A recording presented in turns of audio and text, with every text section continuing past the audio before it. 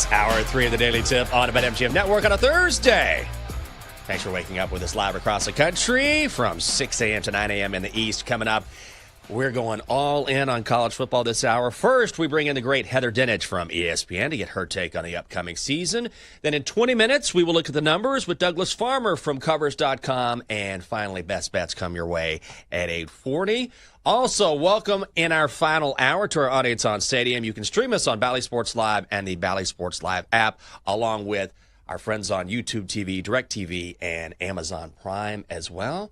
And as promised, we're going to get right to it and bring her in, Heather Dinich, the national college football reporter for ESPN. Heather, thanks for being with us. I think the last time I talked to you was, it was ages ago, but it's always great seeing you on ESPN. And like everyone, I know you've been in on the Arch Manning hype. So where do you stand on the hype versus what we've actually seen?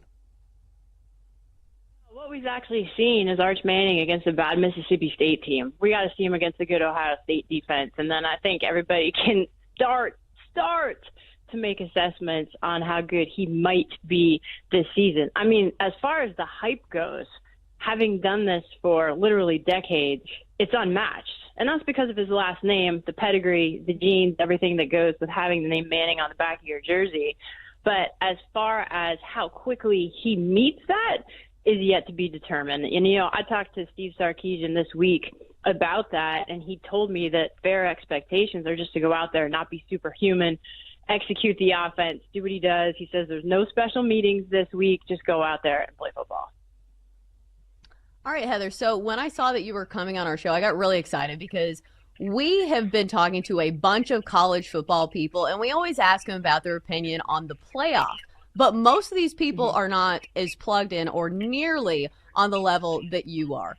You are certainly in the know when it comes to the movers and shakers of college football, to the point where I was a little nervous to ask you this question because maybe you know some things that are not up for public consumption just yet. But to put it vaguely, what can college football fans expect from the playoff over the next few seasons?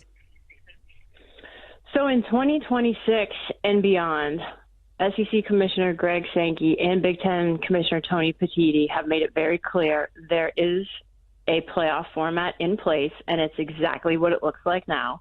12 teams, 5 highest-ranked conference champions, top 4 ranked teams get the top 4 seeds and first-round byes. If they want to change it, those two gentlemen have to agree to that. And right now, they're not on the same page.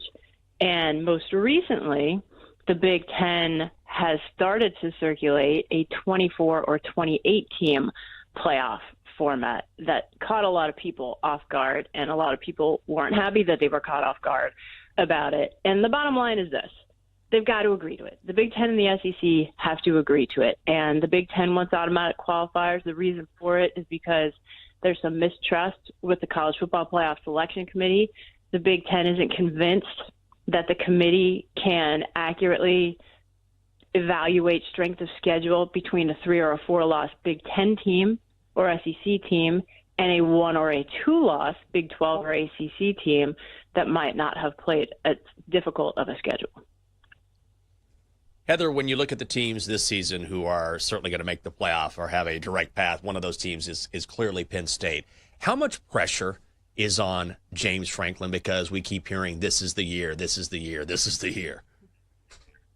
It's the weight of the world on his shoulders, because he said in Las Vegas at Big Ten Media Days, this is the best personnel that I've ever had. And when you as a head coach come out and say that, you set the bar high. I have Penn State my preseason number 1, and the reason for that is because when I do preseason rankings, I go by what I know on paper, and I know that Penn State has NFL talent all over the field. I think Drew Aller is going to increase his NFL draft stock because I think he has better wide receivers coming back, but I know he has one of the best running back tandems coming back in Nicholas Singleton, Katron Allen. And you don't come back to school and forego the NFL to lose at home to Oregon. It might happen, but you're not coming back if you're those guys to not contend for a national title. And, James Franklin knows the numbers. He knows the expectations. He has said he's trying to change the narrative. But, my gosh, I don't think people understand how much more difficult it is to win a national title in the 12-team college football playoff. What Ohio State did last year after losing to Michigan, in my mind, is underrated. To win 4 straight games, I don't care who you are, is really hard. Absolutely. So you were talking about the teams that you know about with everything on paper, with returning guys. Who's the biggest wild card in college football? It could be a team, it could be a player, somebody with an extremely high ceiling, but also maybe there's a low floor there. So immediately I go to Bill Belichick and North Carolina. Oof. Immediately. Wow. Because, I mean, I think they are the biggest mystery in college football because not even Belichick knows what he has with this roster. It's a complete overhaul. There's transfers all over the place. There's a new quarterback. There's unproven skill players. But the crazy thing is they've got one of the easiest schedules in the ACC. I want to say their overall schedule strength is about 70th in the country. So that's a team where you feel like this could go either way. I mean, you don't know. They could be contending for the ACC. They could have a losing record. They could just be a mediocre bowl team. I don't know. And it's all eyes on Bill Belichick. Talking with Heather Dinich, the national college football reporter for ESPN. Find her on Twitter at CFBHeather. So I wanted to go back to the SEC for a moment, Heather, because I know Texas is getting all the attention. But are we sleeping on a team like Alabama because Nick Saban isn't there and because so much of the focus is on the Longhorns and Arch? Yes, I think everyone is sleeping on just how competitive the SEC at the top is going to be in general. I mean, I know there's a lot of love for Texas, but the reality to me is this race is wide open. It's not just Alabama and Kalen DeBoer. It's Georgia. It's LSU. I mean, if LSU goes into Clemson and wins that game, they've got a first major step forward towards competing for the college football playoff. And I go back to what James Franklin said. Brian Kelly said it too. We've got a team that can contend for the national title. All right, Brian Kelly, you set the bar. So, no one's talking about Georgia and Kirby Smart. I mean, they only played in the college football playoff last year. But, yeah, Alabama is absolutely, in my mind, a college football playoff team. Again, on paper, they should be very good up front, and I think with Kalen DeBoer bringing in offensive coordinator Ryan Grubb, one of the secrets to DeBoer's success has been the staff continuity, the familiarity with those guys. They've worked together forever. And Ryan Grubb's also really good, too. So I think breaking in a new quarterback, but having the talent around him puts Alabama in the college football playoff this year. I wanted to ask about Brian Kelly because we have the first game of the season coming up. And I think for most teams, there are big games, but they don't feel like make or break games. But for Brian Kelly and season openers, after some of these losses, you can feel the tension in the room. How much pressure is on Brian Kelly in this first game of the season against Clemson? Well, let's make this clear. He's not on the hot seat. All right. People who are saying Brian Kelly's on the hot seat don't know that his buyout is $1 gazillion. Now, if this were a catastrophic season, then maybe that conversation gets real. But there's no excuse for it to be a catastrophic season. And there's an enormous amount of pressure on him because the LSU fan base is putting it on him, right? And I mean, we've got former players on ESPN who are saying the exact same thing, that, if he doesn't win that game, he's going to lose in the court of public opinion. But he's not going to lose his job. And the reality is LSU has the 11th toughest schedule in the country. So if they come out of that Death Valley with a loss, there's plenty of opportunities to compensate for it, but there's also plenty of opportunities to lose another game or two. Heather, outside of the Power Four conferences, is there a team that has your attention or you think could maybe by the end of the year be a team we're talking about?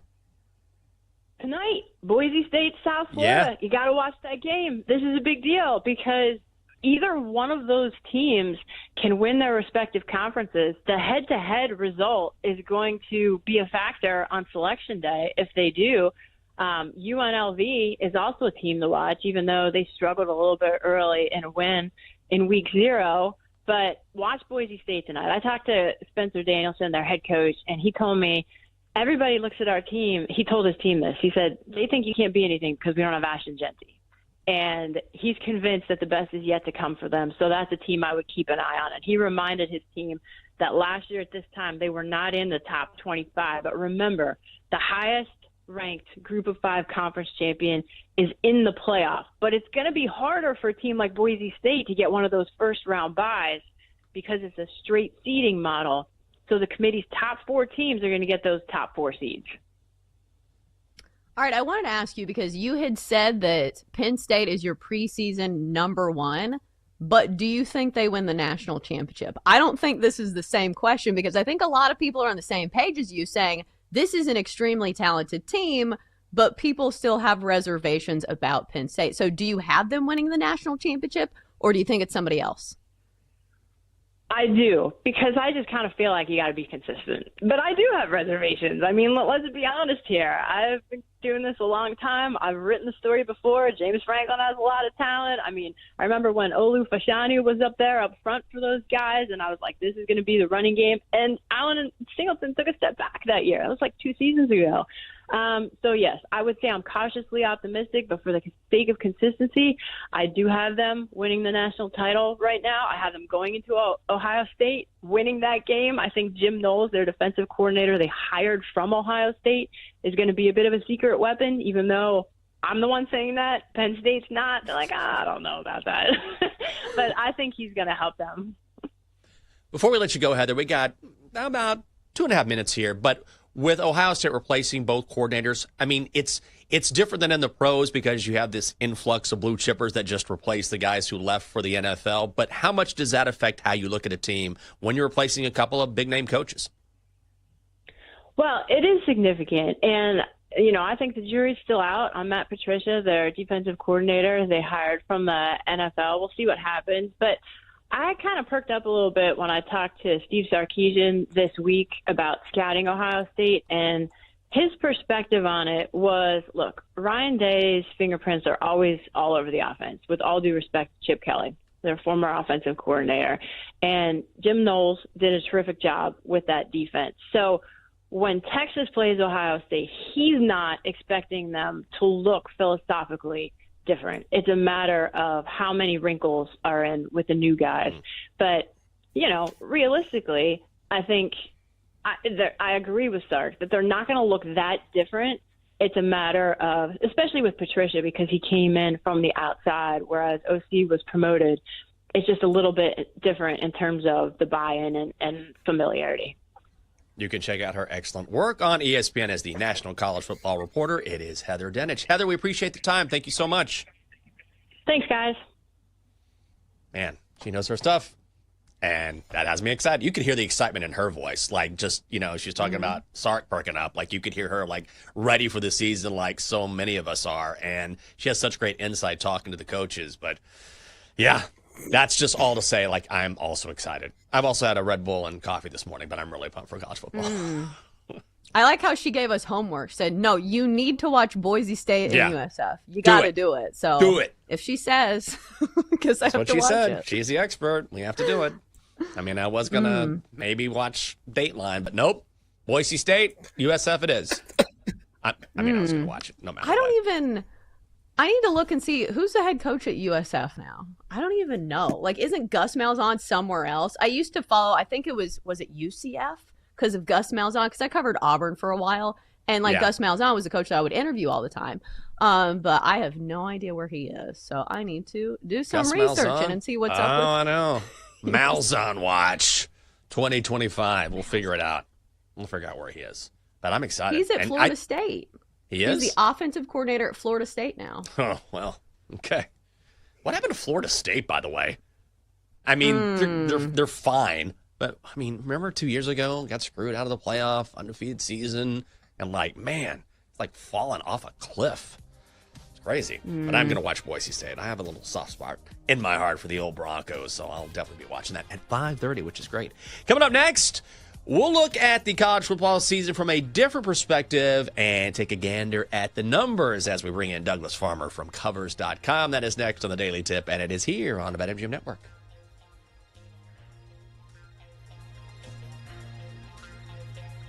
Chelsea and Jenks will be right back on the Daily Tip on the BetMGM network.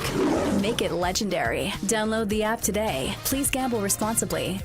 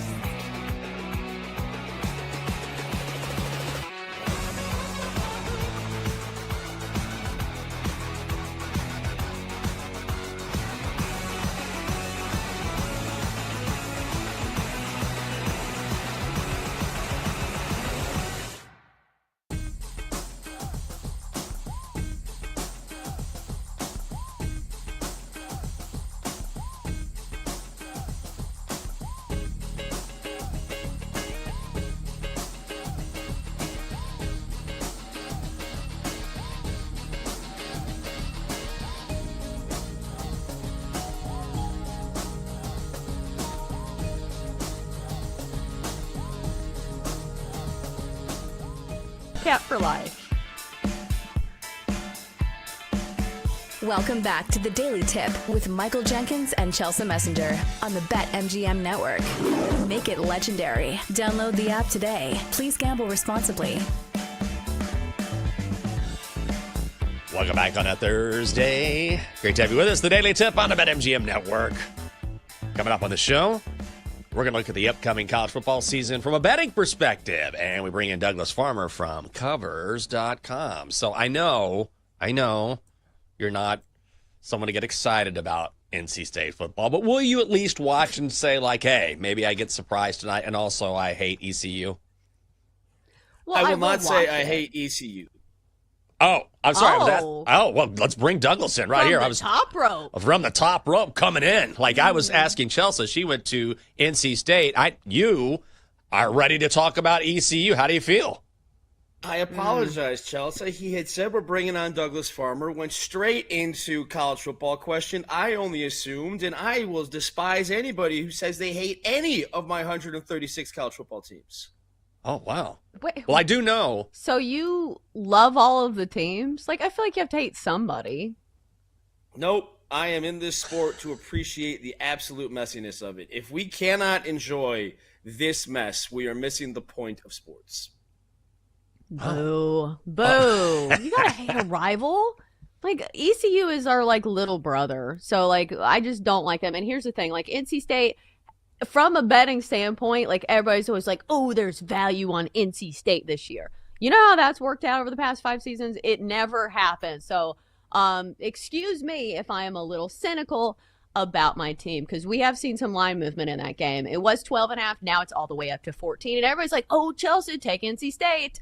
I know better. Back when Russell Wilson was our quarterback, we didn't even win that game. He threw like multiple interceptions and ECU beat us. They have our number. I feel like they always play us closely. So from somebody who went there, I am just saying from a betting standpoint, I am not keen on NC State laying 14. Refresh my memory. They met, am I thinking right? They met in a bowl game and got in a skirmish at the end of last season, didn't they?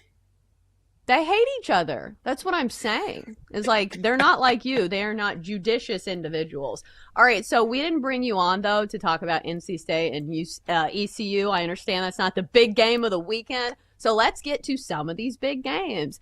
And I know I'm not throwing you a curveball here, and I know Jenks probably wanted to ask you about this one because he is a Texas fan, so don't tread lightly, I would say. Texas, Ohio State. I feel like it's the premier game of the weekend. This line has been going all over the place. Now it's down to 1.5 at MGM. Who do you think wins this game? Texas. And let's be clear, Ooh. Jenks, don't get your head too big. Don't get too excited. I'm not really endorsing Texas so much as I am all the way out on Ohio State. Terrible defensive coordinator hire that's going to backfire pretty quickly. First time starting quarterback, first time offensive coordinator. This is not how you keep a roster together after it lost all it did. Now, we know why it lost all it did. You had to retain those players for a season to win the national championship. It paid off. It worked. But this is now such a new look roster. Plenty of talent. But you're asking Brian Hartline and Julian Sand to keep up with Sark and Arch. And you're asking Matt Patricia of Detroit Lions failure to capitalize on the talent that is left over. I do not see it from the Buckeyes. If you really, really want me to keep talking on it, I'll tell you that I don't think Ohio State even makes the playoff this season. Oh, brings me such joy. You don't have to be in on Texas. That brings me such joy. I'm not a big Ohio State guy. But let me ask you this, because I know we want to get to some games here, but I saw in your timeline, which I love this, you said there is not a team you are unprepared to discuss. So tell me how much work that you are putting in where I could ask potentially about any team and you'd be like, yeah, I can talk about that. Well, this week especially, I am locked and loaded. I still edit my articles by printing them out hard copies just to make sure I'm not putting too much on our editors of stupid typos. I wrote 4,500 words of a win total on every team on Tuesday this week. So you could quite literally hit me with any team now, and I'll have to flip to the page, but I'll have a canned line ready for it. That's amazing. Oh my God. I don't know if that's impressive or like depressing. Yes. Both. It is both. Because I'm looking at some of these picks, and listen, I will say in the world of college football, people are always looking for more teams to add to their parlay. So give us some parlay pieces this week in college football that people can pepper in there. Well, one, if you really want to get moving early, Friday night, Georgia Tech at Colorado. And I know everybody still wants to talk about Colorado, and I know everybody's going to think altitude, home field advantage. Give me all of the Georgia Tech neg 4.5 that you can find. Georgia Tech is the more physical team. And this is not a shot at Deion. Like earlier, it's not that I'm in on Texas, I'm out on Ohio State. This is not that I'm out on Colorado, it's that I'm in on Georgia Tech. It's the more physical team and the better coach team. Brett Key does a fantastic job of making sure his team is built from the trenches out. And that is the typical Colorado weakness. We're all talking about how Shedeur Sanders is taking these sacks in the preseason. He has always turned pressures into sacks. The sacks are his fault. The pressures, look at the Cleveland Browns offensive line. Look at the Colorado offensive line in the last 2 years. Deion has never decided to build that offensive line through recruiting, only through the transfer portal, and that is a failing strategy. There's not enough offensive line talent in the world to build through the portal. So Georgia Tech should just be able to dominate this game physically. You want to throw one in your parlay on Friday night, give me a Georgia Tech like 4.5. Oh, man, I freaking love that pick. Love that. Now, let's do some real sicko stuff here, because there's someone you like between Kent State and Merrimack. Kent State is a historically bad football team. They are so bad that analytically they may be a touchdown better than last year, and they will still be multiple points the worst team in FBS football. Merrimack is a 6.5-point underdog at Kent State. Merrimack should win this game outright. Merrimack returns its quarterback, a couple of starting offensive linemen, and that alone is enough to make me believe you can beat Kent State. Kent State could not run the ball last year. It was one of the worst teams in push rate. How far can the running back get before he's hit? And then they lost their leading running back, and they lost most of their offensive line. So an already terrible unit gone. And it's not like these guys were picked off. Like, you look at Purdue, 18 of their 22 starters moved up in the world. Kent State lost starters to FCS teams. That's how badly everybody of any caliber wants out of Kent State. This is a historically bad football team, and that presents value in betting the FCS team because most of the world is just not going to do that. Yeah, I'm not going to lie. I didn't know Merrimack had a football team. I have bet on them in basketball before. I did not know that they had a football squad. All right, let's go back to like FCS, a bigger game. But they're decent. Oh, fine, a bigger game But than still, Kent State. it is a team. I know. It's hard to find one, but I think I've found one. So LSU Clemson. Do you have a side here? I very much like Clemson neg 4. I am deferring. In my head, home field advantage plus the more veteran quarterback, that should put this at 4.5 right there, period. Cade Klubnik developed a touch on his deep balls last year. I think it was 46.6%, 1,200 yards, and 16 touchdowns on passes that traveled at least 20 yards in the air, compared to the year before where that was 35%, 300-some yards, and 3 touchdowns. He found that deep ball last season, opened up Clemson's offense, returns his top 3 receivers. So Klubnik and offensive coordinator Garrett Riley, which the casual fan may remember was the OC mind behind that TCU run back in 2022. That combination is not giving enough due, and that combination should outpace LSU, especially against LSU defensive coordinator Blake Baker, who is such an aggressive mind. He's going to put his defensive backs out on an island in a game that he should not do that. We're talking with Douglas Farmer, who is all over college football for Covers.com. When you handicap, I'm curious, I mean, you clearly know a lot. What does your process look like? How much time would you say you spend on each individual game? Each individual game in a week like this is a lost cause. Week 1, the lines have been bruised and battered all summer. I know I'm not going to find a line that is off by a ton. This LSU Clemson game, it's at 4. If you look around in the world, you might find a 3.5. And here I'm saying I think it should be 4.5. Now, that's a key number, but it's not massive. It's not a massive difference. Whereas later on in the season, there will be plenty of games when they're off by 3 points. So this week, it's more, what matchups do I know that I'm highlighting that maybe you're not giving enough due? Let's keep using that example. Cade Klubnik is not giving enough due. His deep ball last season really jumped off the page, and that should be, I mean, he's 9-1 to win the Heisman last I saw. He should be further down those odds because that deep ball is going to get highlights, and college football just struggles. If you have if you have a truly elite quarterback who can hit those 20-yard passes, college football generally struggles to defend those. So right now I'm looking around the country, and I'll grab this one. These are the games I highlighted to start this week of, these are the numbers that I still really believe in. Buffalo plus 18.5 at Minnesota. That's now down to 17.5 last I saw. I'll still be on Buffalo tonight. I'll be in the stands in a Minnesota Gophers hoodie, quietly hoping Buffalo keeps it within 2 touchdowns. It's the way to do it. You can rep a team, but you can bet on a different one. That's what I'll be doing probably with my NC State Wolfpack. I will not be betting on them, but I will be proudly wearing my gear. Okay, it looks like you have a play in Southern Miss and Mississippi State. I guess you could say that's a semi-big game, but you must feel strongly about it if you have a play on it.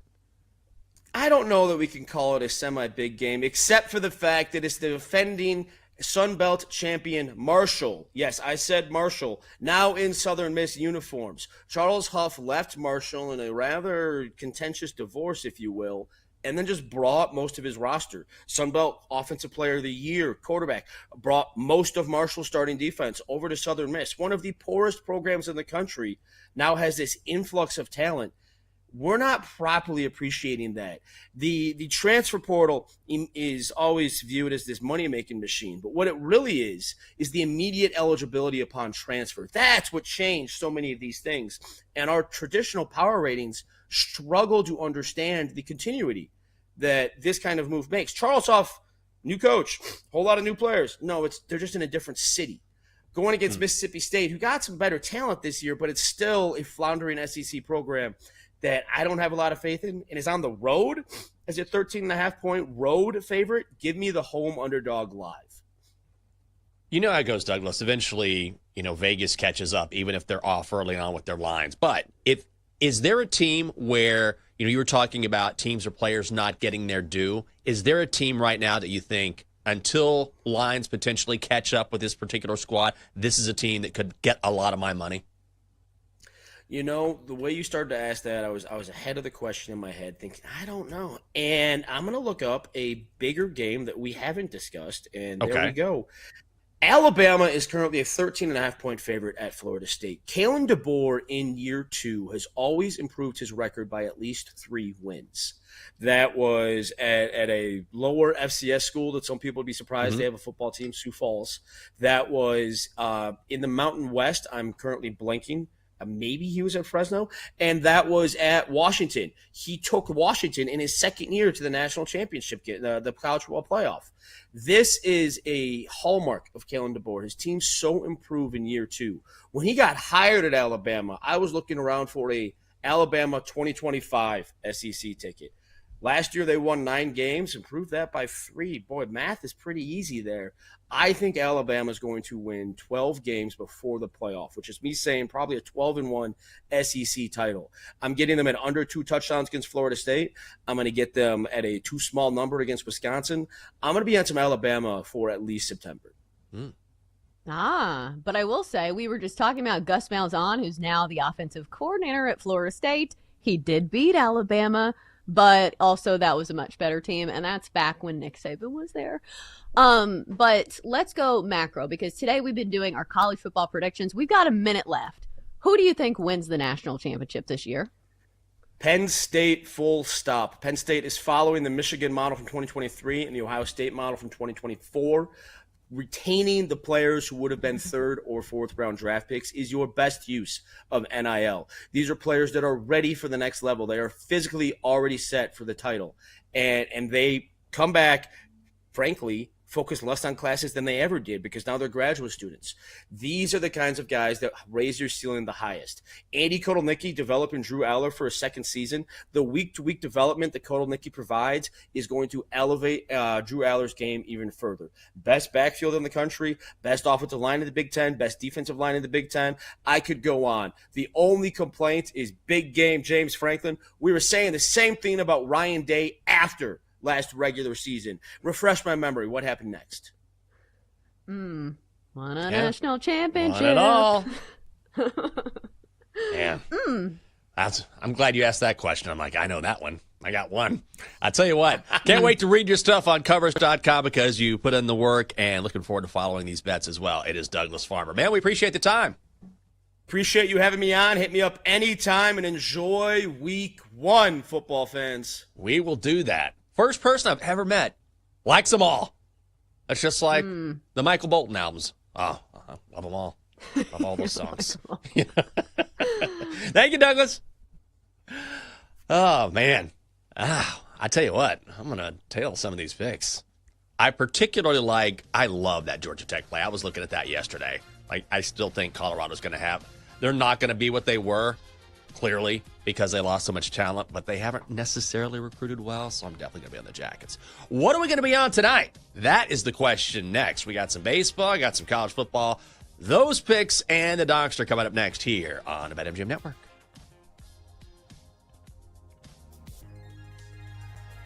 Coming up, Jenks and Chelsea give out their best bets here on the BetMGM Network. Make it legendary. Download the app today. Please gamble responsibly.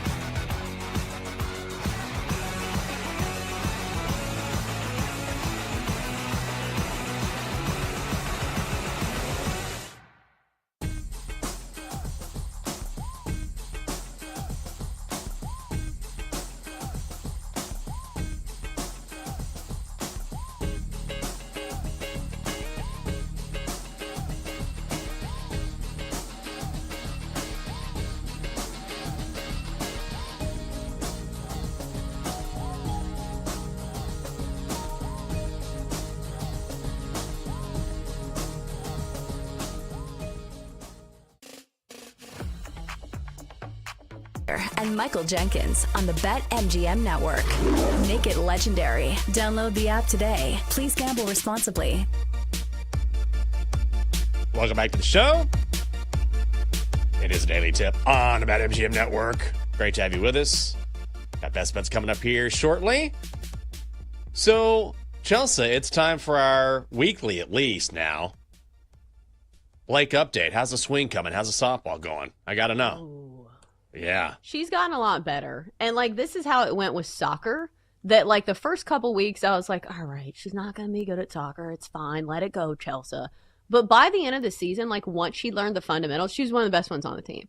So I feel like I am holding strong onto faith that, she will come around. Because think about learning something for the very first time. Nobody's good when they first start something.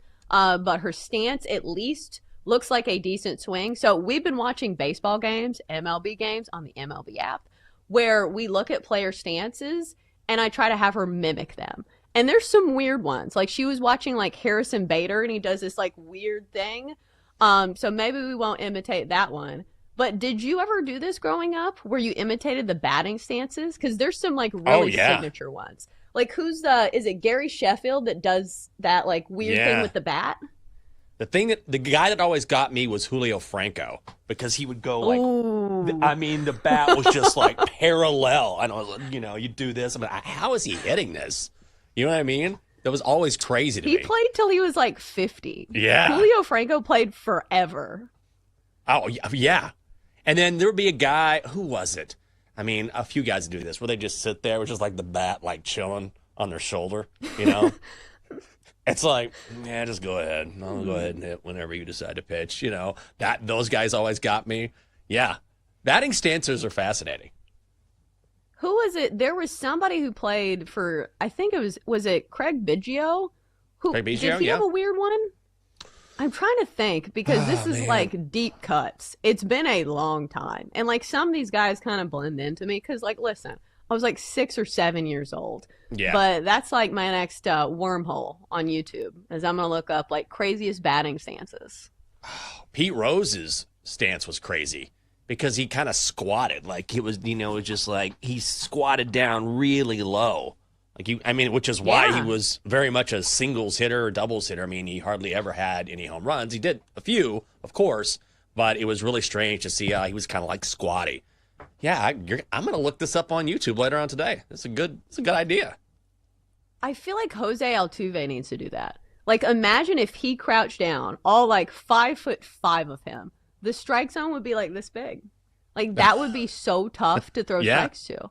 Because think about it, I also think that that's part of what makes him difficult to pitch to because he is so small. Aaron Judge, the strike zone is huge. And obviously you don't want to hang it in certain parts of the strike zone. Yeah. But for guys that are so short, I remember this as a high school softball pitcher. When there's this little petite girl, you're she's just going to stand up there and not swing and I'm probably going to walk her. Well, I think that's what you do. You just teach her now. You know what I mean? Right now. She's not small, though. She's going to be an Aaron Judge. She's 97th percentile in height. Is she really? Oh, man. She's a unit. Blake's a unit. I tell you what, this girl can swing. I can't wait. Coming up next, something else I can't wait for. Bet Sweats, Joe O and Sammy P continuing their NFL previews with the Ravens and Bills. The guys will also give their college football plays for tonight. Then the prop queen, Ariel Epstein, is along at 9:40. Mike Shop joins at 11 o'clock. All right, big card. Let's do it. Time to place your bets. What do you got, Chelsea? All right, best bet of the day for me is banking on solid starting pitching. We're going to go first 5 under 4 for -155. It is a little juicy, but listen, this is one of the games that caught my attention right from the jump. The first impression rose goes to the Cubs and Giants. You look at the starters in this one. Logan Webb has been a friend of the program for quite some time, especially at home this year and even dating back several years now. This guy was in the contention to win Cy Young several seasons, a picture of consistency even this year. At home, he has an ERA under 3. He's going for the Giants. And then for the Cubs, you have Shota Imanaga, 3.03 ERA, and plus he faces a Giants lineup that's pretty pedestrian. Bottom 10 in most statistical categories over the last month in baseball. I know the Cubs offense is really strong, but this is a veteran pitcher in Logan Webb that I think can get the job done. And plus, it is a pitcher-friendly park out in San Francisco. So first 5 under 4, minus 155 Cubs and Giants. Ooh, I like it. That will also make the card for me today. So I've got a big card. Why not? I got nothing to lose. Starting with the Red Sox on the run line against the Orioles. Okay, you got Garrett Crochet going up against Cade Povich. Garrett Crochet, as we know, is right there with Tariq Skubal for the Cy Young Award in the American League, and he has been awesome. 14-5, a 2.38 ERA. We're going to fade Cade is what we're going to do. In Baltimore, he is 1-4 with a 6.22 ERA. When you look at the bullpens, Aroldis Chapman just cannot be touched. The Red Sox pen has the best ERA in baseball. The O's have the worst ERA, or third worst ERA in the American League. Boston has also won 6 of 7. We're going Orioles. We're fading the Orioles and going Red Sox run line only minus 105. And I think you're on that too. Yeah, it's going to be a squad play. I feel like this is the biggest mismatch of the day. Like, people talk about Tariq Skubal and how dominant he's been. Garrett Crochet is right up there. Plus the fact that you now have Aroldis Chapman, who's been absolutely dealing on the back end of that bullpen for the Red Sox. The Red Sox have the better offense. Let's bring out the brooms and go for the sweep in a big way for the Red Sox on the run line here at minus 105. Squad play. Squad play. All right, other bets on the card. Let's do this. I looked around and I found it at minus 162. I'm talking about the Brewers hosting the Diamondbacks today. Brew Crew, get back on the right side this afternoon. You've got Nabil Crismat going up against Jose Quintana. I don't know what Nabil Crismat does. I think he's a journeyman who is now in his second stint with the Diamondbacks, but this is a reliever, right? So he's not going to go long in this game. Looks to be a pen game for the Diamondbacks, and we know that Diamondbacks bullpen has not been good. One of the worst pens in the majors. As for Jose Quintana, 2 runs or less in 5 of his last 6 starts. He's 10-4 this season. The Brewers 45-23 at home. Yes, it's juicy, but I actually feel like that you're getting some sort of value on the Brewers here. Brewers money line minus 162. Also, I am with you on Cubs Giants first 5 under 4 minus 155. And I'm also going Braves Phillies over 9. Right now it's at 9.5. I got it at over 9 at minus 145. We're seeing 10 in some spots because you've got Cal Quantrill going up against Aaron Nola. And Cal Quantrill has given up 18 earned over his last 16 2/3 innings pitched. That covers 3 starts with the Marlins, 1 with the Braves. Also, Aaron Nola has been really banged up this season, hasn't been the same pitcher we're accustomed to seeing. 21 runs over his last 17 innings pitched. The Braves' bats have been red hot. The Phillies are back home. That's when they hit the baseball. So let's go over in Philly. And 1 football game. Akron +7. Hosting Wyoming. All right, so we're seeing money come in on the Zips, and I know I'm laying a little juice to get this number, but this is going to be a very windy game. So when you have conditions like that, sort of tightens up the spreads a little bit. I think the spread is too much. Also, the Cowboys lost almost everyone on their roster. So Akron is not a good football team. They went 4-8 last year, but Wyoming went 3-8 and again lost the majority of their players. So I think this number is way too big. Let's go Zips +7 tonight in Akron. Ooh, I'm not going to lie. I was looking at batting stances. Google images. Fair enough. Kevin Youkilis is another one we should add to the mix. Those picks sound great, Jenks. Thanks. I appreciate it. All right. Okay, well, before we get to Sammy P, I mean, we'll see. I think Sammy P is supposed to be here today. We'll find out. I don't know. But we know the Donkster is here, so let's find out what's going on with him.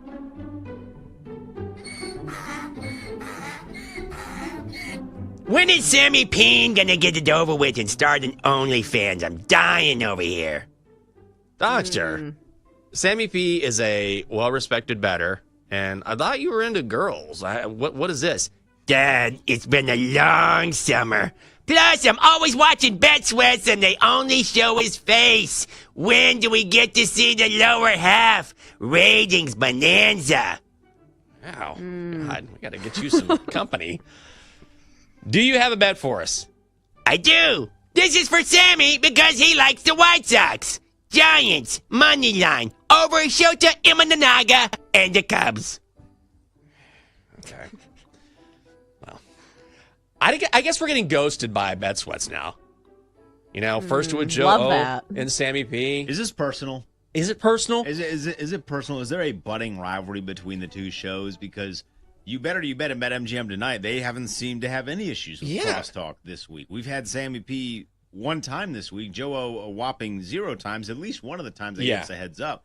There he is. He's going to answer for you know his what? crimes. You know, since the cat dragged in. Since BetMGM has a new slogan, you know, make it legendary. I think a slogan for Bet Sweats would be "It's personal."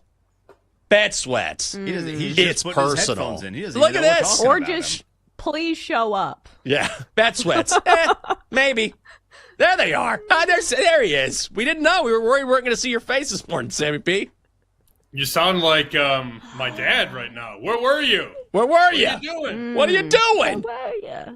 All right, I like so Texas. how I like many? Texas. There, he's back. That's on the my right boy. side. That's my guy. All's forgiven. All is forgiven. What else do you like this week? Do you have like 1,000 bets, or do you try to exercise some discipline the first week of the season? So my biggest position is Sunday night. I got the U to beat Notre Dame. Ooh, okay. And I'm probably going to find myself on Oregon State against Cal. Cal is a disaster right now because you know Ron Rivera, Jenks. He basically has all the power at Cal now, and he's siphoning NIL away from the head coach. It's a disaster there at Cal right now.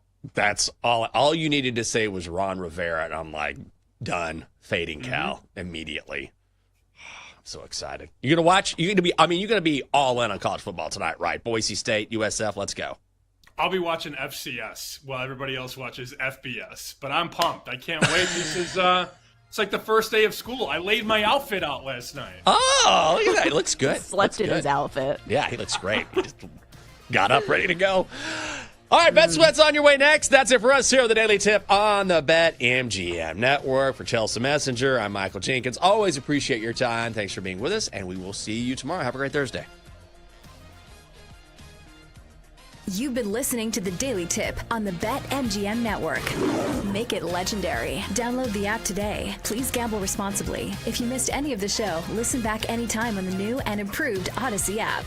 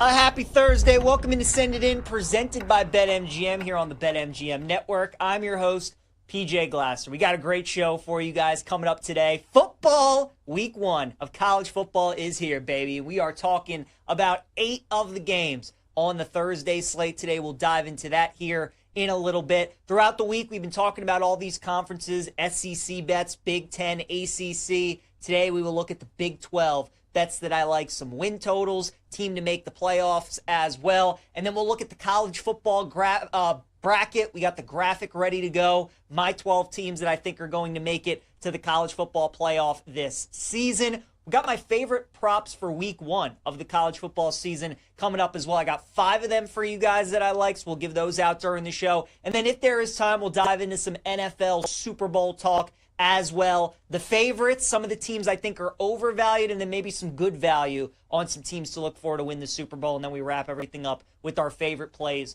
of the day. I'm riding solo on the show today, so it would be a great day for you guys to chime in. Any questions that you have? Do you have anything in college football, NFL, Major League Baseball, any U.S. Open bets that you guys are on today? Let me know about. We're going to have some fun, though, over the next 30 minutes, but definitely would love for you guys to chime in. You can do so at the BetMGM Network on Twitch, on YouTube, or on X. My guy Brian Gertch behind the scenes will be ready to go. He'll relay them to me, so you guys just let me know anything that's on your mind. And as always, if you guys miss any parts of the show today, make sure you check out the Send It In podcast, which is available wherever you get your podcast. Let's get rolling on a Thursday. Glasses in session, and let's start with the Thursday games that we have today.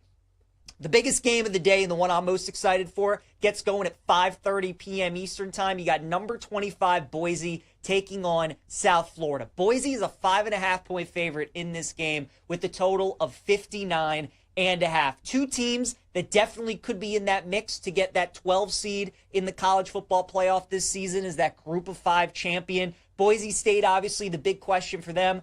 Life without Ashton Genty. What is that going to look like? Their quarterback, Maddox Madsen, returns. They should still be good up front on the O-line. Wide receiver room should be pretty decent. They feel good about the running backs that they have replacing Genty. And then their defense was awesome last year. Led the nation in sacks. Probably not going to do that again this year, but still should be really good. On the other side, this USF team, one of my favorite group of 5 quarterbacks, Byron Brown, who was banged up for much of last season. He's back healthy, ready to go, and he's really tough to deal with. And I talked about it yesterday. USF, their head coach, Alex Golish, comes from the Josh Heupel coaching tree at Tennessee. You guys know that Tennessee offense that they love to run, high-powered, up-tempo, really are big on spacing and using the entire field. It's a tough defense or offense to prepare for if you are not used to it. So going to be some challenges today for that Boise defense. Chase Kitty gave us a great nugget yesterday about how much teams struggle early on in the season, traveling through multiple time zones. Also something that Boise has to deal with today. So I'm going to take USF plus the 5.5. I think they could be live on the money line at plus 180 as well. How about Ohio and Rutgers today? Rutgers is a 15.5-point favorite. Total in the game is 51.5.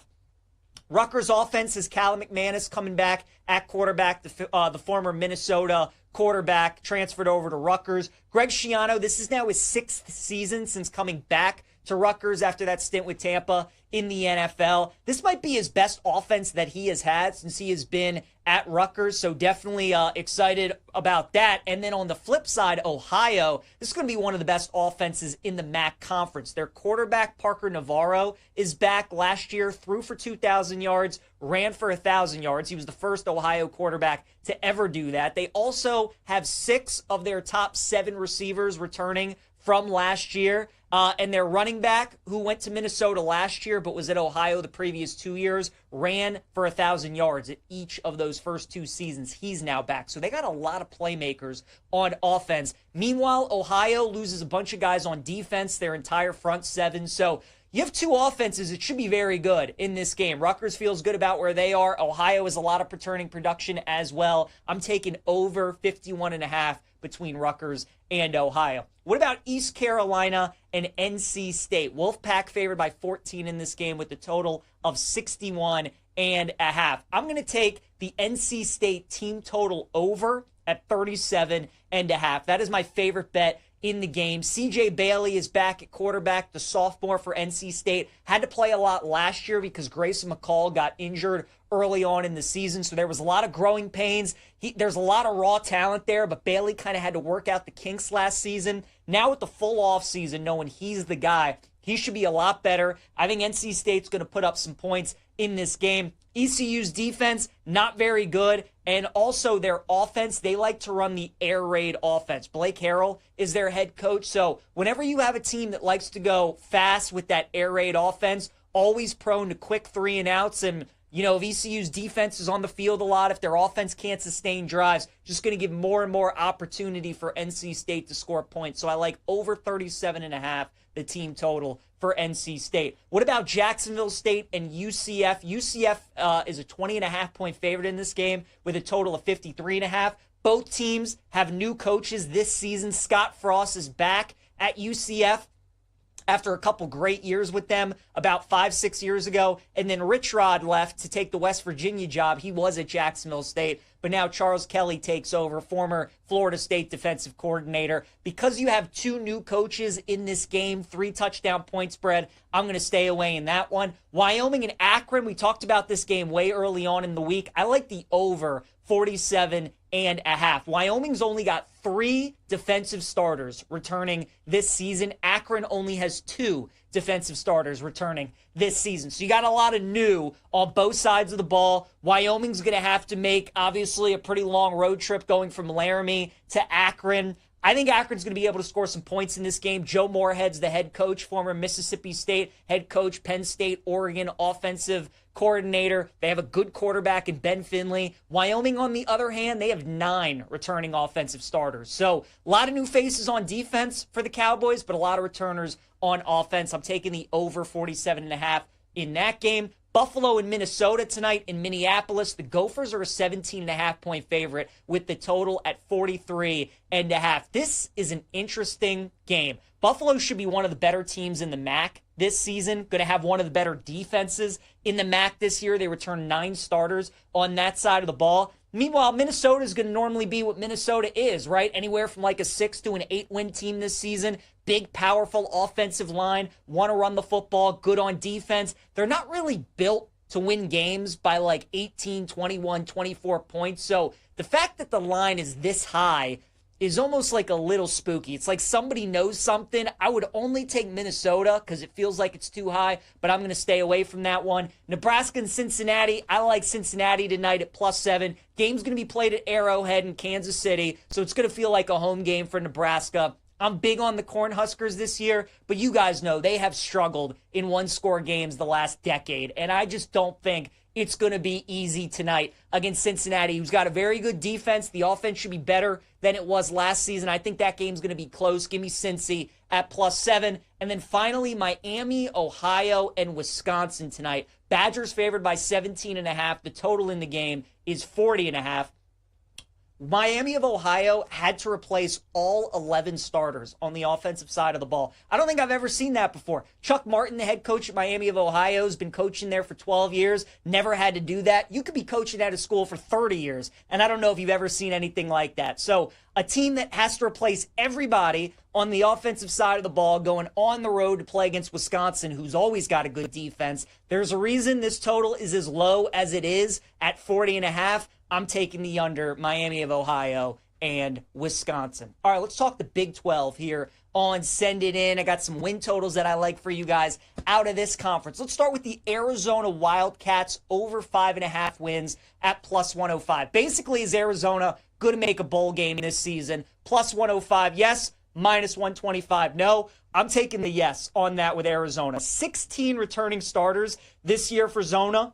Their quarterback, Noah Fafita, comes back. And also, it's year 2 of Brett Brennan, who came over from San Jose State. He was kind of late in the head coaching cycle because Jed Fish took the job late to go to Washington. He was at Arizona, so then Brett Brennan got hired to take over Arizona. They didn't quite, it felt like, got set, but now they have a full off season. Fafita's back, a lot of returning production. The schedule's pretty doable. I like this Arizona team. I think they can go to a bowl game this season, so I'll take over 5.5 wins on the Wildcats. What about Arizona State? I'm going over 8.5 wins on the Sun Devils, man. The closer and closer we get to the season and them kicking off the year, I like Arizona State. They returned 17 starters this year. Yes, they do lose Scadaboo, but they return just about everybody else, including the quarterback Sam Levitt, who might be the best in the Big 12, and the receiver Jordan Tyson, who might be the best in the Big 12. I'm also a big Kenny Dillingham fan. I think he's the real deal. I don't think last year was a flash in the pan. I think ASU is here to stay. The one thing that concerns you about ASU is the schedule. Baylor, Utah, Iowa State, all on the road this season. If they can win one of those games, they should be in a good spot to at least get us to 9 wins. So I'm going over 8.5 for Arizona State for the upcoming season. What about Baylor? You guys know I love Baylor this season. I'm going over 7.5 wins at -120 on Baylor. This is probably my favorite win total in the Big 12. Feels like it should be 8.5 for the Bears. First of all, I think they have the best offense potentially in the conference. Sawyer Robertson, their quarterback, is back. The 2 top running backs are back. The top 3 receivers are back. They have 3 offensive linemen back. A lot of returning production on that offense. They should be really, really good this season. And the defense, you'd hope, would be better than it was last year. Dave Aranda's a defensive guy. They feel good about some of the portal additions that they brought in. So I like their roster. I like their offense. I also like the schedule a lot for Baylor. It feels like a lot of these top teams, all their hardest games are on the road. It's the opposite for Baylor this season on paper. Utah, Kansas State, Iowa State, all at home for Baylor. And in every game this season that Baylor plays, they're either going to be a favorite or they're going to be a small underdog like they are to Auburn tomorrow night. They're probably not going to be a dog of more than like 3.5 points this season. For a team with a win total of 7.5, that feels like a pretty good bet on Baylor. So I like over 7.5 wins for the Bears. What about Houston? We're going to take under 6.5 wins at -135 on the Houston Cougars. We've seen this story before. Connor Wegman is the quarterback for Houston, and he's in the long line of guys like JT Daniels or some of these other quarterbacks that want to continue their college career and play for a long time. Jacob Eason, all these other guys where you're like, he's still playing college football. Connor Wegman should kind of just call it quits. It never worked out at A&M. He never lived up to the hype. He was never good. And I think people are going to look at him at Houston now, fresh start. Oh, maybe he can do some good things at Houston. I'm not buying it. When you're not good, you're not good. I'm fading Houston. They did a great job last year. They won 4 games when everybody thought they'd probably only win 2 or 3. They had a really tough schedule. Schedule's a little bit easier this season, but I don't think Houston's getting to a bowl game. I'll take under 6.5 wins at -135. And then also give me Texas Tech under 8.5 wins this season as well at +130. Texas Tech, obviously, is one of the more intriguing teams going into the college football season because of how much money they have spent during the offseason. They have the #1 portal class in college football this year. But I don't like buying into teams that are trying to win championships or win games in year 1 when they're just starting to do that. I want it to kind of play out, right? Like I think about a lot of these college basketball programs that had to shift to like the one and done era. It took them a little bit before they were winning, like going to the Final Four, winning national championships. I kind of feel that way about Texas Tech. We know they're recruiting really well and they're spending money into 2026, 2027, these next couple years ahead. In year 1, though, I kind of want to fade it, especially when we're getting +130. Their road schedule is not easy this year at Arizona State, at Utah, and at Kansas State. And with how wide open the Big 12 is this year, games on paper that look winnable at home, they're probably going to lose 1 or 2 of those potentially. So I'll go under 8.5 wins at +130 on Texas Tech. The champion of the Big 12, give me the Baylor Bears. I like them. Like I told you guys this season, I think their schedule sets up really good, and I like their offense and their quarterback, Sawyer Robertson, quite a bit. If you don't want to bet Baylor to win the Big 12 at +650, I do think them to just make the college football playoff at +500 is a good bet as well. We all know that the ACC and Big 12, at most, probably going to get 2 teams in this year. If there was a team in the Big 12 that if they don't win the conference, could still get into the playoff, I think it would be Baylor because they get Auburn and they're at SMU in the non-conference, right? So they play Auburn at home tomorrow, SMU next week on the road. I mean, if you certainly win both of those games, you're in great shape. If you just win one of those games, you're still in pretty solid shape as well if you're able to win 9 or certainly 10 games. But I think Baylor could be worth a look, plus 500 to make the playoff because of the non-conference schedule that they have. All right, we've previewed all the conferences. We've talked about all the teams. Here it is, my college football playoff bracket for the upcoming season. Gertz, let's see that bad boy that we got for the 12-teamer. As you guys know, a little bit differently this season, right, with the college football playoff bracket. It's not like it was last year where you're going to have all the conference champions be part of the top 4. I do think Penn State wins the Big Ten. I think they're going to be the number 1 overall seed. Georgia, I have them winning the SEC. I think once again they are going to be the number 2 seed. Clemson, I think, wins the ACC, and they're going to be the number 3 seed. And then Texas, I think, even though they're not even going to play in the SEC title game, that actually might benefit them because they're going to be chilling at home with a good resume, a good record, and they're going to be in that number 4 spot. So I like Texas to not win the SEC, but be the number 4 seed and get one of those buys. And then in the 8-9 game, we're going with Ole Miss against Baylor. I think Baylor is going to win the Big 12. Like I told you guys, I think Ole Miss behind Austin Simmons is going to get into the college football playoff this season. Second easiest schedule of any SEC team. And if Simmons is as good as I think he could be, Ole Miss is going to be a playoff team. So I like Ole Miss and Baylor in the 8-9 game. Notre Dame, I'm going to put them at number 5. 2 biggest games of the year are their first 2 games. Miami on Sunday and then Texas A&M upcoming in a couple weeks. Notre Dame, if they just win one of those games and win the rest of their schedule, they're probably going to be the 5 seed in a good spot. So I like Notre Dame. And then Boise, even though I think they could be in trouble tonight, as long as they run the table in the Mountain West, take care of business, even with the loss against USF tonight, even with the loss against Notre Dame later in the year, 10-2, winning the Mountain West with all the chaos that's going to go around the rest of the country, with the name brand recognition that Boise is, starting the year as a ranked team, I still think they get in. So I'll take Boise at number 12. How about LSU and Bama on the 7-10 matchup? Could you imagine if we get that rivalry game in the first round? I think there's a great shot that we do. I think Bama's going to win 10 games this season. I think LSU could win 9, potentially 10. But even with 9, with how hard their schedule is, I think that might be enough to get them in. Nussmeier is one of the best quarterbacks in the country. That offense is going to be awesome. Big year for Brian Kelly. I think he gets the job done, gets LSU to the playoff.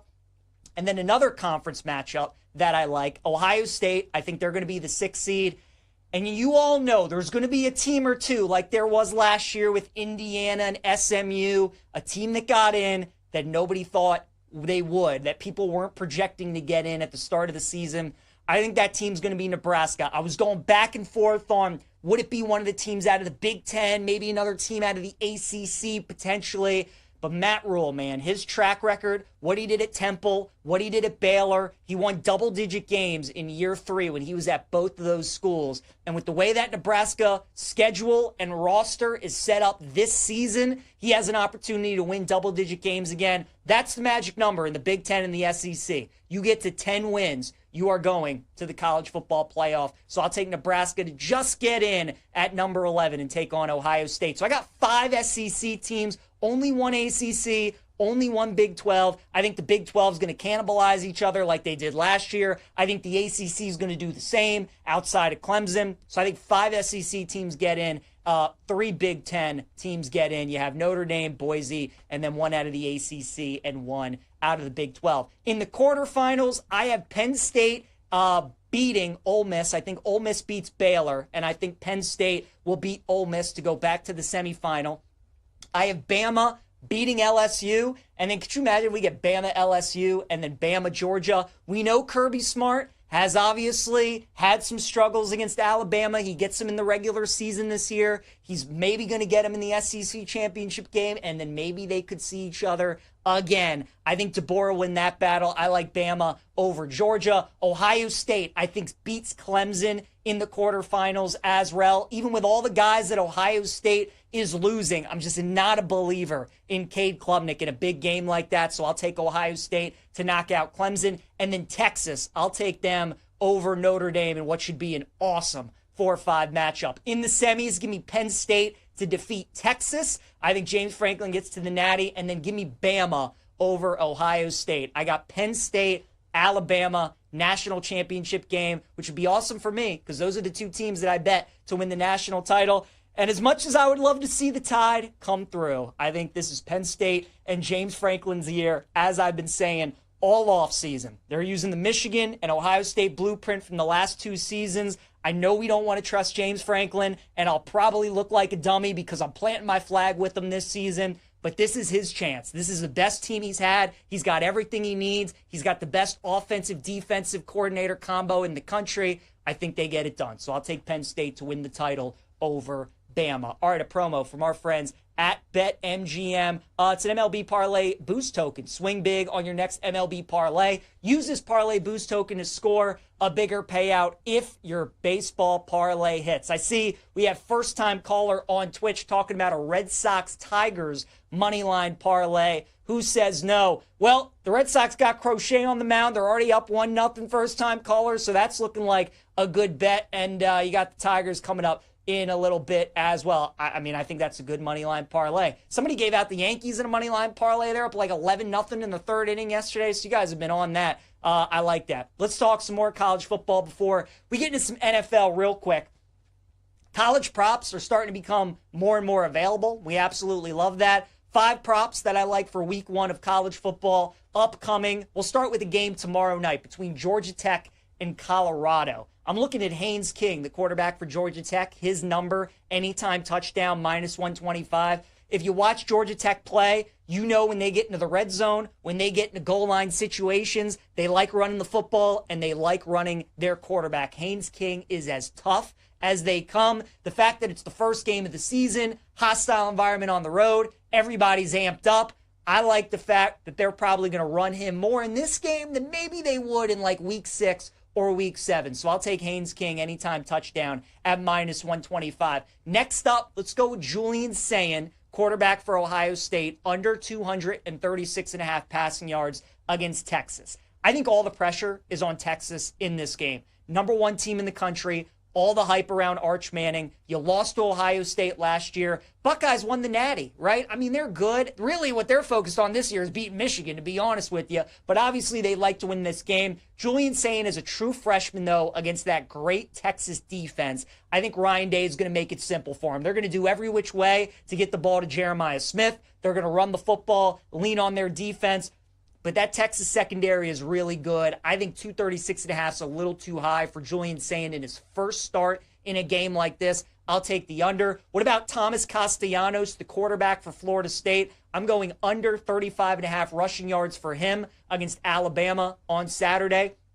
In that game in Tallahassee, they're calling for some rain. They're calling for some wind, some potential storms. Could be nasty weather. Ball security is going to be an issue. Could have a muddy, sloppy field. So that's not great. Also, Bama knows that Florida State wants to run the ball, and they want to run it with their quarterback. Gus Malzahn is the new offensive coordinator for Auburn. One of the ways you could attack Bama last year was with running up the middle and was with the QB run. That is what Florida State is going to want to do. But Bama also knows that they're going to want to do that. And if the weather is not very good, then Bama's going to force Castellanos to beat them from the pocket. If Bama gets up in this game, like I think they might, and Florida State is forced to throw from behind, keep in mind sacks count against rushing yards in college football. So I'm going under 35.5 rushing yards for Thomas Castellanos. What about Aaron Anderson, the LSU wide receiver, over 63.5 yards against Clemson? I mean, you guys know LSU, the wide receivers that they churn out every single year is ridiculous. Aaron Anderson's the next really good one. I like LSU in that game against Clemson, as most of you guys know if you've watched the show this week. And if they're going to beat Clemson, they're going to need AA to step up in that game against Clemson. They're going to need Garrett Nussmeier to play great. But if he's going to find Aaron Anderson, he's going to have a big game, probably go for 100-plus yards potentially. I like over 63.5 receiving yards for Aaron Anderson in that matchup. And then finally, C.J. Carr, under 186.5 passing yards against Miami. Same kind of handicap and same kind of thought with Julian Sayin against Texas. Big top 10 matchup for CJ Carr going up against the Miami pass rush that's very good, but you have the best running back in the country in Jeremiah Love. You got a great number 2 running back in Jadeveon Price. Just give those guys the ball. You got a great offensive line at Notre Dame. You got one of the top defenses. Marcus Freeman is a great coach, and he's going to try and win this game against Miami the way that he won the game last year against Texas A&M. They did not throw the ball all over the yard. They ran it, played good defense, special teams, forced turnovers, and at the end of the day, they made the plays when they needed to. There's a reason that passing yards total is as low as it is at 186.5. They're going to run the ball and play good defense. I like under passing yards for CJ Carr on Sunday. All right, real quick, let's talk a little NFL Super Bowl odds here on Send It In. And right now, the way that I break down the Super Bowl odds, you guys, are in 3 different categories. I look at the favorites for the Super Bowl market, the 4 teams that probably are going to win the Super Bowl. Whoever wins it probably is going to come out of this group. It's either the Ravens, the Bills, the Eagles, who are all plus 700, or the Chiefs at plus 800. I think the Eagles and the Ravens have the 2 best rosters in the NFL. They did last year, and I think they do again this year. Those are probably the 2 best teams, and those should be the teams that should end up winning it. Philly definitely could go back-to-back. The Bills, obviously, with how easy their schedule is, the fact that I think they get the number 1 seed in the AFC should put them in a really good spot. And then, let's be honest, as long as Kansas City has Mahomes and Andy Reid, they're always one of the favorites to win the Super Bowl. The pretenders, for me, in the Super Bowl market, the Lions at 10-1, not buying it at all. Too much change on that coaching staff. Not a believer in Jared Goff without Ben Johnson. Loses his center, Frank Ragnow. Washington Commanders, as awesome as Jaden Daniels is, and he got him to the NFC title game last year, there's going to be some regression that hits for Washington. Defense still didn't make enough improvements. I think they're a pretender. Bengals, same reason. Great offense. Defense is not championship caliber. Broncos, a lot of people like the Broncos, man. Their defense is awesome, but you really like Bo Nix to go up against Lamar, Josh Allen, Patrick Mahomes. Like, you really think he can beat those guys in the playoffs? I'm just not buying it. The Vikings, great coaching staff. KOC on offense, Brian Flores on defense. Their defense is very good. Offensive line's good. They have maybe the best receiver in the NFL, but J.J. McCarthy leading the Vikings to the Super Bowl in year 1, not buying that. And then the Chargers. I will never buy into the Chargers with Justin Herbert as the quarterback. People can call him a top 5 QB all they want. That guy, I do not trust him to go deep into the playoffs, and especially when Greg Roman's your OC. As a Ravens fan, I've seen that before. So I'm good on the Chargers as well. The teams that I think have good value, if one of the top 4 teams, Ravens, Eagles, Bills, Chiefs, don't win it, 3 teams that I would keep an eye on are all out of the NFC, because I think that is where the value is. I think either one of the 2 teams out of the NFC West, the Niners or the Rams at 20-1, are both good looks. And then I think the Packers at 22-1 are a good look as well. I love Matt LaFleur. Jordan Love's got a ton of upside. Their defense is very good. So those would be the 3 teams that I would look at. The Rams would probably be my favorite of those 3, but you definitely have to be a little bit concerned about the Matthew Stafford injury going into the season. All right, we got about a minute left, you guys. Let's wrap the show here on Send It In.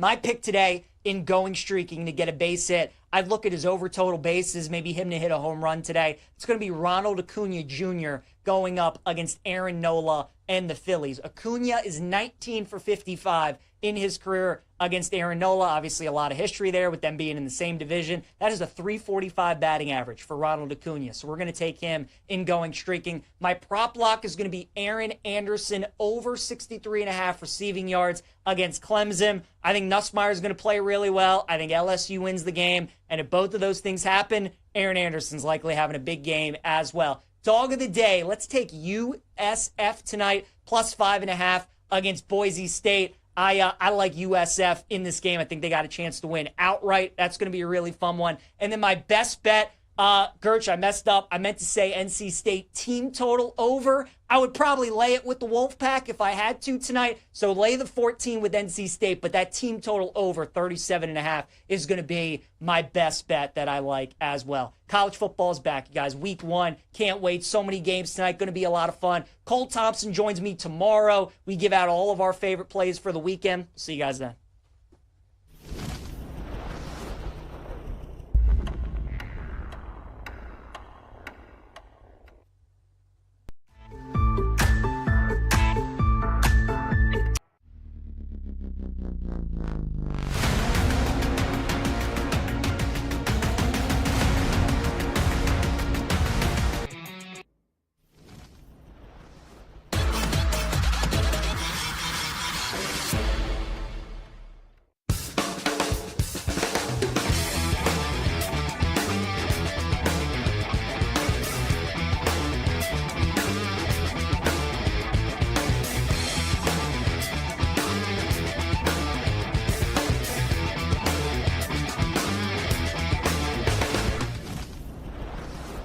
A happy Thursday. Welcome into Send It In, presented by BetMGM here on the BetMGM Network. I'm your host, PJ Glasser. We got a great show for you guys coming up today. Football, week 1 of college football is here, baby. We are talking about 8 of the games on the Thursday slate today. We'll dive into that here in a little bit. Throughout the week, we've been talking about all these conferences, SEC bets, Big Ten, ACC. Today, we will look at the Big 12 bets that I like, some win totals, team to make the playoffs as well. And then we'll look at the college football bracket. We got the graphic ready to go. My 12 teams that I think are going to make it to the college football playoff this season. We got my favorite props for week 1 of the college football season coming up as well. I got 5 of them for you guys that I like, so we'll give those out during the show. And then if there is time, we'll dive into some NFL Super Bowl talk as well. The favorites, some of the teams I think are overvalued, and then maybe some good value on some teams to look for to win the Super Bowl. And then we wrap everything up with our favorite plays of the day. I'm riding solo on the show today, so it would be a great day for you guys to chime in. Any questions that you have, if you have anything in college football, NFL, Major League Baseball, any U.S. Open bets that you guys are on today, let me know about. We're going to have some fun, though, over the next 30 minutes, but definitely would love for you guys to chime in. You can do so at the BetMGM Network on Twitch, on YouTube, or on X. My guy Brian Gertch behind the scenes will be ready to go. He'll relay them to me, so you guys just let me know anything that's on your mind. And as always, if you guys miss any parts of the show today, make sure you check out the Send It In podcast, which is available wherever you get your podcast. Let's get rolling on a Thursday. Glasses in session, and let's start with the Thursday games that we have today.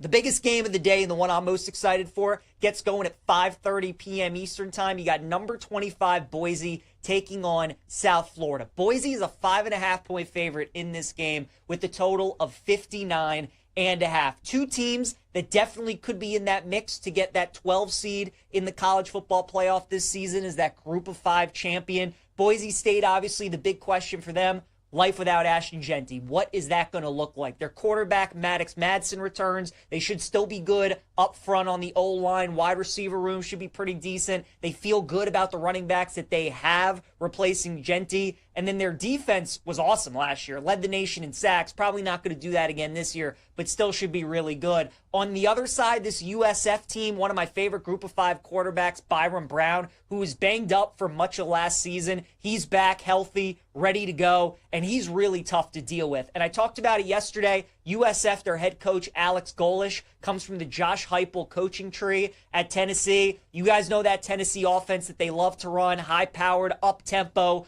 really are big on spacing and using the entire field. It's a tough defense or offense to prepare for if you are not used to it. So going to be some challenges today for that Boise defense. Chase Kitty gave us a great nugget yesterday about how much teams struggle early on in the season, traveling through multiple time zones. Also something that Boise has to deal with today. So I'm going to take USF plus the 5.5. I think they could be live on the money line at plus 180 as well. How about Ohio and Rutgers today? Rutgers is a 15.5-point favorite. Total in the game is 51.5. Rutgers offense is Callum McManus coming back at quarterback, the former Minnesota quarterback transferred over to Rutgers. Greg Schiano, this is now his 6th season since coming back to Rutgers after that stint with Tampa in the NFL. This might be his best offense that he has had since he has been at Rutgers, so definitely excited about that. And then on the flip side, Ohio, this is going to be one of the best offenses in the MAC conference. Their quarterback, Parker Navarro, is back last year, threw for 2,000 yards, ran for 1,000 yards. He was the first Ohio quarterback to ever do that. They also have 6 of their top 7 receivers returning from last year.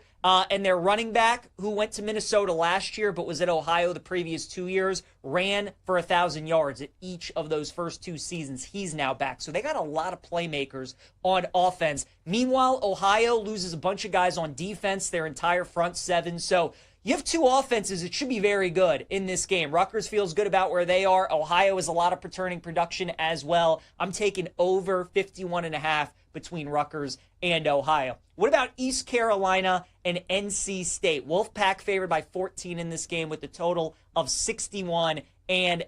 I'm going to take the NC State team total over at 37.5. That is my favorite bet in the game. CJ Bailey is back at quarterback, the sophomore for NC State. Had to play a lot last year because Grayson McCall got injured early on in the season, so there was a lot of growing pains.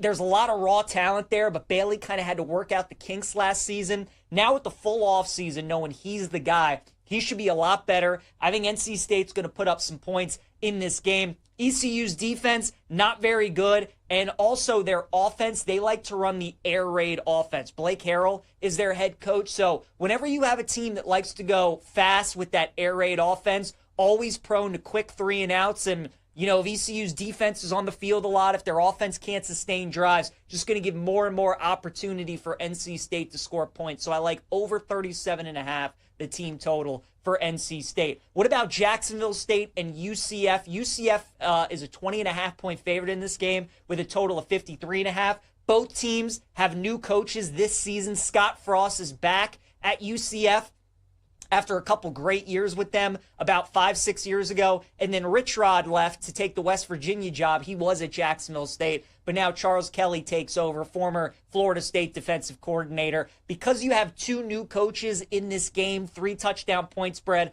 I'm going to stay away in that one. Wyoming and Akron, we talked about this game way early on in the week. I like the over 47.5. Wyoming's only got 3 defensive starters returning this season. Akron only has 2 defensive starters returning this season. So you got a lot of new on both sides of the ball. Wyoming's going to have to make, obviously, a pretty long road trip going from Laramie to Akron. I think Akron's going to be able to score some points in this game. Joe Moorhead's the head coach, former Mississippi State head coach, Penn State, Oregon offensive coordinator. They have a good quarterback in Ben Finley. Wyoming, on the other hand, they have 9 returning offensive starters. So a lot of new faces on defense for the Cowboys, but a lot of returners on offense. I'm taking the over 47.5 in that game. Buffalo and Minnesota tonight in Minneapolis. The Gophers are a 17.5 point favorite with the total at 43.5. This is an interesting game. Buffalo should be one of the better teams in the MAC this season. Going to have one of the better defenses in the MAC this year. They return 9 starters on that side of the ball. Meanwhile, Minnesota is going to normally be what Minnesota is, right? Anywhere from like a 6 to an 8-win team this season. Big, powerful offensive line, want to run the football, good on defense. They're not really built to win games by like 18, 21, 24 points. So the fact that the line is this high is almost like a little spooky. It's like somebody knows something. I would only take Minnesota because it feels like it's too high, but I'm going to stay away from that one. Nebraska and Cincinnati. I like Cincinnati tonight at +7. Game's going to be played at Arrowhead in Kansas City, so it's going to feel like a home game for Nebraska. I'm big on the Cornhuskers this year, but you guys know they have struggled in one-score games the last decade, and I just don't think it's going to be easy tonight against Cincinnati, who's got a very good defense. The offense should be better than it was last season. I think that game's going to be close. Give me Cincy at +7. And then finally, Miami, Ohio, and Wisconsin tonight. Badgers favored by 17.5. The total in the game is 40.5.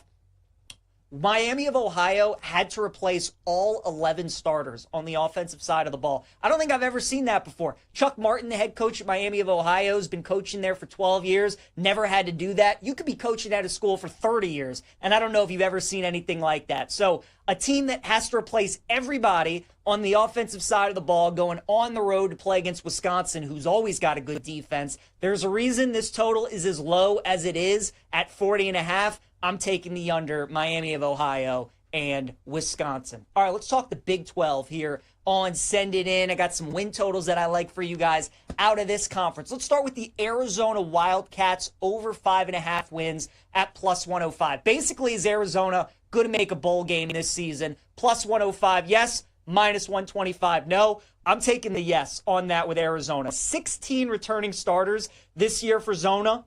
Their quarterback, Noah Fafita, comes back. And also, it's year 2 of Brett Brennan, who came over from San Jose State. He was kind of late in the head coaching cycle because Jed Fish took the job late to go to Washington. He was at Arizona, so then Brett Brennan got hired to take over Arizona. They didn't quite, it felt like, got set, but now they have a full off season. Fafita's back, a lot of returning production. The schedule's pretty doable. I like this Arizona team. I think they can go to a bowl game this season, so I'll take over 5.5 wins on the Wildcats. What about Arizona State? I'm going over 8.5 wins on the Sun Devils, man. The closer and closer we get to the season and them kicking off the year, I like Arizona State. They returned 17 starters this year. Yes, they do lose Scatterbo, but they return just about everybody else, including the quarterback Sam Levitt, who might be the best in the Big 12, and the receiver Jordan Tyson, who might be the best in the Big 12. I'm also a big Kenny Dillingham fan. I think he's the real deal. I don't think last year was a flash in the pan. I think ASU is here to stay. The one thing that concerns you about ASU is the schedule. Baylor, Utah, Iowa State, all on the road this season. If they can win one of those games, they should be in a good spot to at least get us to 9 wins. So I'm going over 8.5 for Arizona State for the upcoming season. What about Baylor? You guys know I love Baylor this season. I'm going over 7.5 wins at -120 on Baylor. This is probably my favorite win total in the Big 12. Feels like it should be 8.5 for the Bears. First of all, I think they have the best offense potentially in the conference. Sawyer Robertson, their quarterback, is back. The 2 top running backs are back. The top 3 receivers are back. They have 3 offensive linemen back. A lot of returning production on that offense. They should be really, really good this season. And the defense, you'd hope, would be better than it was last year. Dave Aranda's a defensive guy. They feel good about some of the portal additions that they brought in. So I like their roster. I like their offense. I also like the schedule a lot for Baylor. It feels like a lot of these top teams, all their hardest games are on the road. It's the opposite for Baylor this season on paper. Utah, Kansas State, Iowa State, all at home for Baylor. And in every game this season that Baylor plays, they're either going to be a favorite or they're going to be a small underdog like they are to Auburn tomorrow night. They're probably not going to be a dog of more than like 3.5 points this season. For a team with a win total of 7.5, that feels like a pretty good bet on Baylor. So I like over 7.5 wins for the Bears. What about Houston? We're going to take under 6.5 wins at -135 on the Houston Cougars. We've seen this story before. Connor Wegman is the quarterback for Houston, and he's in the long line of guys like JT Daniels or some of these other quarterbacks that want to continue their college career and play for a long time. Jacob Eason, all these other guys where you're like, he's still playing college football. Connor Wegman should kind of just call it quits. It never worked out at A&M. He never lived up to the hype. He was never good. And I think people are going to look at him at Houston now, fresh start. Oh, maybe he can do some good things at Houston. I'm not buying it. When you're not good, you're not good. I'm fading Houston. They did a great job last year. They won 4 games when everybody thought they'd probably only win 2 or 3. They had a really tough schedule. Schedule's a little bit easier this season, but I don't think Houston's getting to a bowl game. I'll take under 6.5 wins at -135. And then also give me Texas Tech under 8.5 wins this season as well at +130. Texas Tech, obviously, is one of the more intriguing teams going into the college football season because of how much money they have spent during the offseason. They have the #1 portal class in college football this year. But I don't like buying into teams that are trying to win championships or win games in year 1 when they're just starting to do that. I want it to kind of play out, right? Like I think about a lot of these college basketball programs that had to shift to like the one and done era. It took them a little bit before they were winning, like going to the Final Four, winning national championships. I kind of feel that way about Texas Tech. We know they're recruiting really well and they're spending money into 2026, 2027, these next couple years ahead. In year 1, though, I kind of want to fade it, especially when we're getting +130. Their road schedule is not easy this year at Arizona State, at Utah, and at Kansas State. And with how wide open the Big 12 is this year, games on paper that look winnable at home, they're probably going to lose 1 or 2 of those potentially. So I'll go under 8.5 wins at +130 on Texas Tech. The champion of the Big 12, give me the Baylor Bears. I like them. Like I told you guys this season, I think their schedule sets up really good, and I like their offense and their quarterback, Sawyer Robertson, quite a bit. If you don't want to bet Baylor to win the Big 12 at +650, I do think them to just make the college football playoff at +500 is a good bet as well. We all know that the ACC and Big 12, at most, probably going to get 2 teams in this year. If there was a team in the Big 12 that, if they don't win the conference, could still get into the playoff, I think it would be Baylor because they get Auburn and they're at SMU in the non-conference, right? So they play Auburn at home tomorrow, SMU next week on the road. I mean, if you certainly win both of those games, you're in great shape. If you just win one of those games, you're still in pretty solid shape as well if you're able to win 9 or certainly 10 games. But I think Baylor could be worth a look, plus 500 to make the playoff because of the non-conference schedule that they have. All right, we've previewed all the conferences. We've talked about all the teams. Here it is, my college football playoff bracket for the upcoming season. Gertz, let's see that bad boy that we got for the 12-teamer. As you guys know, a little bit differently this season, right, with the college football playoff bracket. It's not like it was last year where you're going to have all the conference champions be part of the top 4. I do think Penn State wins the Big Ten. I think they're going to be the number 1 overall seed. Georgia, I have them winning the SEC. I think once again they are going to be the number 2 seed. Clemson, I think, wins the ACC, and they're going to be the number 3 seed. And then Texas, I think, even though they're not even going to play in the SEC title game, that actually might benefit them because they're going to be chilling at home with a good resume, a good record, and they're going to be in that number 4 spot. So I like Texas to not win the SEC, but be the number 4 seed and get one of those buys. And then in the 8-9 game, we're going with Ole Miss against Baylor. I think Baylor is going to win the Big 12. Like I told you guys, I think Ole Miss behind Austin Simmons is going to get into the college football playoff this season. Second easiest schedule of any SEC team. And if Simmons is as good as I think he could be, Ole Miss is going to be a playoff team. So I like Ole Miss and Baylor in the 8-9 game. Notre Dame, I'm going to put them at number 5. 2 biggest games of the year are their first 2 games. Miami on Sunday and then Texas A&M upcoming in a couple weeks. Notre Dame, if they just win one of those games and win the rest of their schedule, they're probably going to be the 5 seed in a good spot. So I like Notre Dame. And then Boise, even though I think they could be in trouble tonight, as long as they run the table in the Mountain West, take care of business, even with the loss against USF tonight, even with the loss against Notre Dame later in the year, 10-2, winning the Mountain West with all the chaos that's going to go around the rest of the country, with the name brand recognition that Boise is, starting the year as a ranked team, I still think they get in. So I'll take Boise at number 12. How about LSU and Bama on the 7-10 matchup? Could you imagine if we get that rivalry game in the first round? I think there's a great shot that we do. I think Bama's going to win 10 games this season. I think LSU could win 9, potentially 10. But even with 9, with how hard their schedule is, I think that might be enough to get them in. Nussmeier is one of the best quarterbacks in the country. That offense is going to be awesome. Big year for Brian Kelly. I think he gets the job done, gets LSU to the playoff. And then another conference matchup that I like, Ohio State. I think they're going to be the 6th seed. And you all know there's going to be a team or two like there was last year with Indiana and SMU, a team that got in that nobody thought they would, that people weren't projecting to get in at the start of the season. I think that team's going to be Nebraska. I was going back and forth on would it be one of the teams out of the Big Ten, maybe another team out of the ACC potentially.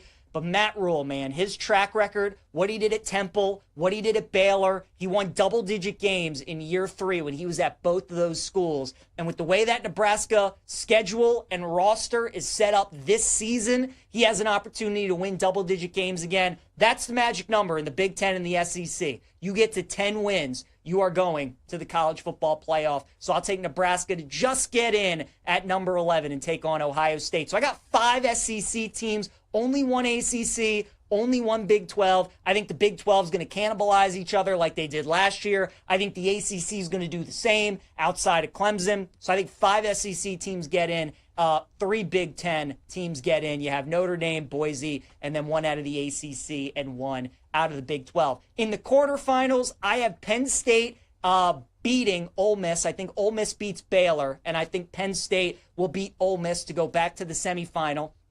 I have Bama beating LSU, and then could you imagine if we get Bama LSU and then Bama Georgia? We know Kirby Smart has obviously had some struggles against Alabama. He gets them in the regular season this year. He's maybe going to get them in the SEC championship game, and then maybe they could see each other again. I think DeBoer will win that battle. I like Bama over Georgia. Ohio State, I think, beats Clemson in the quarterfinals as well. Even with all the guys that Ohio State is losing, I'm just not a believer in Cade Klubnik in a big game like that. So I'll take Ohio State to knock out Clemson. And then Texas, I'll take them over Notre Dame in what should be an awesome 4-5 matchup. In the semis, give me Penn State to defeat Texas. I think James Franklin gets to the Natty, and then give me Bama over Ohio State. I got Penn State, Alabama, national championship game, which would be awesome for me because those are the two teams that I bet to win the national title. And as much as I would love to see the Tide come through, I think this is Penn State and James Franklin's year, as I've been saying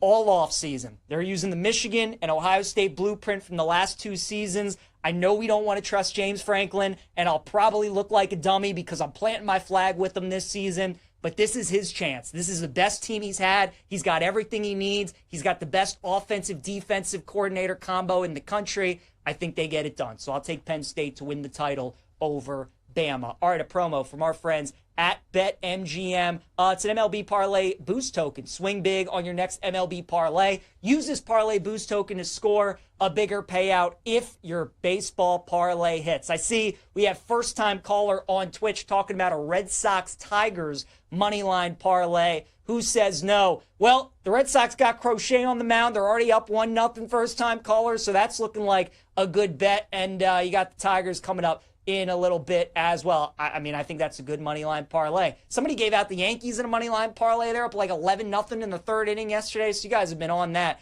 I like that. Let's talk some more college football before we get into some NFL real quick.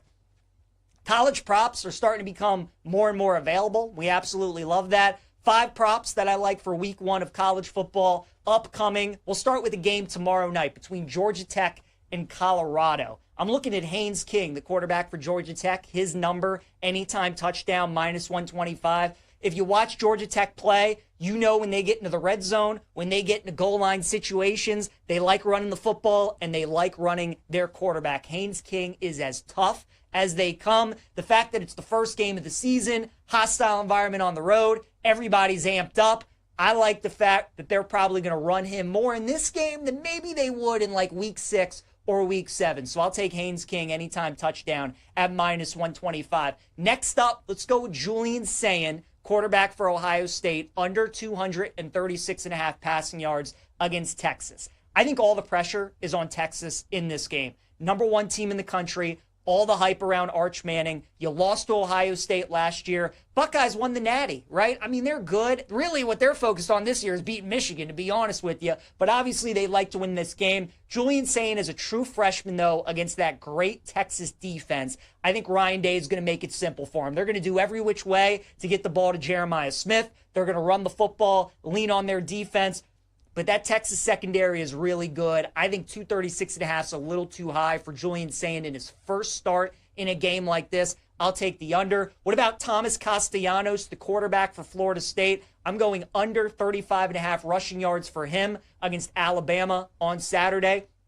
In that game in Tallahassee, they're calling for some rain. They're calling for some wind, some potential storms. Could be nasty weather. Ball security is going to be an issue. Could have a muddy, sloppy field. So that's not great. Also, Bama knows that Florida State wants to run the ball, and they want to run it with their quarterback. Gus Malzahn is the new offensive coordinator for Auburn. One of the ways you could attack Bama last year was with running up the middle and was with the QB run. That is what Florida State is going to want to do. But Bama also knows that they're going to want to do that. And if the weather is not very good, then Bama's going to force Castellanos to beat them from the pocket. If Bama gets up in this game like I think they might, and Florida State is forced to throw from behind, keep in mind sacks count against rushing yards in college football. So I'm going under 35.5 rushing yards for Thomas Castellanos. What about Aaron Anderson, the LSU wide receiver, over 63.5 yards against Clemson? I mean, you guys know LSU, the wide receivers that they churn out every single year is ridiculous. Aaron Anderson's the next really good one. I like LSU in that game against Clemson, as most of you guys know if you've watched the show this week. And if they're going to beat Clemson, they're going to need AA to step up in that game against Clemson. They're going to need Garrett Nussmeier to play great. But if he's going to find Aaron Anderson, he's going to have a big game, probably go for 100-plus yards potentially. I like over 63.5 receiving yards for Aaron Anderson in that matchup. And then finally, CJ Carr, under 186.5 passing yards against Miami. Same kind of handicap and same kind of thought with Julian Sayin against Texas. Big top 10 matchup for CJ Carr going up against the Miami pass rush that's very good, but you have the best running back in the country in Jeremiah Love. You got a great number 2 running back in Jadeveon Price. Just give those guys the ball. You got a great offensive line at Notre Dame. You got one of the top defenses. Marcus Freeman is a great coach, and he's going to try and win this game against Miami the way that he won the game last year against Texas A&M. They did not throw the ball all over the yard. They ran it, played good defense, special teams, forced turnovers, and at the end of the day, they made the plays when they needed to. There's a reason that passing yards total is as low as it is at 186.5. They're going to run the ball and play good defense. I like under passing yards for CJ Carr on Sunday. All right, real quick, let's talk a little NFL Super Bowl odds here on Send It In.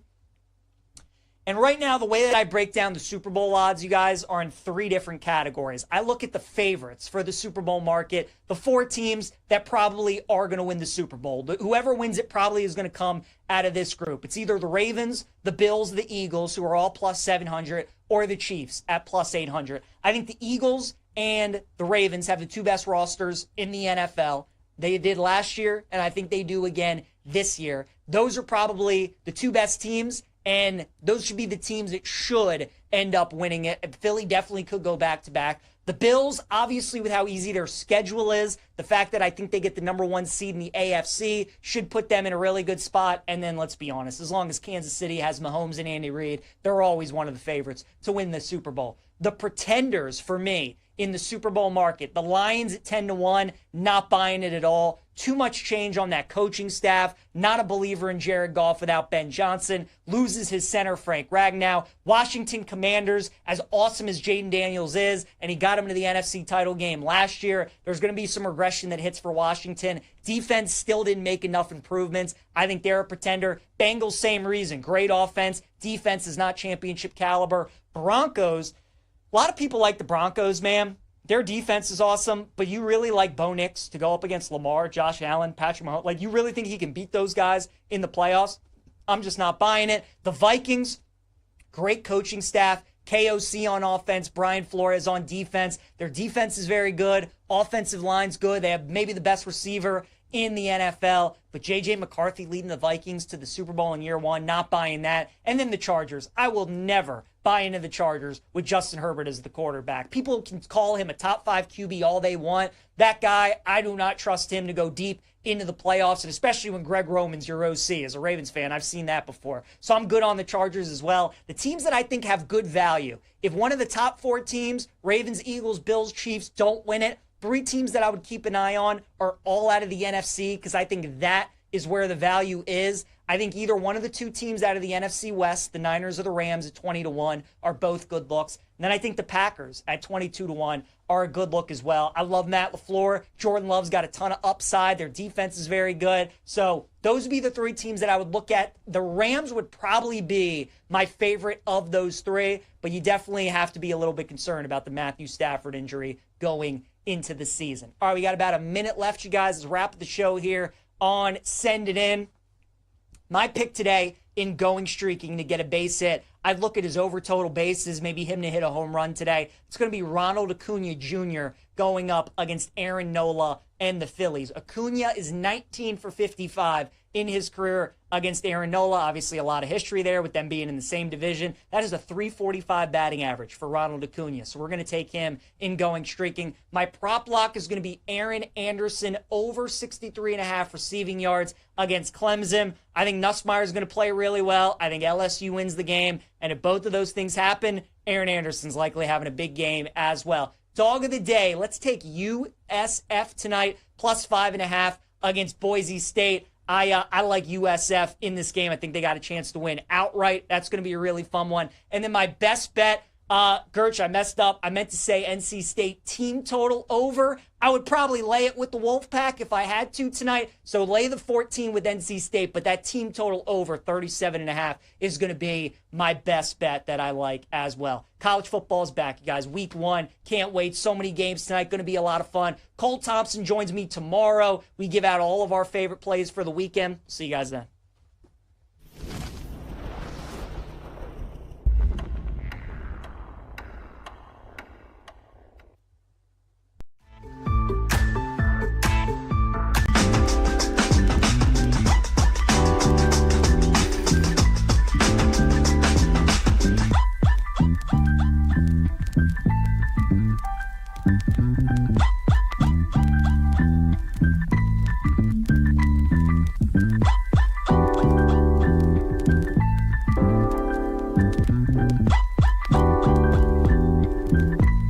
Ostrowski and Sam Panayotovich on the BetMGM Network.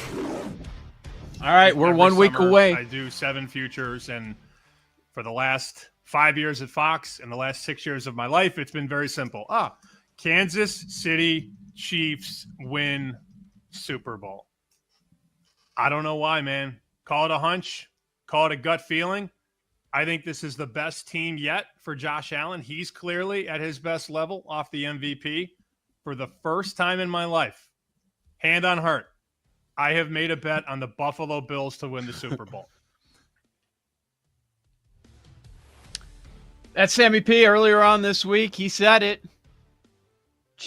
Bills, it's the year. It's finally going to happen. Don't know if they're going to have to take out the Chiefs. They probably will.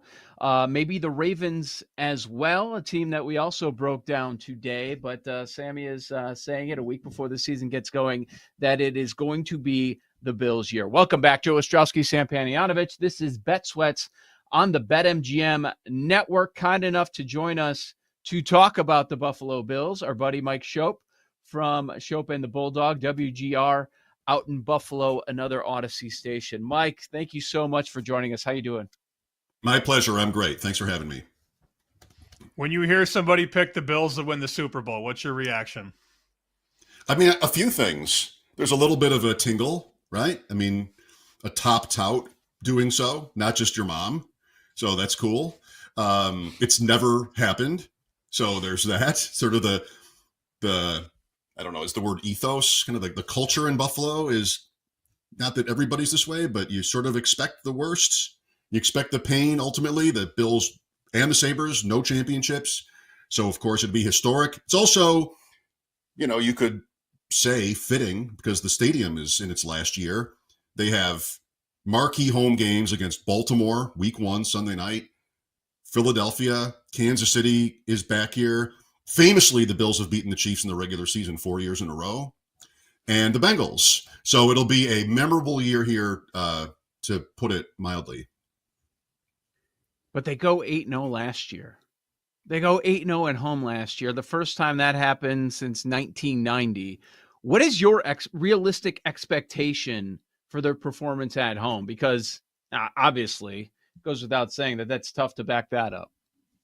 Yeah, they probably shouldn't win all 4 of those games, right? I mean, those are incredible matchups right away. I mean, the opener is a near pick'em. They're favored in every other game, if not also in the opener. I mean, New Orleans comes in, and the division is considered weak. The division will be the tipping point for the discourse this regular season. New England's schedule is so embarrassingly bad. Like, if they're good at all, they'll be at least 8-5 getting into December. I mean, at least, if they're any good at all. And if they're a little better than that, then you're in a race, at least, as the Bills. So that'll keep things interesting. I mean, you can't ever expect a team to go undefeated at home for a whole season. I've talked to you guys enough times. And any over-under where it's 11.5 or higher, I have to really fight my instincts to go over, like on anybody, just because the randomness, injuries, all kinds of different variables. But, everybody sort of, it's perfectly reasonable to see this team the same way as a year ago. And last year they clinched the AFC East on December 1st. If I were to make a number, nobody is doing this. No books are doing this. If I were to make a divisional wins number, though, and say it's 4.5, I'd have to make the over very expensive, right? It's either an expensive over on 4.5 at like minus 200, or dare I go to 5.5 and make the under minus 200? Like, I think 5 is the perfect number, but I don't know if I would open 4.5 or 5.5. The expectation, though, Mike, is they win at least 5 games in this division, right? I mean, you're right on it. They have the Week 18 game in the division every year, and like they lost that game last year to Joe Milton, so that could screw up your plans if you're betting overs, like that in the division. That's the Jets at home this year to close the stadium, red helmets. Maybe like last year, Josh Allen plays one play. I don't know. It'll depend, of course, on what their postseason outlook is. I'd have the same instinct on over 5.5, or in a situation like that. I couldn't do it. 5-1, I would sign for right now. New England might be good. The Bills have completely owned the Dolphins, but they've stumbled against the Jets sometimes. If you consider the Jets live, I don't know, 4-2 isn't. Listen to me, right? I mean, look at our lives in Buffalo these days with the Bills in terms of the regular season in the division, at least. 4-2 doesn't sound good at all. With these top teams in the AFC, we've gone over it the last couple of days, and they all clearly got better. Like, I'm looking at the Chiefs offensively. We know the Rice suspension that comes down yesterday. They're better overall, at least potentially. We'll see if the left tackle, the rookie, is going to be good. The Ravens defense probably going to be much improved. The Bills defense looks to be much improved. On paper, all three of those teams are better. But asking about the Bills specifically, what is their weakness going into the regular season? It's got to be, I think, Joe, the secondary. We all knew their one position to address in the draft was corner opposite Christian Benford. Kind of amazingly, for a team that had 32 takeaways, third in the league last year, Rasul Douglas, who was kind of a playmaker type at corner, had no interceptions. Like, he didn't really make a play for them at all. They let him go. They brought back Trey White, and he's had an injury-riddled last few years. I don't know what that's going to be. Then he got hurt in practice late last week, and he's iffy for the opener. And Max Hairston, their first-round pick corner, is out for at least 4 games. So there's that. And I think Sean McDermott has even said it. There are questions about the Bills at safety next to Taylor Rapp. It might be DeMar Hamlin. They have a second-round pick from last year in Cole Bishop, but he hasn't really established yet. They brought back Jordan Poyer yesterday for the practice squad. Like, I don't know. Secondary's got to be it. They poured so much capital into the defensive line again. I mean, they've done this before. And I think they might need to be a team defensively that can, consistently create pressure, or they could be vulnerable. And we'll find out, pretty quick with the Ravens here, what that's going to look like, especially if White misses. Oh, that could be a fun game. If that secondary isn't as good as people understand, Sunday, December 7th, what's the total on Cincinnati and Buffalo? Depends on the weather. I guess you're right. As I say that, it could be 30 degrees and snowing. So I guess we don't really know. I wanted to ask you about receiver, because Joe had asked me what's a weakness. And I don't know that it's a weakness, but they don't have that first round fantasy guy, right? They don't have Jamar Chase, Justin Jefferson, CeeDee Lamb. They don't have that guy. But I look at this number on Keon Coleman, and if they take the governor off and let him go, I think it could be a decent year there. 750.5 yards. Is that number too high, too low, or just right? I don't think it's too low. I mean, they have every incentive to feed Coleman, I guess. I mean, it's not going to be like the players you mentioned, as you said, but that's where they should want to, put their chips. I can't, we talk about wide receiver every day on WGR. The GM, the day after the draft, famously called in and was hot about how many times he has to hear about what he hasn't done in wide receiver. And his line later that week was, how can people say I haven't addressed wide receiver? I signed Joshua Palmer. And I cringed. I mean, I cringed. Like, really? That's your position? However, it's hard to call it a weakness when they just set a franchise record for points with Mac Hollins leading the team in receiving touchdowns and Curtis Samuel hurt all season. I mean, Coleman had his moments. He also had an injury. Amari Cooper looked washed. What was it? You had Khalil Shakir, who established a pretty good floor. I mean, I think lots of sharp people, I think, are betting on Coleman. He has his flaws as a player. Can he separate? It'll be up to the Bills to open that up. Last year, they were extremely efficient running the ball. They ran for 30 touchdowns. James Cook put down 16 rushing touchdowns after 2 years of having 2. So that, and of course, you have Allen.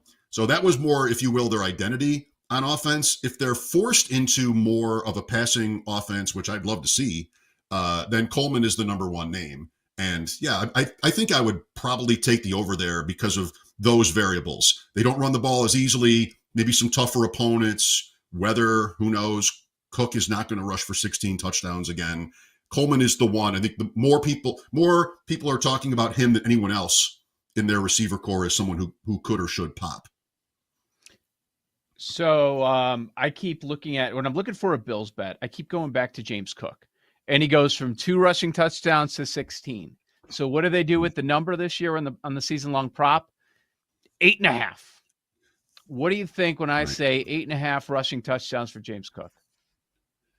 I'd have to go under. I mean, that's what a number, right? What a dare that is. They did sign him. He played 44.7% of the snaps and ran for 16 touchdowns. Come on. Whoa. You might think that they'll use him more often because now they have a longer term investment, but I think that could easily work the other way. Now, I don't think they'd use him less often, but you have positive game scripts as a team as good as this, and here come your rushing touchdowns. And I do think also, I guess I'm making the case for both sides, but one of these days, Allen's number is going to come down. I mean, he is 29 now. People draw Cam Newton comparisons based on his style of play. He has 67 rushing touchdowns for his career. That's more than OJ. That's more than Thurman Thomas. I mean, it's the franchise record. He's 29. Eventually that comes down, but it's hard for me to bet. I would have lost the house last year betting this over 8.5 touchdowns for James Cook, and he doubled it pretty much. So I don't think I could go over there, but they did. You're right. They did put the number at a place where it really is. That's what makes it so much fun stuff. We did talk about this last week with Bulldog.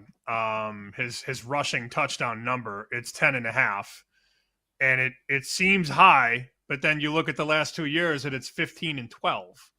Yeah. So again, not a big sample size, 2 seasons. I mean, big enough, but not like the end all be all. I just think and I told Bulldog this, I think Josh, in the most respectful way I can say this, is such a psycho around the 5 that he's still of that mindset that I'm going to get in, I'm going to get mine. And until I see that change, I'm not betting that under 10.5. Yeah, that's fair. It depends on what kind of season they're having too. I mean, he still got, was it 15 2 years ago, you said? Or 12, yep, 15 whatever and it then was. 12. That season, the mandate was to rein that in, not touchdowns per se, but his rushing. And, before the season, they were talking about how they want him to slide more. And Brandon Beane said something like, if it's week 2, maybe make a different choice. That kind of thinking. And then they were 6-6 and fired their offensive coordinator. I'm like, all right, screw that. And, he went crazy after that. So I think if they have an easier year, maybe that number is tempered some. And I'd want to correlate that, I think, even though last year that was an easy year and he still got to double digits. 10.5, still 11. Well, that's just such a big number for a quarterback. He keeps doing it. His rookie year, he ran for some number like 8 or something, 7 or 8. And I remember betting with my friends, like, there's just no way he's going to do that again. And look at what's happened. I mean, Martin Allen's under on rushing touchdowns would be, I'd be in the poorhouse, and so would everybody I know, probably my family, be bad. With Mike Shope, WGR, talking about the Buffalo Bills. Mike, I do want to squeeze in some fantasy stuff. I know it's a passion. We're always amazed how many leagues that you're in. Is there a specific player or two that you keep on drafting that you've said he's going to break out? I don't care that I'm taking him much higher than ADP. I want this guy on as many teams as possible. Any players that stand out when I ask that question? Yeah, lots of them. I think this is such a fun year for the young running backs, first and second year guys. Last year busted. Nobody liked last year's running back class. And then you had that plus all those veteran running backs up top staying healthy. So there was no room for like a Trey Benson in Arizona. You can't really, if you're drafting a lot, you can't, as you'll know, you can't get Jamar Chase or Justin Jefferson all the time. I mean, it depends on where you're picking. When you get to the end of the first round, it's really flush with receivers and even like Genty or McCaffrey. Like, you can do a lot of different things. The guys I'm loading up on, though, are all like your second half of the draft, first, second year running backs. Bashal Tutin is a hot one this year out of Jacksonville. A lot of these tournaments too reward end of the season production. The money weeks are the playoff weeks, and you're more likely to draft a rookie. You're more likely to draft a Tutin over a ETN on the chance that late in the season he's on the field. Keaton Mitchell has been one of my favorite late round. Now he's more mid round running back dart throws too in Baltimore because he's been so good when he's played. He just had a bad injury in the preseason. He looked great. There are lots of those guys. Brashard Smith in Kansas City. I mean, these are not household names at all, but that's what I'm trying to do. And I would say more, interestingly, probably earlier in drafts, I check my fantasy exposures every once in a while. And it's really kind of incredible to me that my top 2 owned tight ends would be McBride and Bowers, who are the first 2 off the board. Like, I've been investing heavily there. All right, very good. Mike Shope, afternoons on WGR in Buffalo and Odyssey Station throughout the football season. You hear myself on Thursdays, Sam on Fridays on their terrific show. Thank you so much, Mike. We're going to circle back to those college football matchups coming up this weekend next. Joe O, Sammy P, Bet Sweats on the BetMGM Network. You're listening to Bet Sweats with Joe O and Sammy P on the BetMGM Network.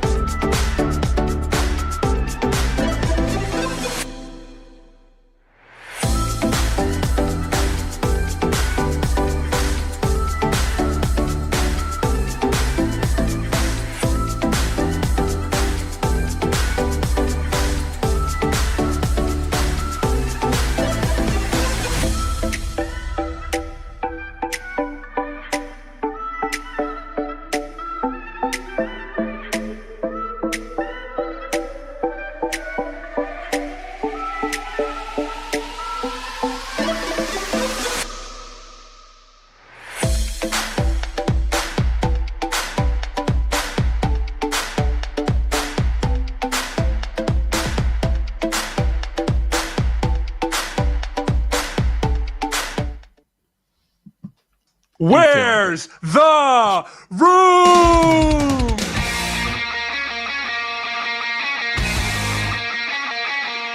You know it's happening. Mentally, you're never prepared for that open of Where's the Room. Joe Ostrowski, Sam Fanianovich, 20 minutes from your lightning bets on this Thursday. We got some college football action going down tonight. Appreciate Mike Shope, WGR, for hopping on the show. Where's the Room? What are we going to go over? College football. The game's going down tonight. We have some intel that we want to share there, so we bring in our executive producer, Paul Aspen, to do just that. What do you have, Paul? So, as Sam and I were kind of talking about these college football contests that we're in, you got to get to 7 picks. So maybe fading the room could land your picks like 5, 6, 7, perhaps. Could be a direction I'm looking to go. So we'll start at the bottom. The game you guys mentioned, I believe briefly, maybe it was in a break. Wisconsin minus 17.5 at home. Could be a lot of fading the MAC. I have a feeling I haven't seen these bets yet because I always try and be surprised. I'm going to guess we're going to see a lot of bets against the MAC, especially when the MAC takes on schools like Wisconsin, Rutgers. You know, I feel like this is not the first MAC fade on this list. Without seeing the list, I imagine there's going to be a lot of anti-MAC. That's interesting. Go ahead, Paul, because at number 4, you're in the team photo, but the opposite direction, right? Oh, some pro MAC. Yeah, Buffalo. I guess we could have got Mike Shope's take on this, but Buffalo plus 17.5 facing the Gophers. The funny thing is, and Sam, I know you listen to them, as do I, because we've known them a while, and they do a very good show. I've never heard them talk about Buffalo. Never. Have you? Ever? Never. Like Sabres, yes. Bills, a ton, 95% of the content. Never, ever. Even when they're playing like a primetime game, they are never talking about Buffalo football.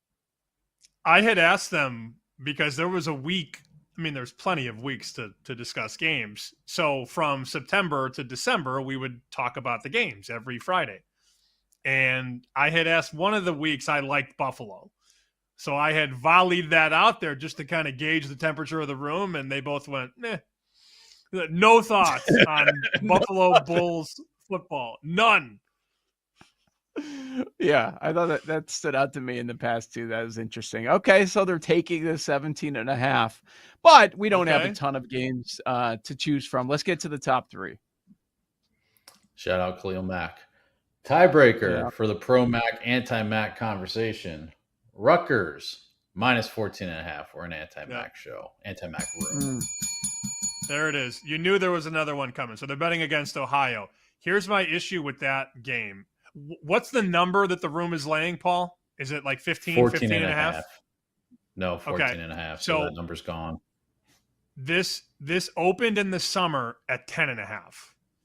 Now, 10.5 probably wasn't a good number given the fact that it's moved 5 points. But if you are laying Rutgers right now, you are laying either 15.5 or 16. I don't advise people to be on the worst side of a 5.5 point move. Yep. And that gets us to the 2 games that are going to be bet the most tonight. Like, it doesn't take a genius to figure that out. What do we have here with these top 2 most popular plays by ticket count? I mean, Nebraska's got to be up there. Nebraska is number 2, minus 6.5. So that is number 2. And Boise is minus 5.5 is number 1. My question on this one, I wonder if is it Boise minus 5.5? That's the most, I guess, most bet tickets. No, well, it came down. The move all the way down. Yeah. Oh, well, I mean, a lot of that was today, right? Because it started to creep back up. I mean, it's been at 5. Yeah. This has been the most common number, right, for this game? Yeah, I mean, it's 5.5 everywhere right now. South Point has a 6. I don't think Chris is up yet. So, 5.5 at basically every shop. But Sharp guys destroyed these numbers over 7. Anything north of 7 got wiped off the board. And then after the 7s went away, because this was like 9.5 in the summer, got to 7 and then blew through 7. So this has moved 4 points as well. I don't hate the fundamental idea of buying low on the favorite. We also saw that earlier this week with Toledo. So Toledo got bet from 11.5 to 7.5. And then you saw respected play bet Kentucky, 7.5 to 8.5, 9. So I fundamentally don't disagree with it. I would not be betting USF at plus 5.5, but now that the room is deciding to plant the flag in Boise State, I may be in a pretzel on this one. I don't know what to do. I don't know if I have to do anything, but I didn't expect Boise State to be the number one bet. I like USF Better a question. lot. You're going to be Does on the USF. room know? You're in a does the pretzel. room Come on. know You're going to that- be on USF. Does the room know that Ashton Bulls. Genty isn't there anymore? I don't 50-50. know. Oh, you think that they got used to betting Genty last year? They remember them in the playoff, and they're just comfortable with that, even though they may not be thinking that he's a Raider. Blue turf. Yeah. Yes. Okay. Game is in Where are my Genty South Florida, props? people. All right, Yeah. so are we betting South Florida then? I mean, I've had them written down for a couple weeks. I just haven't pulled the trigger, and now I've completely lost the number. So I'm kind of where you are, Sam. Like, it's never Boise, but for me at least, maybe have to. So I said earlier in the show, and I think I said this yesterday, I don't want to take 5.5 when I could have taken 7. But when I Right. hear that the room is lining up to bet Boise State, I want to bet the money line. Now I just want to bet USF outright, Joe. Oh, wow. Wow. I don't mind that at all. I understand. I mean, this is where you were in the beginning, both of you guys. So I get it. What is Genty worth? That's the interesting conversation. What do we think he's worth as we've seen this move down? And now, okay, we got to our stop point. But I think that's kind of where we're kind of stuck. People don't, do you really know what he's worth? I don't know how to quantify an elite running back. And it's not, he's worth more because he's not at a power school. Like if the number one back at Georgia goes down, oh, let's just bring in another blue chip recruit. And it's also like guys aren't going to dominate for the most part against SEC defenses. So I think that might not sound right when I say it, but a star running back at a mid-major school is way more valuable than the top running back in the SEC because the drop-off from Genty to the next guy is massive. In the NFL, they'll tell you I just had a brain cramp there. In the NFL, they'll tell you an elite running back is worth 2 points. At Boise State, an elite running back could be worth 5. Right. So this actually ties into one of these conference futures that I've placed, which is San Jose State in the Mountain West at 10-1. Like, I mean, I could tell you, like, hey, look, they missed Boise and UNLV during the regular season. Pretty good path to the championship. So they get there. Like, obviously, Boise State is an odds-on favorite in the conference. This team, San Jose State, played Boise State pretty tough last year. They're up 14-0 on them in the first quarter. Boise State scored twice in the last 6 minutes of the second half, of the second quarter, tied at the half. San Jose State goes back up, and then they keep turning the ball over. Boise State wins behind over 150 plus from Genty and 3 touchdowns. Like, if that dude's not on the field, San Jose State probably wins that game. They have a lot of continuity on both sides of the ball, coming back along with the quarterback. And Joe, I don't have to tell you about Ken Nuyamatolo. Like, he can put a program like that against teams like Notre Dame and Navy. We saw it all the time. He made them sweat all the time. He beat them a couple times. So he's a good head coach as well. I mean, so those were some of the points on San Jose State as a Mountain West flyer at 10-1. But then, like, when you think about, they were neck and neck with that team without Genty. So, like, how does that, with Genty, a lot of continuity for both teams coming back, but without Genty, maybe it opens up a little bit. And Boise's kind of like, everyone is still on Boise to win the Mountain West. And people we respect too. Wow. That's a good idea. I like it. You would think it's going to be wide open. That makes sense. That's something that you've got to probably bet right now, right? Like if Boise loses to South Florida, that market's going to flip, and you're going to lose those numbers on everybody not named Boise. Even non-con, just because they look vulnerable. Yeah, because they're like, oh, this is what it looks like without Genty. If they go on the road and lose as nearly a touchdown favorite, yeah. I know record-wise it won't change, but people will react to that. So as sick as I am right now, I am trying to find the ability on BetMGM. By the way, BetMGM just put up the FCS games. So they're starting to put those through. And you can take that Stony Brook side if you'd like right now at BetMGM, 19.5. I'm trying to now, since Paul brought it up, do a little San Jose State to win the conference, Alabama to win the conference, and see what my payout is there. I'll get back to you. Give me like 30 seconds. I'll figure this out. As you're doing that, I'll throw two others. I think San Jose State, which is the one I got to last, actually, but that's probably, if I was power ranking these, that's probably my number one. Georgia Southern in the Sun Belt at plus 900 is another. Clay Helton is fourth year. Told Phil Steele this is his best offense since he's been there. Returning quarterback, a lot of experience on the offensive line. They're on the road at JMU. That's the conference favorite, and at Appy State. So that's kind of tough as far as path goes. I do think we have to be a Georgia Southern show, though, because one of the best corners in the league is on their team, and his name is Chance Gamble. So I think we have to be a Georgia Southern show. I'm in.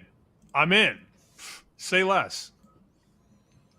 And then one other one I've got down on Louisiana Tech and Conference USA at plus 1,000. Big time positive regression candidate. They lost 3 games in overtime last year.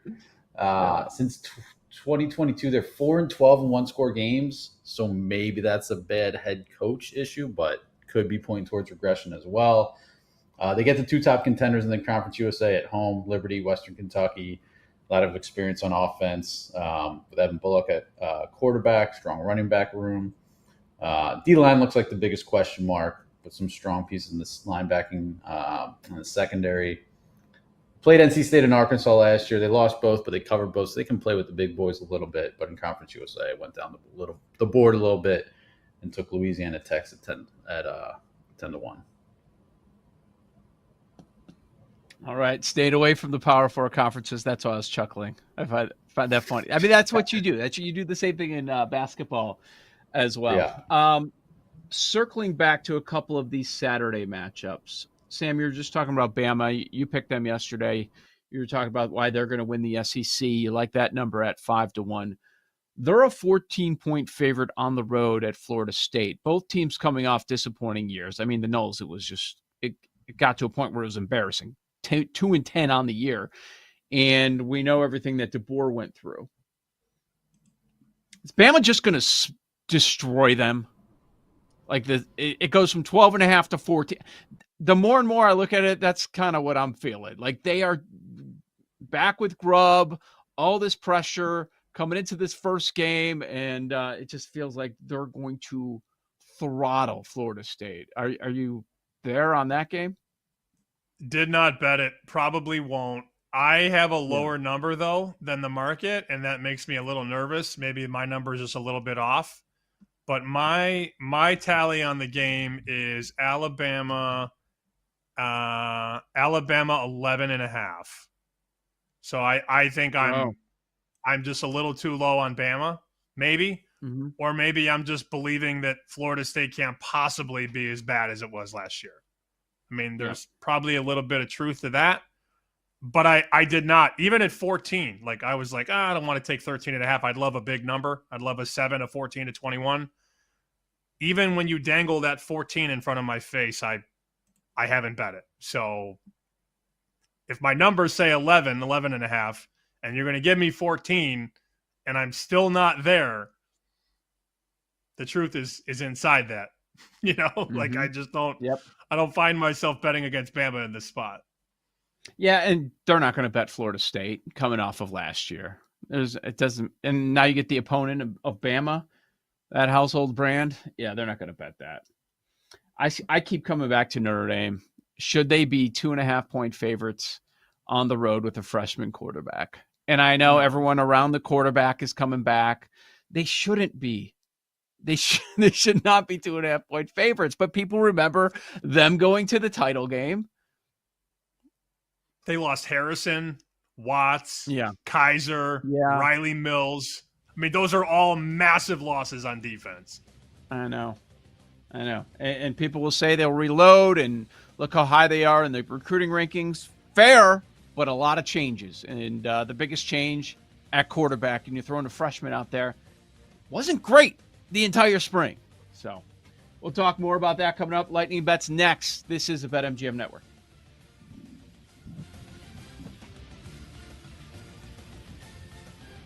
You're listening to Bet Sweats with Joe O and Sammy P on the BetMGM Network.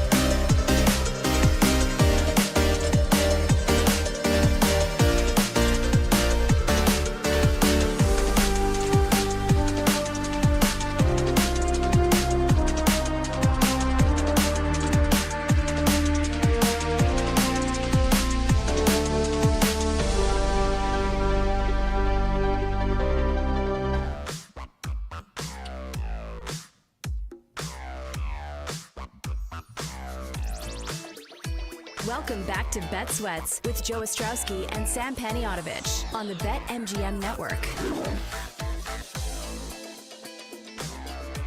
Lightning bets coming up in just a couple of moments. Joe Ostrowski, Sam Paniotovich. Thanks for hanging out. What is this, a Thursday already? I've lost track of days. It's our first full week that we've had in quite some time.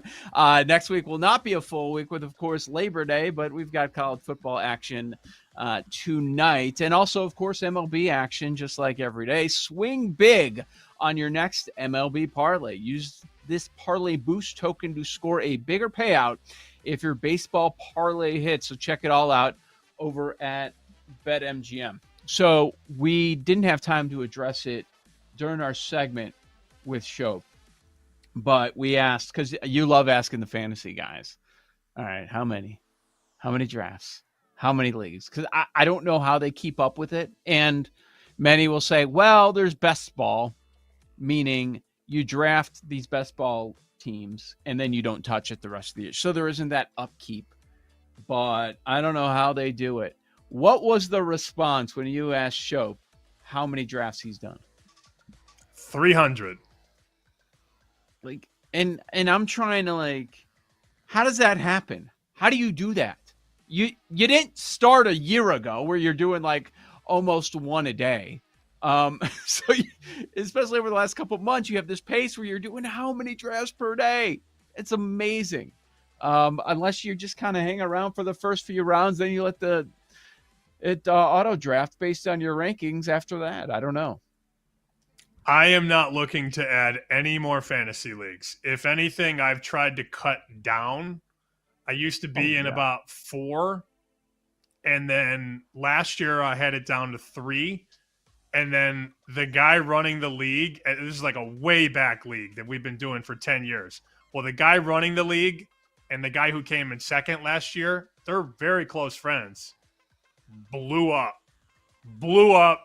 You're rigging this. You're cheating me. So these guys aren't even friends anymore. So that league is gone, which is sad, but I'm also happy that I don't have to monitor a third team anymore. So I'm down to 2. And honestly, I could do without one of those 2. If I could get down to just one fantasy league, that would be great. You and I have friends or people that we know, maybe not friends, maybe people we know that like to write 8 mock drafts around the NFL draft.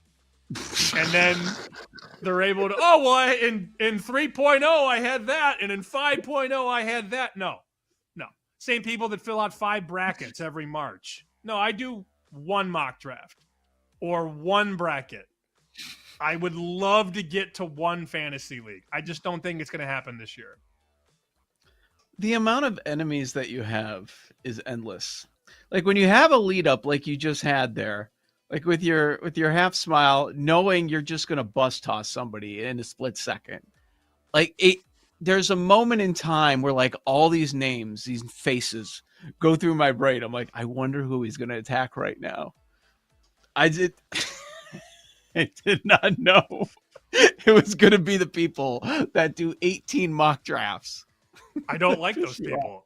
I don't like, especially when you give me a new mock draft every 3 days and you start. What about doing a Bears the mock draft? What about an 8-round Bears? April? No, we don't need. We don't need 8 mock drafts. We don't need 8 versions of your mock draft, believe it or not. Don't get me started on wedding photos either, Joe. I'm in a good mood right now. I'm in a good mood. That happened on Monday. And, well, besides the fact, if you're going to do a mock draft on a specific team, well, don't you have to do the entire NFL draft? Because what if that second round, third round, there's chances these guys aren't even there. No, they're there. They're there in my mock draft. I'm only going to pick for this specific team. I love too when it's like, in my 5th mock draft, I made a huge trade at the top of the draft. Stop. Yeah, but that didn't happen. It's probably not going to happen either. Of course not. But it's all about clicks. More drafts, more mocks, more clicks. Shope did say that Davis Maddock, who I've never talked to, I know who he is. I guess they share a lot of notes together on fantasy.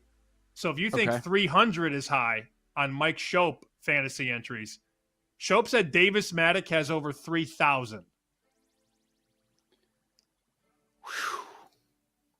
Like, how many? That does not sound enjoyable to me at all, which is why I quit all my fantasy leagues. It was at 4 or 5 in that range that you were talking about. I'm like, this has become a chore and I don't like it anymore. So I just I'm done. I'm out. I'd rather just do props and stuff like that, or just do DFS, do it when I have time, when I feel like it, instead of being tied into it. But it's funny. The more and more people I talk to, they're like, yeah, I'm dying to get out of this league, but these idiots from high school, I've been doing it for 20 years. It's like nobody's left. I want to leave, but how do I do it? I bet you there's a lot of people in the same kind of vein where it's like a breakup with a long-term maybe girlfriend or whatever, where people are dying to get out, but they don't want to be the one. Our high school league died 10 years ago because guys just stopped filling out their lineups. So that was an easy wipeout. I only have the 2 though, and the one draft is tonight. I think I pick 5th or 6th. It'll be fun.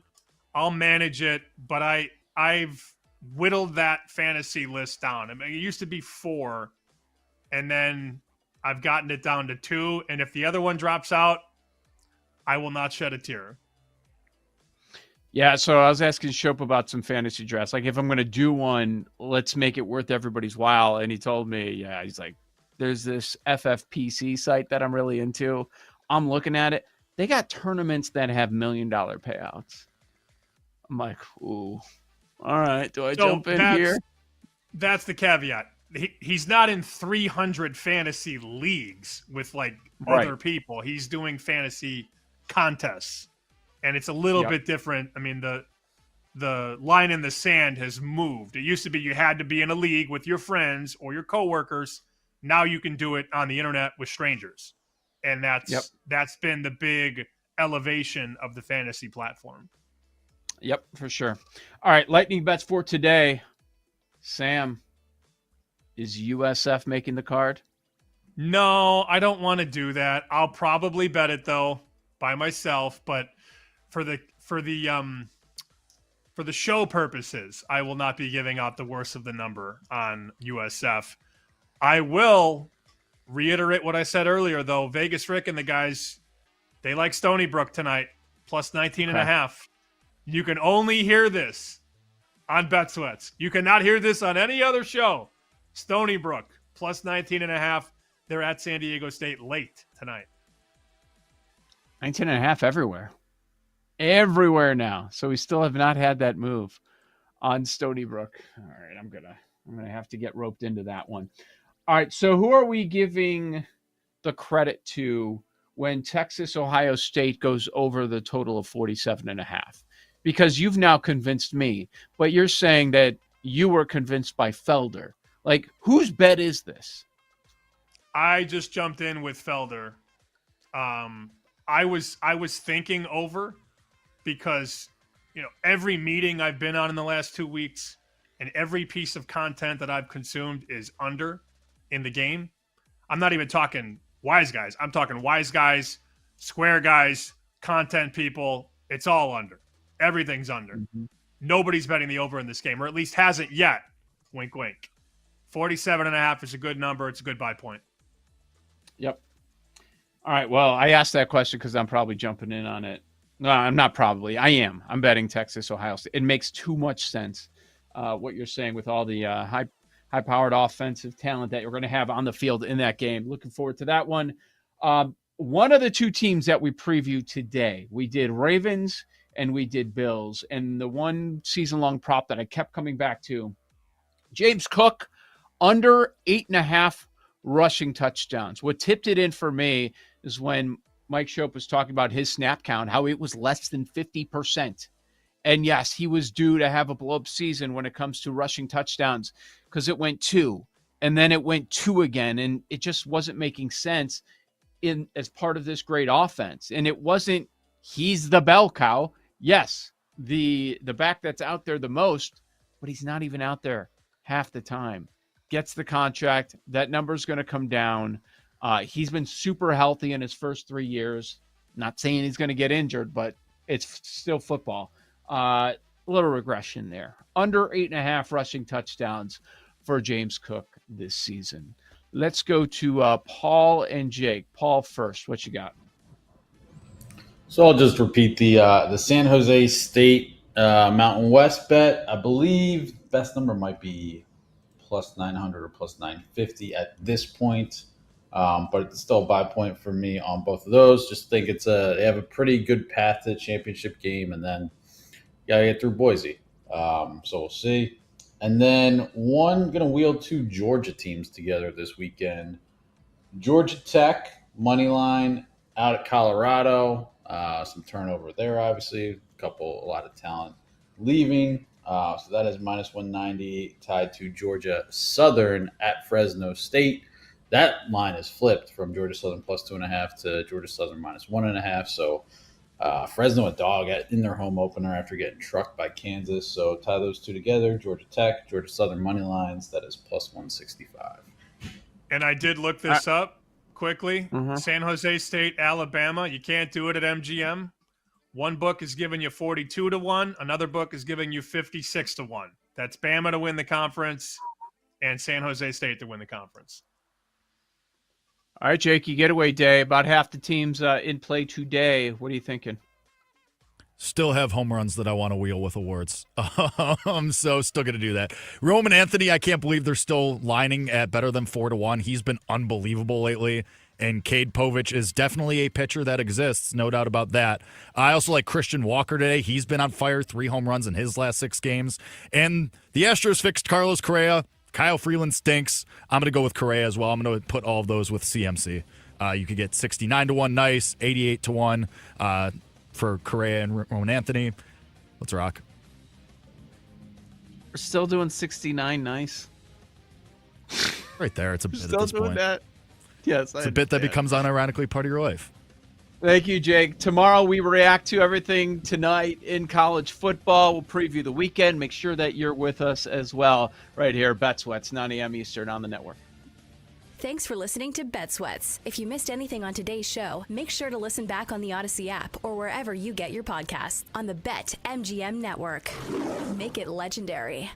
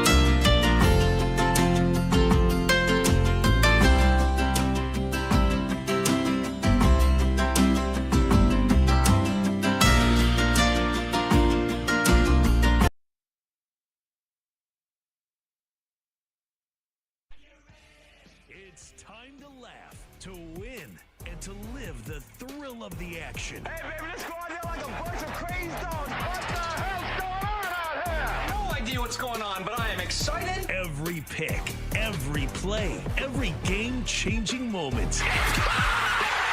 Unbelievable! This is You Better You Bet on the BetMGM Network. Make it legendary. Happy Thursday. Welcome into You Better You Bet, presented by BetMGM. A football Thursday. Man, that feels good to say. College football week 1 is here. We got 17 games on the slate on this Thursday. We're going to dive into 8 of them, the 8 FBS versus FBS matchups that we have. There's some FBS, FCS matchups. Won't get into those, but here in a little bit, we'll go through the 8 games, got some thoughts on all of them, some plays in all of them, get you guys ready for tonight's slate. We'll talk plenty of college football here during the first hour. Also, I have 5 props for week 1 of college football over the weekend that I really like. I'll give those out to you guys as well. Yesterday in the first hour, we talked SEC, Big Ten futures today. We'll look at the Big 12 and the ACC. And then to wrap it up, we got a nice graphic, the college football playoff bracket, all ready to roll. All 12 of my selections. I'll give that out and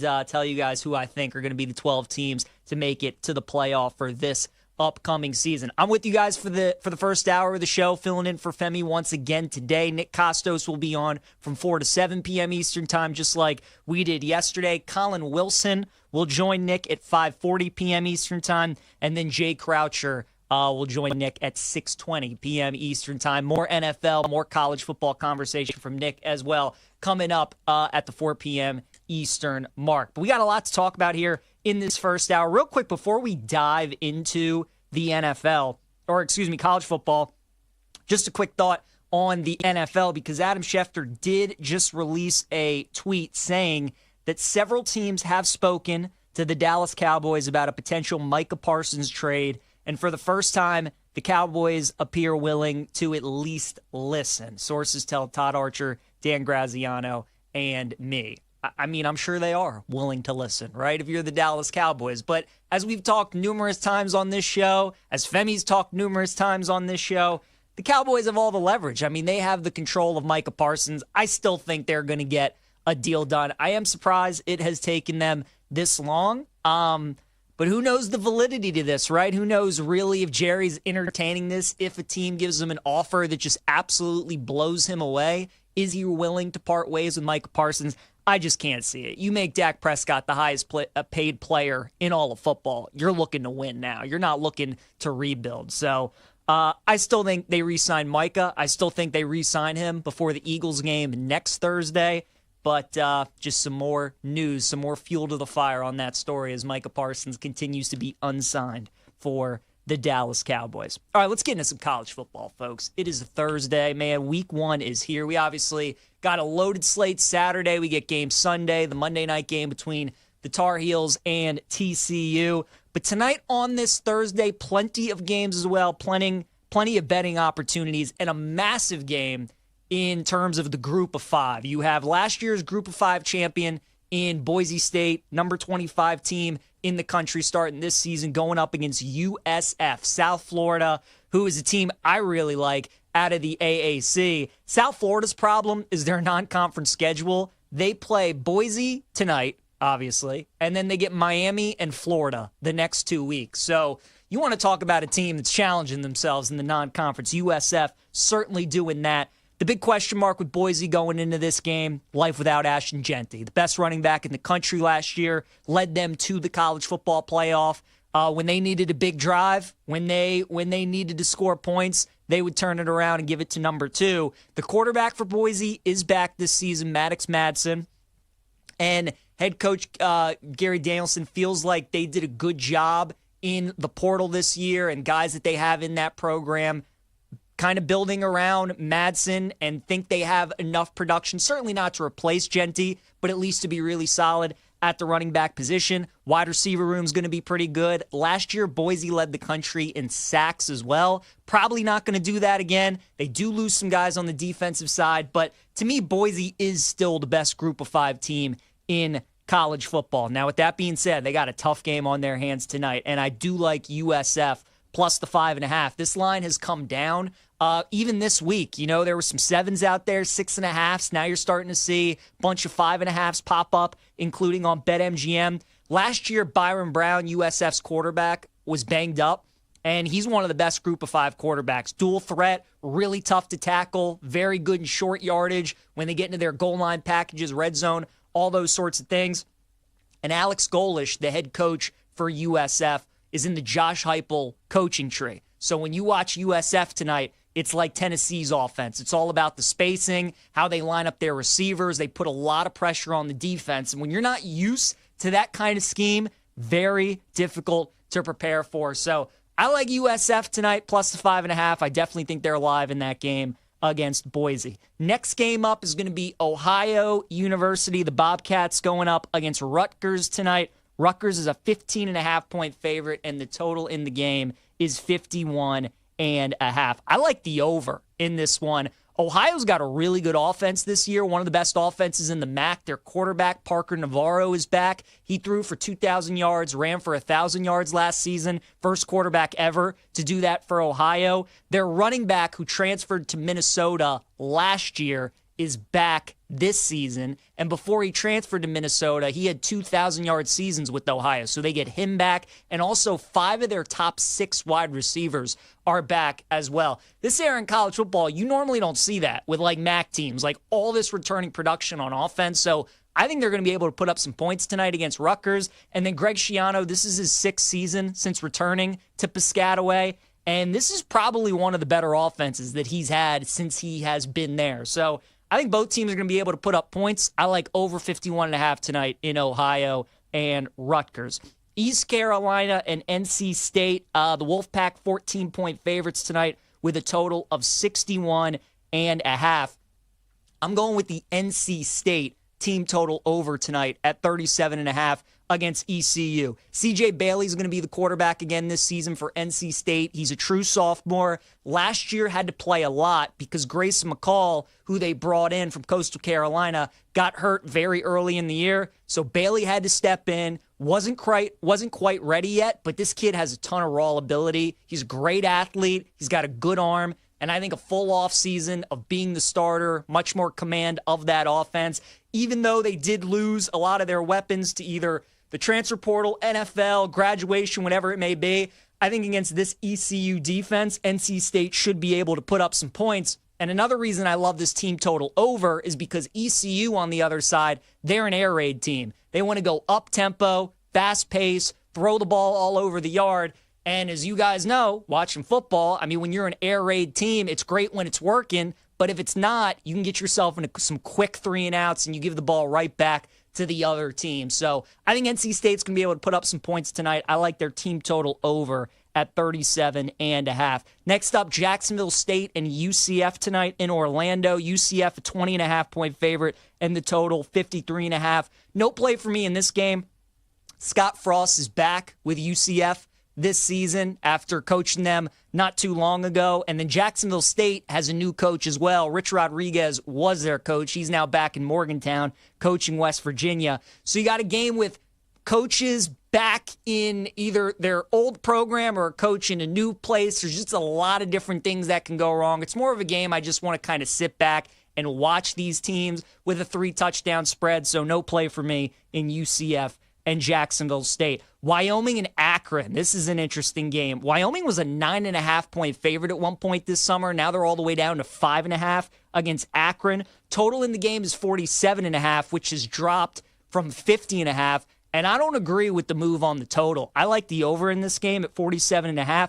Wyoming only returns 3 starters on defense. Akron only returns 2 starters on defense. So combined in this game, you only have 5 returning defensive players between both of these teams. On the flip side, Wyoming returns 9 starters on offense, and Akron has one of the better QBs in the MAC in Ben Finley. Their head coach is also Joe Moorhead. You might remember him as the head coach at Mississippi State. He was the offense coordinator at Penn State, Oregon. So Joe Moorhead can coach some offense. He's got a good quarterback. I think Akron's going to be able to put up some points. Wyoming, I think, will put up some points as well. And again, just with all the inexperience, all the new faces on both of these defenses, you think Wyoming just in general in college football, and you think low scoring under. And I think we might get there eventually later in the season. But for week 1, first game on the road, traveling from Laramie to Akron, Ohio, I'm going to take the over 47.5 in that game. Next up, Buffalo and Minnesota. I got to be honest with you guys, of all the spreads on the board today on these Thursday games, this one was the most head-scratching one, with Minnesota laying 17.5. The total in the game is 43.5. Buffalo might have the best defense in the MAC. They returned 9 starters on defense this season. They're going to be really good on that side of the ball. And Minnesota is just kind of going to be what Minnesota usually always is, somewhere in between 6 wins to 8 wins. They're going to be good on defense. They're going to be great on the offensive line. Big, powerful guys are going to want to run the football. Like, it just looks like a same old PJ Fleck type team. And Minnesota laying 7.5, it just like feels way too high. Like, it feels like this line should be closer to 14. So the fact that it is that high is kind of spooking me a little bit. So I'm staying away, but be careful on that one, because Buffalo feels a little too easy. Might be walking into a trap with that game. And then the final 2 games up, Nebraska and Cincinnati. Bearcats are a 6.5-point dog. That game's going to be played at Arrowhead tonight. Going to be a Nebraska home game, pretty much, coming down from Lincoln, probably like a 3-hour drive. Total is 51.5. Again, there were some 7s out there. It's starting to drop to 6.5 right now, most books. But if you can still grab a 7 with Cincinnati, I think that's the right play. I'm really high on Nebraska this season. But, man, those first games that they have always played, like the last decade, against another Power 4 opponent have always been close. They're never easy, and I don't think tonight is going to be any different. Cincinnati's going to have a solid defense, and I think that game's going to come down to the wire. So I like the Bearcats +7. And then finally, Wisconsin and Miami of Ohio tonight. Badgers a 17.5-point favorite, and the total in the game is 40.5. How about this nugget for you guys? Miami of Ohio has 11 new starters on offense this year. They don't return a single player on the offensive side of the ball. I don't know if I've ever seen that in college football. So for a team who doesn't have any returning starters, their offensive line only has a combined 3 starts this season. They got to go on the road to Camp Randall and take on Wisconsin, who's always got a good defense. Badgers offense definitely isn't going to be lighting up the scoreboard either. There's a reason this total is as low as it is. I like under 40.5 between Wisconsin and Miami, Ohio tonight. So that's what I'm looking at in those games that we had. As for the props that I have in week 1, tomorrow night, Georgia Tech, Colorado. Haynes King, anytime touchdown, -125 for the Yellow Jackets. I'd look at that against Colorado. You watch Georgia Tech play, it's very similar to what Notre Dame would do last year with Riley Leonard. When they get into the red zone, when they got goal-to-go situation, short yardage, they're using QB power. They're running with Haynes King. And I think Georgia Tech's going to be able to move the ball in that Colorado defense tomorrow night. I think they're going to have a lot of drives inside the 5. I would lay the juice with Haynes King, -125 to find the end zone. Then a couple of quarterback passing yard unders that I like. Kind of the same handicap. Julian Sayin, under passing yards at 236.5, and CJ Carr, under 186.5 passing yards for Notre Dame against Miami. You got 2 true freshmen starting in Sayin and Carr, both in top 10 matchups. I think for CJ Carr and Notre Dame especially. Like, Marcus Freeman's going to do exactly what he did in the Texas A&M game last year. He's going to lean on his run game, and he's going to lean on his defense, and he's going to ask his quarterback just to make enough plays, and he's going to hope that the other team makes mistakes, the Irish capitalize, and they get out of there with the win. It's going to be the same game plan. You got the best running back in the country, Jeremiah Love. You got a great defense. They're not going to ask too much out of CJ Carr unless they need to, and if they need to, that's not a good sign for the Irish. So I like his under yards. And then Julian Sayin, look, you got all these great weapons. You have the best receiver in the country in Jeremiah Smith, but the total's at 47.5. It's going to be a lower scoring game, and Ohio State did lose both their running backs, but they're also going to want to run the football, lean on their defense, force Texas to kind of come at them. I think Ohio State is content playing this game in the fourth quarter and trying to find a way to win. I think 236.5 is too high for Julian Sayin. I also like Thomas Castellanos for Florida State, the quarterback, under 35.5 rushing yards against Bama. Right now, the forecast is calling for rain, potential thunderstorms. That field could be wet and sloppy, and it could be ugly. So Florida State's going to run, and they're going to try and run their quarterback, and Bama knows that, and they're going to force him to throw. And if Florida State gets down in this game, like I think they might, and they're forced to pass, remember in college football, rushing or sacks count against rushing yards. So I'm going under for Castellanos. And then finally, LSU wide receiver Aaron Anderson. I'm taking his over rushing yards at 63.5 against Clemson. I think LSU wins the game. I think Nussmeier plays great. And we know LSU wide receivers and how good they are. Aaron Anderson's the next one in line. Over 63.5 for him against Clemson. All right, we'll talk ACC, Big 12. We'll preview those conferences when we come back.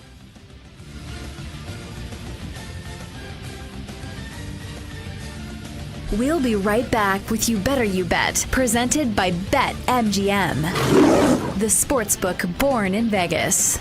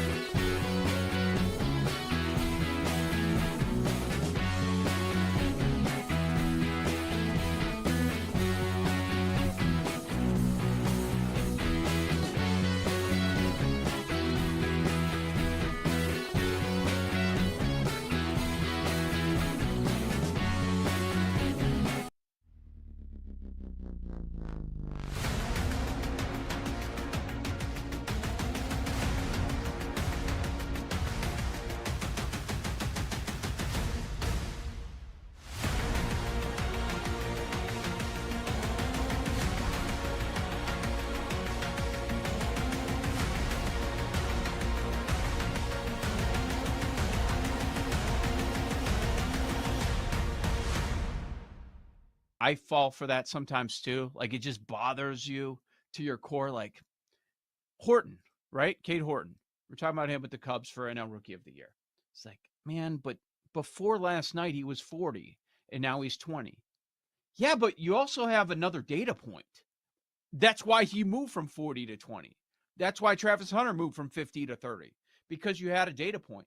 And what I would push back with is, well, what I would have bet him at 50 is not what I'm going to bet him at 30, right? I'm guessing that's the case too. Like you have more intel, so maybe you're going to increase your risk, increase your bet on that. So yeah, I mean, that's something that I think a lot of us fall for. Like, you're mad at yourself for not getting the best number in the world. Okay, but we have more information and people are betting it and we have this performance to look at. You might feel better about it at this point. So I think that's a good point to bring up. Do you know off the top of your head the last time the Heisman Trophy favorite going into the season, the offseason favorite won? Marcus Mariota, 2014. Yep. That's it. 9 straight years. The favorite has not won. The favorite's Arch Manning. People are scared. Every year people are scared of not being on the favorite. Like, because Arch has all this hype. He's around 5-1 right now.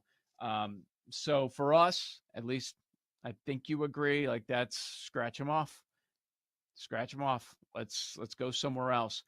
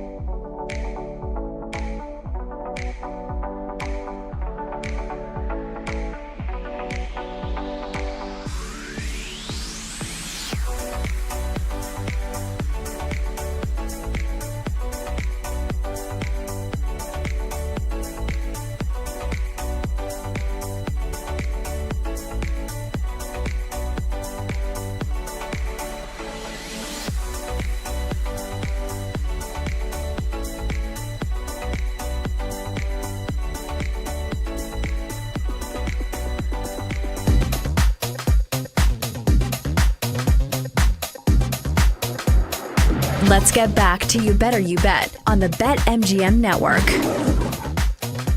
Hour one here of You Better You Bet. PJ Glasser with you, filling in for Femi. Nick Costos coming up in about 40 minutes, so we'll be with you guys for the remaining 3 hours of the show, talking NFL, talking college football. Colin Wilson is going to join Nick at 5:40 p.m. Eastern Time, and Jay Croucher will join him at 6:20. As always, you guys can listen to the show on the Odyssey app. You can always watch us at the BetMGM Network on Twitch or on YouTube as well here during this first hour. We're getting ready to talk Big 12 and ACC. Yesterday, we looked at the Big 10 and the SEC in college football. Big 12, man, I mean, this is as wide open as you could ever want a conference. It's kind of incredible. Not only how many teams are jumbled towards the top, but also the fact that the longest odds for teams to win this league, the West Virginias, Oklahoma States, Houstons, I mean, those teams are only 60-1. You go to the other conferences, you look at like the ACC, long shot, Stanford, you look at like SEC, Mississippi State,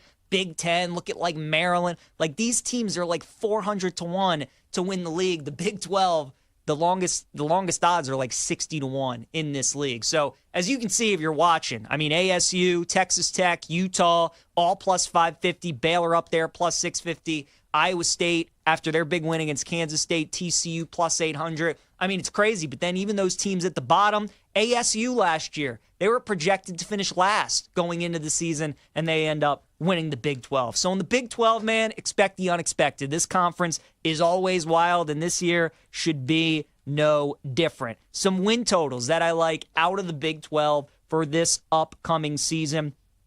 We'll start with the Arizona Wildcats. Over 5.5 wins for Arizona this year at plus 105. Basically, is Arizona going to make a bowl? Are they going to get to 6 wins and become bowl eligible? I say yes. 16 starters return for Arizona this season, including their quarterback, Noah Fafita. Tet McMillan, obviously gone. He's now playing wide receiver for the Carolina Panthers. But Fafita's still a very good QB. And Brent Brennan, their head coach, this is year 2 of him now. Keep in mind, last year, it was difficult for Brennan because Jed Fish leaving Arizona was kind of late in that head coaching cycle. Nick Saban retires out of Alabama, and then all the dominoes kind of fall in place. Kellen DeBoer leaves Washington to take the Bama job. Then Jed Fish leaves Arizona to take the Washington job. And then Brent Brennan comes in from San Jose State to take on Arizona. So he was a little late to the game getting to Tucson. Probably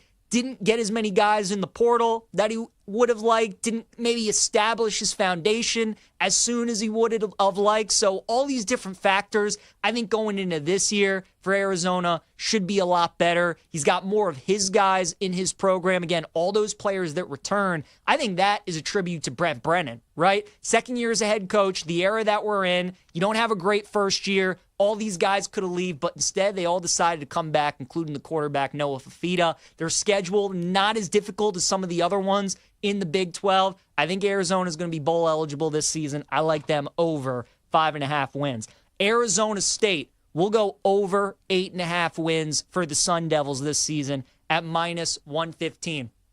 No Cam Scatterbo this season for Arizona State, but they bring back just about everybody else. 17 starters for ASU this season, including their quarterback, Sam Leavitt, who's probably the best quarterback in the Big 12. He's throwing to Jordan Tyson, probably the best wide receiver in the Big 12. And defensively, again, they're going to be pretty solid. Kenny Dillingham, I think, is the real deal. And I think anybody who watches college football will probably come to that same conclusion as well. Don't think last year was a one-hit wonder for ASU. I think that the Sun Devils are here to stay. The reason the win total is at 8.5 is because, again, the Big 12, last 5 years, you've had 5 different Big 12 champions, the parity in this league, so maybe some regression for ASU after surprising us all last season, but also the schedule. Their road schedule is tough this season. Baylor, Utah, Iowa State, they're going to have to play all those teams on the road this season. And because they were the defending Big 12 champs, Arizona State's going to be getting everybody's best shot this season. But I think they're up to it, and because of all the returning production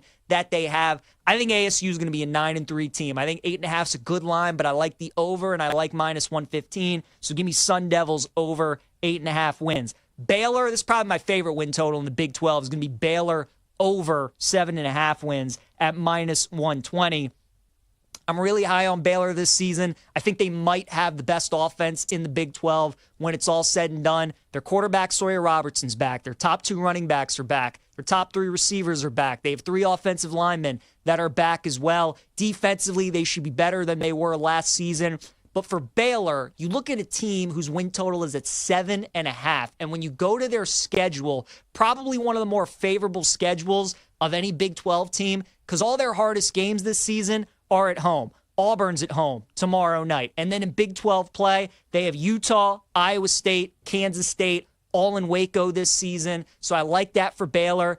They're going to be either favored in every game this season, or they're going to be a slight underdog in every game they play, like they are to Auburn when they're a 2.5-point dog. So just about every game they play, they're either favored or a slight dog, very winnable game for a team whose win total is 7.5 that just does not feel about right. It feels like their win total should be 8.5. So I think we're getting a lower line than we probably should here on the Bears. I like Baylor over 7.5 wins for the upcoming season. So those are the 3 overs that I like in the Big 12. A couple of unders that I like this season. We'll start with Houston, under 6.5 wins for the Cougars. So Connor Wegman is, just one of these new quarterbacks in this era, college football, that didn't work out at his first stop at Texas A&M. He was a highly touted recruit, and we just keep telling ourselves that, man, Connor Wegman's going to be good. He's going to be good. Well, if you watch Connor Wegman play football, you know it's probably not going to be the case. And even though a change of scenery is probably going to be good for him, I don't think he's going to exactly light it up at Houston. I like Willie Fritz a lot as a head coach for the Cougars. He did a great job at Tulane. I think he's going to do a good job there. His defenses are always good. He usually gets himself a good running back as well. But Houston, year 2 under Willie Fritz, making a bowl game, I don't see it. So I like under 6.5 wins for Houston. Got to lay some juice at -135. And then finally, Texas Tech. I know Femi is so fired up about this team. He loves them. I'm a little more skeptical. I'm going under 8.5 wins for Texas Tech at +130. First of all, I like the plus money number on Texas Tech. I just told you guys, Baylor, they get all their toughest opponents on paper at home this season. Well, Texas Tech, they're kind of the opposite. They get all their hardest opponents on the road this season. Arizona State, Utah, Kansas State, all going to be on the road for the Red Raiders this season. And I do like what Texas Tech is doing. I applaud them for it. They bring in the number 1 portal class. They're spending all this money. They're trying to win games.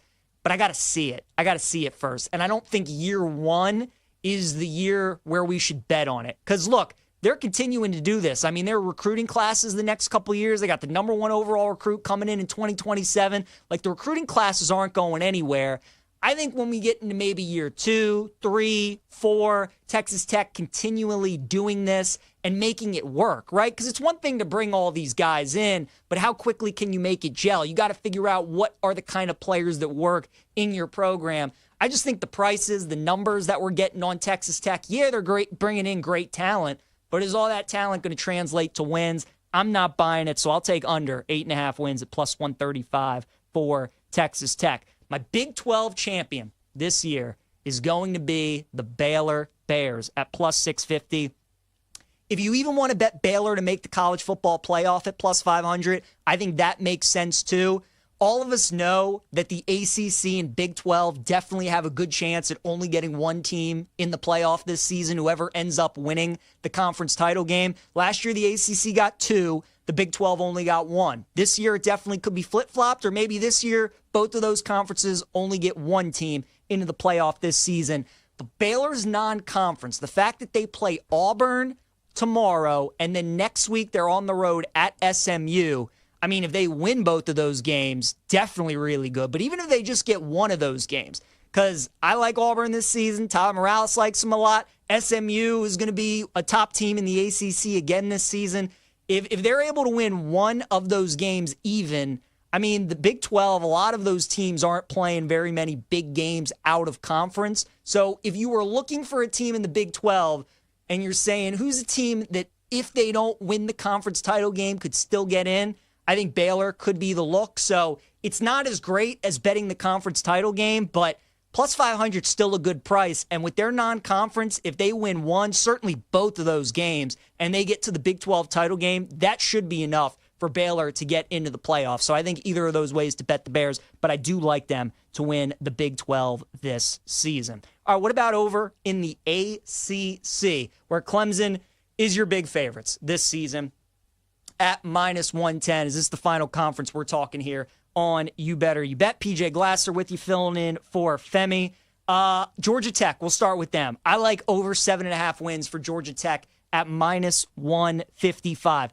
You got to lay a lot of juice with the Yellow Jackets this year, but I like this team quite a bit, and I like their schedule and the fact that they avoid all of the top teams in the ACC this season outside of Clemson.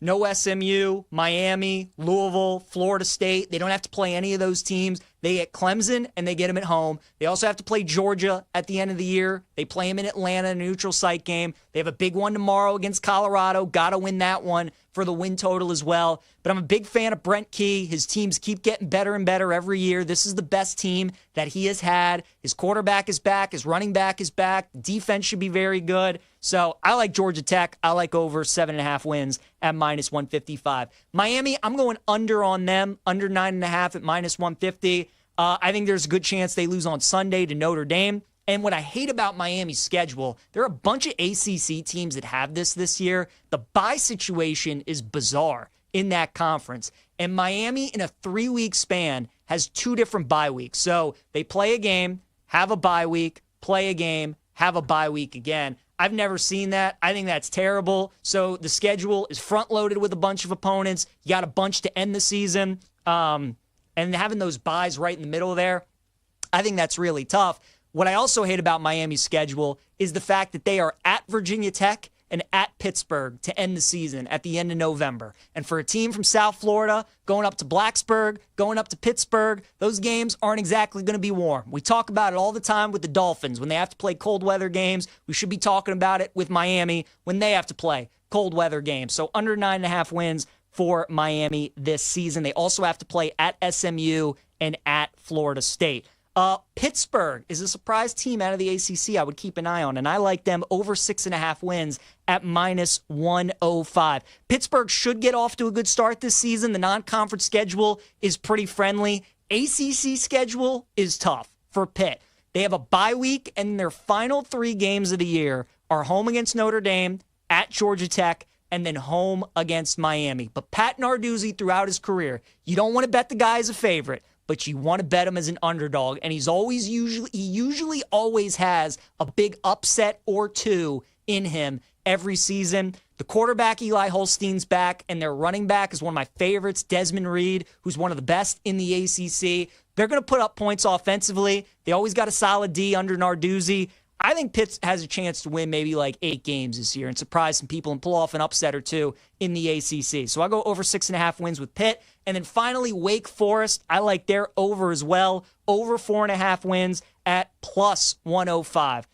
Their non-conference schedule is Kennesaw State, Western Carolina, and Delaware. Those are 3 games on their schedule. That should be 3 wins. We just need 2 more from Wake Forest in ACC play. Just get us 2 more wins. Now, they're going to be underdogs in just about all those ACC games, but they definitely can win a couple of those games. They get Virginia in there. They get Duke in there, NC State in there. Like, they can win some of those games on their schedule.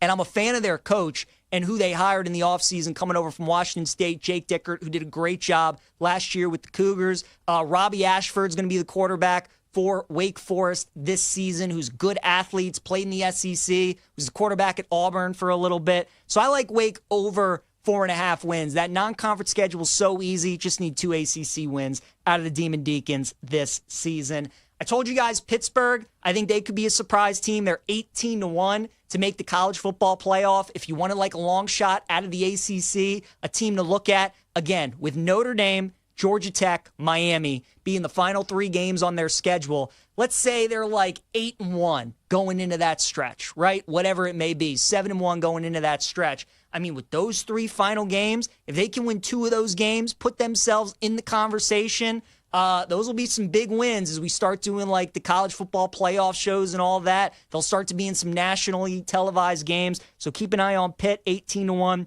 But the champion of the ACC this year is going to be Clemson. They are definitely the most talented team in this league. I'm not a fan of Miami. Just told you guys I like their under-win total. I do like Georgia Tech. I like Louisville. I like SMU. But at the end of the day, Clemson's a good bet at -110 because as long as they make the ACC title game, they're going to be favored against anybody that they play in Charlotte. So you bet the -110 now because when that game rolls around, it won't be -110 on the money line, and you'll have some good value on Clemson to win the ACC. I will wrap up the first hour, my 12-team college football playoff bracket up next.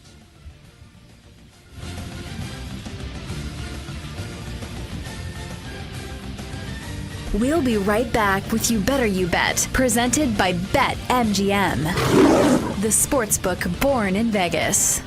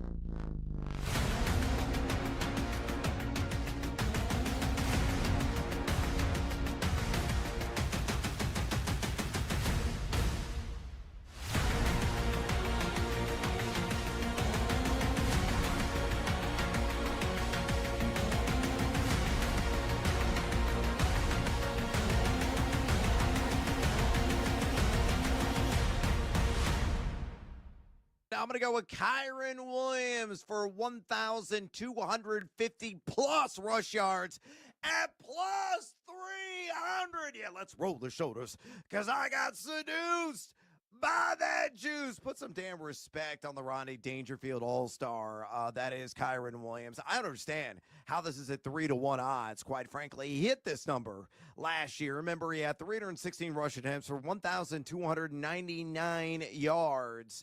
Mike Clay's got it projected for 313 carries, 1,377. We just got to get to 1,250. And again, we're cashing handsomely at plus 300. I understand the advanced analytics are rather unsightly. He was only number 42 in YAC per attempt. He was outside the top 50 in yards created per touch. But because he was top 10 in missed tackles force, thanks to the volume, he's a guy that can occasionally make dudes miss. He's dependable. He's reliable. The coaching staff really leans on him. Sean McVay loves him. He saw 82.8% of the opportunity share. Are you really worried about Jaquez Hunter eating into that volume? I'm not. Even if he siphons away, say, I don't know, 8 to 10 touches per game, this is an offense that's still going to run early and often to try to alleviate some of the pressure on an aging Matthew Stafford who's got a bulky back. So Kyron Williams taking it to the bank. 1,250 plus rush yards at plus 300.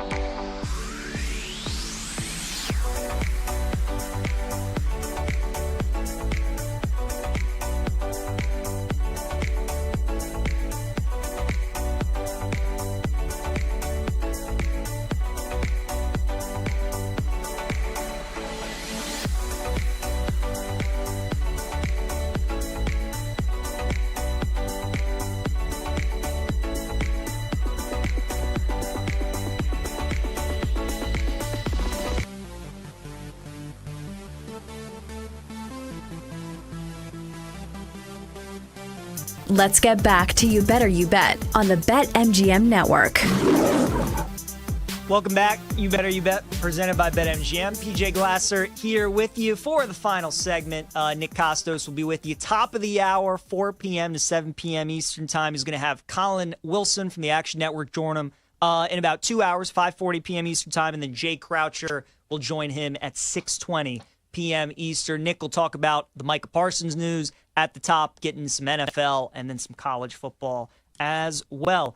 Real quick, some scores of Major League Baseball. Red Sox sweep the Orioles. They win 3-2 today. Cardinals and Pirates all tied up at 1. Rockies and Astros tied at 3. And the Diamondbacks up 6-4 on the Brewers. Another solid start for Garrett Crochet is maybe he's going to take the AL Cy Young Award from Tariq Skubal. We shall see. But we're going to talk some more college football to wrap up the first hour. We got some beautiful graphics from our guy, Mike Brown, my college football playoff bracket, the 12-teamer for the upcoming season. So here it is. Mike, without further ado, the 12-team playoff that we have. We will start Penn State. As you guys know, I'm on Penn State this season. Feels like a lot of the network is on Penn State this season.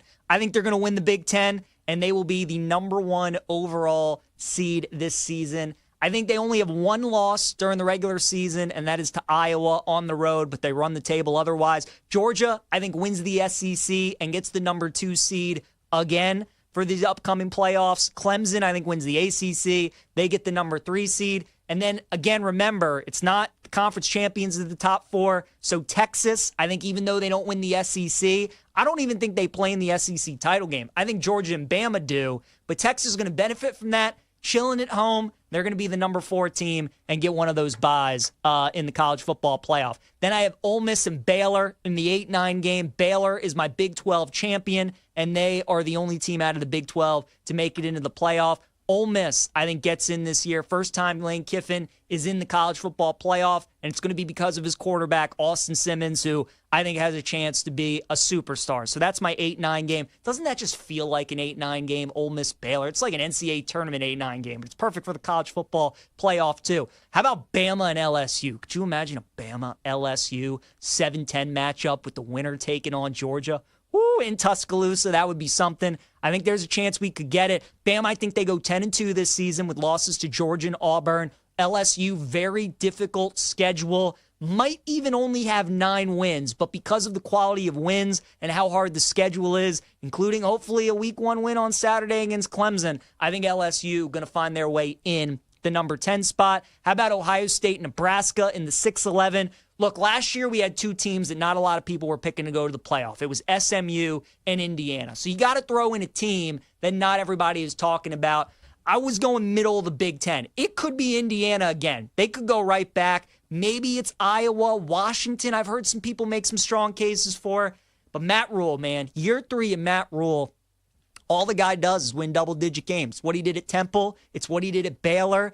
And I think he might do it at Nebraska again this season. 10 is the magic number in the SEC and the Big Ten. If you can get to 10 wins, you punch your ticket to the playoff. I think that's what Nebraska is going to do, and they'll take on the Buckeyes in the first round. And then Notre Dame's going to get the 5 seed. I think they split one of their first 2 games to start the year. They got Miami on Sunday and then A&M coming up in their next game.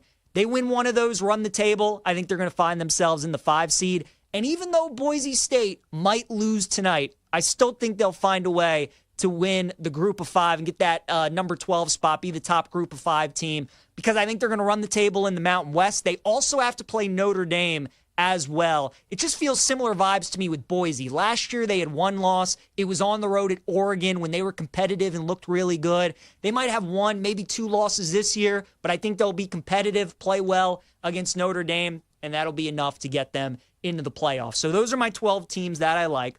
I have Ole Miss beating Baylor in the first round in the 8-9. I have Bama beating LSU for a second time this season in the 7-10. I think Ohio State defeats Nebraska in the 6-11, and Notre Dame defeats Boise in the 5-12. So no upsets for me in the first round. Chalk serves for my college football playoff. Then when we get to the quarters is where it gets a little bit interesting. I think Penn State is going to beat Ole Miss. That'll be a fun game. Austin Simmons against that Penn State defense, and Jim Knowles will be a lot of fun to watch, but I think Penn State takes care of business. Bama, I think, beats Georgia. Those teams might play 3 times this season. They get the matchup in Athens. They could meet in Atlanta for the SEC title game.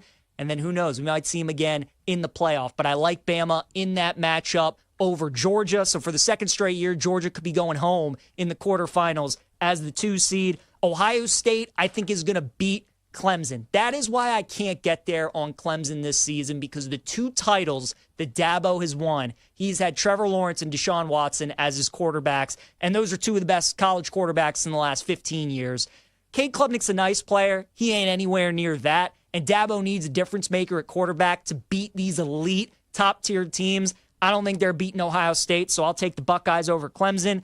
And then Texas and Notre Dame is a heck of a 4-5 matchup, and I'm gonna take Texas in that game. It's gonna be close, but I like Texas to take down Notre Dame. So I got Penn State and Texas in one semi. I got Bama and Ohio State in the other semi. That should be a lot of fun. I'll take Penn State to beat Texas. Penn State gets back to the semifinal. Sark gets back to the semifinal. Neither team has been able to get over that hump and get to the final, which should be a lot of fun. But I think James Franklin and Penn State take care of business. And then I have Bama defeating Ohio State and getting to the national championship as well. So number 1 Penn State against number 7 Alabama. The 2 teams I have national championship futures on this season. As much as I would like Alabama to win that game, I'm going with head over heart, and I'm taking Penn State to win the national championship with James Franklin and win the college football playoff. So those are my 12 teams. That's my bracket. Penn State, Bama, Natty. Penn State wins it all. I'm going to bring on my guys, Jake Hassan, Tyler Morales, get their thoughts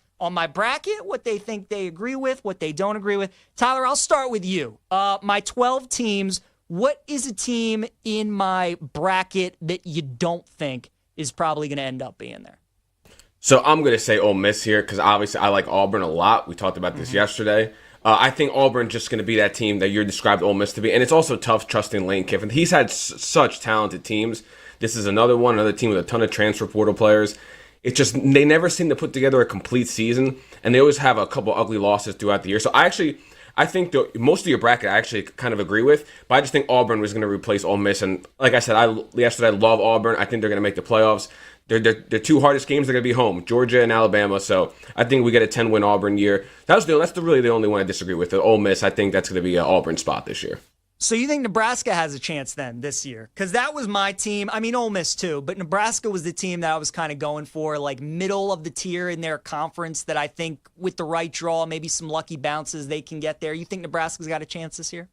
You talk about we have years and years of data of Matt Rule. The 3rd season, the team just improves when he's there. So he did it somehow got Temple really good, and then Baylor when they were in the dumpster made them really good. So I can't disagree with it. I know a lot of people have some crazy comments towards Raiola and his Mahomes stuff, but he's coming back in the 2nd year, and you got to assume he's going to be a lot better. And Matt Rule's in terms of college coaches, as good as you'll get. So yeah, I mean, I don't think it's that crazy. Would I put him in mind? No, but I see your vision. I like it. All right, very good. Jake, your thoughts on my college football playoff bracket? Who is the team in there that you do not agree with? You mentioned it already. It was immediately Nebraska. And I don't know, maybe it's just me. I can't get there with Fat Mahomes. Get out of here with this guy. I don't know. And I know he's a freshman, like first year. I get it. Boneheaded mistakes. It happens. Rule in year 3 could coach it out of him. But it's just some of the stuff he does, not even off the field. Who cares? Whatever. He's a dweeb, yeah. But I just on the field too. He just does some of these boneheaded things. I don't know. I can't get there in Nebraska. I think that maybe it's just Indiana in there again. Maybe it's somebody like USC. I'm not even going to say Illinois because I don't even want to put that in the universe and it makes me sick. But it's Nebraska for me because I think everybody's just so blindly saying Rule year 3. I don't know. It might work, but I can't get there with the quarterback. You know, USC is kind of a good call. I could see that. They do have some big games on their schedule. I like their defensive coordinator a lot. That was my thought, was one of those teams in the middle tier of the Big Ten. I don't know who it's going to be. The USC could be a good call. Indiana, we'll end up seeing. But it should be a lot of fun.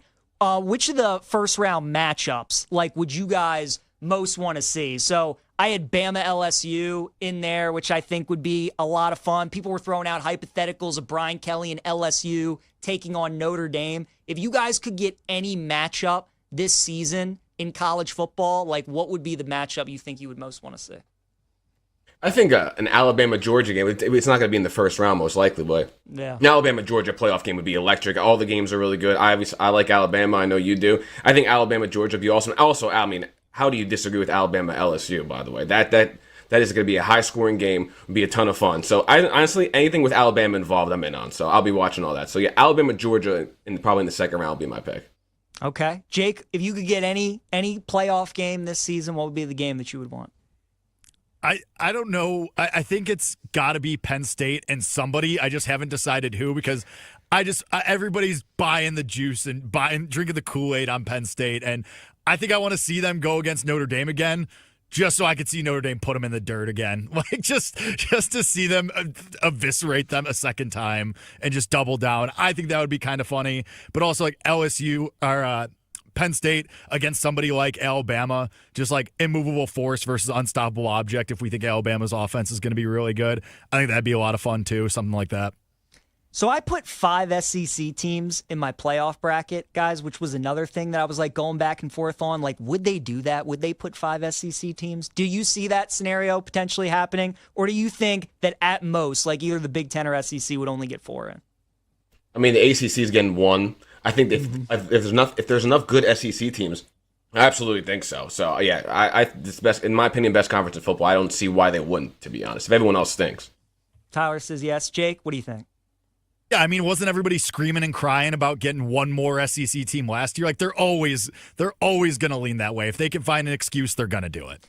Bill Zimmerman said, of course they would. So, yeah, I mean, I guess you guys are right. So we'll see. Can't wait. Week 1 gets going tonight. We got 17 games, bunch more tomorrow, and then that full Saturday slate all the way into Monday. 5 straight days of college football. Going to be a ton of fun. I'll see you guys tomorrow. I'll be hosting with Jared Smith. Nick Costos up next. Have a great rest of your day.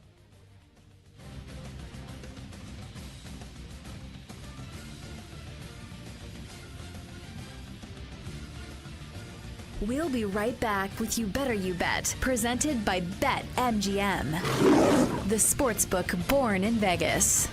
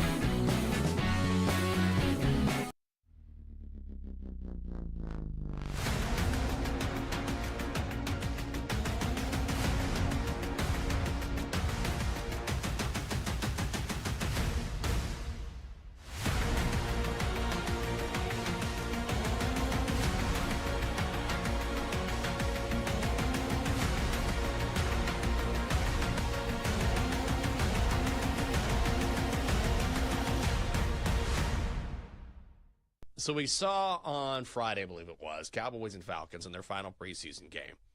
And Micah Parsons was on the trainer's table on the sidelines taking a little napski.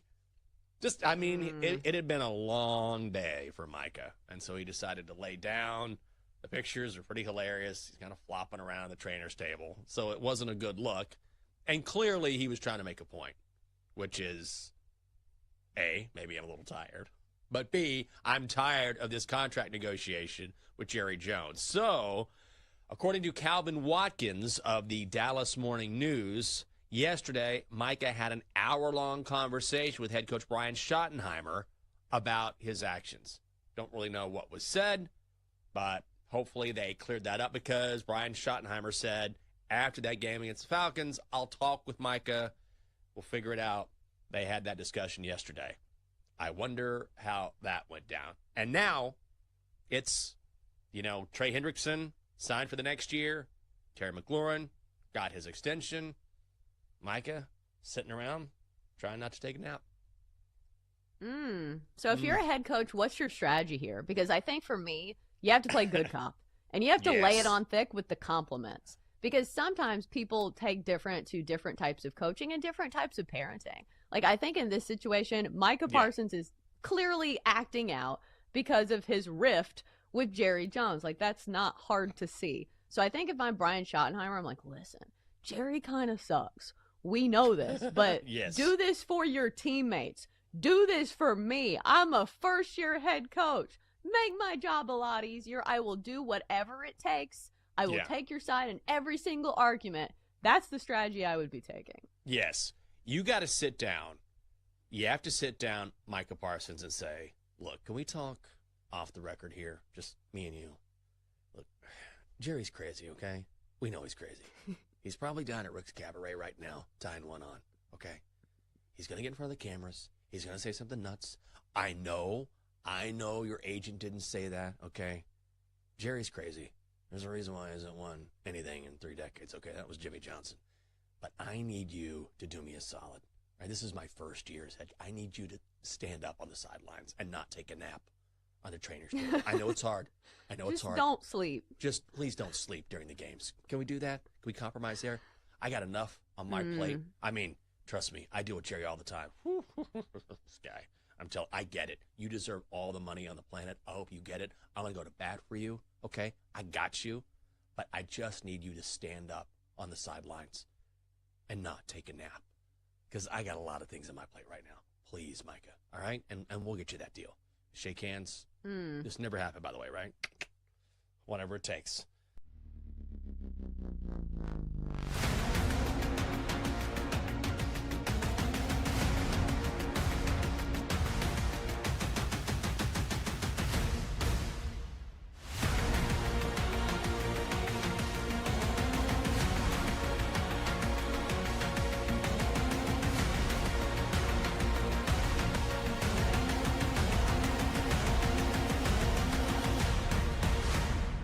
BetMGM Network presents to you the most unique show in sports. The show kicks ass. Oh, hell yeah. A show so unapologetically original, it needs its own word to describe it. Wagertainment. Money won is twice as sweet as money earned. Featuring the prop king himself, Nick Costos. Malik Neighbors was walking down the red carpet on Lafayette Street while he's not practicing for the Giants, but he can model like this leather jacket with leather gloves in 100-degree weather. But Malik Neighbors is back at practice. Also, no, I don't want to draft on Labor Day. Who does a fantasy football draft on Labor Day? The last holiday before. What the hell is wrong with people? Labor Day for fantasy football drafts? Grow up. This is You Better You Bet on the BetMGM Network. Make it legendary. What's up, everybody? Happy and merry, tremendous football Thursday to you and yours. This is You Better You Bet on the BetMGM Network. Nick Costos, the crew, and you. A solo Nick Costos production for the second consecutive day as we come to you live from the Odyssey app, from SiriusXM, on YouTube, on Twitch, on radio stations nationwide, in your hearts and in your minds, as we bring you the fastest show in all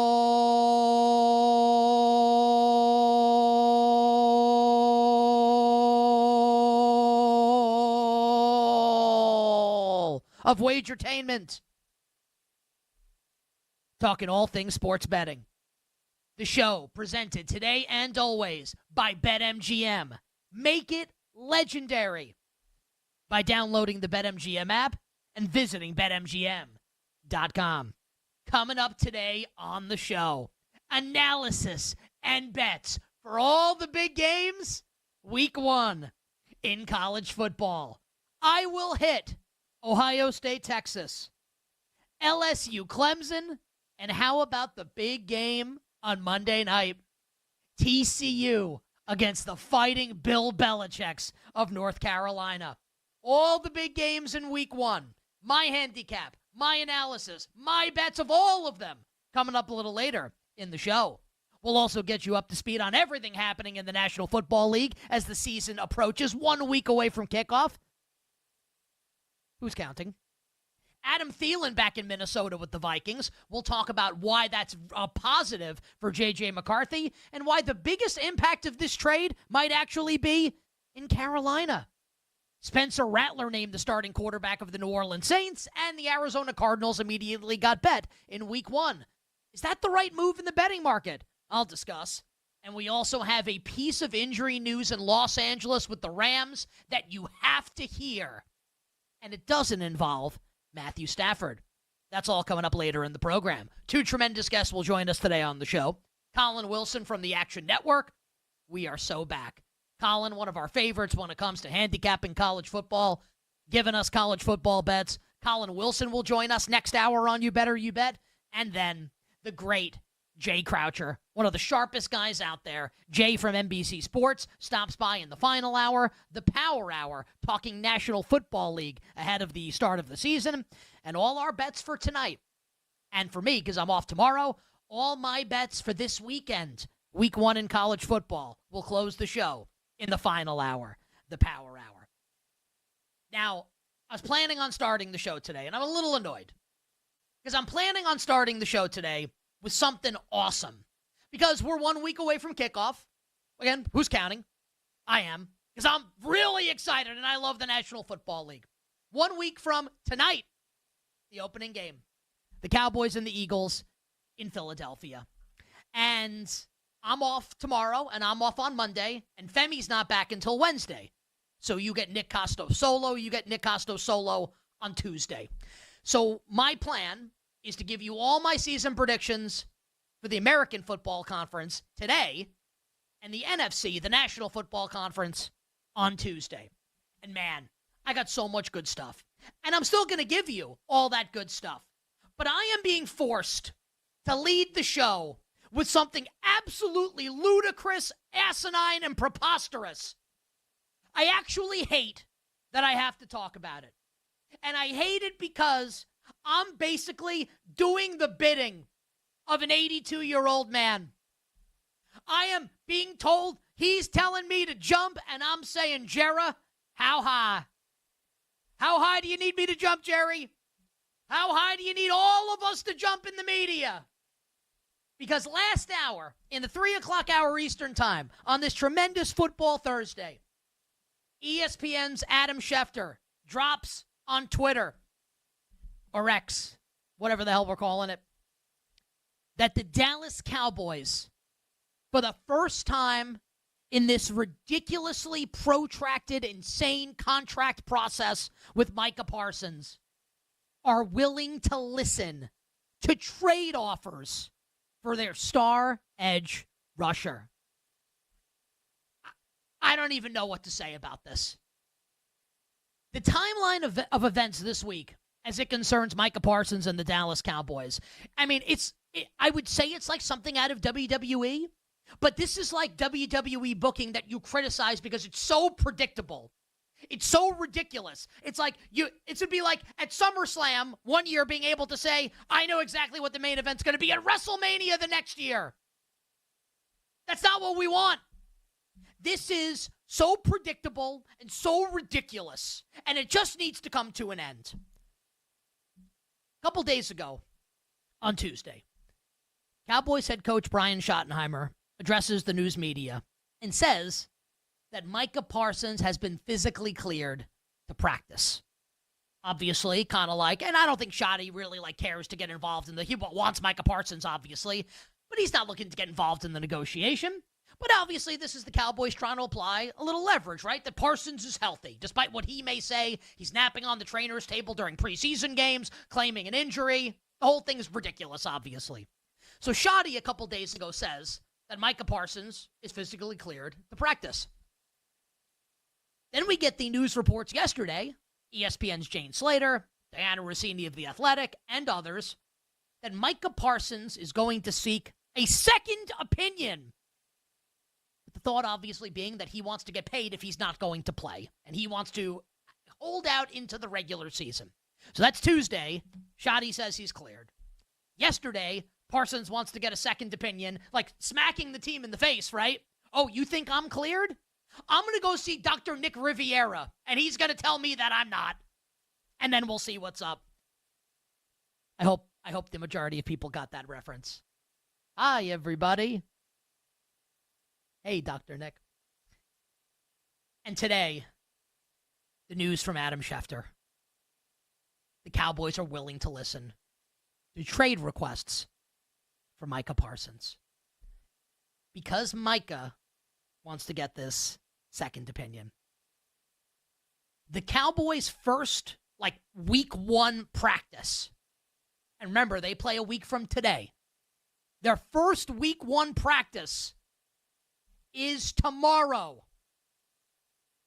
It's Friday. And they're trying, obviously, to create a sense of urgency to get this done. And the verbiage used by Adam Schefter was, they are looking for a resolution here in the coming days. And I have no doubt that there are 31 teams in the National Football League that would love to have Micah Parsons. Now, not all of them can make it happen because you're going to need, if a trade were to happen, and it's not, and I'm going to tell you why it won't in a second, you're going to have to trade significant draft capital. You're going to have to trade probably at least one good player, young good player now. Not every team can do that, but of course every team would like to have Micah Parsons. But the thing that's stupid about this is that there's no chance it's happening. 0.0%. And let's roll through the reasons why. Number one, the owner of the Dallas Cowboys, Jerry Jones, is 82 freaking years old. God bless him. I'm not an ageist. I was gonna say something about the presidency of the United States, but people can construe that in one of many different ways. I'm not an ageist. Good for Jerry Jones. Good that he's still involved. But let's be real here. He's 82. Do people really think that Jerry Jones wants to oversee a full-scale rebuild of the Dallas Cowboys? Because even if you wanted to pitch this as Herschel Walker 2.0, let's say that the Cowboys traded Parsons and they got an insane haul back for Micah Parsons, and you wanted to say this is the next Herschel Walker trade, and Dallas can use all those pieces over the next couple years to build this up into a new dynasty. Let's just say that that's your train of thought. Jerry's 82. You think he's got the patience to sit and wait for that to happen? 2-3 years down the line? No way. That's the first thing. The second thing is, they're all in to win this year. They need to win this year. That's what it's been all about with the Dallas Cowboys. You trade for George Pickens. He's in a contract year. You sign Dak Prescott. You sign CeeDee Lamb. Does anyone know, what happens if you trade Micah Parsons and you're the Dallas Cowboys? You have no season. There is no season if you trade Micah Parsons. It doesn't exist. The bull case for the Dallas Cowboys defense, if there is one, and I think you can make a decent case that if these things happen, then Dallas's defense could be okay this year. I don't know if it's going to be, but you can make an argument. It's that the pass rush kicks ass.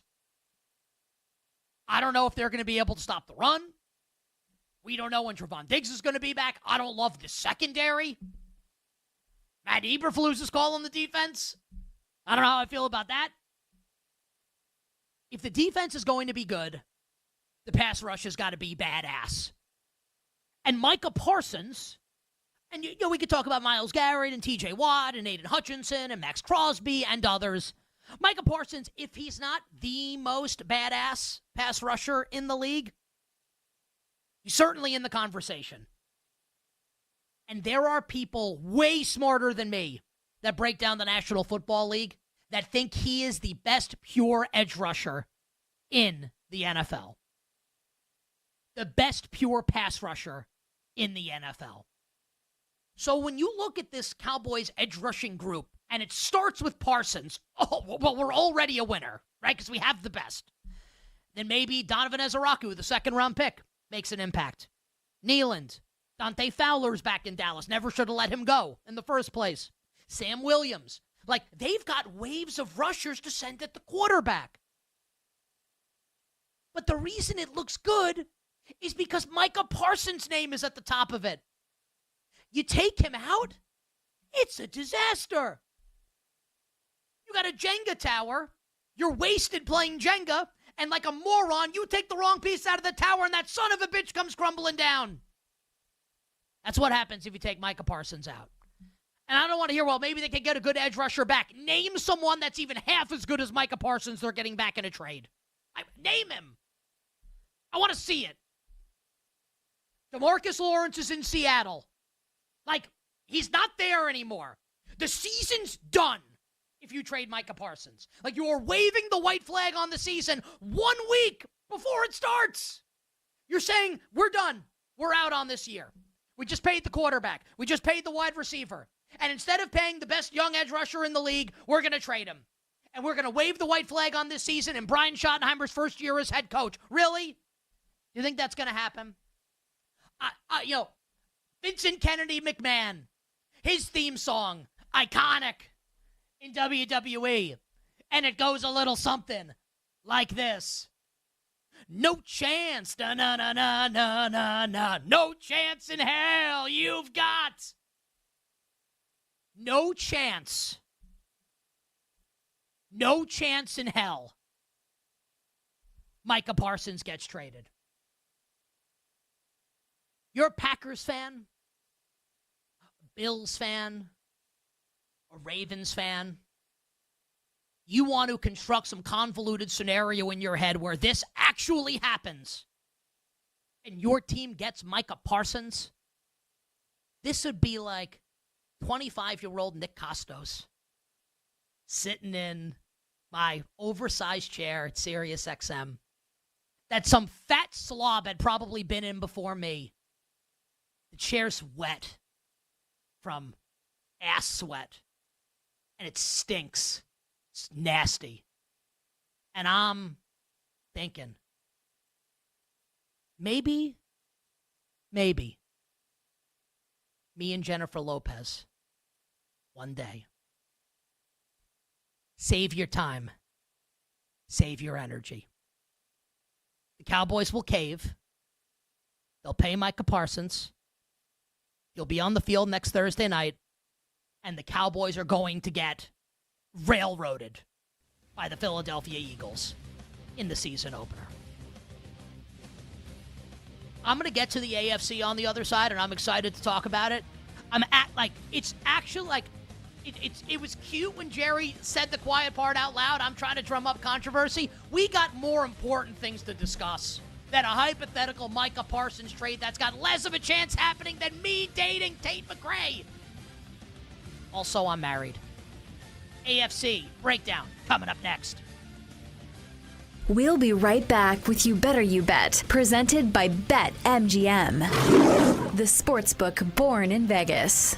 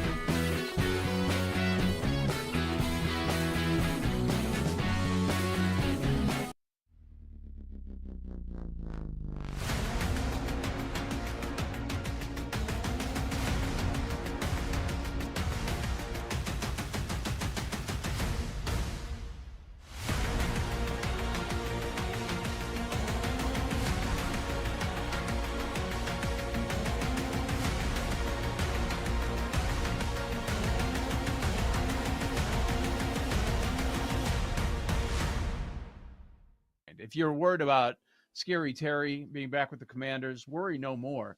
3-year extension worth $96 million. So Terry McLaurin will stay Commander. So in that division, what about Parsons? That's the question. They always How thought. long- Yeah. They always thought Terry would be there. I don't think anybody around that building thought that he was going to leave. It was just a matter of making both sides happy. They are trying to build around their superstar quarterback. And you brought this up earlier. That defense is getting older. I know that you have a long shelf life, ideally, with Jaden Daniels, but they feel like with the team they have and building off of what they did last year, they feel like they have a Super Bowl window in the next 3 years. So they wanted to make sure that everything around Jaden Daniels stayed the same or got better. You don't get better by losing Terry McLaurin. So this always felt like it was inevitable that they would bring him back. Yep. You had to. Based on every move that you made, and with Jaden Daniels, like you mentioned, you had to bring Scary Terry back. 5 1,000-yard seasons.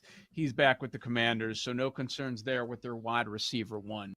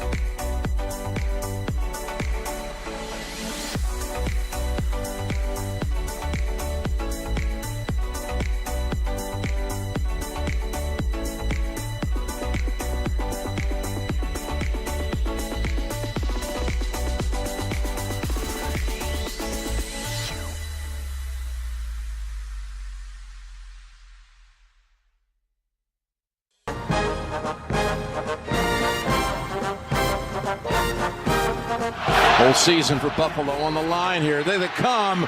He just desperately throws it up in the air. Incomplete. Kincaid was right there. You're tuned in to You Better You Bet with Nick Costos and the crew on the BetMGM network. Make it legendary. Bring it up, Jake.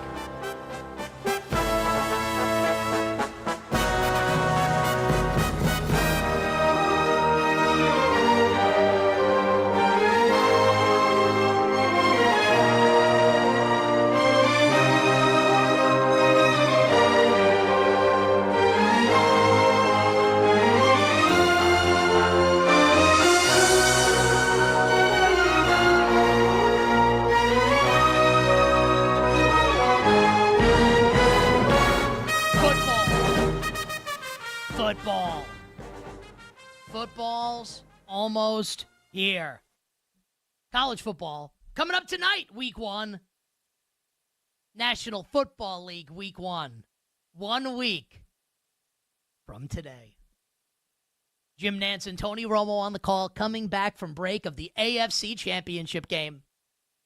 Remember when we got to bet the Chiefs against the Bills in the AFC Championship game? How great was that? It was awesome. And then it wasn't so awesome in the Super Bowl a couple weeks later against the Philadelphia Eagles. But man, the AFC Championship game, that was something else. Solo Nick Costos today on You Better You Bet. Solo Nick Costos Tuesday on You Better You Bet. And Femi's back from his vacation with his family. And then you get Costos and Femi on Wednesday. And on Wednesday of next week, we're going to hit you with a big NFL Week 1 It Moved. And we will give you our awards bets for this coming NFL season. Tuesday, after Labor Day, all my predictions for the NFC. Today, right now, my season predictions for the American Football Conference. I'm about to give you all 4 divisions, how it's going to shake out, 1 through 4. The 7 playoff teams in the AFC. The teams that will be just on the outside looking in. The playoff bracket. Who's going to win all those playoff games and who's going to play each other in conference championship game, divisional round, wild card rounds. And who will represent the conference. Super Bowl 60. A Sunday, February, in Northern California. And bets associated with many of these thoughts and opinions of mine. We will begin in the AFC East. It would be weird if I was like, hey, let's start in the AFC South. That's third. Like it's East, North, South, and West. That's how it goes. That's how it always goes with everybody. And if anyone does a different order, like it's weird. So of course we're going to start with the AFC East. And on Tuesday, we're going to start with the NFC East. Spoiler alert. So here's how it's going to go in the AFC East this season. Your 4th place team in this division. This should surprise no one if you've been listening to this show or watching the show at any point this offseason. On Instagram, we posted a video. I put it on my Instagram account at the Costos. You can follow me there. I'm making a concerted effort to post more of my content this year. I think this is probably something that's starting to be good to do, is posting content.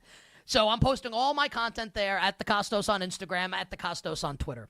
And along with the BetMGM network and our awesome social team with Sean, smile on his mouth, hand on his hub, the great Kate Adriani, and of course, our terrific technical director, Tyler Morales, posted a video of me saying the Dolphins are going to be stinky this season.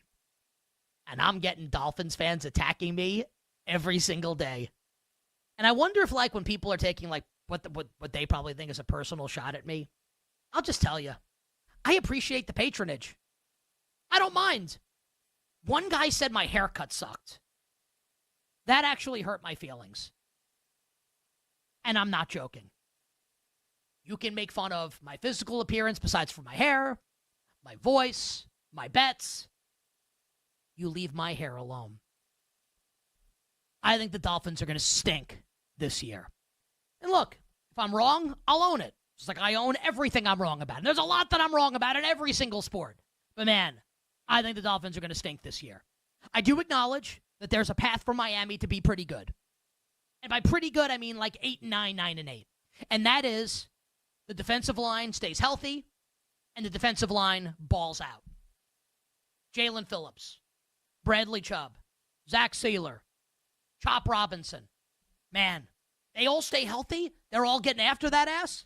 And you can mask how bad the secondary is going to be.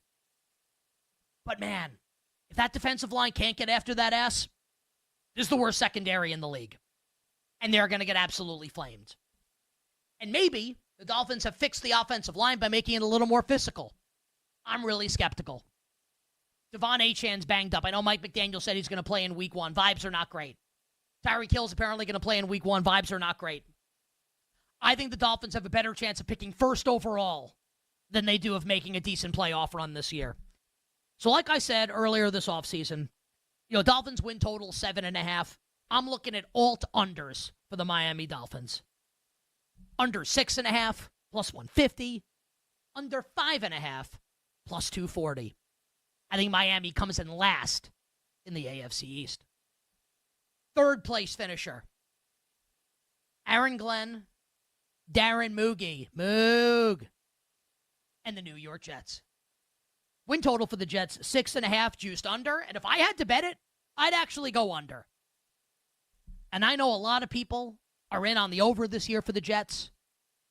Femi thinks Aaron Glenn could win Coach of the Year. And look, Femi's not here to defend his take. He could be right. Like, I can be wrong about this. I don't know how you're ever getting there with Justin Fields as the quarterback. So I'll repeat what I've said this whole offseason about the Jets. I think from a team-building perspective, what Aaron Glenn and Darren Moogie have done this offseason, I think it's an A+. As far as building this team to be good down the line. I mean that. It doesn't mean that they're going to be good down the line, that they're going to follow the Lions model, what Aaron Glenn and like Dan Campbell did in Detroit. It doesn't mean it's going to work. But I love the building blocks for the Jets. But not with the quarterback that can't throw. Like, it's one thing, it's great to say, the offensive line's going to be awesome and they're going to run the ball and they're going to like choke out the game. What happens if you fall behind? You can't come back. I like the under on the Jets win total, and I have the Jets third place in the division. In second, here on You Better You Bet on this Thursday. Second in the AFC East.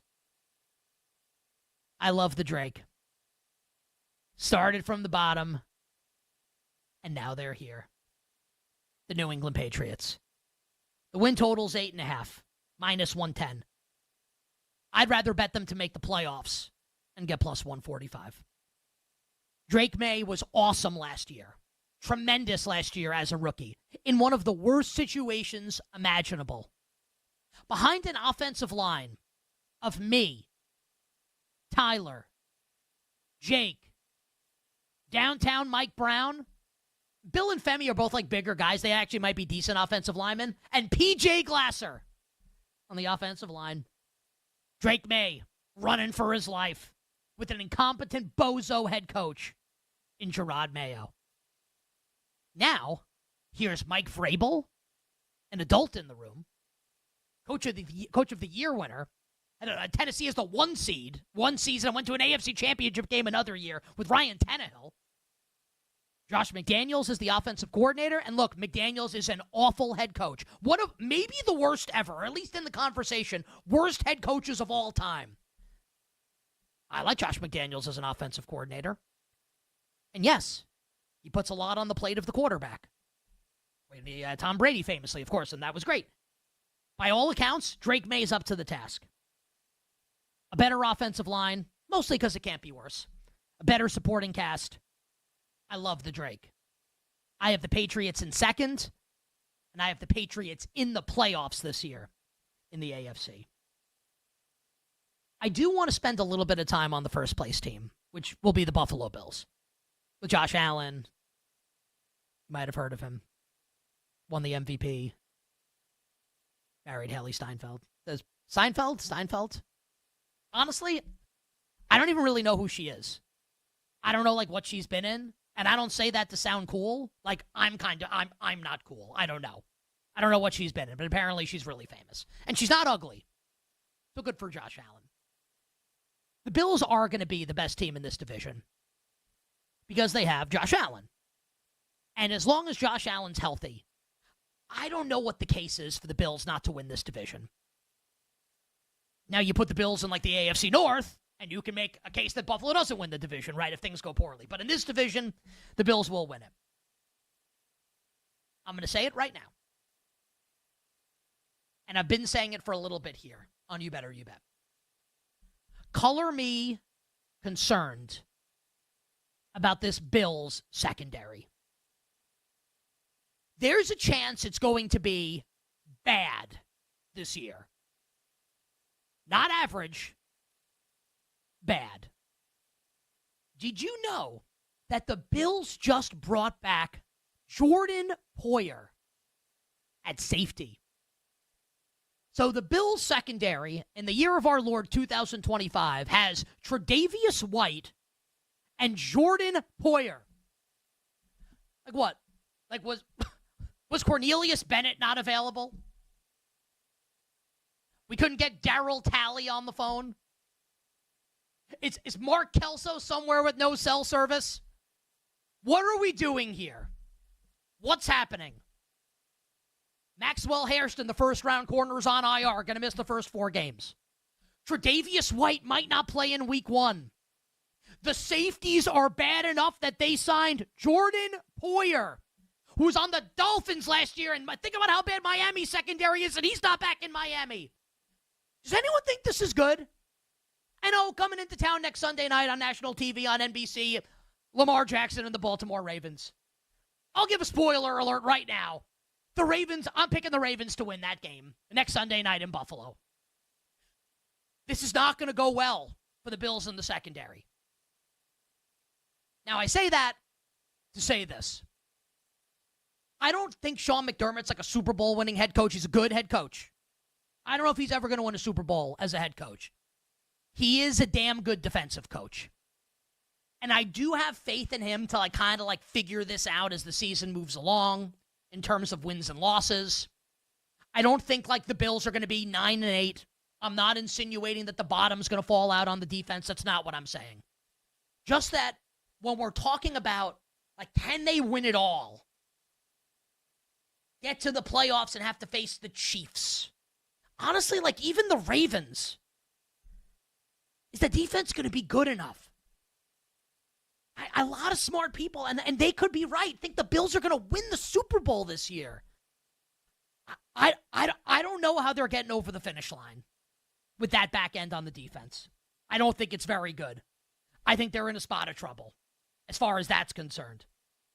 But they are going to win the division. Win total is about 12. I think that sounds about right. Maybe they go 11-6, whatever. They're going to win the division, and they will represent the AFC East as the division champion in the postseason. Start the AFC North here. We'll carry it into the next segment. In 4th place, the team whose quarterback room is Joe Flacco, and then a rookie 3rd rounder and a rookie 5th rounder. Your Cleveland Browns. And I think there's been some thought throughout the NFL offseason, right? That and I've said it a couple times. Kevin Stefanski's a great coach. Two-time Coach of the Year. Defense has got a chance to be pretty good. Secondary took a couple hits, but man, still got Myles Garrett. Mason Graham, 5th overall, defensive tackle. And I'll tell you, and we'll talk about this next week. Carson Schweisinger, off-ball linebacker out of UCLA, picked at the top of the 2nd round. I think we should be talking about him a little bit more for Defensive Rookie of the Year. But that's a story for next week. I just want to repeat myself. The quarterbacks are Joe Flacco, Dylan Gabriel, and Shedeur Sanders. Dylan Gabriel is like a career backup quarterback, if that.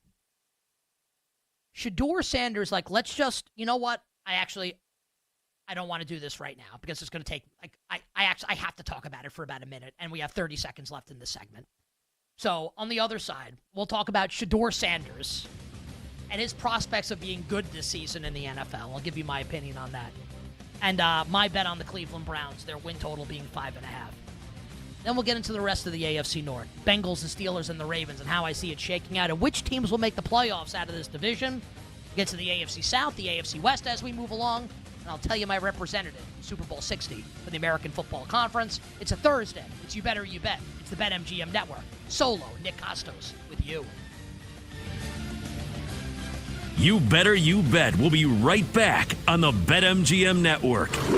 Make it legendary.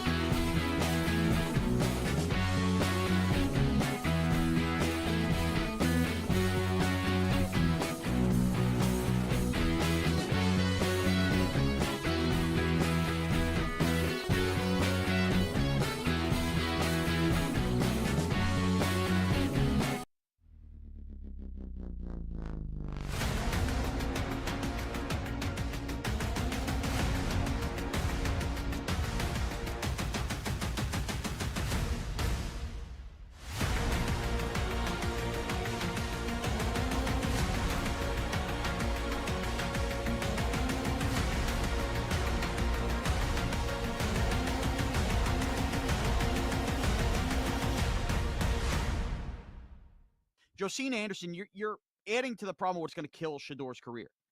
So now you want to roll a guy out there who's injured because he'll have plenty of time to heal. Do you realize how crazy you sound? How insane that is? In a game we talk about health and safety, you want to roll a guy out there just because he needs the reps, because it'll maintain his rhythm? Hey, Josina, when a guy is taken in the 5th round, a large portion of his career is going to be spent as a backup quarterback, or at least an early going. There's no maintaining rhythm. You come into a game when your number is called, and you're prepared to do so. And also, as far as what was gained for the Cleveland Browns, what about the wide receivers, the tight ends, the running backs, who are trying to cling on to dear life for some semblance of an NFL career to put on tape? What did they gain by Shador Sanders taking 5 sacks yesterday? Nothing. So maybe in that last drive, one of those guys, because Snoop Huntley's at least capable, help them out in putting some decent tape on, because it was non-existent when Shador Sanders was on the field. This selfish act of the way some are covering Shador Sanders is a disgrace to journalism. And it's going to bury Shador Sanders' career. Because who the hell wants to sign that guy when you have that many people clamoring for him to start and be treated even more fairly in preseason games? Some of the media should be ashamed and embarrassed with their journalism degrees with the way they've handled Shador Sanders.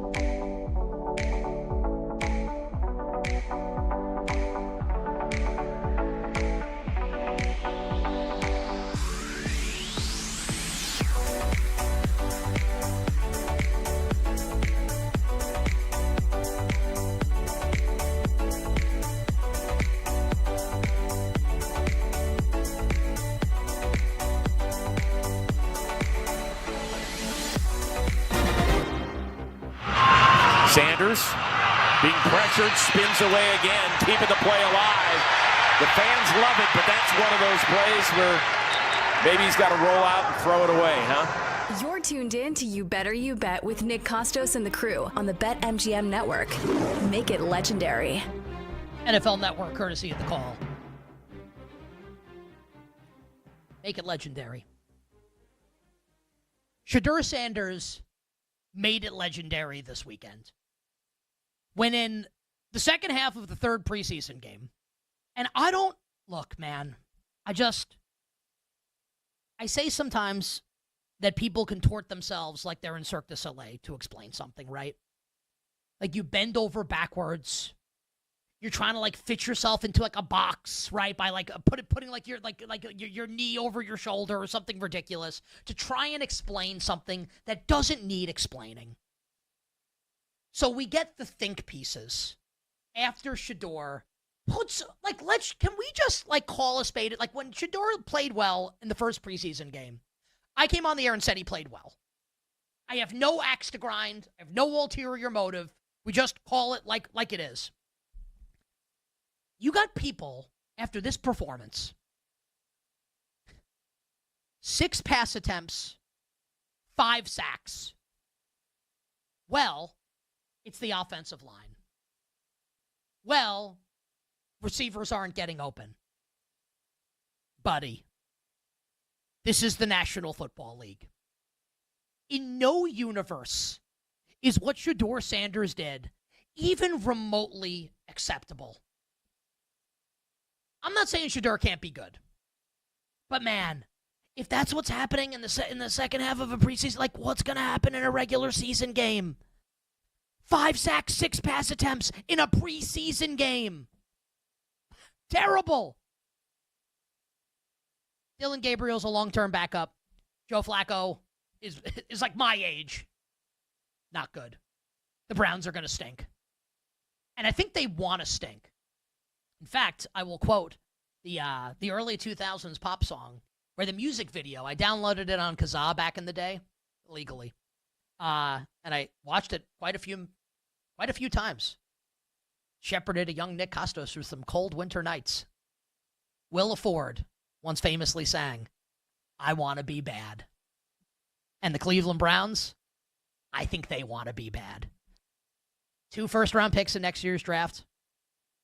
By all accounts, and I'm not the guy that's grinding the college film, by all accounts, it's a badass quarterback class next year, and we will see 2 of those guys go head-to-head this weekend in the Clemson-LSU game. Cade Klubnik and Garrett Nussmeier. I think the Browns want to be bad this year. Good news for them. They will be. 3rd place in the AFC North. The Cincinnati Bengals. And I know this will be blasphemous for some who think the Bengals will roll out of bed this year and score their way to a postseason berth, even though it didn't happen last year. Well, Joe Burrow played in the preseason this year. Great. The defense is still terrible. Oh, well, they signed Dalton Reisner. Okay, great. He's out there on the street at the end of August. You don't think teams need offensive linemen? Like, this signing gets announced yesterday. People are like, oh, my God, the offense is fixed. Like, they signed prime Steve Hutchinson or something. Like, what are we talking about? The defense is bad. Like, okay, Trey Hendrickson's back. He was there last year and had 1 million sacks. You want to tell me Shamar Stewart's got the goods? Maybe. It's possible. I look at this Bengals team. I don't like the head coach, and I don't like the defense. No playoffs, plus 120 for me with Cincinnati.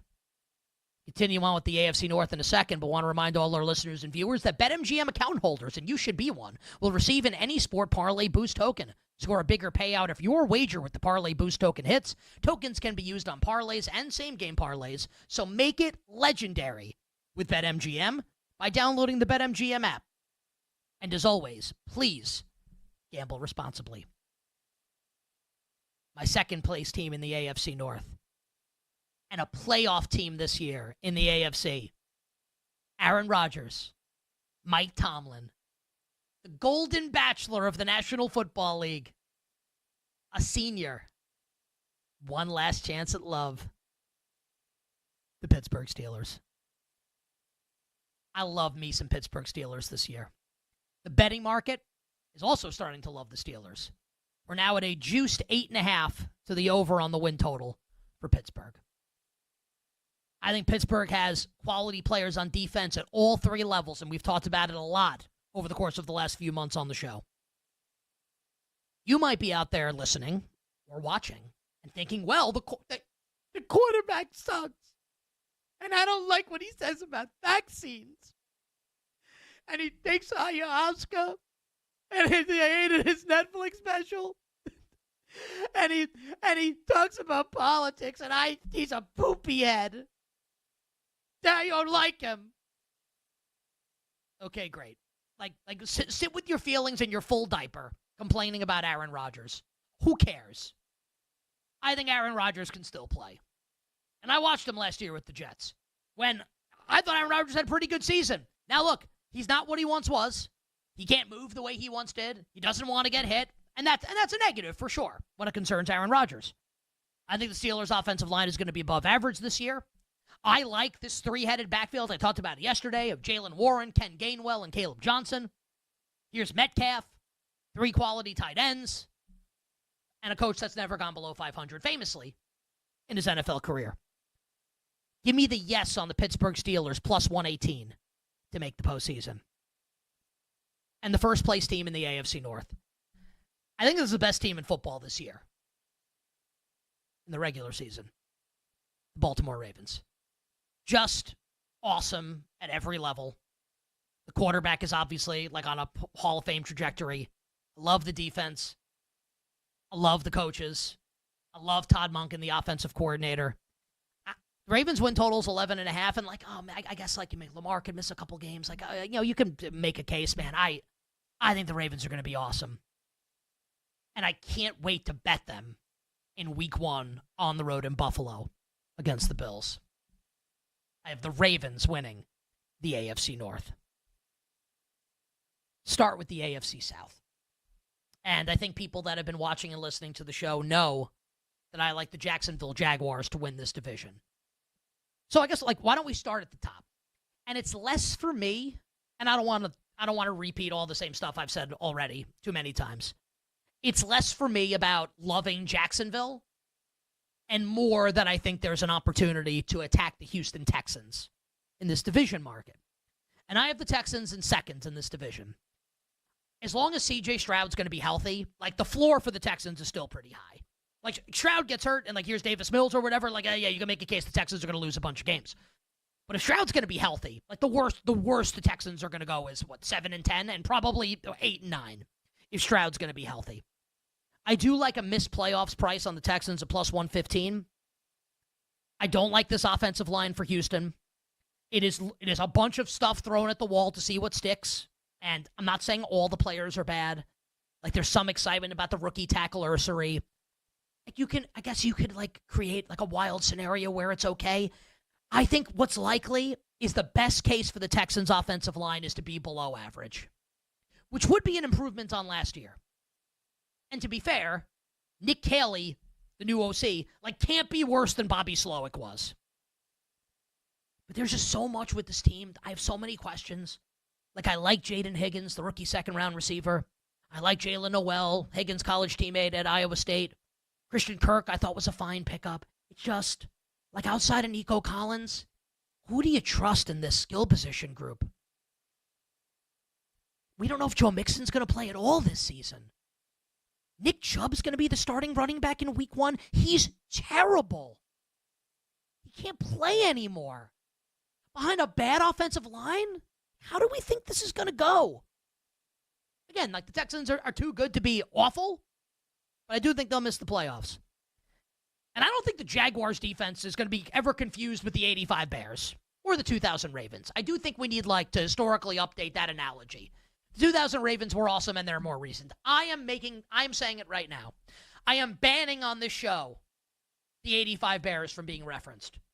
We will reference the 2000 Ravens as the defense now when we make these analogies, even though they obliterated my Giants in Super Bowl 35. The offense in Jacksonville is just, I talked about it yesterday with the fantasy stuff. Man, I love Liam Cohen. The Bucs offense last year was so electric and so innovative and so fun. Travis Hunter, BTJ. I like the trade for Tim Patrick. Needed a bigger receiver, even though you don't like giving up a 6th-round pick for a guy like Tim Patrick. I like it because they need a receiver like that in this offense. De'Ami Brown is a field stretcher. I think Brenton, Dr. Strange is going to play pretty well. The 3 running backs, the rookie Bashal Tootin, my favorite. Jacksonville plus 310 to win this division. And if you put Jacksonville in another division, I might not pick them to win the division.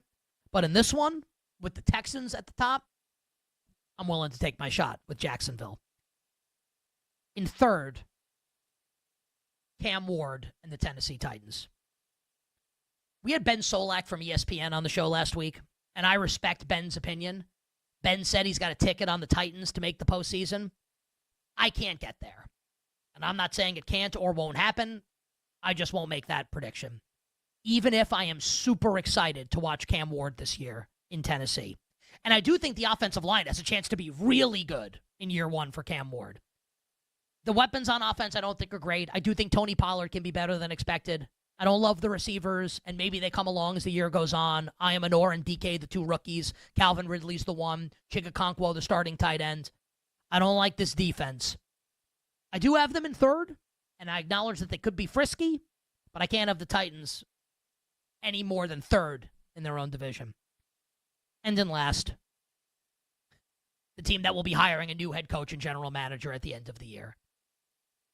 They will fire the cowards, Shane Steichen and Chris Ballard, who decided to play for the high floor instead of swinging for the high ceiling. Daniel Jones is the starting quarterback.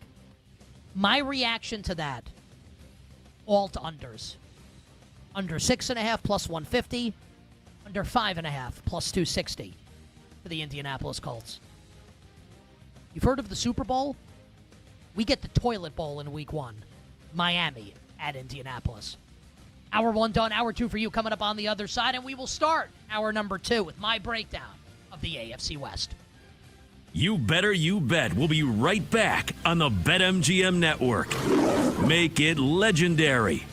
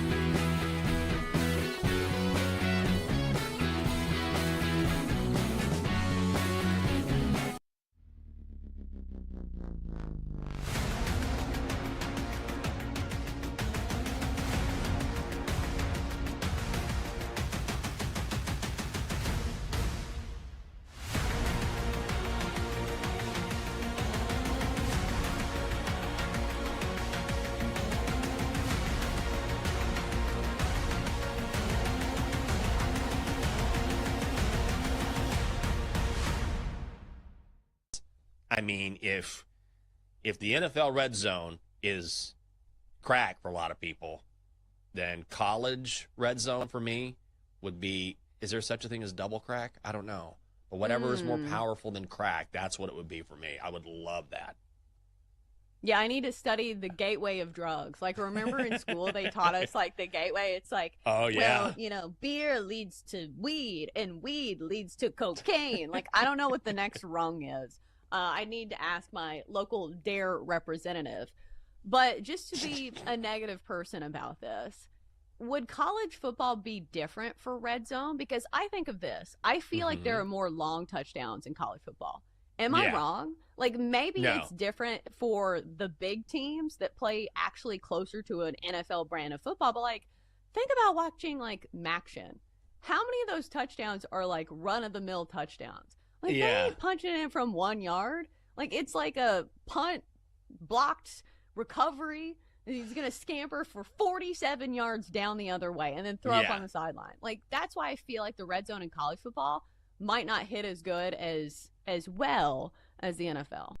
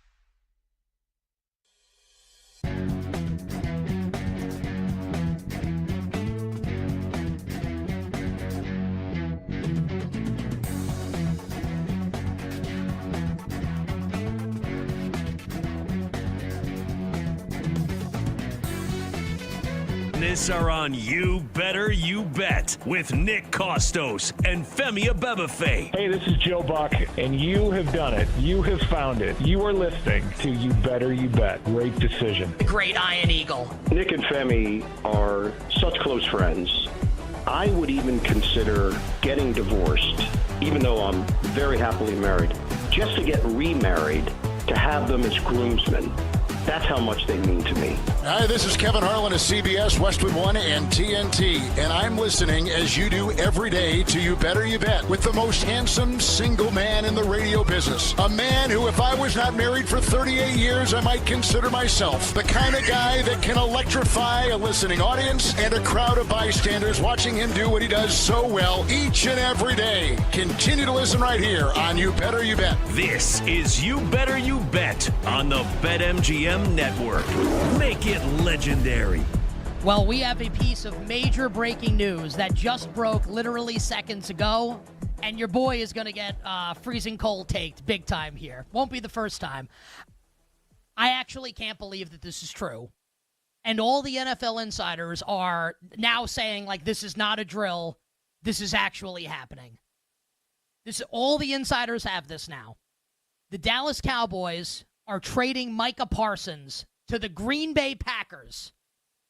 The Packers will sign Parsons to a 4-year, $188 million extension with $136 million guaranteed. Parsons gets $47 million per year, so $5 million more than the expectation was to make him the highest paid non-quarterback per year in NFL history. So Micah Parsons traded to the Green Bay Packers. We don't have the compensation yet on this deal. I am sure that this is coming in moments here to find out what the Green Bay Packers gave up for Micah Parsons. So, look, obviously I'm way wrong with what I said in the first hour. I thought I was way right. I thought there was no way that this could possibly happen. And yet here we are. And I can't believe that it's come to this for the Dallas Cowboys. And if you're a Cowboys fan, and I want to wait until we get the compensation to see what this is. Could this be Herschel Walker 2.0? Did they get young players back and draft picks back to be able to justify this trade being made? But I'll tell you, so I don't even want to go into if you're a Cowboys fan, you should be sick right now. Let's see what the compensation is. But man, it's almost like, do you even care? Because we're talking years down the road if this is going to be something that's good for the Dallas Cowboys. Because, season's over for Dallas. I'll tell you, their games are going to be fun to watch because their offense is going to be absolutely electric this season. And they're going to be throwing the ball all over the yard, and their defense is going to give up tons of points. And now without Micah Parsons, I don't think this edge rush is going to be able to be any good. This defense is going to stink. And they're going to be involved in a bunch of shootouts here. So they're going to be fun for fantasies. This is good for George Pickens, and it's good for CeeDee Lamb, and it's good for Dak Prescott. But as far as real life goes for the Dallas Cowboys, win total 7.5. They're coming in last in the division, provided that, unless they got back stud players from the Packers in addition to draft picks, and we'll see what the compensation is. And guys, just let me know what we see, when that comes in for Dallas, what they get back from the Green Bay Packers. I'm in absolute disbelief. I did not think that it would come to this. And this is complete and utter mismanagement, obviously, from Jerry Jones, where this is as easy as it gets to pay the all-world pass rusher. Who gives a damn about handshake agreements? You got to work with an agent. That's how business works. I just signed an extension with Odyssey. I could agree to terms with the deal with my bosses at Odyssey. But if my agent's not going to get involved, nothing's going to happen. Of course nothing's going to happen. This feels to me like Jerry dug in because he was pissed at Parsons and felt like Parsons went back on his word because he bought the Cowboys on a handshake agreement. I don't even know what to say. So we're starting to get the news here as people are tagging Old Takes Exposed. I like when people do that because it gets me more publicity. 2 1s per Bill Zimmerman. And Ian Rappaport of NFL Media says there could be a player coming too. I don't know who that player is. Lucas Van Ness. let's take a look at the Packers roster and see if we can figure this out. And then we'll have a conversation about Green Bay and like what this does for the Packers. Because I'll tell you what, like season's over for the Cowboys as far as making the playoffs are concerned. Like there's no Ewing theory nonsense going on here. Like the defense falls apart without Parsons. I think they've got no shot. I mean, I don't even like who could it even be? I mean, they've got some good young defensive players, but man, I don't know who it would be. For the Packers, this is really interesting because with Green Bay, I've been saying for the past couple weeks, when handicapping the NFC North, and the teams that I think potentially win the Super Bowl in the NFC, and I had the Packers yesterday on my list as a team that could win the Super Bowl. And the thought was that everything on the Green Bay roster is good to very good. But is any of it great? Now they've got something great. They've got the best young edge rusher in the league in Micah Parsons. So they've got something great right now, the Green Bay Packers do, with Micah Parsons coming in. So now Micah Parsons on one side, Lucas Van Ness can go to the bench. Parsons and Rashawn Gary are your two pass rushers now, with Clark and Wyatt in the middle of the defensive line. Like, I think Edgerrin Cooper has got the chance to be one of the best linebackers in the league. And, like, I don't like Green Bay's corners. And, like, is Hobbs healthy? Here's Keyshawn Nixon. McKinney's a stud, but, like, I don't think the secondary's very good. Like, now the secondary matters way less with Micah Parsons rushing the passer. Man, I can't believe this happened. We got to get the compensation here on this deal. Find out what the Green Bay Packers actually gave up. So, man, let's see. Green Bay, and I'm going to do a little refresh here on BetMGM because all this is happening in real time. And if you're just joining the show, Micah Parsons traded from the Green Bay Packers to the Dallas Cowboys. The line at BetMGM has not moved for Eagles-Cowboys. We're still sitting at Eagles -7. Me thinks if you're out there and you like Philly in the game, to maybe take a bite on the Philadelphia Eagles now. And if there are any 6.5s out there, then perhaps that's something you should consider on the Philadelphia Eagles. Because the Eagles' offensive line is badass. The tackles with Lane Johnson and Jordan Mailata. Like, how are the Cowboys getting at Jalen Hurts in this game?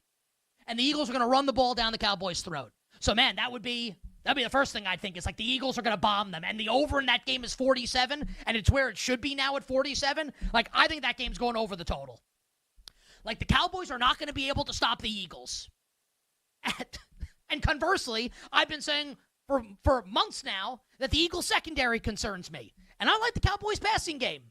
Like, I like Dallas's offense. So over 47 would be a look for me in Cowboys-Eagles. And, man, I think the Eagles might thrash Dallas in Week 1. Let's see the Packers spread against the Lions. Green Bay is still a 1.5-point favorite in Week 1. You got to like Green Bay a little bit more because you would assume that Micah Parsons is going to be healthy now, right?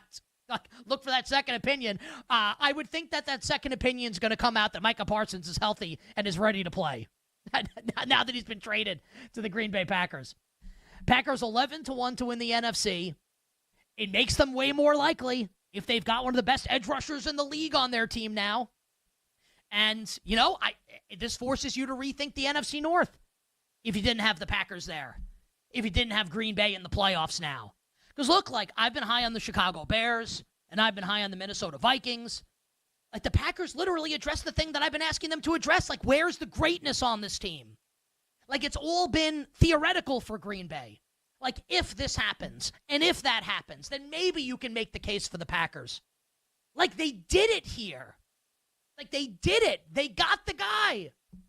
They got the great player. They got Micah Parsons.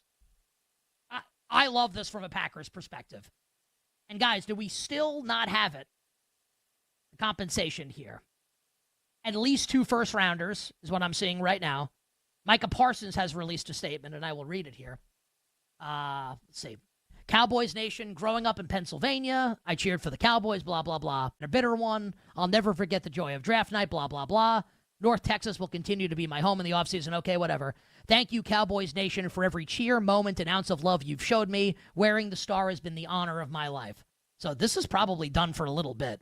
Parsons has his statement released. Absolutely wild. So the Green Bay Packers now way more likely to make the playoffs win the NFC North, win the NFC. Hell, like, you can make a case that Parsons is that kind of player. He's that good, where he takes a team that's on the cusp and could potentially take them over the line.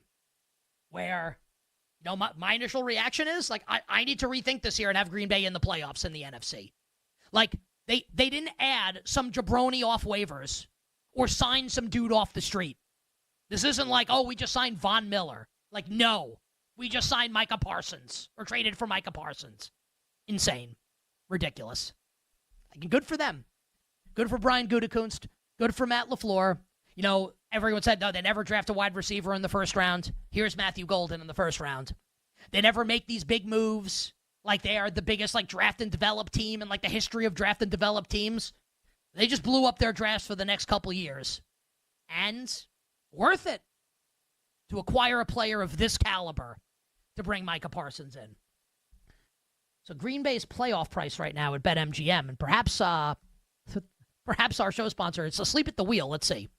So Green Bay is, I'm going to scroll through a million markets here. Green Bay to make the playoffs, yes, is minus 140. Green Bay's win total is, let's see, over 9. So over 9.5 is way juiced. Okay. Yeah, like I think the Packers are going to win 10 games. So I do like that. And I do think Green Bay is a playoff team now in the NFC.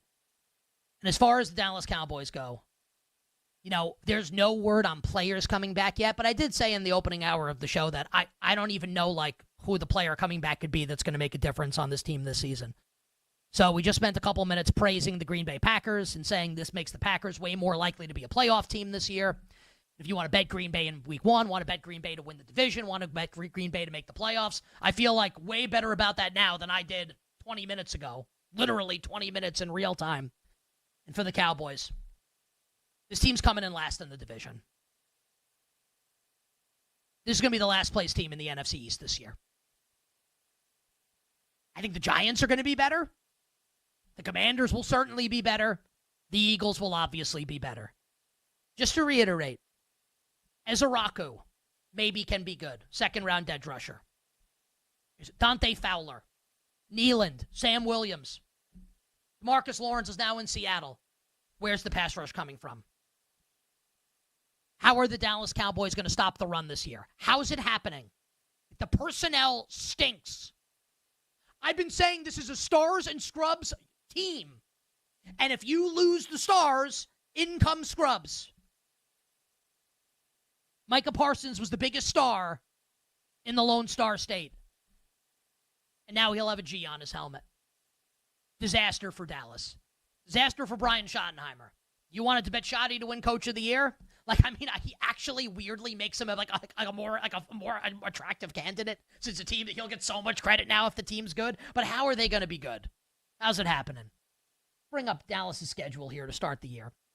So Dallas, sans Micah Parsons, at the Eagles week 1, they will lose that game. Home Giants, Giants could absolutely win that game, and I'm not just saying that as a Giants fan.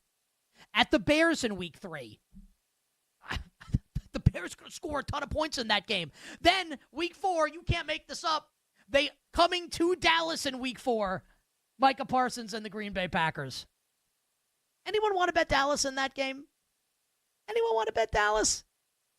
At the Jets, at the Panthers, winnable games. Home Washington, at Denver, home Cardinals. I love the Cardinals this year. All right, Adam Schefter, 2 first-round picks and a, quote, frontline player. I don't think of who this frontline player could be. Presumably someone on defense. Kenny Clark? Could it be Rashawn Gary? I mean, I guess it's possible, right? Bill wrote Lucas Van Ness. Lucas Van Ness, I would say, is a backline player. He stinks. Could it be Edgerrin Cooper, like the really young, awesome linebacker? It's possible. So now we know a frontline player is going back to Dallas in addition to at least 2 first-round picks, as this is going to be Dallas's shot at the new Herschel Walker trade to build a Super Bowl winner in the years to come. And maybe they're able to do it, and maybe we'll look back on this trade, and this is the genesis of all of that. And this was the move that got Dallas finally back to at least a conference championship game where they haven't been since the mid-90s. But, I mean, in 2025, you got to sell this. You got to sell this to your fans, sell this to your team. Oh, and is that official? Kenny Clark is the player that's going back to Dallas? Like that, defensive lineman. Like middle of that defensive tackle, middle of that defensive line. Maybe help them stop the run a little bit. Not terrible. I still think the Cowboys got way worse as a result of this trade for 2025. All right, we are reacting in real time to the blockbuster trade. Micah Parsons going from the Dallas Cowboys to the Green Bay Packers. We'll talk about it more on the other side, how Kenny Clark fits into this Dallas Cowboys defense, and other bets we want to make as a result of Parsons going to Green Bay. It's You Better You Bet on a Thursday. Nick Costo, Solo, and you on the BetMGM Network.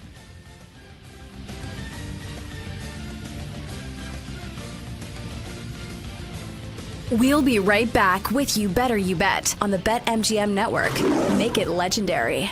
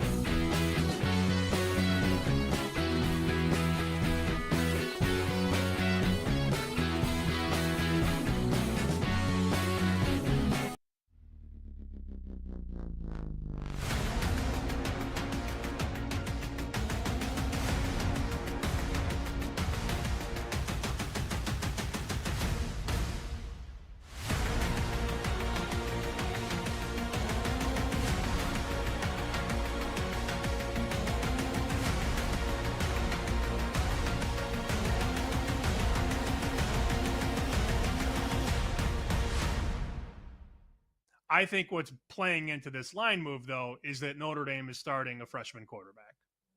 I mean, that has to count for something, right? CJ Carr, by nature, is a better passer than Riley Leonard was. But first start, I mean, it's a lot of pressure. You know, a lot of these young quarterbacks start against Troy or Kennesaw State. This kid's got to go into Miami. I don't have the weather in front of me. I'm going to look it up right now, but I'm going to guess it's going to be in the 90s in Miami this weekend.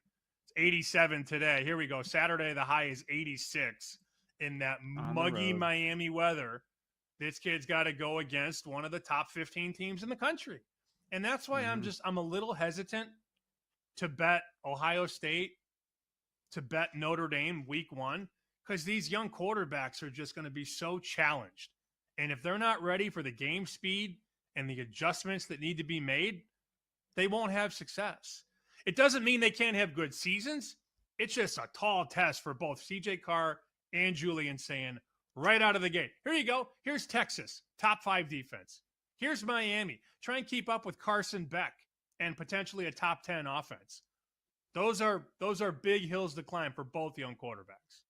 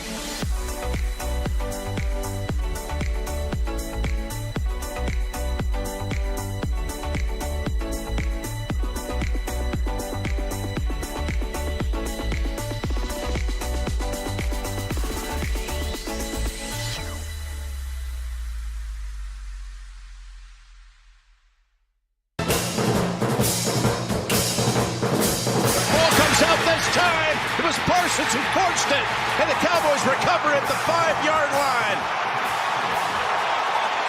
Welcome back, Mr. Parsons. And You're tuned in to You Better You Bet with Nick Costos and the crew on the BetMGM network. Make it legendary. We have the full trade, the full parameters of the trade. Micah Parsons going to the Green. I can't even, saying it out loud is insane. That this actually happened. How about Dallas? The city of Dallas. Luka Doncic is a Laker. Micah Parsons is a Packer. We got what's next? Paige Beckers is going to be a Golden State Valkyrie.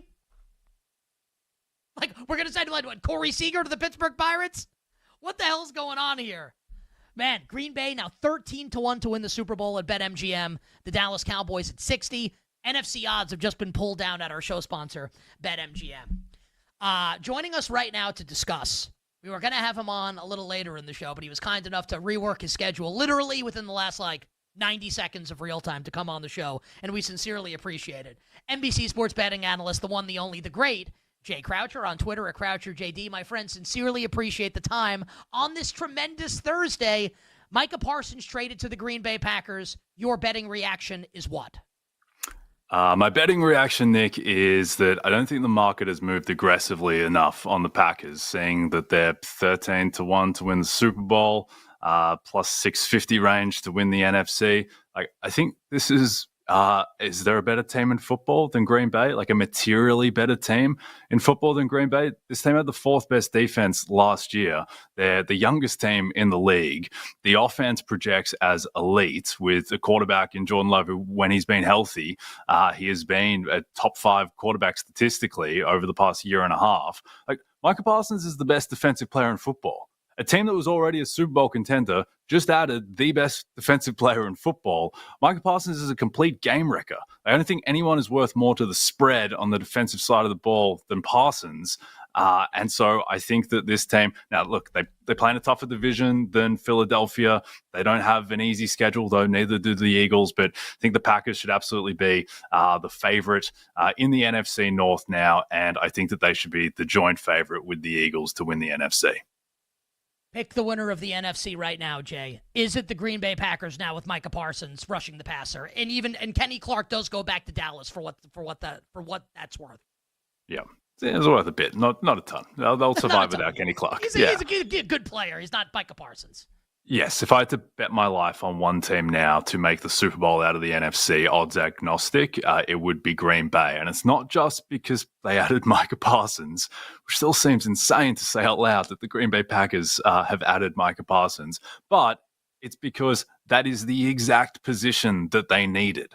If this team had added Trey Hendrickson, it would have been a huge deal because that is the position where they are weakest, just along the defensive line at edge rusher. The fact that they were depending on guys like, is Lucas Van Ness going to take a step up? Well, guess what? You don't have to worry about Lucas Van Ness now because you got Micah Parsons. So I just think that adding that is an area where it would be different if it was a team like, if the Giants added Micah Parsons, it would be awesome, but their defensive line is already the strength of the team. The fact that the Packers have done it, and the fact that this is going to have so many ripple effects across that defense.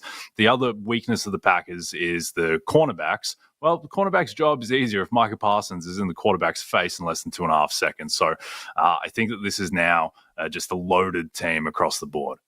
I'm so happy that we have Jay on the show, and I'm not just saying this because he's on. He's one of the sharpest guys that talks about sports betting in the media or otherwise. So I'm going to hit you with a bunch of different things here, Jay, all in a row, and I want to get your opinions on all of them. Defensive Player of the Year. Micah Parsons is the favorite in this market right now at BetMGM at plus 550. I'm guessing his back's okay now, and he'll be good to go. I know you had previously T.J. Watt a little bit in this market at price. Obviously, the situation's changed now with Parsons in Green Bay. Any thought to Parsons Defensive Player of the Year? Well, I think my first thought is that he's going to get such an arbitrary bump now because he's just going to be narrative.com. If Micah Parsons is a beast for the Packers and has a Micah Parsons type of season, he's going to win every tiebreak over anyone who's close to him on merit. So you're going to have to beat Micah Parsons undeniably, I think, to win the award off of him. And look, if I thought that he should be the favorite for the award in Dallas, who didn't project to have a particularly good defense. I just think he is the best player. Yes, Garrett and Watt have been around the same level as him the past couple of years, but they're older. Like Myles Garrett's about to turn 30, TJ Watt's about to turn 31. Those guys are on the wrong side of the aging curve for a pass rusher. Micah Parsons is not. Micah Parsons is young and coming into his prime. So I think that he should be the clear now, I think, tier one favorite by himself for the award.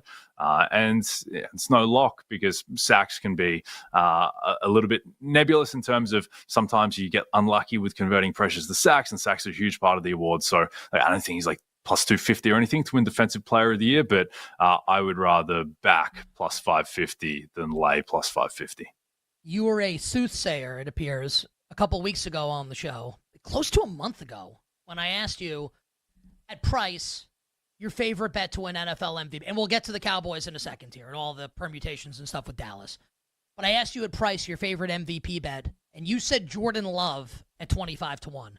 That's still Love's price to win MVP at BetMGM. Now, obviously, this increases Parsons coming to Green Bay, the chance that the Packers have like a huge regular season record.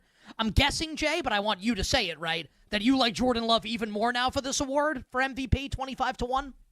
Absolutely. I mean, they just went from a 30% chance to win their division to, by the odds now, closer to a 40% chance. And if you win that division, which is, I think, the best division in football, very good chance to be a 1 or 2 seed in the NFC. And so winning is such a huge component of the award that, yeah, this certainly boosts Jordan Love's chances there. I would say, look, I still think it's the top 4 guys in terms of Allen, Lamar, Burrow, Mahomes. I think those should be the 4 favorites. But then after that, I'd probably still have Jaden Daniels 5th. I like the Commanders offense a bit more than the Packers, though. Project the Packers to win more games now. But I think Jordan Love should now, at worst, be the 6th favorite to win MVP. And I think he's got a reasonable case to be in the top 5. And yeah, look, Micah Parsons plays on the other side of the ball, but it's going to help Jordan Love immensely with the kind of the other supporting factors of an MVP case. And in terms of his own merit, I mentioned this when I've been on the show before, but Jordan Love, second half of 2023, which is effectively his rookie season, he was second in EPA per play. Last year, weeks 11 to 17, which was, in my mind, his only healthy stretch of the season, he was third in EPA per play. So when he has been healthy, after he had the growing pains of the first 2 months of that first season in 2023, he has played at an MVP level. I think he has a coach who helped Aaron Rodgers win 2 MVPs. I think Matt LaFleur is one of the best offensive minds in the game. He's got an elite offensive line to work with. Jordan Love, and look, the weapons are a question mark, but that's why he's not in that top tier of guys. And also, he's still, he's not as good as those guys you think, so he's got a bit to prove. But still, he's got a lot of guys who can hit potentially lottery tickets. Feel good about Matthew Golden, and between Reed, Dobbs, Wicks, there is a reasonable chance that one of them can hit. And then Tucker Kraft, I think, is one of the most underrated tight ends in football. So Jordan Love, certainly outside of the big 4 at price, and just overall at price, he would be my favorite bet in the MVP market. And Christian Watson going to return at some point this year as well. You bet on this Thursday. The great Jay Croucher, NBC Sports betting analyst, is with us as we break down the blockbuster trade in the National Football League. Micah Parsons traded from the Dallas Cowboys to the Green Bay Packers. And, Jay, I'm reacting in real time at the top of the hour when this happens. And I was going to have the Packers on the outside of the playoffs prior to this trade. I like the Bears. I like the Vikings, especially at price, and was leaning towards having the Lions over Green Bay. And I said, I have to have Green Bay in the playoffs now. And then you come on and you're like, well, I think they may be the co-favorites along with the Eagles. And as I'm thinking about this in real time, man, you might be right about that. So I think I was on the right path with what I said about Green Bay. I'm curious if you think I'm on the right path with my take, Jay, on the Dallas Cowboys, which is season's over. Yeah, 100%. They're done. Finished, last place.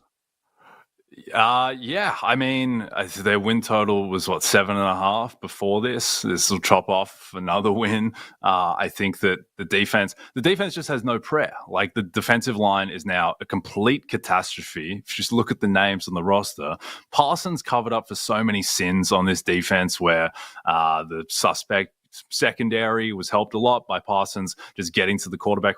Everything is going to just be worse as a ripple effect on this defense. I was already somewhat low on the Cowboys anyway because a lot of the Prescott stuff from last year. It wasn't just that Dak got hurt. Dak was bad. Dak was bad last year for the 2 months before he got hurt. All of his underlying athletic metrics like avoiding sacks, scramble rate, creating outside of structure, all that fell off a cliff last year. Now he's coming off another injury. So I think that Dak can compile volume stats. I think he's more fantasy friendly than real life friendly this year. And he's got an offensive line that has some talent, and Pickens and Lamb are great, and Jake Ferguson's fine. Like, I don't think the offense will be terrible, but I don't think Dak is going to get back to, that fringe MVP level that he was at in 2023. And if he's not, and we're talking about an okay to even slightly good offense, the defense is just going to be a complete disaster, and it's going to get exposed beginning in week 1 against the Eagles. So, yeah, Parsons was Dallas's path to upside and being, a frisky 9-8, 10-7 type wild card team, I think. And now that just gets so much harder. This has other ripple effects too. Like Dak Prescott was second, third favorite for comeback player of the year. Doesn't seem as appealing now. I think he had a path to that award, but this is going to make all that kind of stuff a lot harder. Final question. You've been exceptionally generous and move your schedule around to come on, and sincerely appreciate it. You mentioned the week 1 game. It's a week from today, Thursday night. And I said this, and you don't have to be a genius to figure this out, right? And BetMGM, the People's Sportsbook, make it legendary. But it's a little asleep at the wheel, right? Was hanging even 10 minutes ago. Eagles 7 minus 110, total 47. And I said, and again, this is not to make myself sound smart. It's pretty easy to connect these dots. You could probably consider taking a piece of the Eagles if you like them and a piece of the over, because I think it's going to be a high-scoring game. Do you agree with that handicap? Eagles and the over now, with Micah Parsons getting traded to Green Bay. What do you make of week 1 right now and the way the market is moving?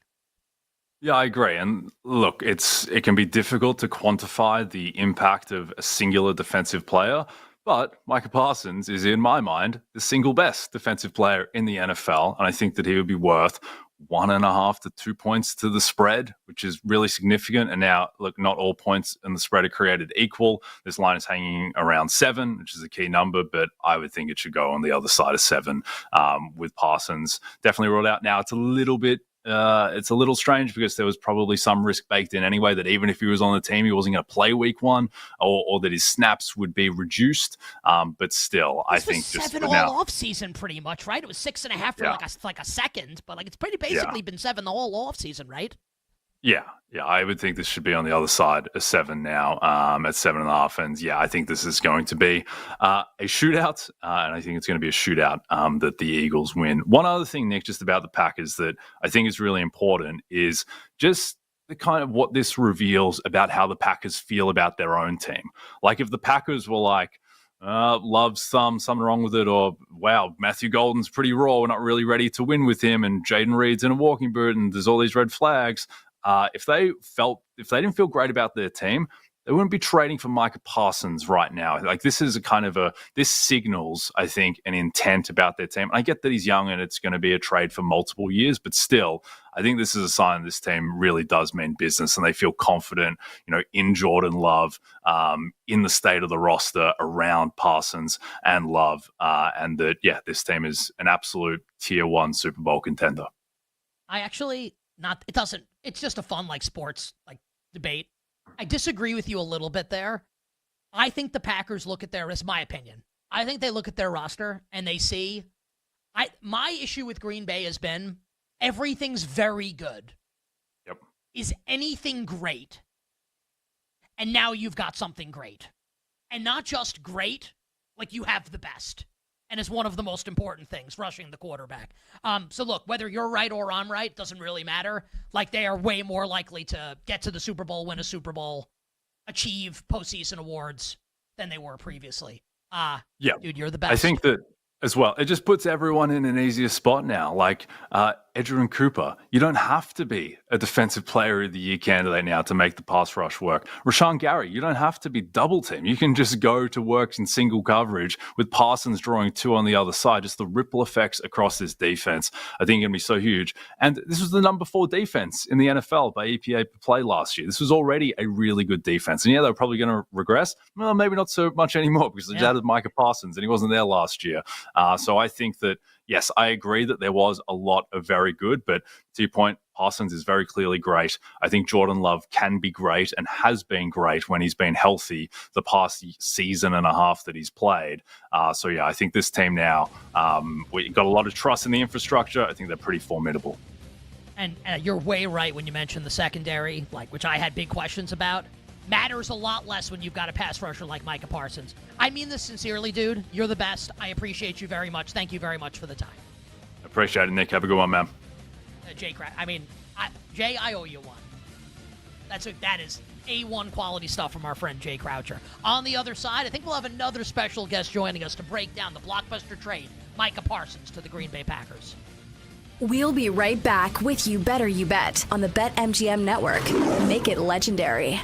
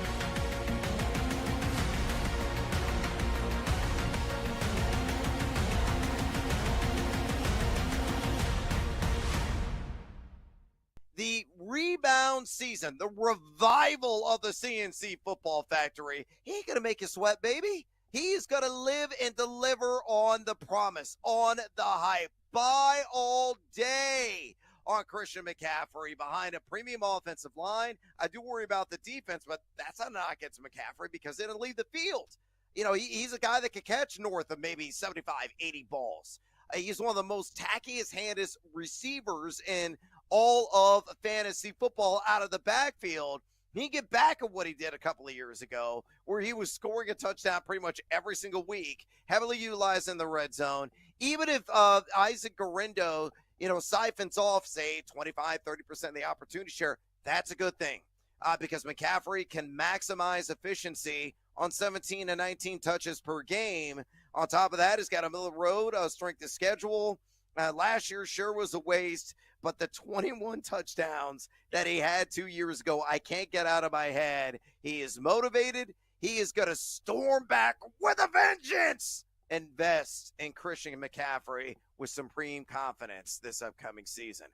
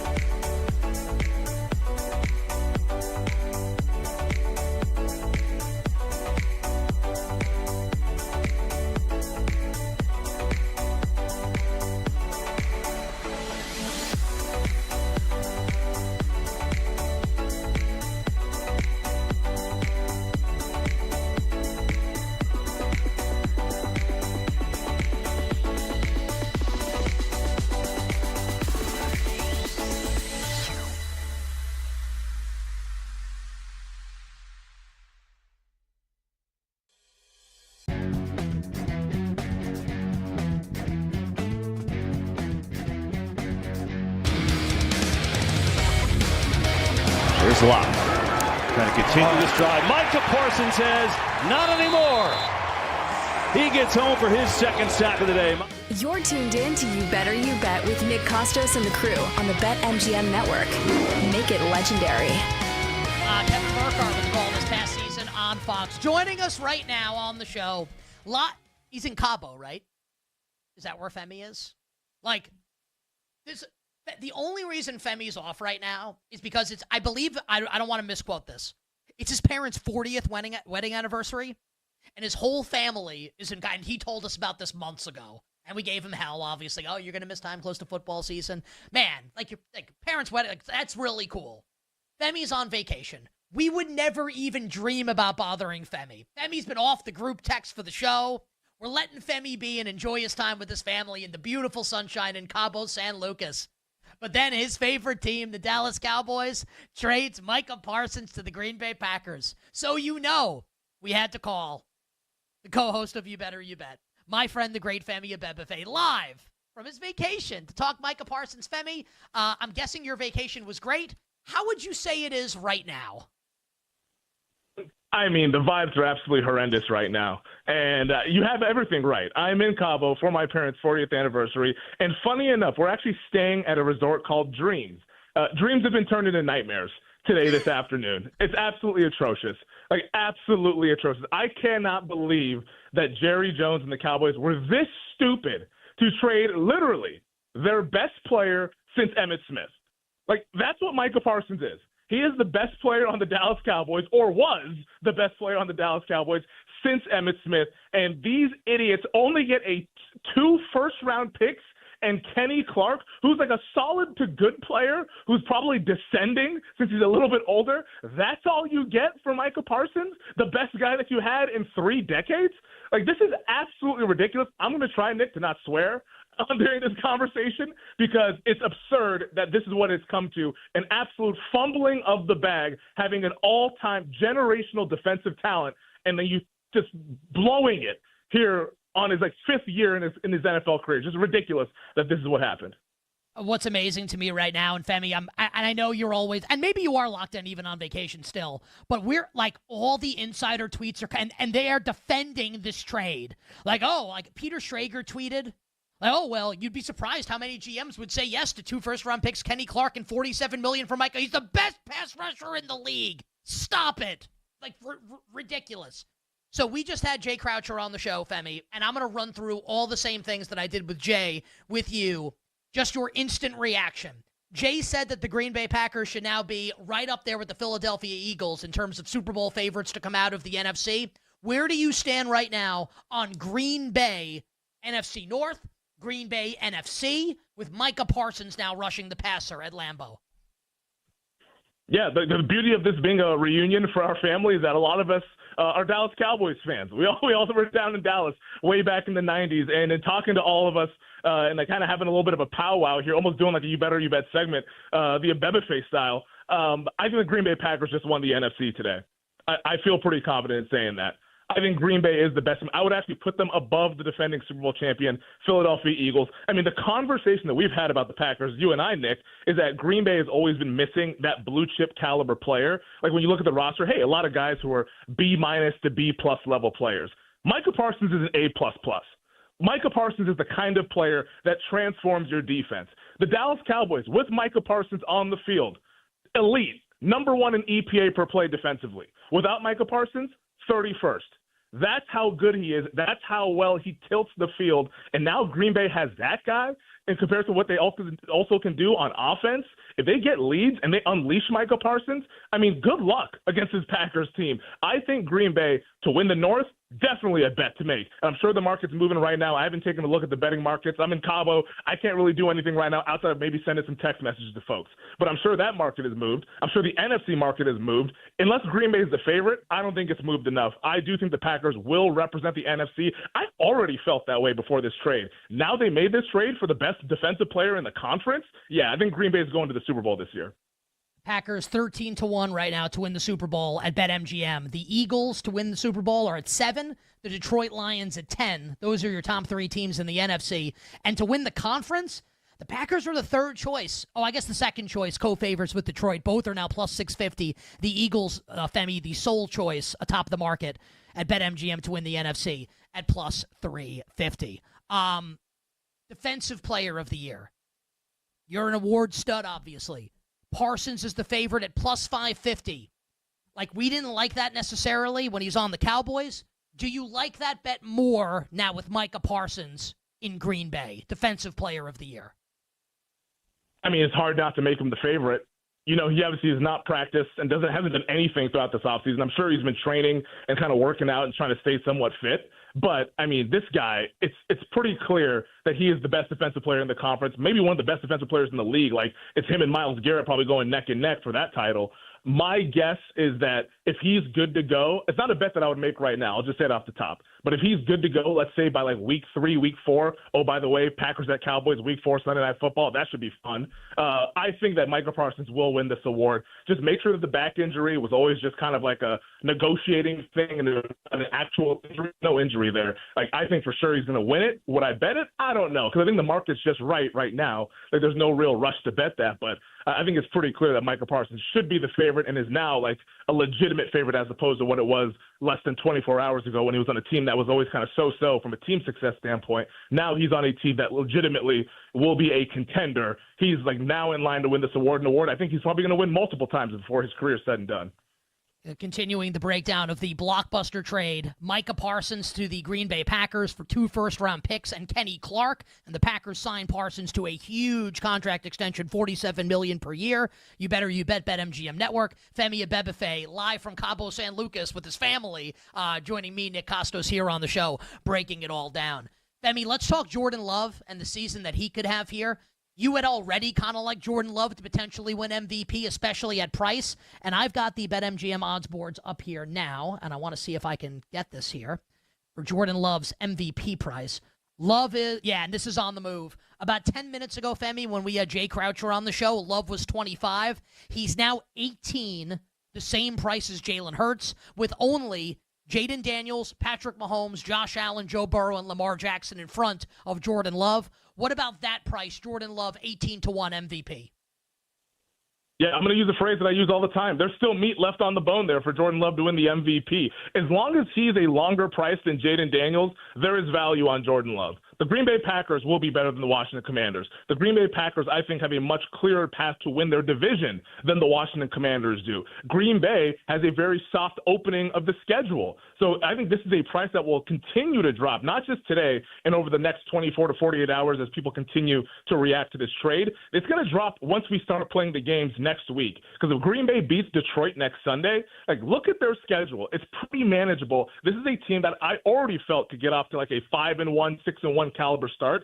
And if Jordan Love can stay healthy, the thumb injury sounds like that's all behind him. He's going to be good to go. Like, I think that Jordan Love's price will continue to shorten. He should only be behind like the core 3 guys. I don't even include Burrow in the core 4 because you know how I feel about the Cincinnati Bengals. But he should only be behind your Lamars, your Josh Allens, and your Mahomes. Outside of that, there's nobody, in my opinion, who has a better chance to win the MVP. I think 18-1 is still a bet, even though it's moved from the 25-1, which was about an hour ago. Packers, have an early bye in week 5, opening schedule, home Detroit, home Commanders on Thursday night in week 2, at the Cleveland Browns, and then at the Dallas Cowboys on Sunday Night Football in week 4, and you can't make it up. Femi, a couple more things for us to hit. We only have a couple minutes left. We got to talk about the Dallas Cowboys and what this means for Dallas from a betting perspective this year. And maybe there's turns out to be Herschel Walker 2.0, and the Cowboys can use this to kind of like springboard to back to prominence down the road. But for this year, man, it feels rough. I said at the top of the hour, I think season's over for the Dallas Cowboys. What say you about your favorite team, the Dallas Cowboys, for 2025? Oh, it's done. I mean, are they going to be the worst team in the league? No. They'll still be competitive in games, but they're not making the playoffs. That's for sure. Like, this team is not going to make the playoffs. Now, from a betting standpoint, hey, every Cowboys game, should it probably start with a 5 in terms of the total pending the opponent? Like, I think we're going to see some high-scoring games because this was already a very, very suspect defense with Micah Parsons. Now you remove him from the equation. Once again, like I said earlier, this was a defense without Parsons, 31st in the league in EPA per play. Like, this defense will get lit on fire. Now, they have the passing game with Dak Prescott, CeeDee Lamb, George Pickens, Jake Ferguson. If that O-line can protect those guys, they will be able to put up points. I'm pretty confident in saying that, but how can they stop anyone? This feels like a bad version of the Cincinnati Bengals, who I already don't believe is a good team. Like, that's what Dallas, I think, is. So it's Dallas overs. Dallas, for you guys who like fantasy football, if you bet some Dallas Cowboys skill position guys, I think those guys will have a lot of opportunity playing in chase mode in a lot of these second halves. That's how I would be looking to bet the Dallas Cowboys. In terms of like win total, I'm not sure where that's at right now, if we've got an adjusted win total on Dallas or if pulled it's moved down, much. Femi. It's pulled down. Okay. Jay thought it was going to drop to 6.5.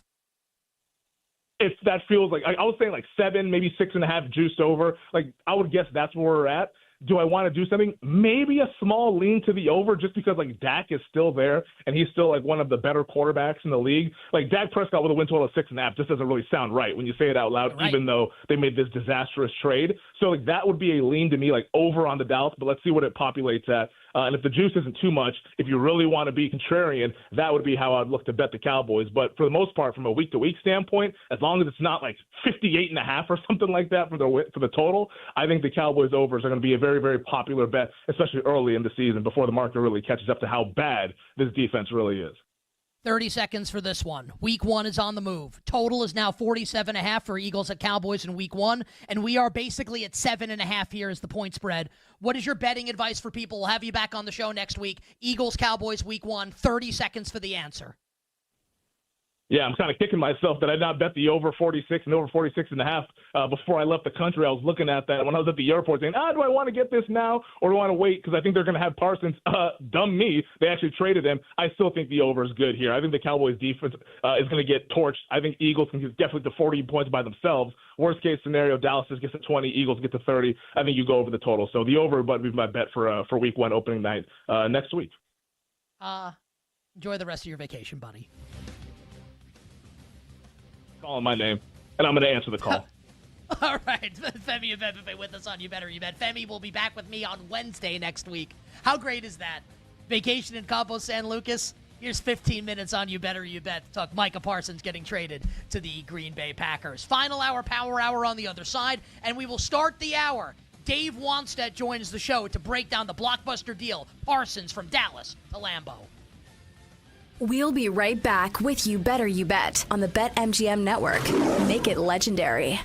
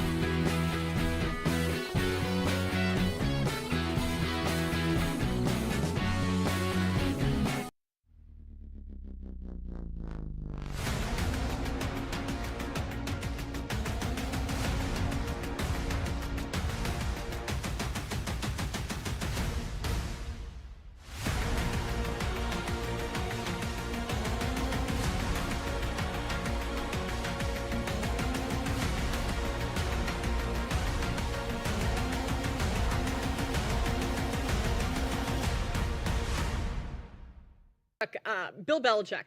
Going back, I'm switching gears here. Going back to college football, Bill Belichick starts next week. TCU, UNC. You're very close with him. How do you think things are going to go for him? And just we're short on time, so just a couple minutes. I think it's going to be great. You know, he's the greatest pro football coach ever. I think he's going to be able to win with less, because I don't know how many, 5 stars and blue chips guys they got on the roster, I think they got, it's going to be kind of like, if you go back to Colorado, Deion's first year, he had like 40 transfers, and it worked out pretty good for him. And Bill's the greatest coach ever. I mean, Nick Saban's the greatest college coach ever. Bill's the greatest pro coach ever. I'll be shocked if he doesn't have success. I mean, totally shocked. And obviously, I'm biased. He's a great friend of mine. He's been a great friend of mine going back when he was coaching the Browns. That's how long we've been together. And I'll be shocked if he's not successful. I mean that. And like I say, you know what? 8, 9 wins, because I don't think the schedule is daunting. That conference is not. That's not the SEC or the Big Ten. Mm-hmm. And he gonna win games by coaching. He doesn't have to have the best players. He's gonna have, like I say, he don't have to have the best players.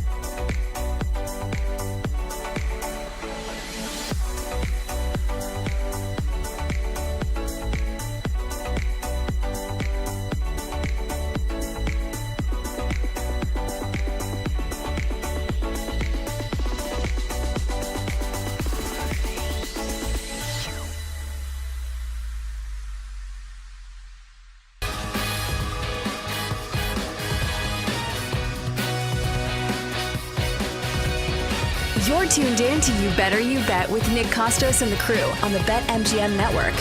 Make it legendary. Bring it up, Jake. You know what? Bring that son of a bitch down. We got too much to do here.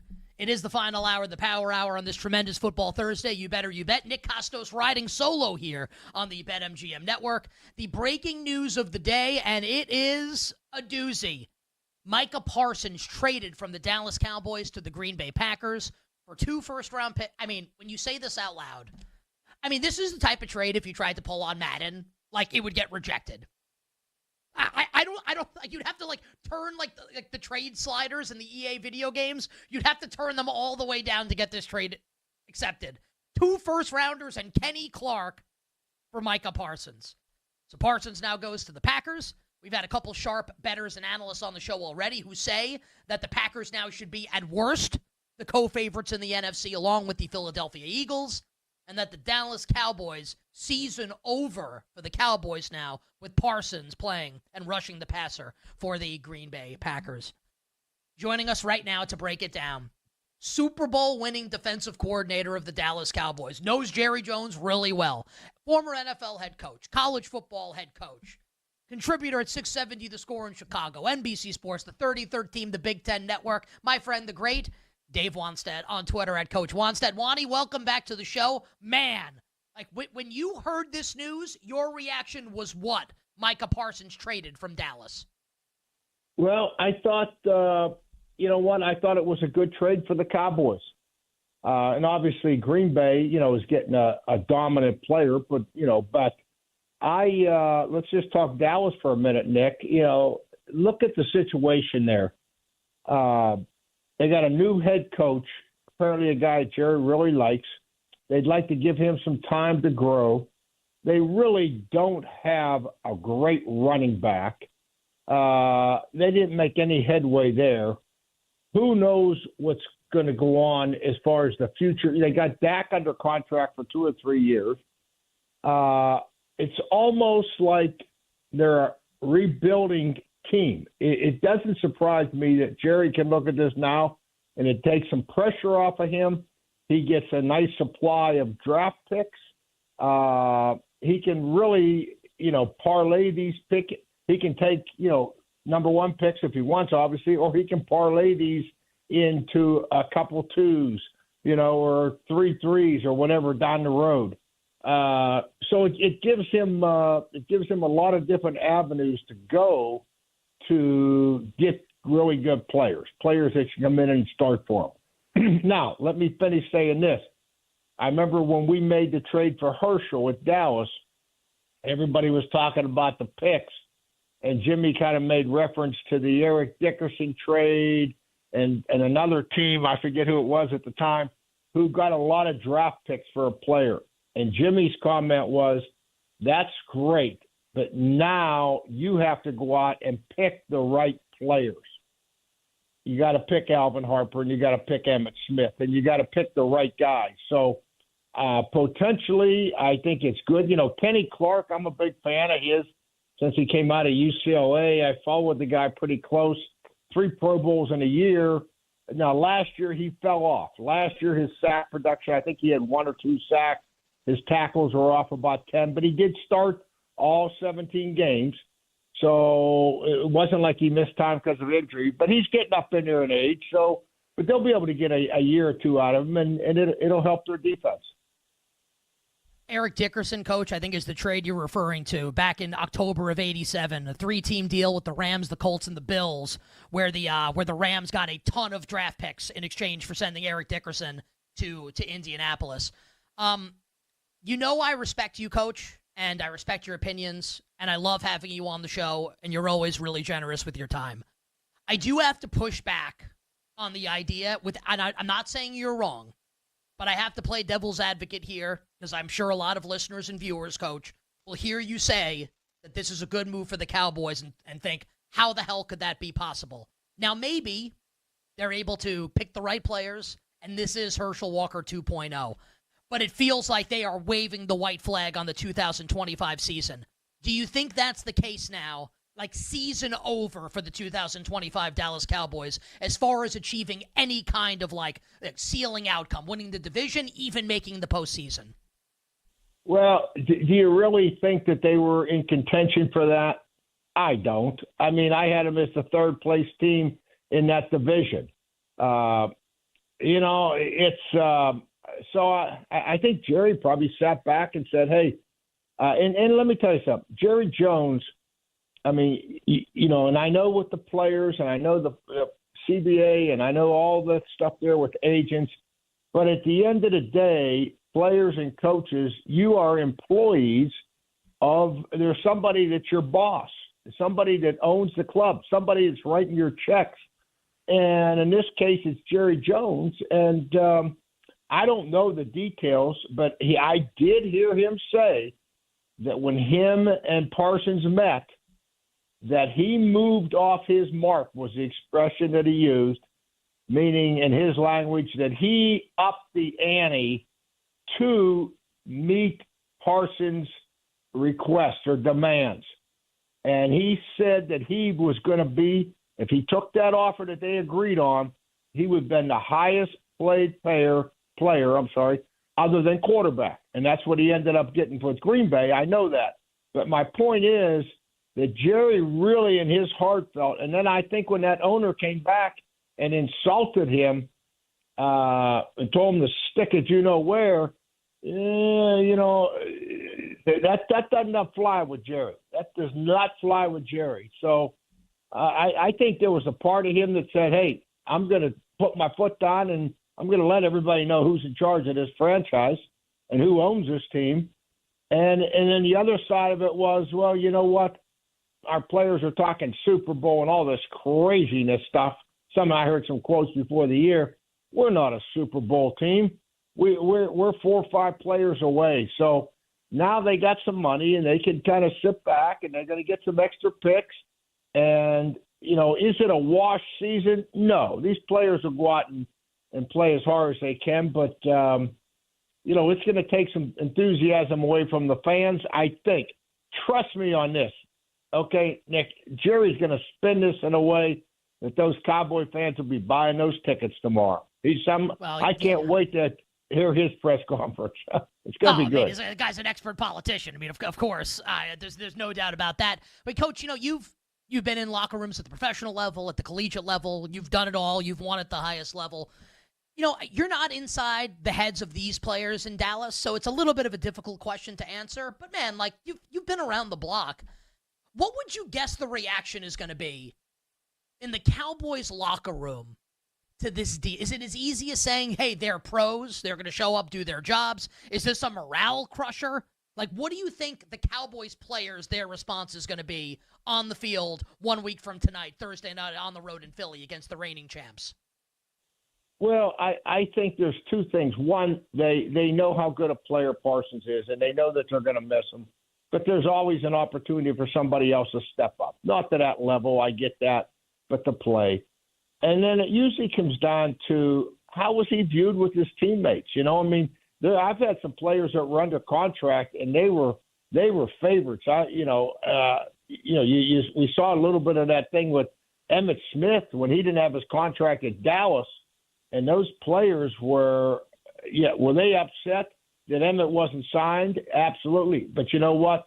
They loved Emmitt Smith as a teammate, and so it was a lot easier for them to show their frustration, in my opinion. So yes, they're gonna miss Parsons. It's gonna be disappointing to them, but they've got jobs to do, and somebody else will step up, and that's guys get hurt too. You lose players with injuries the first week, so. Let's go. Let's next man up and let's go play and go from there. You know, on the other hand, I think with Green Bay, you know, yesterday I did a show up here in Chicago, and I almost picked Green Bay to be my outside shot for the Super Bowl. This before this even happened.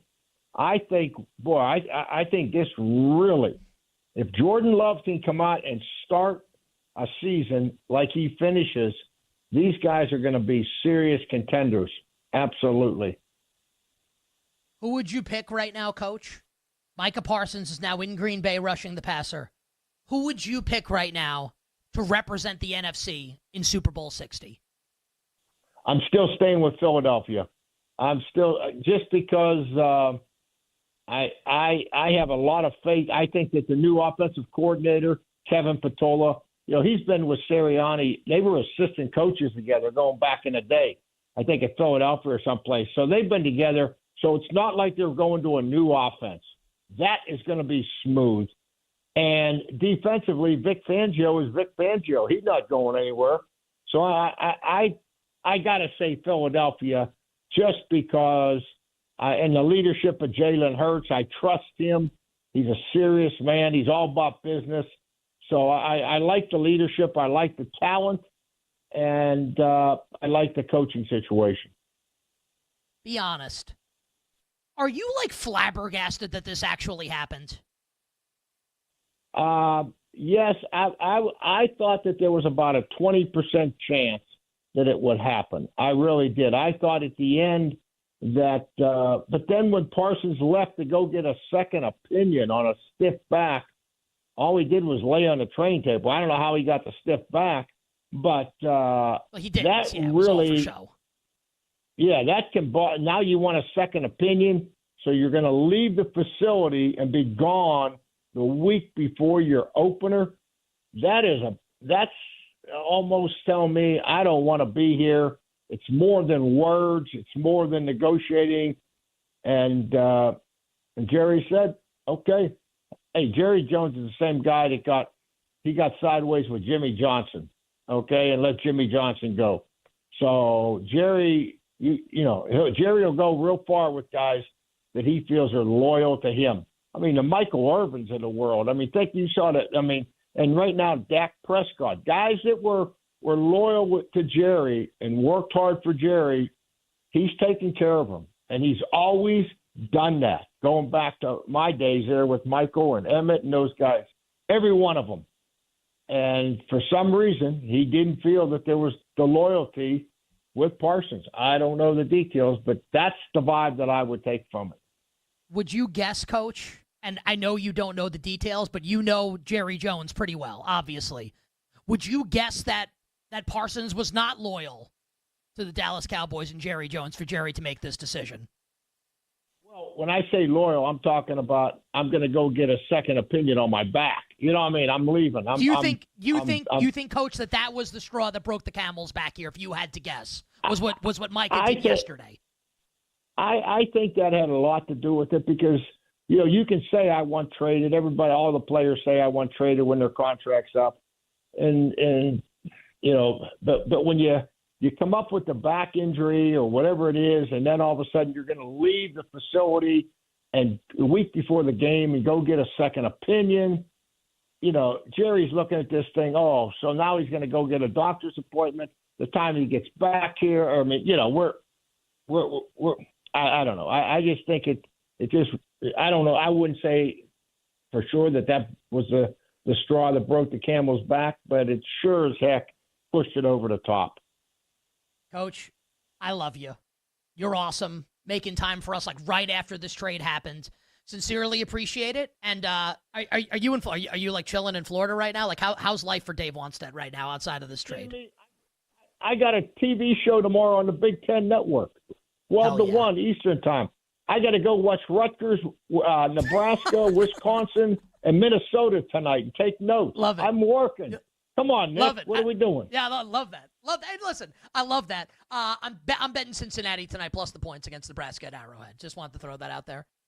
Coach, appreciate it. Stay well, and we'll catch up with you soon. All right, thanks, Nick. Dave Wanstead joining us here on You Better You Bet. Super Bowl winning defensive coordinator of the Cowboys. Read between the lines there, and there's not a betting take associated with this, but look, this is way beyond the betting story, obviously. Like, Micah Parsons got on the wrong side of Jerry Jones. And say what you want about Jerry, and I have. It feels like Jerry's got, and it feels ridiculous to say this, knowing with some of like what's been said about Jerry behind the scenes, but he's got some kind of honor code, and if you stay on one side of it, you'll get rewarded. But if you step over that line, look what happened to Jimmy Johnson, to Coach's point, other players throughout the years, coaches throughout the years, and now Micah Parsons getting traded to the Green Bay Packers. And maybe Coach is right, and maybe this is Herschel 2.0, and Jerry assessed his team and said, we can't win this year, so F it, and I don't want to pay this guy. Man, I don't know if I can, we won't be able to answer that question for years to truly know. All I'll say is this. Say the trade out loud. Micah Parsons or Kenny Clark and 2 first round. They're going to be, this is not like top, these are going to be late first round picks. The Packers are going to be awesome. It does not pass the smell test. I think the Packers won this trade in a big way. More on this trade coming up next. We'll get a fantasy football impact as well with Brad Evans. College football bets will close the show with Colin Wilson. We'll be right back with You Better You Bet on the BetMGM Network. Make it legendary.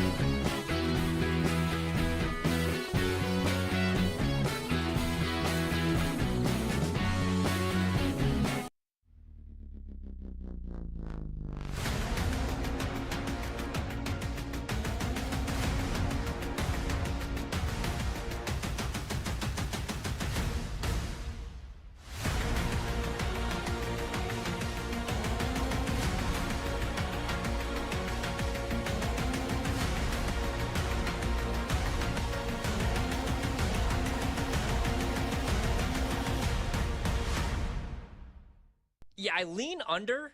If Scott Satterfield doesn't win at least 7 games, I think he's out, man. He's 8-16 in 2 years as head coach. Last year was a weird year. They started 5-2 and looked pretty good. They were on their way to a bowl game. All they needed was one more win. Instead, they lost their last 7 games of the season, and their offense only averaged 19 points per game. They bring back their quarterback, Sorsby. They bring back their top running back, Evan Pryor. He rushed for 418 yards and had 118 yards receiving last year. The wide receiver room is pretty much all new. It's a bunch of dudes from the portal. Cyrus Allen from A&M, Jeff Caldwell from Lindenwood, Caleb Goody from Colorado State. Their tight end's back, Joe Royer. He's pretty good. He had 50 receptions last year. Defense is decent. I don't like the schedule, though, even the non-con. They kick off their season against Nebraska, who I'm pretty high on this year. So I lean under, and I think Scott Satterfield is probably fired after next year for Cincy. Oh, Hemi and Lindenwood. Go Lancers! Yeah.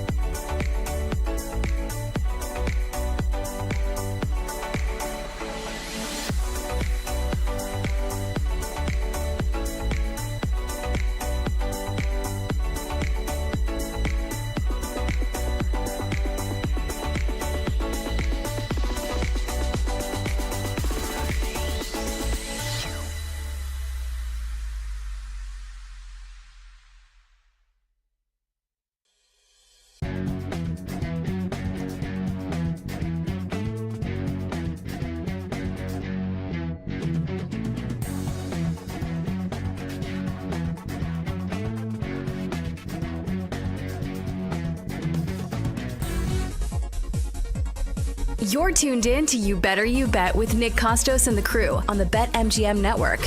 Make it legendary. We continue to break down the breaking news in the National Football League. An absolute stunner.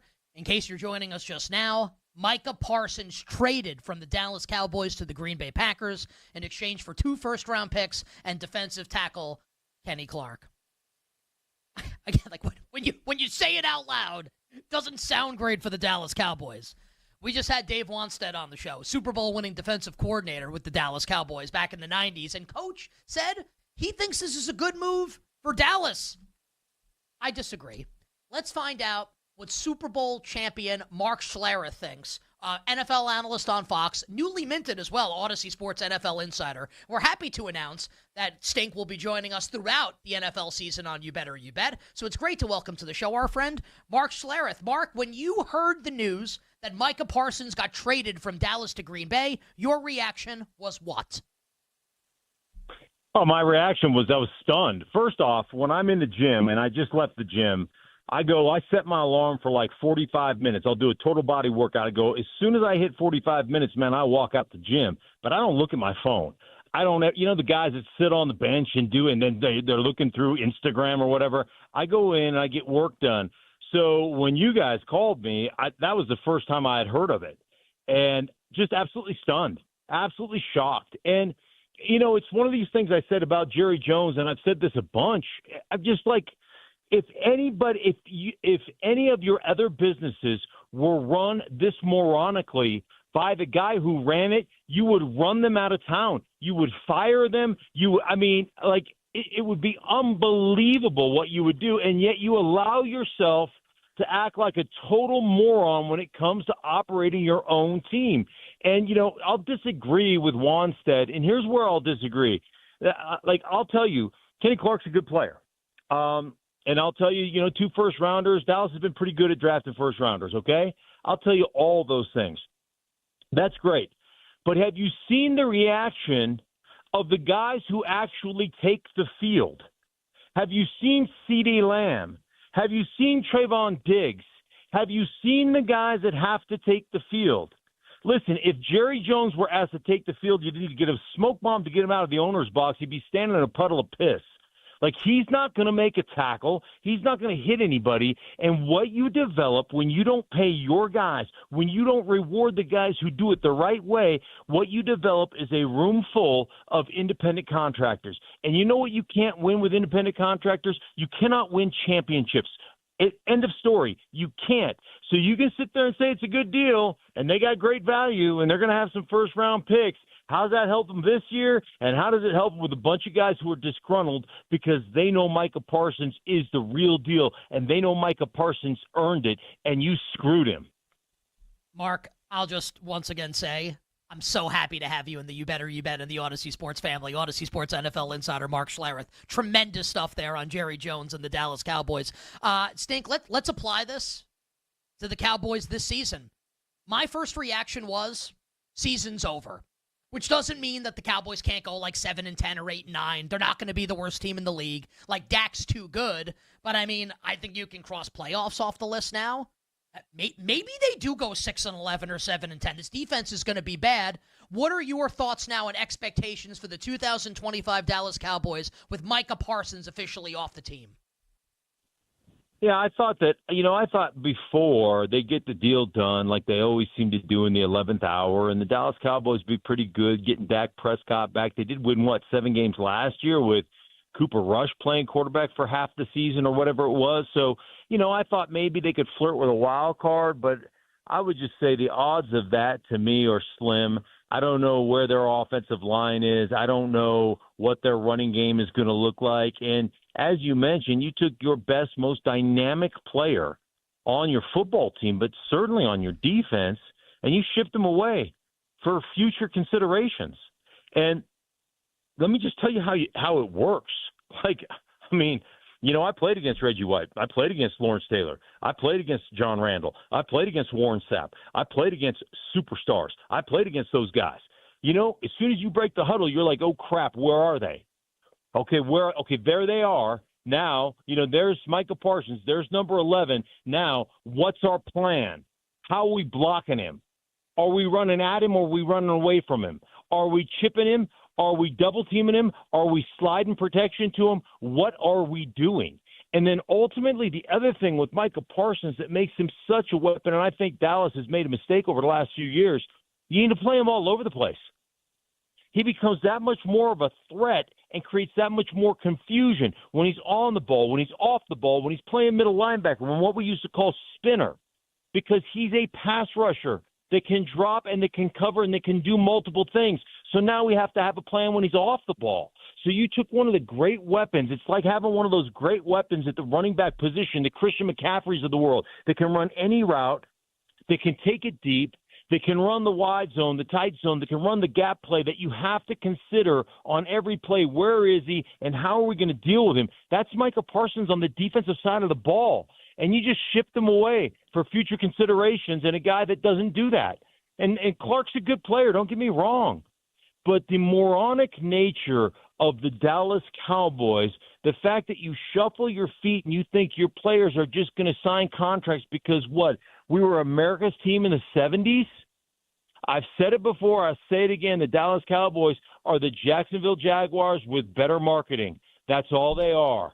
They are an abject disaster and an embarrassment. I love it. I absolutely love it. Mark, let's talk Green Bay Packers now.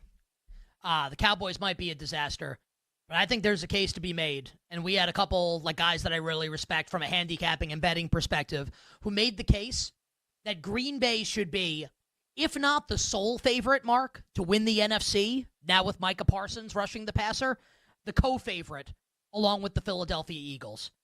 With Micah Parsons now in Green Bay, what are your expectations for the Packers in 2025? Yeah, well, I mean, they just elevated, right? I mean, that division is so tough, but you've got to consider them a favorite in that division. Now, I would say this, Nick. I would say I'm a little concerned early with Love's thumb. And where I get concerned with it, I know it's not on his passing hand, but I used to call that a button. Anytime you had a button that's going to get pushed in a game, those things hurt, right? And so my biggest question mark is ball security. I had a defensive coordinator tell me in a meeting once they were playing against a backup quarterback, and I'd never really thought about it this way. He goes, man, backup quarterbacks love playing against backup quarterbacks. You know why? Ball's going to be on the ground. They're not used to securing it. They practice, and everybody says, don't touch the QB, don't touch the QB. It's scout team. Let them get the ball off. Let them get the ball off. We want to test the defensive backs. Don't touch the QB. And they're not used to securing the ball. They're not used to playing it with it that way. Now all of a sudden you got a busted up thumb that you have to have surgery on. You got a bandaged up. You get in a tight pocket. Are you going to be able to secure that ball? Because you know defensive players are going to be swiping at that thing. With that said, their running game, what LaFleur does, if Love starts playing again, this year like he played toward the end of the season before last, they're going to be a big problem in the NFC. And I'm with you. Beyond Philly, they would be right there in the next group of 2 or 3 teams. Gut reaction here, Mark, and this can be a pencil, not pen answer. Take more time to think about it. But I'll put you on the spot right now, and you can change your mind as early as 5 minutes from now if you want. The team that will represent the NFC in Super Bowl 60 is who and why? I'd still go Philly because I just think they have the best lines of scrimmage. And ultimately, we get so enamored, as you know, with wide receivers. And wide receivers, to me, are the most dependent players in football. But we have made them to be the superstars. When you can dominate lines of scrimmage, you're going to win a lot of games. And then they dominate those lines of scrimmage, and they've got maybe one of the best tandems at wide receiver in Brown and, the Slim Reaper. They've got a great running back in Saquon. They've got a very undervalued, underrated tight end in Goddard. They got just beastly offensive line. They got a great defensive line. All three levels of their defense are just filled with superstars.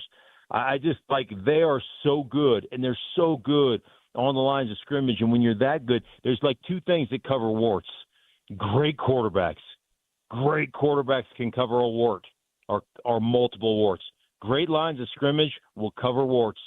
They will cover them up. And that's what Philadelphia has. Final question, Mark, and sincerely appreciate the time. And we'll talk more about this next week on the show because this could just be like an appetizer. The entree can come next week. So 1 week from tonight is the season opener, Eagles-Cowboys. The point spread was Eagles favored by a touchdown. Now Philly's gotten bet. We're about at 7.5 now. The total of the game has gotten bet up, as you would imagine, with more points likely to be scored with Parsons no longer on the team. That's sitting 47.5. So I don't need it doesn't have to be like Mark Schlereth's best bet. Does that track for you, though? Eagles by more than a touchdown, points maybe getting into the low 50s. Does that sound about right to you for week 1, the season opener, 1 week from tonight? Yeah, I mean, absolutely it does. You always get a little nervous about offenses not being in sync, and especially with the lack of playing time that most guys get. But again, like I said, when you've got a dominant offensive line, that gets you in sync. One of the things I always say, Nick, and it's 100% true, and it's true just because I lived it, it's really hard to throw yourself into a rhythm. Offensively, when you're out of rhythm, it's hard to throw yourself back into a rhythm. How you get back into the rhythm is line up in 2 tights or 2 backs and bludgeon people. Bludgeon them over and over again, and then you open up a play action. You get a guy that's an 8-yard pass, doesn't have anybody within 15 yards of him, and the next thing you know, you got a 22-yard gain. And then all of a sudden, guess what? all of a sudden you start getting that rhythm. And those defensive linemen and the defensive linebackers get tired, and then you work yourself back into a rhythm because you're absolutely punishing people. And that's one thing Philly can do. So even if you're not in a great rhythm passing the ball, you can just lean on people like body blows and get yourself into an offensive rhythm early in the season. And that's always one thing that scares me a little bit about points coming out early in the season.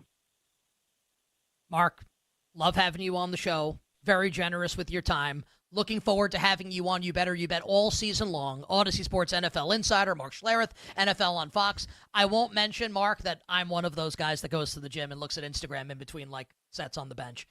Thank you very much. Have a great weekend. We'll catch up with you next week.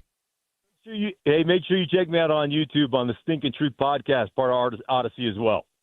I will make sure we promote that every single time moving forward. The Stinking Truth podcast with Mark Schlereth, and find that on YouTube as well, on Twitter at Mark Schlereth. Super Bowl champion Mark Schlereth joining us on You Better You Bet. The great guests keep rolling on here. And everyone, I got to tell you, man, everyone's been awesome today. Like making time at times that weren't their times. Colin Wilson will join us next segment. He was supposed to come on at 5:40. Jay Croucher joined us at 5:20. He was supposed to be on at 6:20. Brad Evans always joins us at 6:40 Eastern. He's coming on the show right now. The host of BetMGM Tonight, which is coming up at 7 o'clock Eastern time on the BetMGM network. Brad, give us, if you'd be so kind, the fantasy football impact. Micah Parsons now in Green Bay. What does this do for the Dallas Cowboys offense?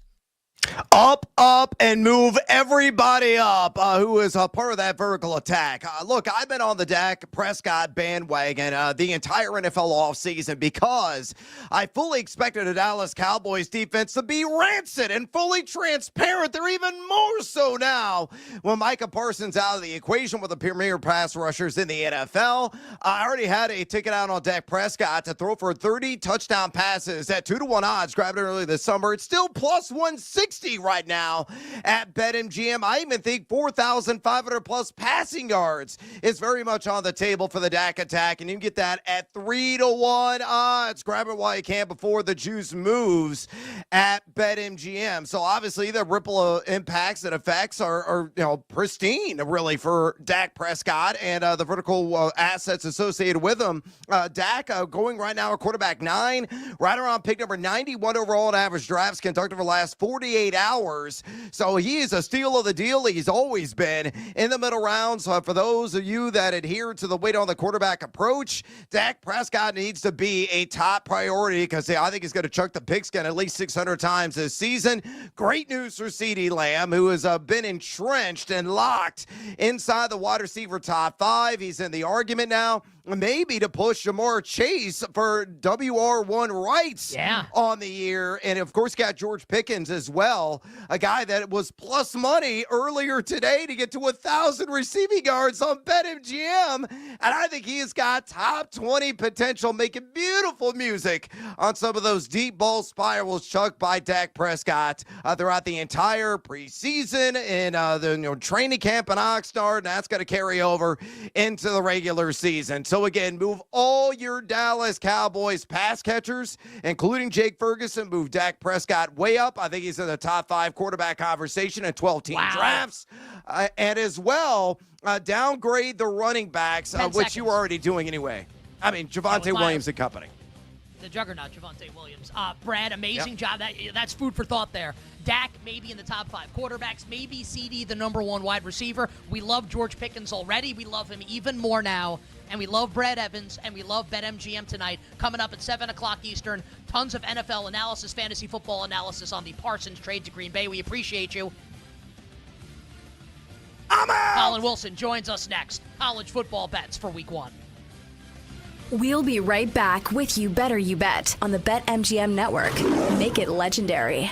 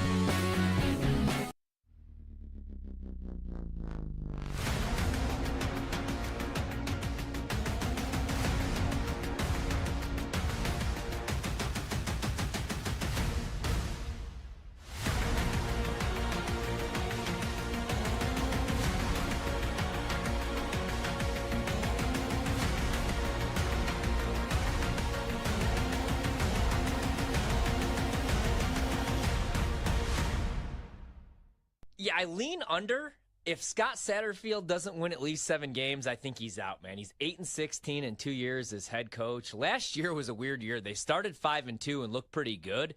They were on their way to a bowl game. All they needed was one more win.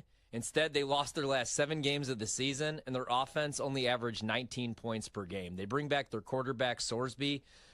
They bring back their top running back, Evan Pryor. He rushed for 418 yards and had 118 yards receiving last year. The wide receiver room is pretty much all new. It's a bunch of dudes from the portal. Cyrus Allen from A&M, Jeff Caldwell from Lindenwood, Caleb Goody from Colorado State. Their tight end's back, Joe Royer. He's pretty good. He had 50 receptions last year. Defense is decent. I don't like the schedule, though, even the non-con. They kick off their season against Nebraska, who I'm pretty high on this year. So I lean under, and I think Scott Satterfield is probably fired after next year for Cincy.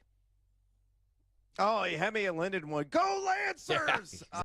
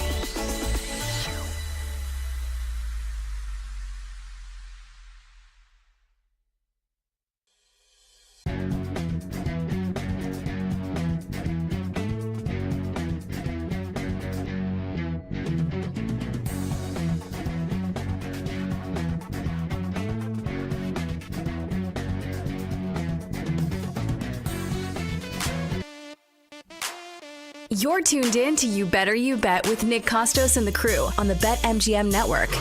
Make it legendary. BetMGM account holders will receive an Any Sport Parlay Boost token. Score a bigger payout if your wager with the Parlay Boost token hits. Tokens can be used on parlays and same-game parlays. Make it legendary with BetMGM. Download the BetMGM app and please gamble responsibly. Quick thank yous here, and then Colin Wilson's going to join us to talk Week 1 in college football. 4 amazing guests. Well, 5, including Colin Wilson, who's going to join us in a second. Jay Croucher from NBC. You Better You Bet co-host Femi Abebefe live from his vacation in Cabo San Lucas. Super Bowl winning defensive coordinator of the Dallas Cowboys, our friend Dave Wanstead, and Mark Schlereth, Odyssey Sports NFL insider, joined us in the last segment. Our crew, unbelievable today. Like breaking news scenario, absolutely smashing. Executive producer Bill Zimmerman, technical director Tyler Morales, our engineer Jake the Snake Hassan, our video producer God's Perfect Creation, downtown Mike Brown. And joining us now, and I mean this sincerely, everyone has made time for us today, and everyone has moved their schedules around with this breaking news. And this doesn't happen. I think I've done a pretty good job, candidly. But this doesn't happen without them, and them being flexible and them being awesome. Colin Wilson's been awesome on the show talking college football, literally since the first month we were on the air in 2019. It is great to welcome him back for another college football season. The co-host of Big Bets on Campus, along with our friend Stuckey, courtesy of the Action Network. You can follow his work on actionnetwork.com and on the Action Network app. The one, the only, the great Colin Wilson on Twitter at _Colin1. Colin, of course, spelled with 2 L's. Welcome back to the show, my friend. Happy football season. Thank you, Nick. You could ask me to show up on the moon at like 1 o'clock in the morning. I would show up for you on any show, anytime. I was just busy watching Grammatica, a 52-year-old field goal by the next generation of Grammaticas while everybody was freaking out about Parsons for the NFL. So football's back. It is completely back for college people. Well, forget about the moon. I'll see you on Uranus at 6 a.m. Let's talk Parsons for a second before we get bets for week 1, and because you're a big NFL guy and you bet the NFL as well. Your betting reaction, it could be Dallas, could be Green Bay, could be something else, to Micah Parsons, now a Green Bay Packer. Yeah, I wonder if Jerry's decided we're going to tank and try to go, for the number 1 NFL draft pick. And then on the Green Bay side, you have to have someone that is just a complete havoc maker on defense. It's what carried Green Bay for so long, and you have to have that in a division that includes the Detroit Lions. So I'm not saying this is absolutely a Super Bowl pick and this is absolutely an NFC North or NFC pick. But I would find the best number out there in one of those scenarios and play that, because this helps them against high-octane offenses, which they consistently see. So, if you can get just a little bit more efficiency out of Jordan Love on the other side of the ball, I think Green Bay is absolutely a Super Bowl contender. Not that they weren't already, but now you have probably the best defensive player in the league coming up there to play in that weather. Holy cow. I would just find the best value on the board, and I would shop a lot, and I would get a Packers future in. Yeah, to Green Bay at BetMGM, and this stuff is all in flux, obviously, right now. The Packers Super Bowl price is 13. The Packers NFC price is plus 650. The co-second choice along with the Detroit Lions. Jordan Love 18-1 to win NFL MVP. Micah Parsons, the favorite defensive player of the year, at plus 550. All right. College football week 1, which I had planned to do for an hour on the show today. And then, Micah Parsons got traded, and sometimes breaking news happens and you have to adjust. So let's hit the big games in college football week 1, and I will tag these with my thoughts on the game. Ohio State, Texas, rematch of the national semi, won by the Buckeyes. Ohio State, a 1.5-point home favorite, total 47.5. Julian Sayin, Brian Hartline, Matt Patricia, Arch Manning, Steve Sarkisian. We can't wait for this here. Colin, I'm laying it with Ohio State. Maybe just Ohio State money line. What say you? How are you betting Ohio State, Texas on Saturday?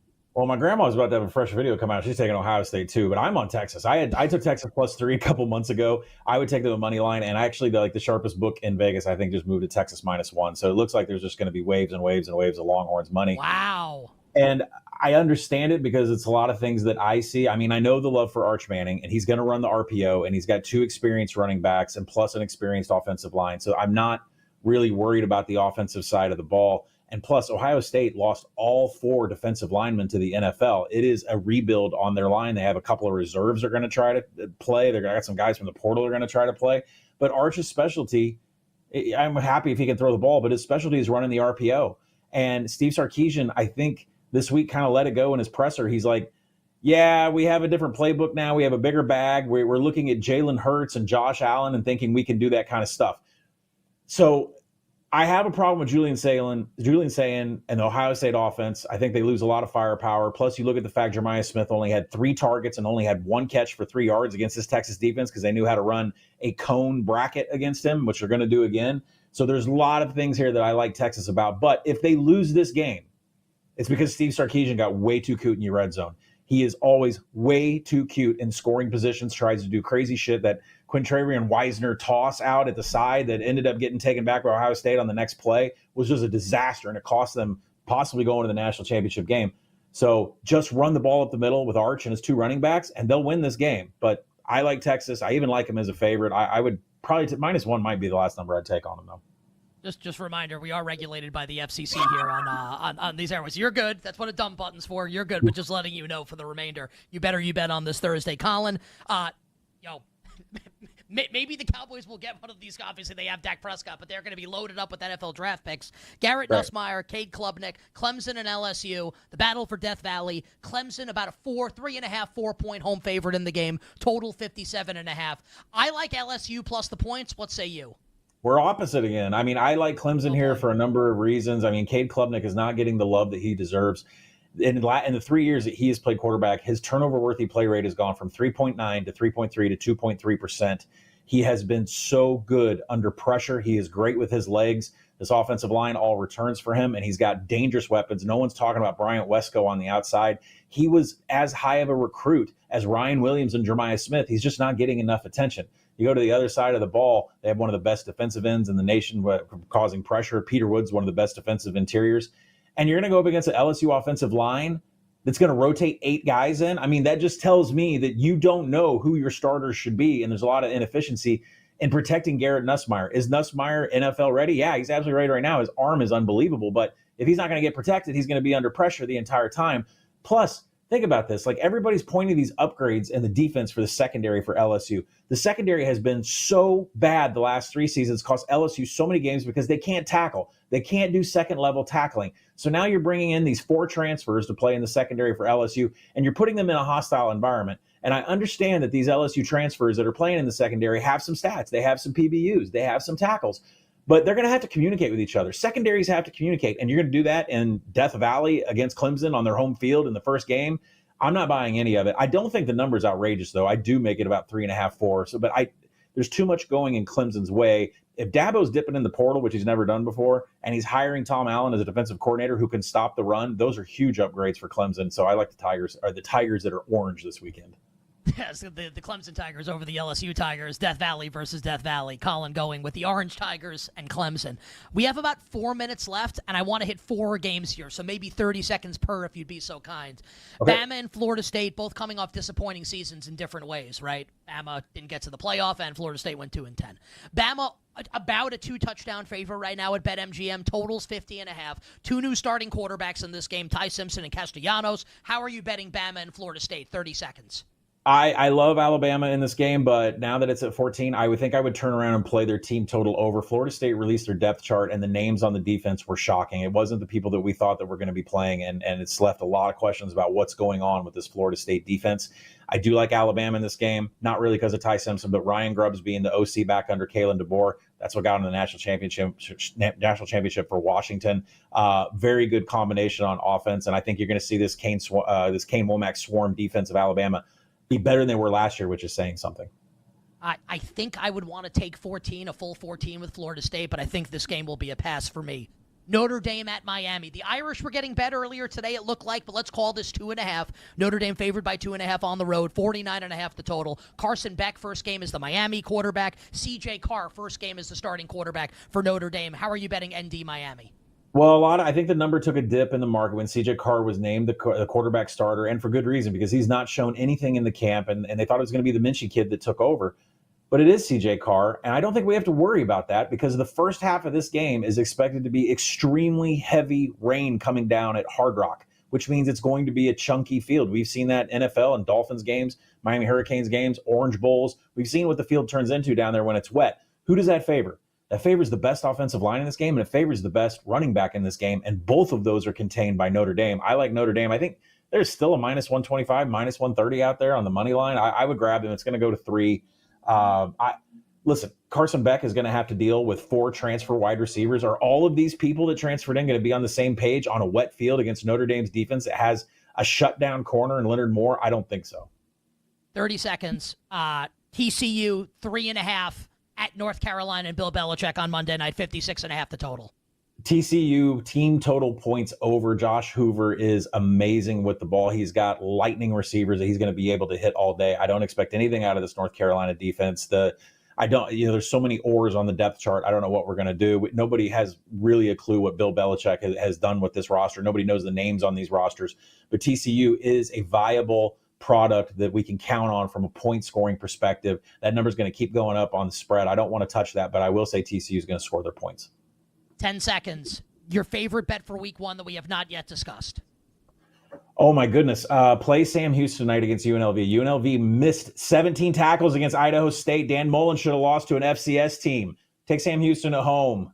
Get the points. Yeah, I think UNLV is going to win, and it's going to be really close. Colin is the best. Big Bets on Campus is the podcast with our friend Stuckey. ActionNetwork.com and the Action Network app. On Twitter at _Colin1. We love you, my friend. Good luck, except for the games where we're head-to-head. Thank you, sir. And it makes me nervous when I'm head-to-head with Colin on a couple of the big games. Colin rolling with Texas, Colin rolling with Clemson. I'll be on Ohio State, and I will be on LSU. It's a hell of a show today. Big-time breaking news. I think we did a pretty good job covering it, all of it here on You Better You Bet. And just to reiterate, just my thoughts to close, and I'll be back on the show on Tuesday, off tomorrow and off on Labor Day. Maybe you want to spin this that the Cowboys win this down the road. Season's over. They're not going to go 3-14 because Dak's too good. They're not making the playoffs. I think they're going to come in last in the NFC East. And for Green Bay, I don't know if I'm ready to say that the Packers are the favorite to represent the NFC in the Super Bowl, but I need to seriously adjust my thoughts on the NFC playoff picture, and I will do that next week. I don't know how you don't have the Green Bay Packers in the postseason at this point, with Micah Parsons now rushing the passer in Green Bay. Thanks again to our crew, Billy Z, Tyler, Jake, and Downtown Mike Brown. Amazing job. BetMGM tonight with Brad Evans and Ryan Horvath coming up next. I'll catch everybody on Tuesday. Until then, I'm Nick Costos wishing you minimal sweats, winning bets, the absolute very best of luck. Thanks for listening to You Better You Bet. Up next, it's BetMGM tonight on the BetMGM Network.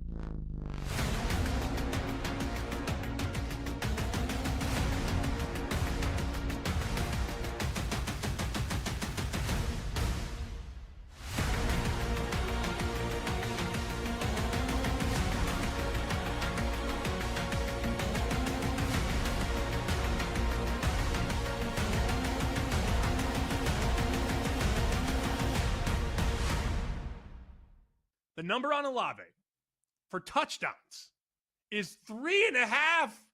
That's it. Is he not catching 4 touchdowns with Kellen Moore running the offense? He should. And if you're a rookie quarterback, what are you going to do? You're going to look to the one.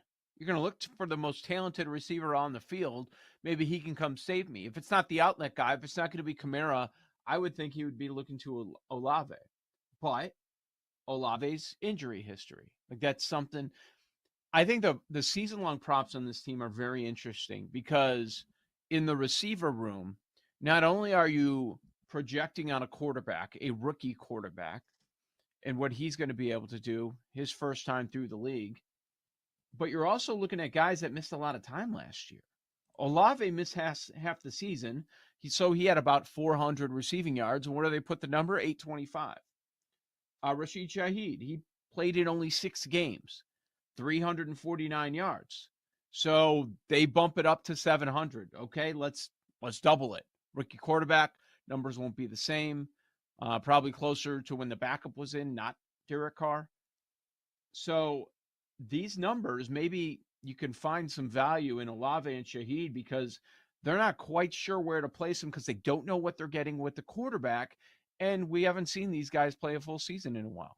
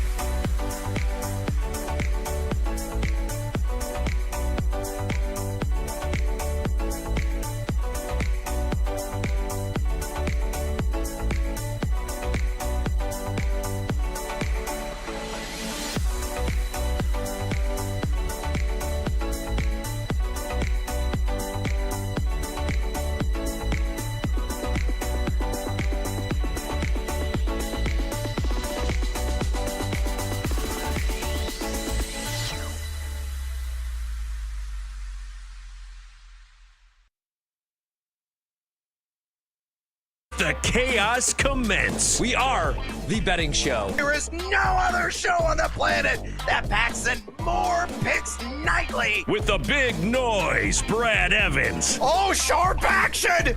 They gotta listen to the sharps! Get the heck out of here with that nonsense. I'm on JMU as well. Drake, hate the Drake. Love the Drake, hate the Drake. No, you never fade the Drake! And the mad better, Ryan Horvat. The Keep the Points special. I'll keep cashing tickets around here on Odyssey. Yeah, put me at night, baby. That's where we cash tickets. They're bringing the heat and helping you cash in big. It's a lock! It's over! It's a guarantee! It's easy money! Nobody wants to bet Seattle U, except for this guy. They're going to win this game outright, but I'll be safe and take the points plus 6.5. And delivering the late night sweats. And it's gone! It's gone! Oh, and it's gone! No way! It's gone! Holy God! It is gone! I need to celebrate tonight with my family. Do it for my kids. Do it for my boy. It's BetMGM tonight on the BetMGM network. Hola, amigos! It's time to bring the noise, another booming edition of BetMGM tonight. I'm Brad the Big Noise Evans, joined by my guy Ryan Horvat on this hashtag Tequila Thursday. Must tequila bartender pour me a stiff drink, especially if you're a Dallas Cowboys fan. And we're going to be getting to the bomb that detonated just really about an hour ago. And we're going to give you our spicy hot takes in regards to the Micah Parsons deal to the Green Bay Packers, the ripple effects is going to have in the sports betting universe, and of course for you fantasy football enthusiasts out there. Also as well, we got a locked and loaded show for you tonight. Of course, we're going to get to our cards here momentarily. We already got college football underway, an absolute dandy being played right now down in Tampa, Florida, between South Florida and Boise State. We got Rutgers and Ohio at 17-13 now. So Bobcats actually kind of showing up in this one. They're early in the second quarter. We got tons more to go, so we're going to be sweating out bets in real time. And a lot of that's going to be on the card tonight. Parlay Pete's going to drop on by, get his parlay of the day on the board. We're going to say hello to our loaded friend, the Sledgehammer Special. Roll the shoulders, get seduced by the juice, and working some bonus time as well. More college football fade or follow week one, another 4-pack of games.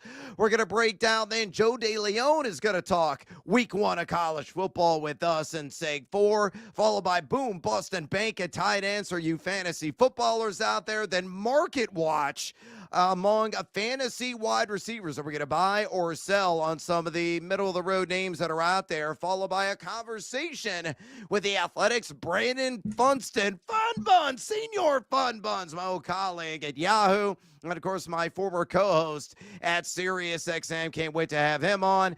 Then we'll do a little prop till you drop with so many player props already available at BetMGM at NFL Week 1.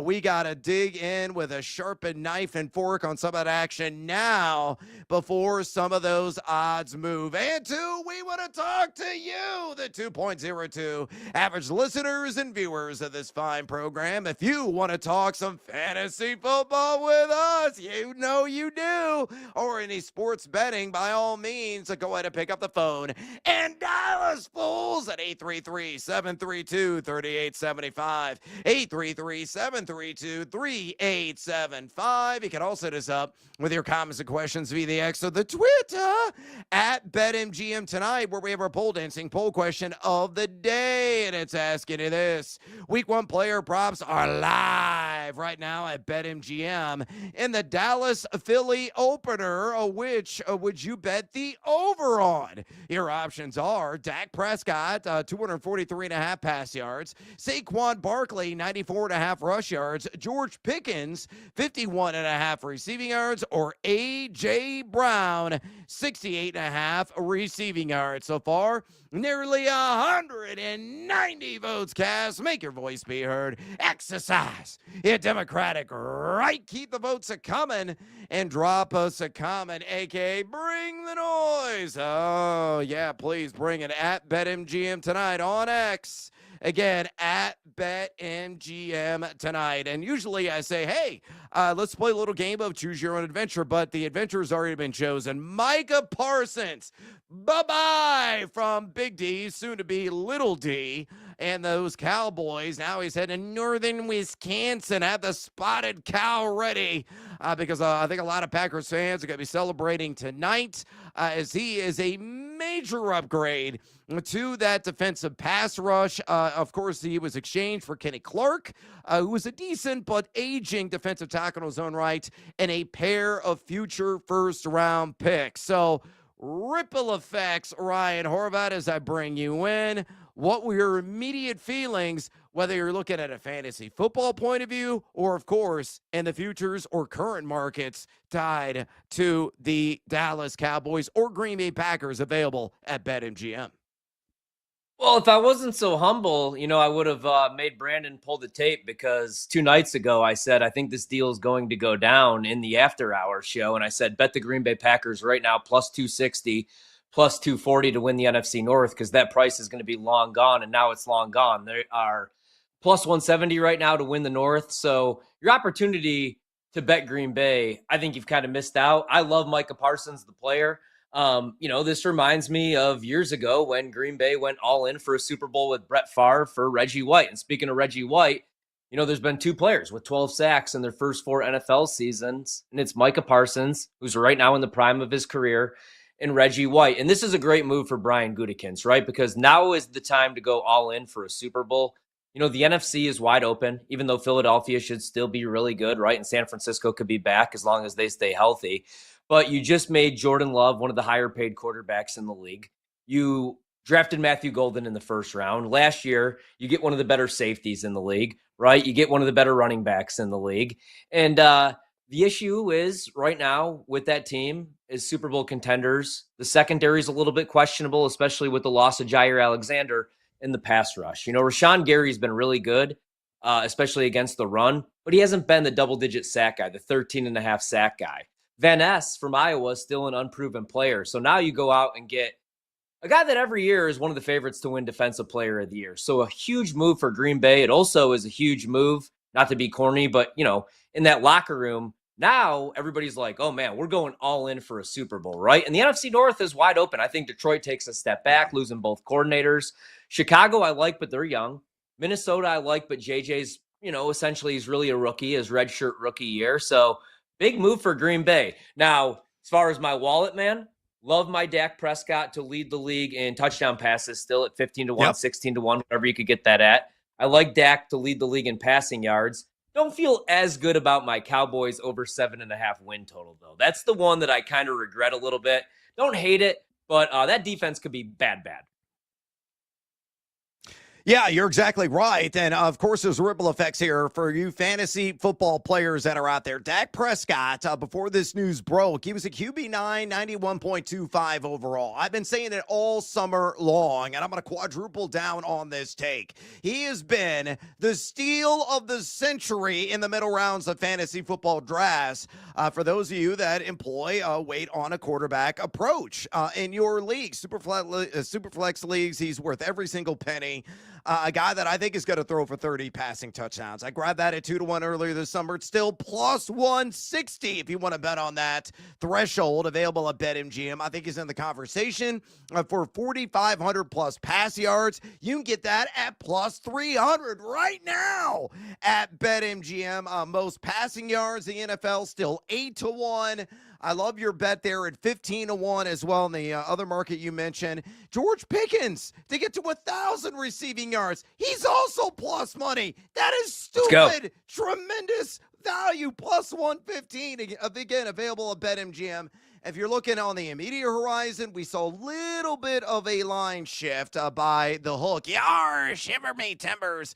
Dallas went from a 7-point dogs in the opener against the Eagles to plus 7.5. The money line moved 50 cents from minus 325 to minus 375. But folks, really Dallas is, they're a mirror image of the Cincinnati Bengals. Now, the key is the Bengals actually got their defensive end signed, sealed, delivered, and on the field in Trey Hendrickson.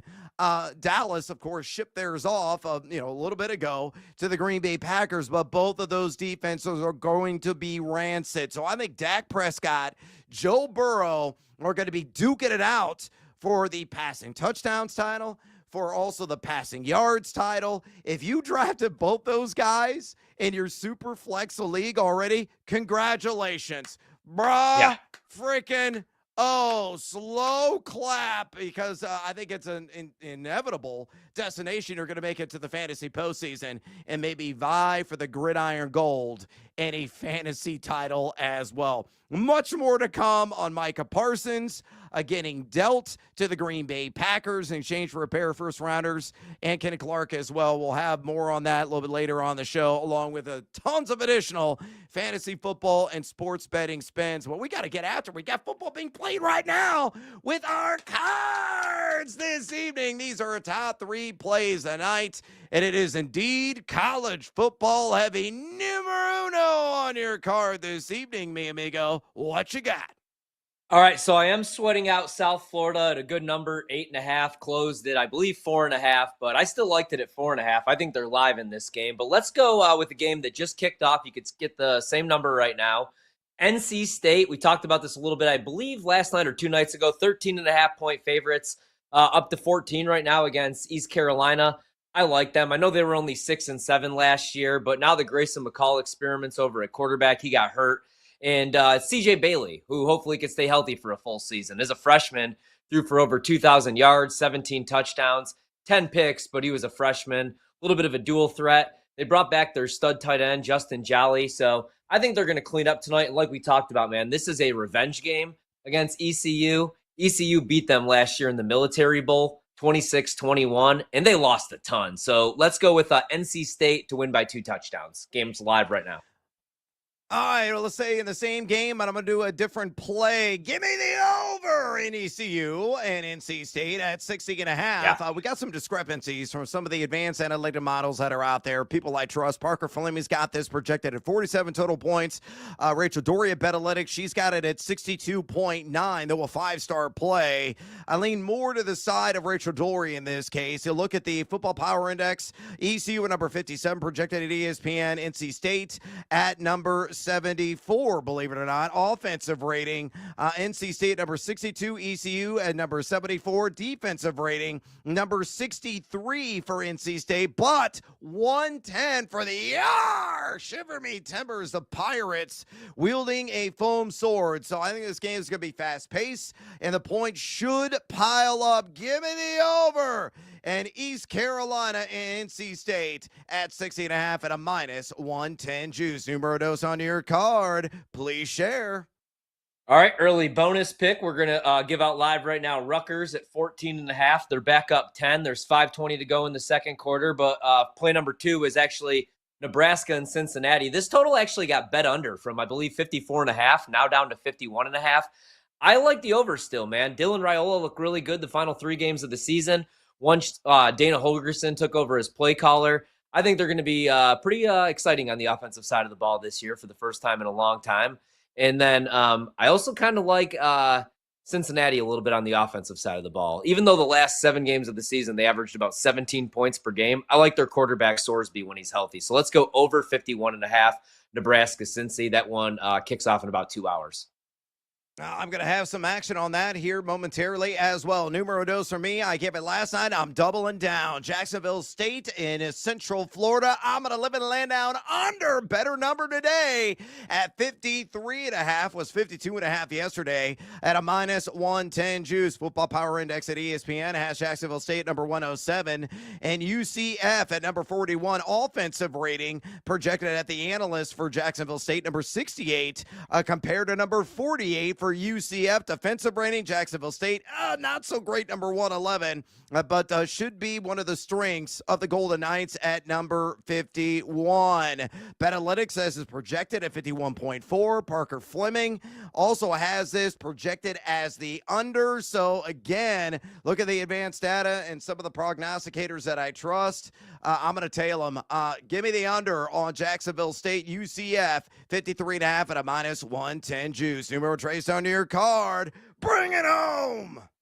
I'll be nice and quick here. Miami, Ohio, Wisconsin, under 40.5. Wisconsin, another, they're going to run a new offense again this year as they look to replace Phil Longo with Jeff Grimes. You got Billy Edwards Jr., who I don't love, coming over from Maryland to play quarterback. I don't think we need to spend too much time on this. Under 40.5, Miami, Ohio, Wisconsin. Limited possessions. You're feeding right into my numero trace play. I'm going to take Miami, Ohio, plus 17.5. Exactly. I think points are not going to be plentiful in this game. Now, Parker Fleming's got a projection of 32-9. I don't think it's going to be that high scoring, like 20-10. Feels about right. So I'm going to trust my gut on this one. Give me Miami, Ohio, plus 17.5. At a minus 110 juice. All right, we got to take a little siesta here on BetMGM tonight. We come back. Bets, and more bets, including Parlay Beat. Don't go anywhere, fools. This is BetMGM tonight on the BetMGM Network.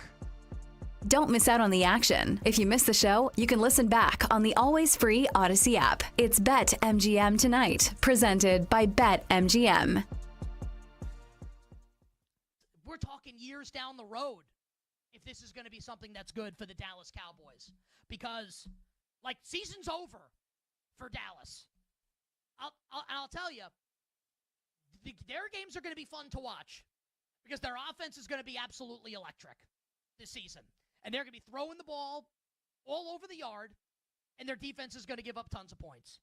And now without Micah Parsons, I don't think this edge rush is going to be able to be any good. This defense is going to stink. And they're going to be involved in a bunch of shootouts here. So they're going to be fun for fantasies. This is good for George Pickens, and it's good for CeeDee Lamb, and it's good for Dak Prescott. But as far as real life goes for the Dallas Cowboys, win total 7.5, they're coming in last in the division.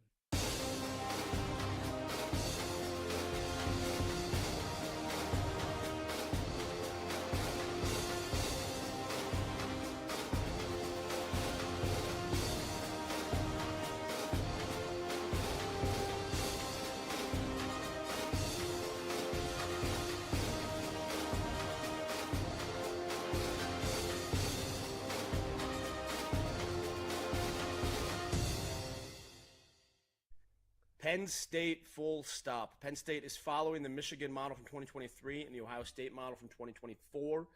Retaining the players who would have been third or fourth round draft picks is your best use of NIL. These are players that are ready for the next level. They are physically already set for the title. And they come back, frankly, focus less on classes than they ever did because now they're graduate students. These are the kinds of guys that raise your ceiling the highest. Andy Kotelnicki developing Drew Aller for a second season. The week-to-week development that Kotelnicki provides is going to elevate Drew Aller's game even further. Best backfield in the country, best offensive line in the Big Ten, best defensive line in the Big Ten. I could go on. The only complaint is big game James Franklin. We were saying the same thing about Ryan Day after last regular season. Refresh my memory. What happened next? Won a national championship. Won it all.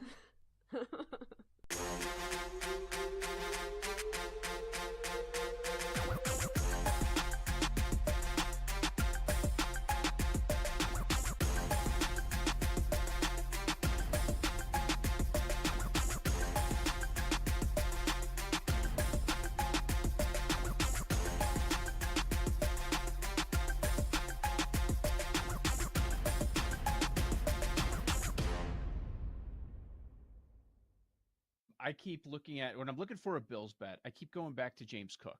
And he goes from 2 rushing touchdowns to 16. So what do they do with the number this year on the season-long prop? 8.5. What do you think when I say 8.5 rushing touchdowns for James Cook? I'd have to go under. I mean, that's what a number, right? What a dare that is. They did sign him he played 44.7% of the snaps and ran for 16 touchdowns. Come on. Whoa. You might think that they'll use him more often because now they have a longer term investment, but I think that could easily work the other way. Now, I don't think they'd use him less often, but you have positive game scripts as a team as good as this, and here come your rushing touchdowns. And I do think also, I guess I'm making the case for both sides, but one of these days, Allen's number is going to come down. I mean, he is 29 now. People draw Cam Newton comparisons based on his style of play. He has 67 rushing touchdowns for his career. That's more than OJ. That's more than Thurman Thomas. I mean, it's the franchise record. He's 29. Eventually that comes down, but it's hard for me to bet. I would have lost the house last year betting this over 8.5 touchdowns for James Cook, and he doubled it pretty much. So I don't think I could go over there, but they did. You're right. They did put the number at a place where it really is. That's what makes it so much fun stuff.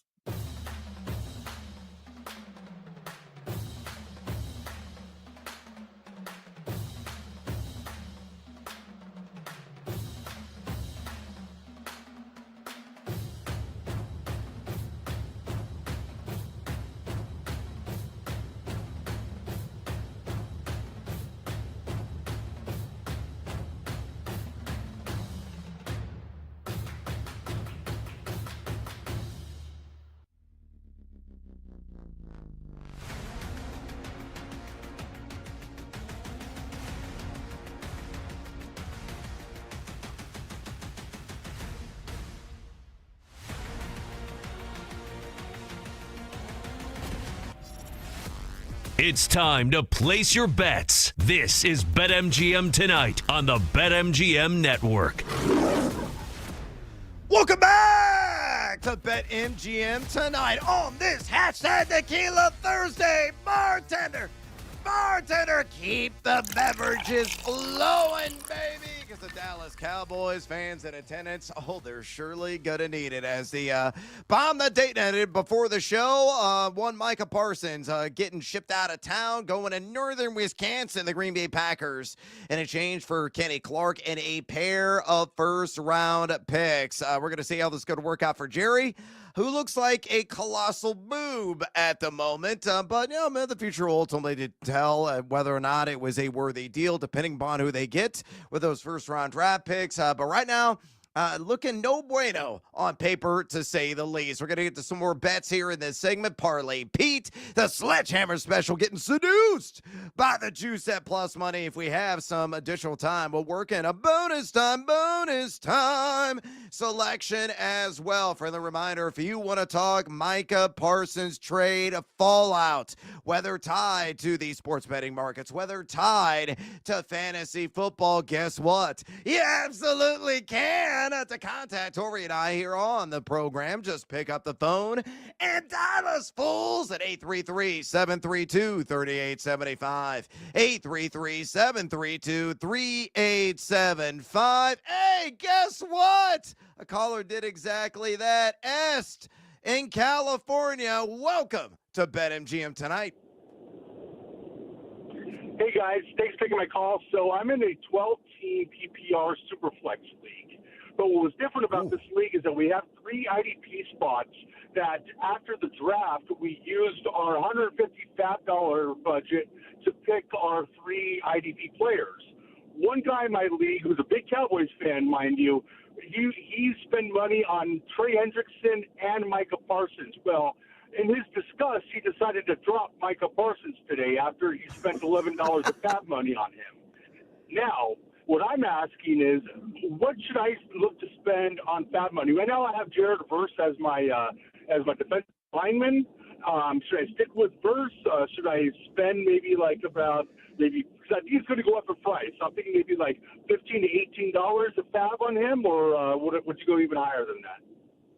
Yeah, a very unique league setup, especially with the 3 IDPs to go along with a super flex and a PPR to 12-teamer. Outstanding stuff. Bravo to you and your league mates and the creativity. I think he's going to go for greater than $18. He's probably going to be in the $20 to $25 range in my estimation. With Jared Verse already on roster, a guy that I think is going to have high sack potential this year, I would stand pat, my man, and just sit on your fat pile of fab cash and spend smartly elsewhere, because somebody's got to go out and blow the piggy bank to acquire Micah Parsons. Horvat, your thoughts? Yeah, I completely agree, man. I mean, if Brian Gutekunst, who never goes out and makes the big move, is willing to make this move and give him more than $45 million a year, I would probably go all in on the fab cash for Micah Parsons, man. The only thing, what worries me a little bit, I was talking about this with Andy Herman 2 days ago, is just the only concern I have, given somebody this much money, one player, man, is when guys try to ramp back up, especially when they're doing a holdout or a hold in. Sometimes you get like those soft tissue injuries, issues. That would concern me. I don't know the science behind that or anything, but that would be my only concern. But I'm all in on Micah. Yeah, again, I would say reserve your cash. Let somebody else smash the piggy bank. You're fine with Jared Verse. I think he's got to have an outstanding season, and best of luck to you, Est, there in California. Hey, be like us, folks. If you got any fantasy football questions, again, dial us on the show, 833-732-3875, 833-732-3875. And excuse me for a second, I got to yell at this idiot at the bar. Hey, jackass with the sword, get over here! Yeah, shiver me timbers, I'm here to make some booty. Yeah, Parlay Pete is in the house, and he's itching to get his parlay of the day on the board, and he's looking at the same game parlay market in the world of Major League Baseball. Leg numero uno.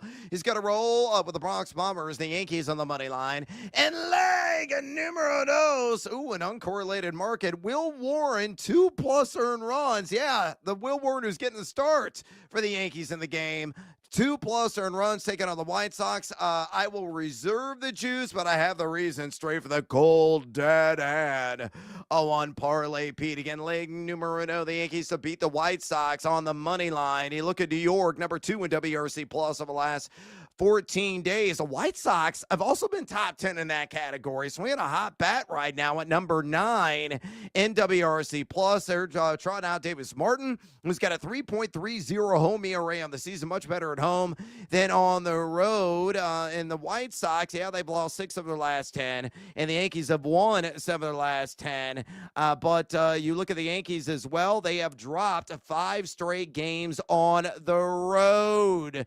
So hopefully they actually get things right, and the White Sox somehow get this up late in the game. So Parlay Pete got to go with the Yankees on the money line. Meanwhile, leg numero dos and Will Warren, 2+ earned runs. He's got a 6.09 road ERA. On the season. He's given up at least 2 earned in 5 of his last 8 games. And again, the White Sox, number 9 in WRC plus the last 14.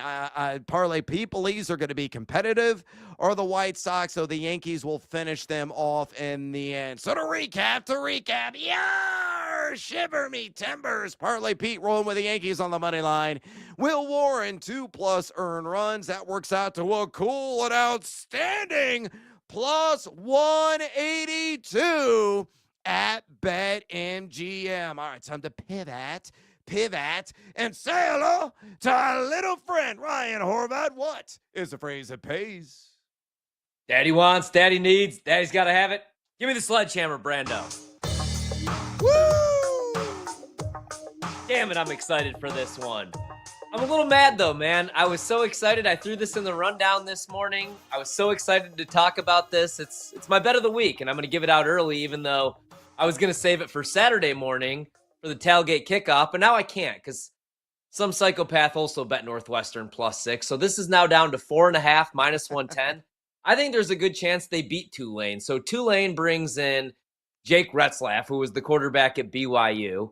I actually like Northwestern this season, man. I bet them over 3.5 wins. Usually if they have a disappointing season, they've had 5 in the playoff era, they bounce back the next season. And defensively, They were 35th in the country last year, and they bring back over 60% of their production. So I think they're going to be solid on the defensive side of the ball, maybe even better. They bring in Fred Davis, a corner from Jacksonville State, who I really like. And then on the offensive side of the ball, they can't be any worse, for one. And I kind of like Preston Stone. I didn't like him at SMU behind that offensive line. Jennings was clearly the better option, but he has 17 career starts, over 4,000 passing yards, 41 total touchdowns. So let's go with Northwestern. It was 6, now it's 4.5. I think they're live in this game. So anything over a field goal, I still think is a good bet for Chicago's Big Ten team. Oh, get that out of your mouth right now, the bunch of smarty pants. That was for you and Jake. Big Ten team. Yeah. Yeah, there you go. All right, my Sledgehammer special. I'm also going to go the world of college football, and I'm going to double down on some of your action. Daddy want, Daddy need, Daddy gotta have it. Let's go! Yeah, baby, on this hashtag Tequila Thursday, and I'm hopefully going to buy the top shelf Clase Azul if I win this. Little same game parlay. I'm taking the Cornhuskers on the money line. I'm going to go ahead and match that with the game over on the all total, taking it down to 45.5. And guess what that achieves? Plus money. Even Steven plus 100 juice when you build that at BetMGM. Background on the Huskers. According to Football Power Index at ESPN, they are number 29 preseason. The Bearcats of Cincinnati are number 52. My friend Rachel Dory at Betalytics gives them a 72.4% chance of winning on the money line. Parker Fleming a little bit lower at 59.2%, but both of those prognosticators have this comfortably going over the 45.5 number, and the analysts' advanced data really supports that. You look at the offensive rating projection, Nebraska number 27 in the country, Cincinnati at number 57. Defensive rating, Nebraska a pretty stout number 23, but the Bearcats at number 50. Of course, it's a road environment for Nebraska. It makes it always a little bit rocky and tough. But ultimately, I believe the Huskers prevail, and the over hits at 45.5 on the all total, and that achieves plus 100 in the end. All right, speaking of plus money, it's time to roll the shoulders, my man, and get seduced by the juice. Thank you, bartender, for the generous pour as always. Horvat, you are abandoning your Chicago Bears. You were a fan for a fleeting moment, breaking out all of your various apparel of the Green Bay Packers, and it applies to this bet, doesn't it? What is it? I still think the Bears are going to be competitive this year. I still like the win total over, but you're not getting the best of the number, obviously. But come on, I need one homer bet this season, and I already do it every year, 13-1 right now. The Green Bay Packers to win the Super Bowl. So I also have to issue an apology to Brian Gutekunst. I've been pretty tough on him. He did trade my favorite player in franchise history in Aaron Rodgers. Also lowballed Jordy Nelson. Some of my favorite players. But you know what? I owe him an apology, man. I always tweet out this meme, this photo. It's him on top of the body of Usher Raymond from the hit film in 2005, In the Mix, which also featured that guy, Chaz, whatever, that's in like every mafia movie that's not good, and Sloan from Entourage. Because the Packers are always in the mix, whether it's Odell Beckham Jr., years ago, Tony Gonzalez and Randy Moss, but it never happens. And now it happened. So I'm all in on the Green Bay Packers. What an offseason, man. For the first time since I've been born, they use a first-round pick on a wide receiver who I love in Matthew Golden. We both think there's good value on him to win Rookie of the Year. Josh Jacobs is still an absolute stud. Jordan Love just has to stay healthy. And my concern was the secondary, especially with no more Jair Alexander. But you know what helps a shaky secondary? A solid pass rush. And the best pass rusher in the league. Go Pack, go, baby. 13-1. Green, gold, and bold. That's what we did today at BetMGM, damn it. 13-1. Brando, hit my music. Yeah. Oh, God. I feel like the Bears I feel like I need it. I got to retch. I got to retch somewhere. As a Bears fan, I'm not thrilled with what has transpired today. But you know what? Chicago, embarrass them, deflate them, smush them. Bear down, Chicago Bears. Should be mine. All right, we're going to go to the city of Chicago. Not so fast. Yeah, no, get out of there. Yeah, thank you. Yeah, there it is. The proper fight song. I'm going to get a little BB seduced by the juice on Chicago's own. Angel Reese tonight. Give me the over on 12.5 rebounds at a plus 100. That's where the BB seduced by the juice comes in. Reese taking on the Phoenix Mercury, who've allowed the fourth most opponent rebounds per game in the last 10 at 34.8. Phoenix as well. She's already faced them a couple of times this season. She had a 15 rebound game back in May against the Mercury. Now, the second time around, only played 21 minutes. That explains why she only had 2 boards, left with an injury. She's gone over on 12.5 rebounds in 3 of her last 5 games, making 4 of her last 6. Angel Reese over 12.5 rebounds tonight against the PHX at plus 100. Oh, bonus time! Bonus time! Whether in college football, the NFL, Major League Baseball, or the WNBA, all I need, Ryan Horvat, is another bet. So give it to me. Give it to me. So I was actually going to give this out anyway. I liked Green Bay at Lambeau week 1 against Detroit, who I think takes a hashtag step back. Now Green Bay is a 2.5-point favorite. Anything under 3, I like the Packers. Here, in honor of John Madden, let me tell you why I like Green Bay. You see this truck that I have next to this picture of the great Pat Hughes? Yeah. This is Micah Parsons, right? This is Jared Goff. Yeah. Micah Parsons goes boom. All right, Packers by 10, week 1. Yeah, I hope that vehicle wrecks. I am going to go with Juju Smith-Schuster on the over 18.5 yards against the LA Chargers down in Brazil. Minus 118. We had Alex Gold, our Chiefs insider, on the show last night, and this was his selection. He said Juju is going to be a focal point, working primarily out of the slot without Rashee Rice on the field. I think he's entirely right. It has a really good shot of greatly eclipsing this number, so you might want to grab this before the line really starts to climb. He played in the slot around 39% of his slot snaps last year. A guy that's obviously plus yards after the catch. He only averaged 1.9 targets per game last season. And Tarheeb still is a likely assignment out of the slot, at least the majority of the time. Still only gave up a 76.5 passer rating last year, but he also could get a little Jasir Taylor, who gave up a 146.7 passer rating. So hopefully, on at least a handful of snaps, Taylor will be the primary assignment. Indeed, Juju Smith-Schuster will feast as a result. I think Xavier Worthy will work more outside with Rice not in uniform. So I like Juju over 18.5 yards against the Chargers in Brazil on Friday next week at a minus 118. All right, we got to take a little siesta here on BetMGM tonight. When we come back, we'll update you on what's going on in the world of college football, and then we're going to roll it forward with more college football bets in week 1. Don't go anywhere, fools. This is BetMGM tonight on the BetMGM Network. Wherever you go, we're there. Listen to the BetMGM Network live on Odyssey, TuneIn, and now on the iHeartRadio app. Wagertainment for every fan.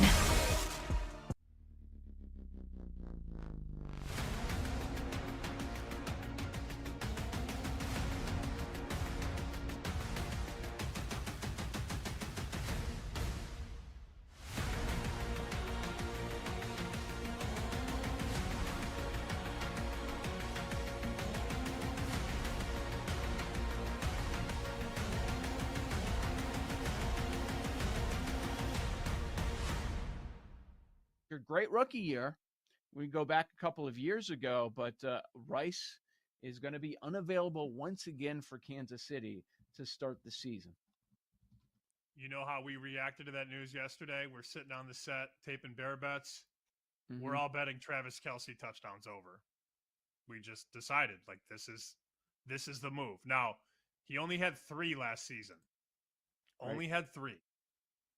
But if you go to the previous 5 years, 5, 12, 9, 11, 5. What's more important, last year or the last 6 years? The number is only 4.5. But if Rice isn't there for the first 6 games, you're going to have opportunities for Kelce. I don't know what I'm missing here. And, if he gets hurt, so be it. But 4.5 touchdowns on Kelce seems insanely disrespectful. Now, they're going to make you pay the price. It's $1.40. I think Jeff laid $1.40. We were looking at a couple other places that were $1.50, $1.60. I mean, talk me out of Kelsey to catch 5 touchdowns this year. I liked it before the Rice news. So, yeah, just to get to that number 5, I would believe in the larger sample. Even though he's getting older and you see that slide in players' careers around this time, everybody believes, okay, it's going to be his last season, and Mahomes is going to want to feed his guy, Travis Kelsey, in these spots. It was shocking that he was limited to so few, only 3 touchdowns all of last regular season. Remember, the narrative was, well, he's done, or he's just kind of coasting through the regular season, waiting for the playoffs. I mean, you can make the argument that that was somewhat true, but just to add 2 more to get to 5 when he had 133 targets last year, that didn't change. He's still going to get 100-plus targets, you would think. So, yeah, I like that. I think it was a good bet with Rice on the field, and now he's going to be missing 6 games. That makes a lot of sense. Man, that's a really good bet. That's a really good bet. I think it is.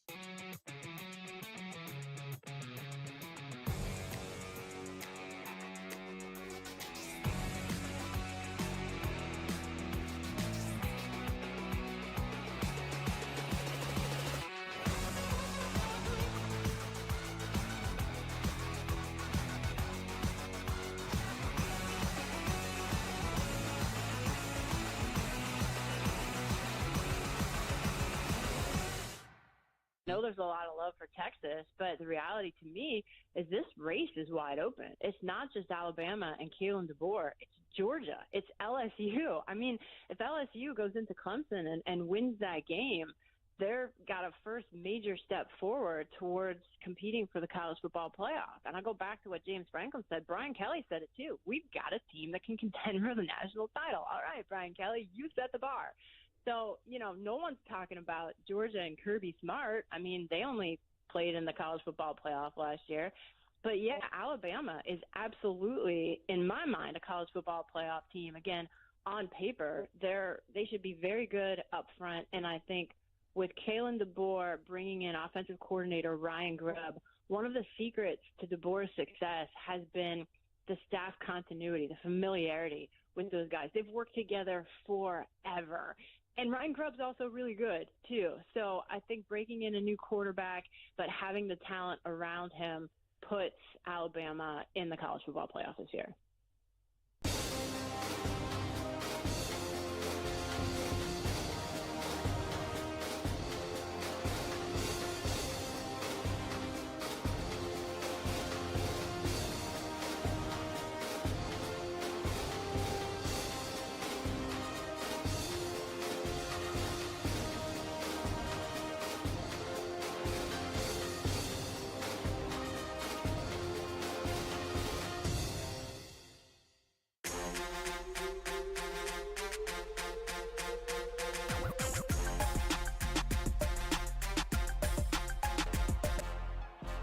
It's time to place your bets. This is BetMGM Tonight on the BetMGM Network. Welcome back to BetMGM Tonight. Brad the Big Noise Evans with you. Ryan Horvath in the house, and he is in a celebratory mode because his Green Bay Packers traded for Micah Parsons. So he's doing wardrobe changes in every single break, trying to adorn a different piece of Packers apparel in his wardrobe because he's rather excited, to say the least. So, hey, you know what? Bartender, pour my guy another drink. Yeah. And I'm a Bears fan. And I'm buying him a tequila in jealousy, really, because he should be celebrating everything associated with Micah Parsons and how much of an enormous upgrade that is at a defensive line. The pass rush in general could really rectify some of the defensive question marks that the Green Bay Packers have. But it guarantees absolutely nothing. I still believe the NFC North is going to be rock'em sock'em robots. I think it's going to be cannibalization by definition, where you're going to have everybody ultra competitive, jockeying for power week in and week out. Ultimately, a team barely above 500 could take that division. Not saying it's going to be a bad division. I think the teams are evenly matched from top to bottom, and that even includes Green Bay and the shrewd move that they made today. So, hey, if you want to talk with us about the Micah Parsons trade or anything else, you can always dial on the show, 833-732-3875, 833-732-3875. Do us a favor as well. Go to X at BetMGM tonight and vote. And our pole dancing poll question of the day, it's asking you this. Week 1 player props are live right now at BetMGM. And in the Dallas-Philadelphia opener, so on a related note, which would you bet the over on? Your options are Dak Prescott, 243.5 pass yards, Saquon Barkley, 94.5 rush yards, George Pickens at 51.5 receiving yards, or A.J. Brown at 68.5 receiving yards. So far, nearly 200 votes cast. Make your voice be heard. Exercise your democratic right. Keep the votes coming and drop us a comment, a.k.a. bring the noise on X at BetMGM tonight. Again, on X at BetMGM tonight. Scoreboard update right now in the world of college football. Boy, we got a dandy going down in Tampa, Florida. Boise State has the ball back, but they're on their own 1-yard line. They are trailing South Florida, and now it's 4th and 18, so they got to punt it in the back of their own end zone. It's 10 minutes ago with the third quarter, 10-7 Bulls up on Boise. Elsewhere, NC State just scored. They're up 10-0 on yours. Sorry, Parlay Pete, your Pirates of East Carolina. Duke and Elon, is that Elon? I believe it is. Yeah, they're 0-0 right now. Just started that game. And I believe that is about all of the action that is meaningful. Although, no, we got Wyoming Akron at 0-0. A bunch of FCS games going on. Oklahoma State up 7-0 on Tennessee Martin. And that's about it. Rutgers up 31-17. That's the only really other game of note at halftime. So your Scarlet Knights, Horvey, so far covering in that game, but you bet them on the live line as well. Guess what, folks? We're going to get some more college football right stinking now in another edition of Fade or Follow.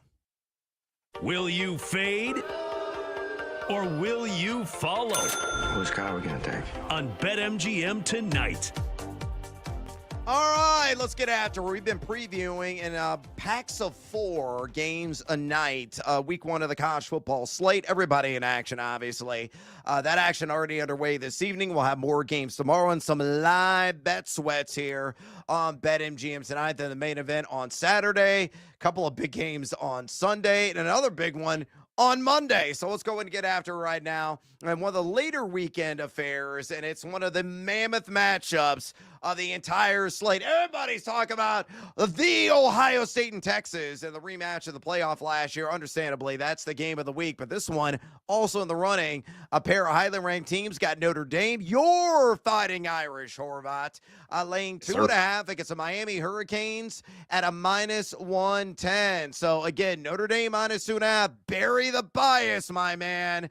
Are you going to fade or follow? And I will wait for your long dissertation, and the numbers nerd will come out. But give me your fade or follow first.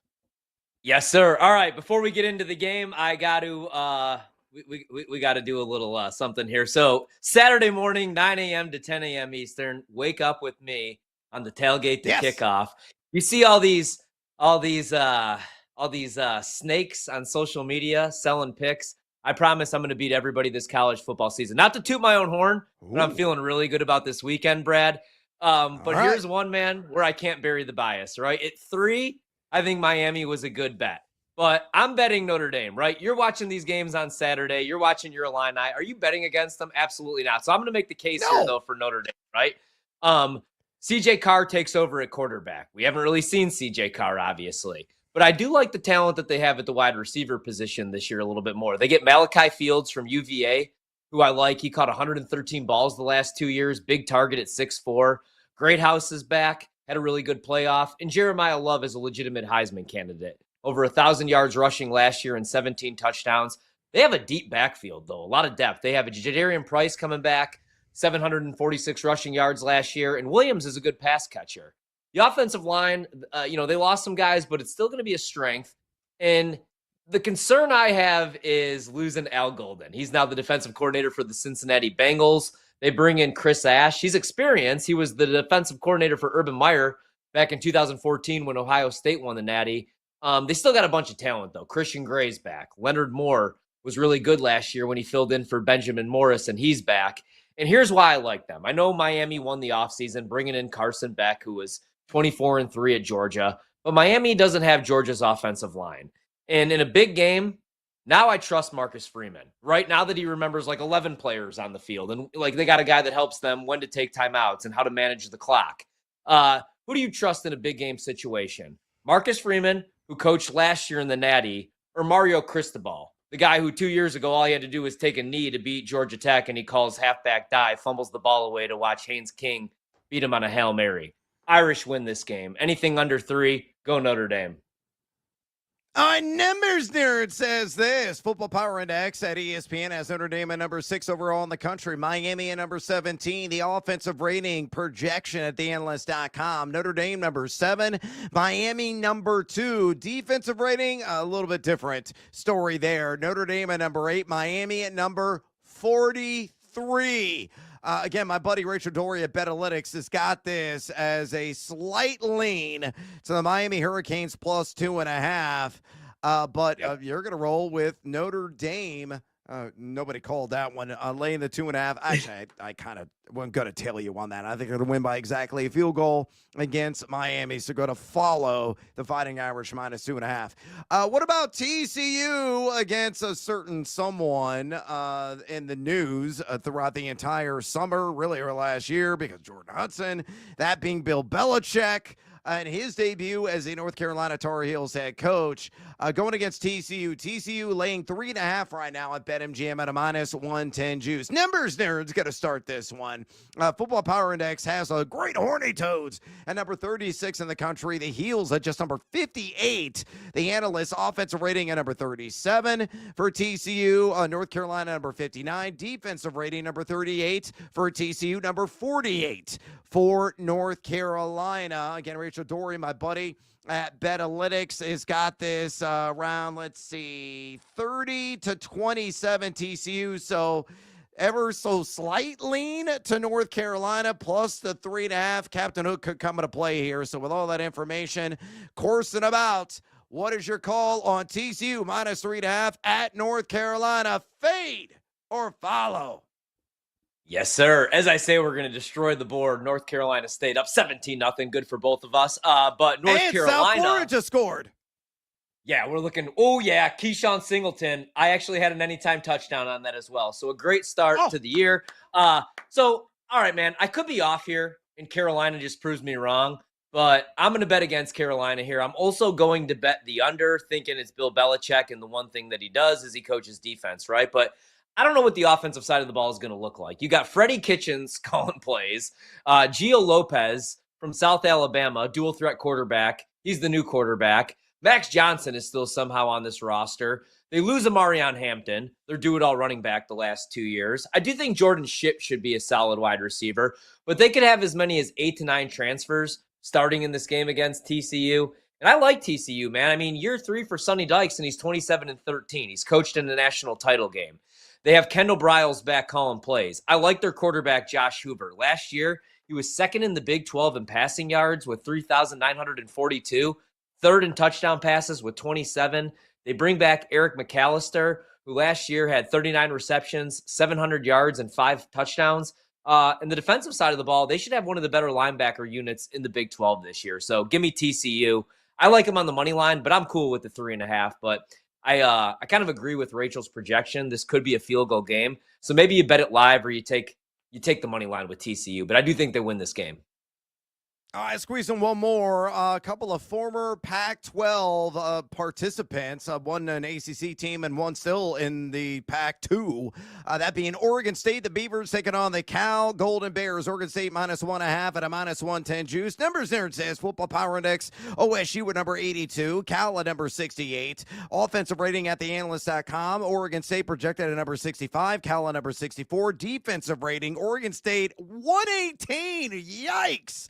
And and Cal at 46. Richard Dory's got this as a field goal spread as well for the Beavers, believe it or not. So again, Oregon State -1.5 against Cal at a -110 juice. Fade or follow? Yeah, you know what, man? I will actually follow this one. So this is tough, right? I mean, Oregon State, the win total 6.5. They believe they bring in Malik Murphy from Duke. Actually had a pretty good year. 26 touchdown passes, 12 picks. But that was their issue. Oregon State's last year, their offense only averaged 24 points per game. So he's an obvious upgrade. The running back Hankerson's back over 1,000 yards last year and 15 touchdowns. And Trent Walker's back at receiver. He had 81 receptions and 901 yards. 3 starters are back on the offensive line. All 3 of them dealt with injuries last year. Cal should be competitive, but I just don't know what they are. Devin Brown from Ohio State, he was the backup there the last 3 years. He comes over, but they lose Fernando Mendoza to Indiana and 3 of their top 4 receivers of the portal. The defense is going to be solid. 4 starters are back. Last year, they only gave up 22 points per game, but in a pick situation, I'll go with the Beavers here. All right. Again, Notre Dame is going to follow -2.5. TCU also going to follow -3.5. Oregon State, triple follows at -1.5.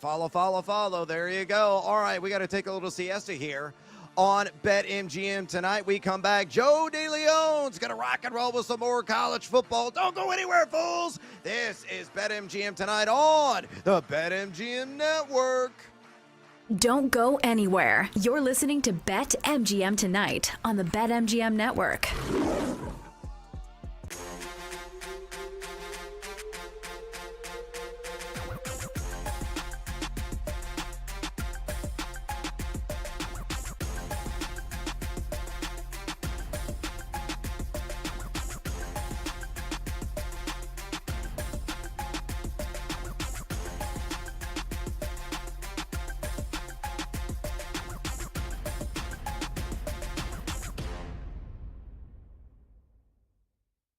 Say it right now.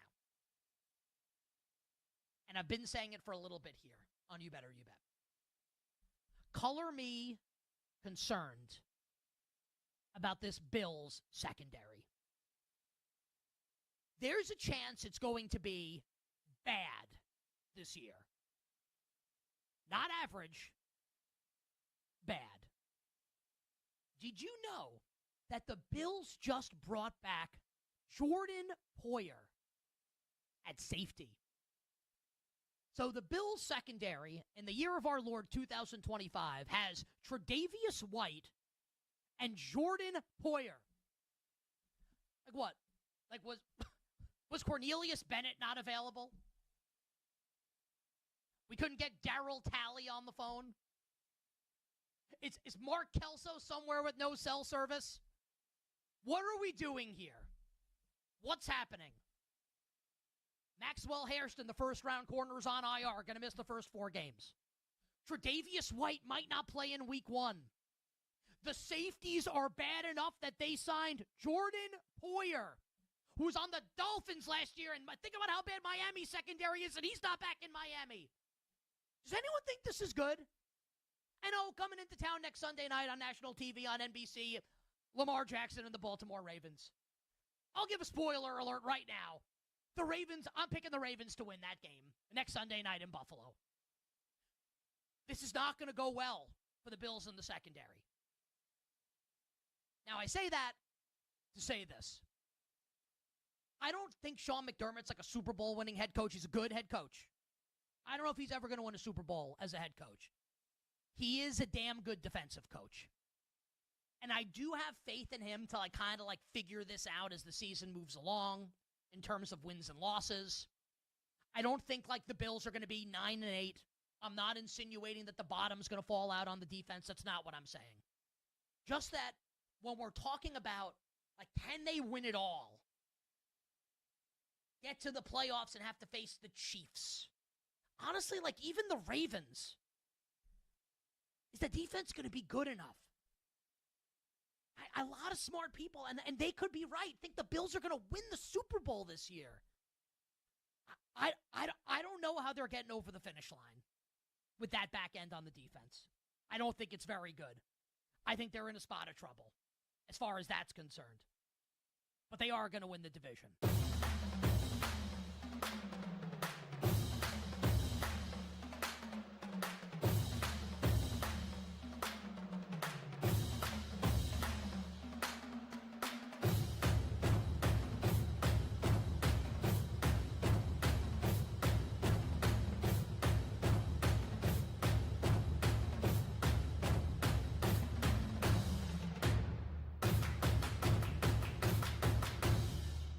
So I'm actually, when it comes to even just a prop bet, Derrick Henry's rushing yards prop is way too low, which is why I think the under is actually pretty enticing.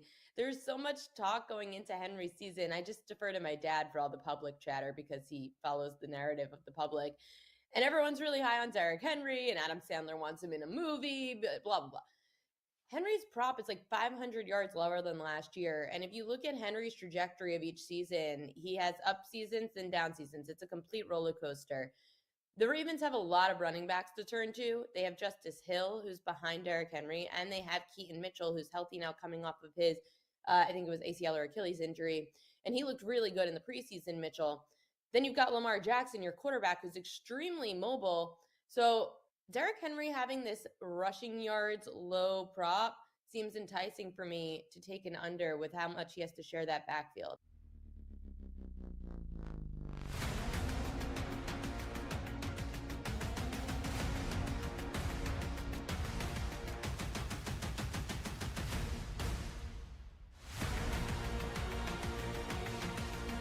The betting show. There is no other show on the planet that packs in more picks nightly. With the big noise, Brad Evans. Oh, sharp action! They gotta listen to the sharps! Get the heck out of here with that nonsense. I'm on JMU as well. Drake, hate the Drake. Love the Drake, hate the Drake. No, you never fade the Drake! And the mad better, Ryan Horvat. The Keep the Points special. I'll keep cashing tickets around here on Odyssey. Yeah, put me at night, baby. That's where we cash tickets. They're bringing the heat and helping you cash in big. It's a lock! It's over! It's a guarantee! It's easy money! Nobody wants to bet Seattle U, except for this guy. They're going to win this game outright, but I'll be safe and take the points plus 6.5. And delivering the late night sweats. And it's gone! It's gone! Oh, it is gone! No way! It's gone! Holy God! It is gone! I need to celebrate tonight with my family! Do it for my kids! Do it for my boy! It's BetMGM tonight on the BetMGM network. Welcome back to BetMGM tonight. Oh, this hashtag Tequila Thursday. We're sipping a fine on you tonight because we got college football on the tube and a lot of action riding in some of these games. And so far, so damn good for one Ryan Horvat. He was talking up South Florida all stinking week long. We have under 5 minutes to go in the third quarter. 17-7 Bulls up on Boise State right now, down in Tampa, Florida. We'll keep you up to date there and some of the other action elsewhere. I need more points to the board, please, and thank you, NC State.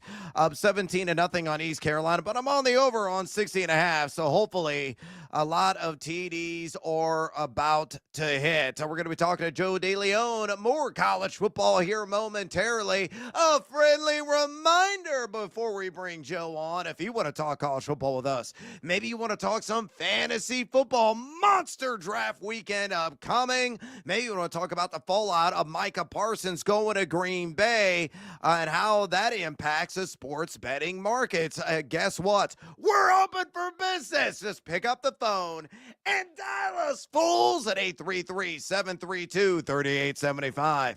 833-732-3875. You can also drop off your questions and comments on the X or the Twitter at BetMGM Tonight. Again, on X at BetMGM Tonight. Right now, through the power of animated picture and sound, let's bring on our dude, Joe DeLeon, host of Ruffino and the Joe Show. Follow him on X at Joe DeLeon. Again, on X at Joe DeLeon, a man who knows the ins and outs of everything in the world of college football. Joe, welcome back to BetMGM Tonight. And straight away from me, we got a ridiculous main slate already underway here in week one of college football. Let's start off with the action tonight.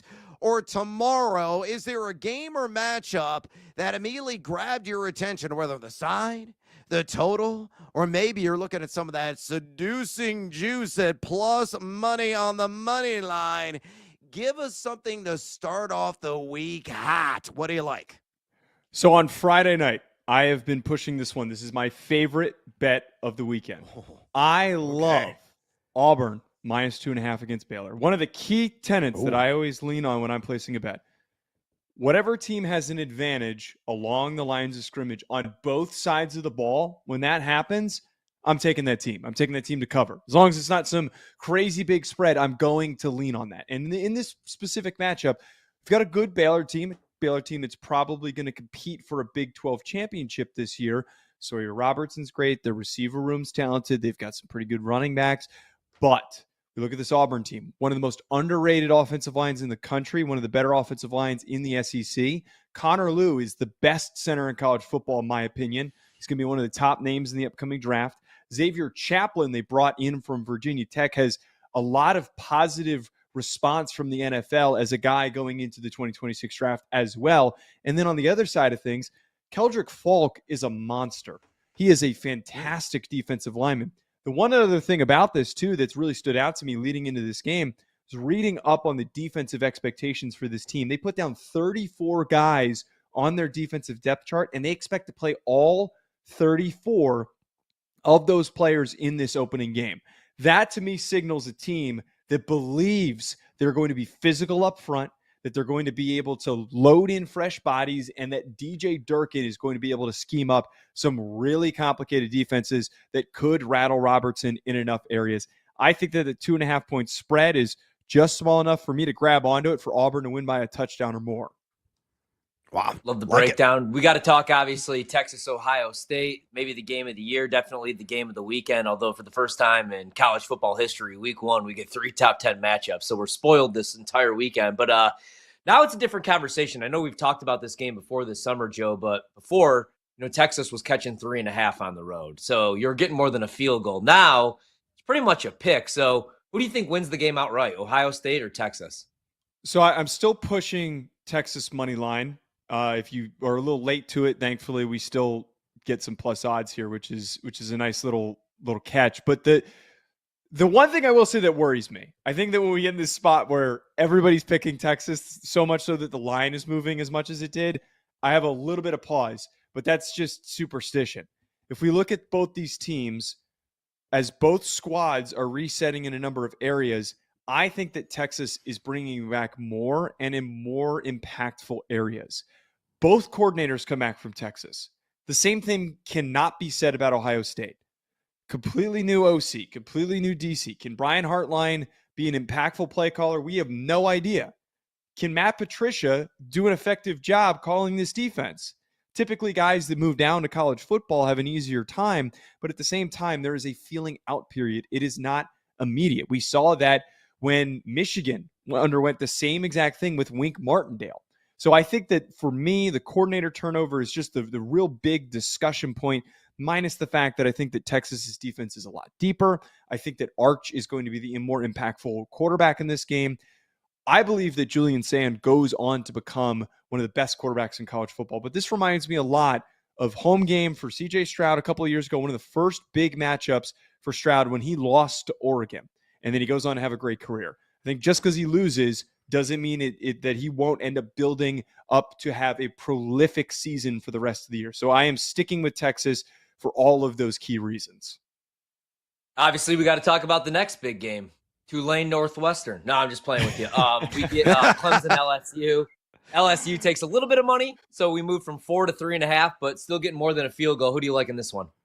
By the way, I probably would take Tulane to cover in that game because I do not trust Northwestern. I do trust Tulane for how well coached they are. But for this Clemson LSU game, it goes a lot in line with a lot of the same themes that I bring up with these bets. When we're coming into week one, we're still feeling out and trying to figure out what these teams are. But there are aspects of these squads that we know to be true. And that for LSU, so they just put out a ton of offensive linemen to the NFL. A lot of guys, Will Campbell and company, are on to the NFL. It is going to take some time for that group to gel. And while Brian Kelly historically has had great offensive lines, it is a lot to ask this unit to be able to hold up against Peter Woods, TJ Parker, DeMonte Capehart, Will Helt, and Sammy Brown. All guys, at least 4 of those guys minus Sammy Brown, who's a true sophomore. 4 of those guys are going to be picked pretty highly in the upcoming NFL draft. They are physical, they're dominant, and they're going to be better coached this year with Tom Allen coaching this defense. We saw how quickly he stepped in at Penn State and they hit the ground running, and I think that's going to apply here for Clemson. Garrett Nussmeier has apparently looked 10 times better in training camp thus far, but I think that for a guy that is a bit mistake prone, this is one of those spots where you could see a little pressure bearing down on him, player who typically doesn't handle pressure well, making one mistake late in the game that causes them to lose by 7 or so points. I really think that Clemson's edge along the line of scrimmage, especially defensively, is going to show up. We're talking to Joe DeLeon right now, host of Ruffino and Joe Show. Follow him on X, would you kindly, at Joe DeLeon. Again, on X, at Joe DeLeon. Joe, my esteemed co-host, is a diehard Notre Dame fan. Shocking. On Sunday, the Fighting Irish clash with the Miami Hurricanes. Right now on BetMGM, Notre Dame is favored by 2.5 points. And again, shocking, Horvat's already backed his Fighting Irish on this show tonight down there at Hard Rock Stadium near South Beach. Give us your pick and perspective, and please tell me it's going to be the Hurricanes. I'm not going to pick the Hurricanes. And Ryan, you're a lot braver than I. I have a rule with my Notre Dame fandom that I refuse to bet on them because I know that it will ruin my night if the bet doesn't hit and also they don't win. I'm actually going to be at this game in Miami. Very excited for it. Hoping it doesn't rain. But if I were to dish my analysis here on why I think that the bet for Notre Dame to cover is accomplishable, we have Carson Beck stepping in with a completely new receiver room. All the top guys, Xavier Strepo, Elijah Arroyo, Sammy Brown, those guys moved on. They're not with this team anymore. CJ Daniels comes in, but there's still going to be a bit of a period where they need to figure out what that chemistry is. Carson Beck as well has been a quarterback who has been mistake prone. He has been a guy who we saw last year when there's tight coverage, he will take risks and they often do not pay off.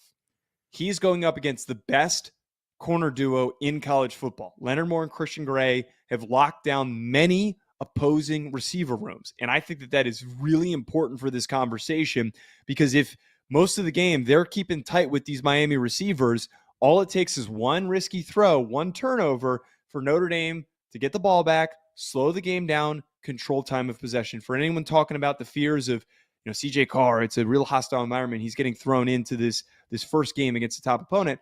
I don't think that they're going to put a lot on his shoulders. And I think that having a 3-deep running back room, the deepest running back room in college football of Jadarian Price, Jeremiah Love, and Anais Williams, they are going to be able to grind out and keep the game playing at their pace. And the last part about this, I love Corey Heatherman, the defensive coordinator that they brought in from Minnesota, but I don't have a lot of faith in the fact that they've got 4 new defensive backs at all of their key starting positions.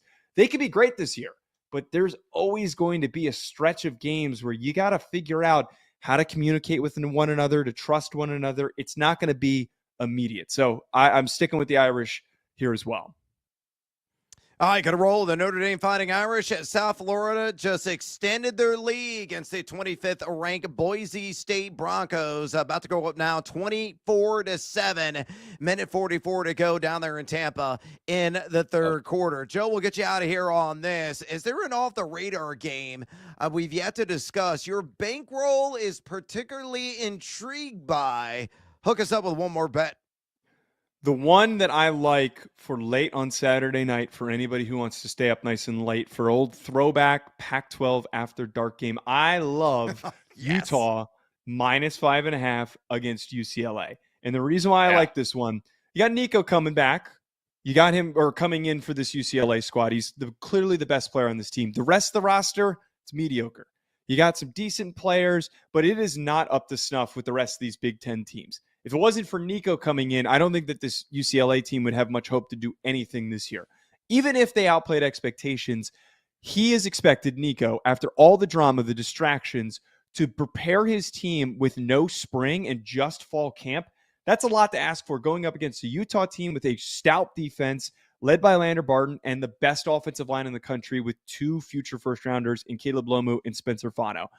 I do not think that UCLA is going to be equipped for this game. They have no home field advantage. None of that. Give me Utah 5.5.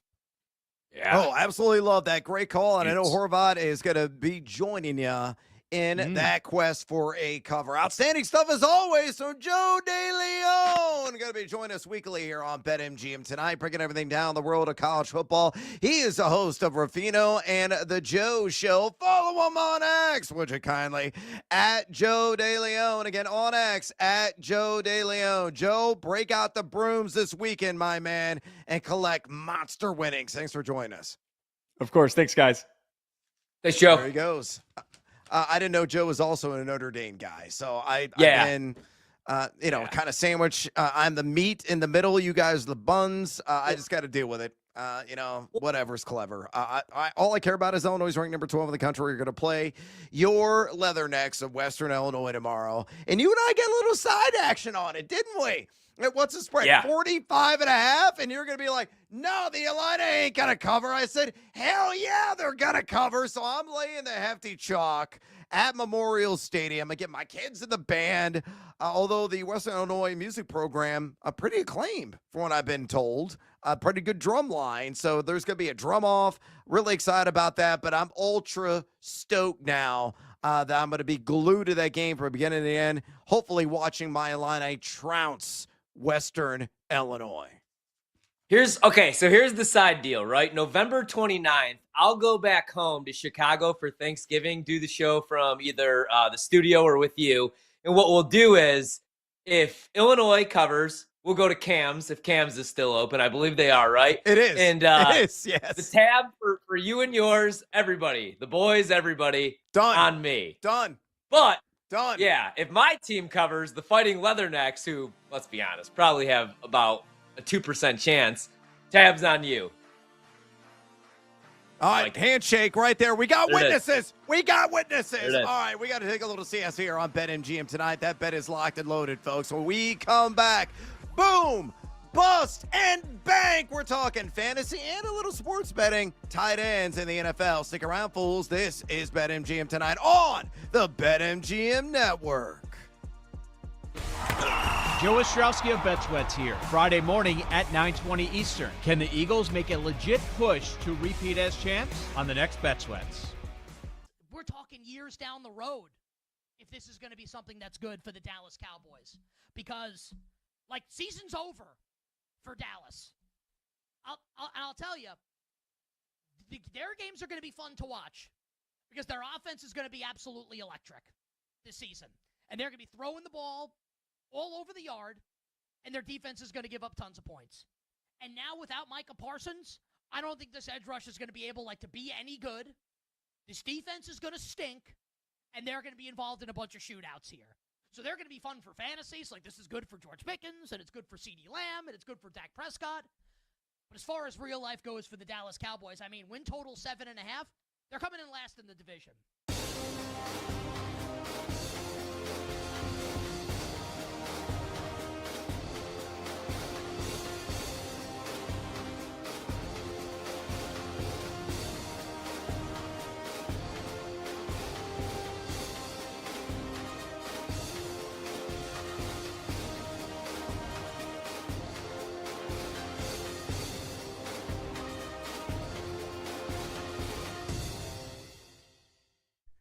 Penn State, full stop. Penn State is following the Michigan model from 2023 and the Ohio State model from 2024. Retaining the players who would have been third or fourth round draft picks is your best use of NIL. These are players that are ready for the next level. They are physically already set for the title. And they come back, frankly, focus less on classes than they ever did because now they're graduate students. These are the kinds of guys that raise your ceiling the highest. Andy Kotelnicki developing Drew Aller for a second season. The week-to-week development that Kotelnicki provides is going to elevate Drew Aller's game even further. Best backfield in the country, best offensive line in the Big Ten, best defensive line in the Big Ten. I could go on. The only complaint is big game James Franklin. We were saying the same thing about Ryan Day after last regular season. Refresh my memory. What happened next? Won a national championship. Won it all.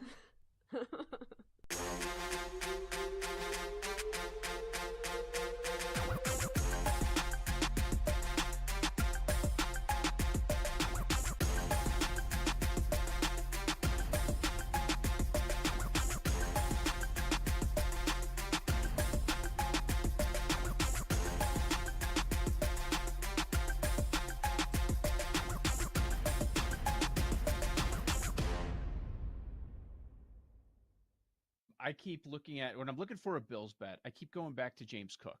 And he goes from 2 rushing touchdowns to 16. So what do they do with the number this year on the season long prop? 8.5. What do you think when I say 8.5 rushing touchdowns for James Cook? I'd have to go under. I mean, that's what a number, right? What a dare that is. They did sign him. He played 44.7% of the snaps and ran for 16 touchdowns. Come on. Whoa. You might think that they'll use him more often because now they have a longer term investment, but I think that could easily work the other way. Now, I don't think they'd use him less often, but you have positive game scripts as a team as good as this, and here come your rushing touchdowns. And I do think also, I guess I'm making the case for both sides, but one of these days, Allen's number is going to come down. I mean, he is 29 now. People draw Cam Newton comparisons based on his style of play. He has 67 rushing touchdowns for his career. That's more than OJ. That's more than Thurman Thomas. I mean, it's the franchise record. He's 29. Eventually that comes down, but it's hard for me to bet. I would have lost the house last year betting this over 8.5 touchdowns for James Cook, and he doubled it pretty much. So I don't think I could go over there, but they did. You're right. They did put the number at a place where it really is. That's what makes it so much fun stuff.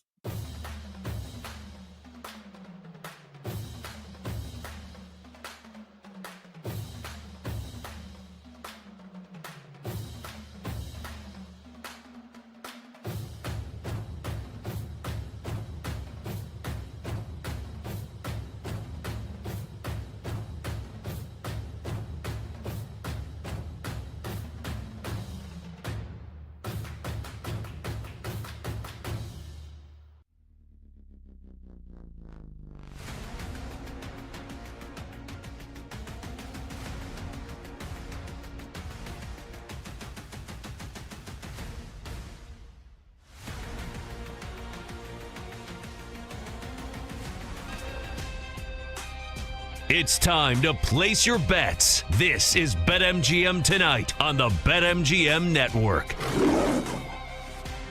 Welcome back to BetMGM Tonight. Probably the big noise events with you. Ryan Horvat in the house on this Hashtag Tequila Thursday. Bartender, your boy's still parched. Pour me another and do it for my friend as well. Por favor.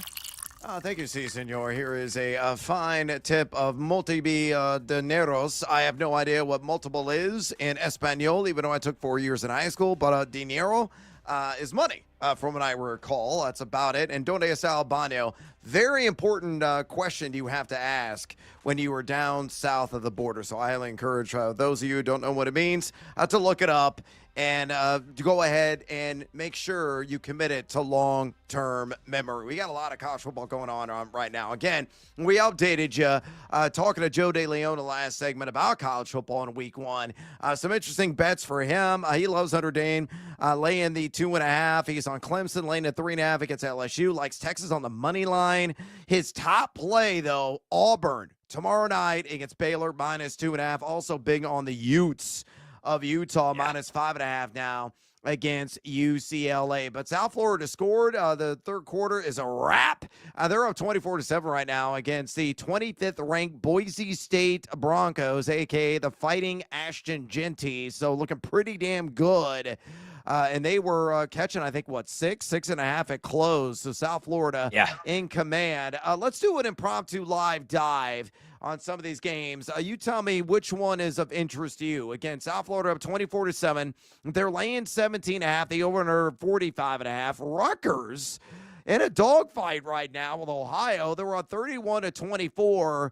-6.5 at a -130 juice on the Scarlet Knights is a live line. 79.5 is a live total. Juice of the over at -130. We got East Carolina, NC State. Under 3 minutes ago in the first half, East Carolina just scored on a 79-yard bomb. It is now, let's see, NC State laying 17.5 at a -105. The over-under on the live total, 55.5. Juice of the under at -125. Not great for me. UCF and Jacksonville State are in a lightning delay. Everything else is FCS action. So what I already laid out, anything that tickles your fancy on a live dive. I could, I actually kind of liked Rutgers in this game. I bet Rutgers in this game, and now I don't feel so good about them with it being 31-24 because Ohio is actually about to go in right now and tie this one up. You know what I would bet live? Wow. You're getting a good price right now on that over, the North Carolina State, East Carolina. Or maybe if you could get like an updated live team total on North Carolina State. That was a ridiculous touchdown grab from East Carolina, from Hauser right there. It was over 77 yards. Kind of lucky, not going to lie. And there was a flag on the play. I was hoping that it was coming back, but it was not. So I would go over right now at 55.5. I think that game closes still in the 60s or ends up in the 60s. So if I had a live dive right now, it'd probably be the total in that game. And I still like North Carolina State, to be honest, although I bet them at 13.5 and now it's 17.5. I do, fingers crossed, think that they win this game by 3 scores. Yeah, the 55.5 on the live dive on the over is at -110. It was +100 a second ago, but again, -110 currently at BetMGM. Again, we'll keep you up to date. All the action on the junior gridiron over the course of the show, but right now we got to go to the pro circuit. Another round of boom, bust and bank. Our series we've been rocking and rolling through all week long. Tonight, the pit stop is at tight end. So here's what defines a boom, a player, one that's most likely to exceed his current ADP. Ryan, the Cowboys are certainly in the news, and you're rolling with their oversized target, aren't you? Yeah, I like this even more now, to be honest with you, man, because that defense is going to be bad. So Dak's going to be dropping back 35 to 40 times per week. Also not in love with the backfield. Now, 2 years ago, Jake Ferguson was an absolute stud. He had 4 touchdowns in the playoff loss to Green Bay. That season, he was tight end 8 in half-point PPR leagues. Last year, finished tight end 30. The reason being, bad quarterback play. Obviously, Dak gets hurt. Not that Cooper Rush was terrible, but also he had a knee injury and he had a concussion, so he missed some time. Finished with 59 grabs, 494 yards, 0 touchdowns. I think there's some positive regression coming in all those categories this year. And I'm not worried with the addition of George Pickens, or the fact that CeeDee Lamb's going to get at least 150 targets, because I think this is actually going to open things up more in the middle of the field for Ferguson, who's 6'5", 244 pounds, only 26 years old, and looking to get himself paid as well. And we all know Jerry Jones doesn't like to sign deals, sign contracts, so we better go out there and ball out this year. I like Ferguson at tight end 14. Yeah, I think it's a great value. A guy, they got to justify playing him the coin that they are. So I think he's going to be fed with a lot of targets. As I mentioned, I think Dak Prescott, in light of Micah Parsons' departure, minimum, and I'm not saying this jokingly, I'm saying this seriously. I think it's going to be a minimum of 600 pass attempts, as they're going to be dealing with a deficit practically every stinking week. So, I think it's a great call there on Jake Ferguson. My guy, he's a joker. He's a smoker. He's a midnight toker. Yeah, it's Evan Ingram of the Denver Broncos, currently the Jacksonville Jaguars. Got to play that joker role primarily, though RJ Harvey's got to slide in there from time to time in Sean Payton's offense. He is a tight end 98.29 in drafts conducted over the last 48 hours, and I think that's a steal of a deal, quite frankly. Mike Clay at ESPN has him projected for 108 targets, 80 catches, 713 yards, but only 3 touchdowns. Has him at tight end 9. I think he's underselling him on yards. I think he's underselling him on touchdowns as well. This guy last year was number 10 among all plus-size targets, and average yards of separation per target as tracked by Player Profiler. He was number 7 and expected fantasy points per game. He is going to be maximized in this Denver offense, and a guy I think is going to operate in the short to intermediate field and really pile up the catches. So for me, Evan Ingram, if you miss out on one of the elite guys like a Brock Bowers, a Trey McBride, a George Kittle, He's the next best thing, and you're getting him pretty late in drafts. Close to the number pick 100 overall. Going to pack some boom in fantasy this year. What about bust on the flip side of things? A player least likely to exceed his current ADP.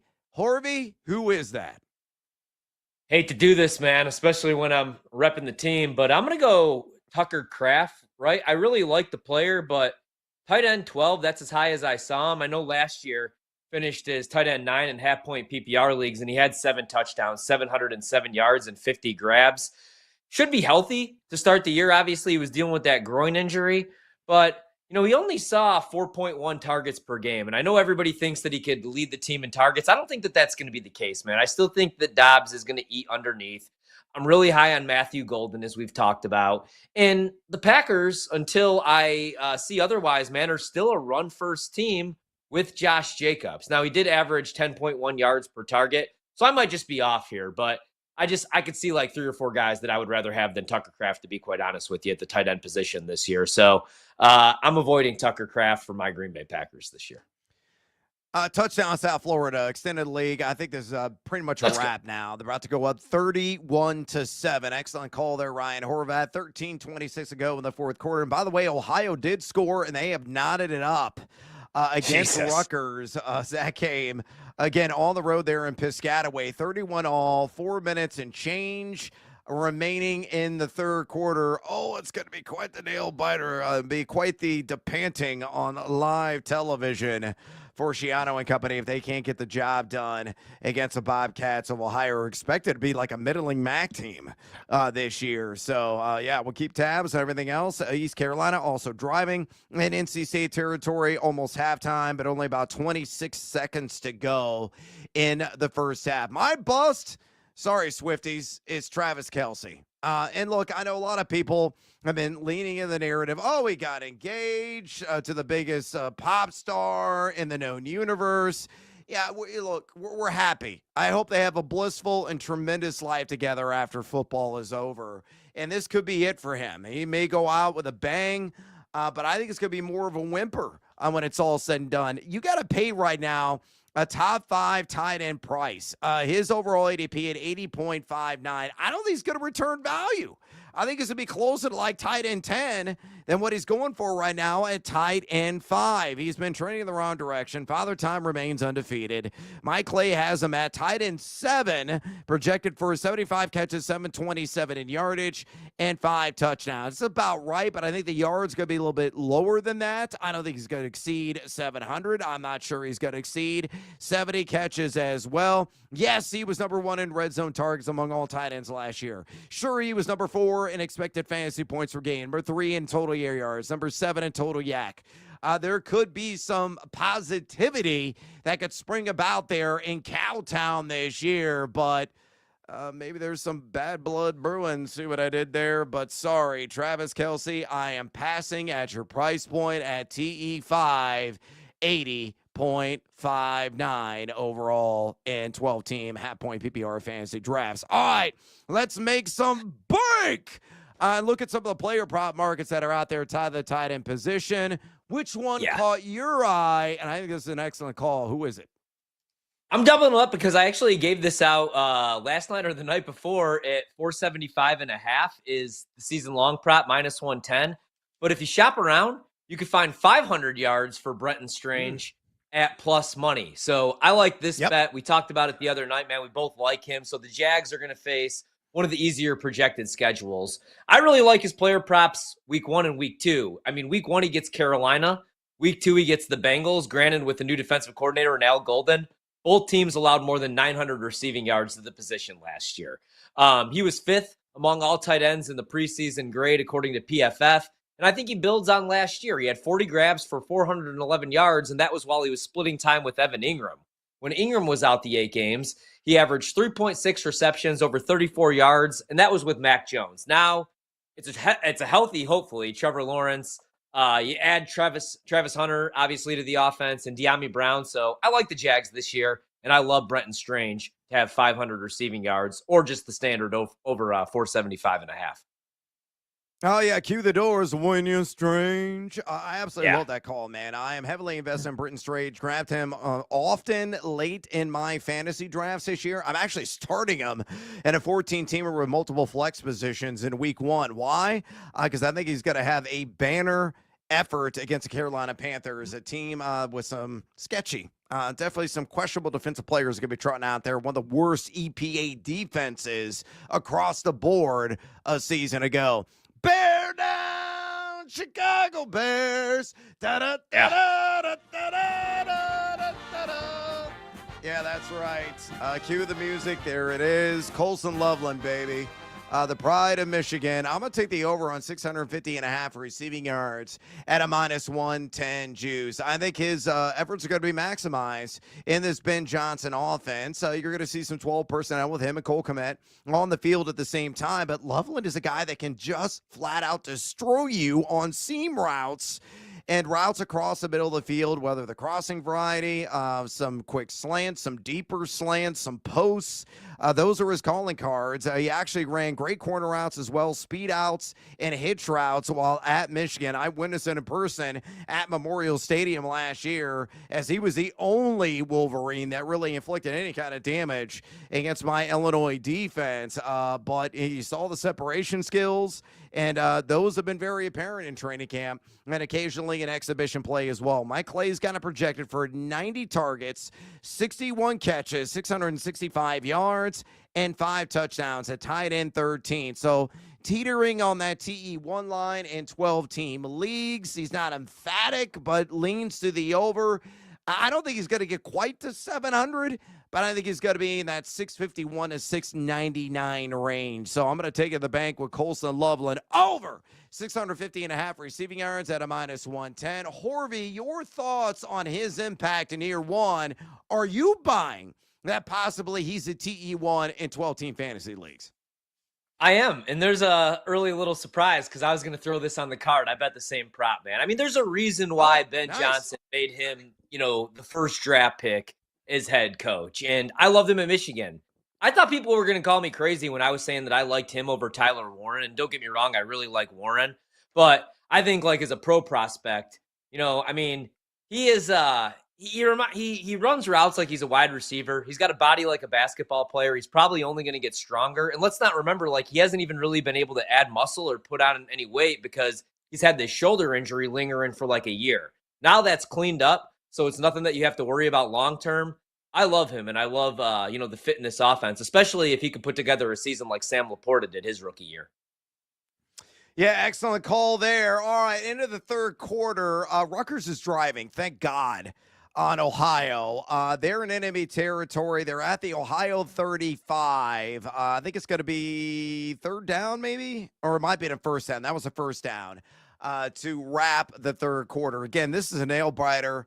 And, there's always surprises. There's weirdness. There's wackiness in week 1 of college football. Look at just like Florida State season last year. Nobody saw that unraveling as rapidly as it occurred, and it just never got better the entire year. No. So Rutgers, maybe they're going to be in that conversation. We'll see. But 31 all into the third quarter. We'll keep up to date on all of that. All right, we got to take a little siesta. When we come back, we're going to stay with the fantasy football conversation. We're talking market watch, wide receivers right here. BetMGM tonight on the BetMGM Network. On the move, take the BetMGM Network with you. Catch live Wagertainment anytime on Odyssey, iHeartRadio, or TuneIn.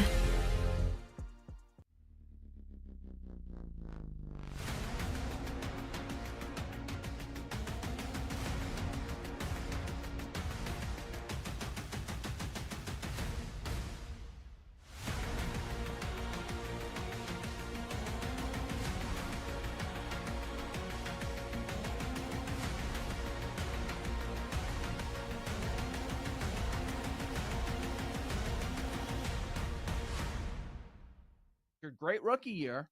We go back a couple of years ago, but Rice is going to be unavailable once again for Kansas City to start the season. You know how we reacted to that news yesterday? We're sitting on the set taping bear bets. Mm-hmm. We're all betting Travis Kelce touchdowns over. We just decided this is the move. Now, he only had 3 last season. only had 3. But if you go to the previous 5 years, 5, 12, 9, 11, 5. What's more important, last year or the last 6 years? The number is only 4.5. But if Rice isn't there for the first 6 games, you're going to have opportunities for Kelsey. I don't know what I'm missing here. And, if he gets hurt, so be it. But 4.5 touchdowns on Kelsey seems insanely disrespectful. Now, they're going to make you pay the price. It's $1.40. I think Jeff laid $1.40. We were looking at a couple other places that were $1.50, $1.60. I mean, talk me out of Kelsey to catch 5 touchdowns this year. I liked it before the Rice news. So, yeah, just to get to that number 5, I would believe in the larger sample. Even though he's getting older and you see that slide in players' careers around this time, everybody believes, okay, it's going to be his last season, and Mahomes is going to want to feed his guy, Travis Kelsey, in these spots. It was shocking that he was limited to so few, only 3 touchdowns all of last regular season. Remember, the narrative was, well, he's done, or he's just kind of coasting through the regular season, waiting for the playoffs. I mean, you can make the argument that was somewhat true, but just to add 2 more to get to 5 when he had 133 targets last year, that didn't change. He's still going to get 100+ targets, you would think. So, yeah, I like that. I think it was a good bet with Rice on the field, and now he's going to be missing 6 games. That makes a lot of sense. Man, that's a really good bet. That's a really good bet. Is.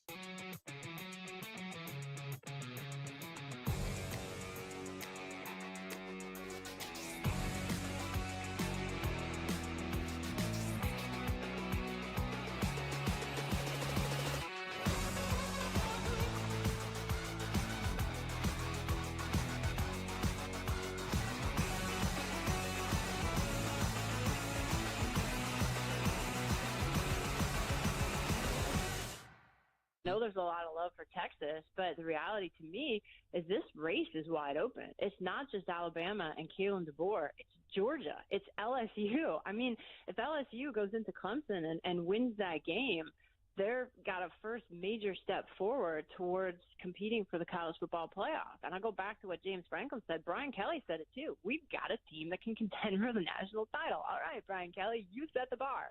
So, no one's talking about Georgia and Kirby Smart. I mean, they only played in the college football playoff last year. But, yeah, Alabama is absolutely, in my mind, a college football playoff team. Again, on paper, they should be very good up front. And I think with Kalen DeBoer bringing in offensive coordinator Ryan Grubb, one of the secrets to DeBoer's success has been the staff continuity, the familiarity with those guys. They've worked together forever.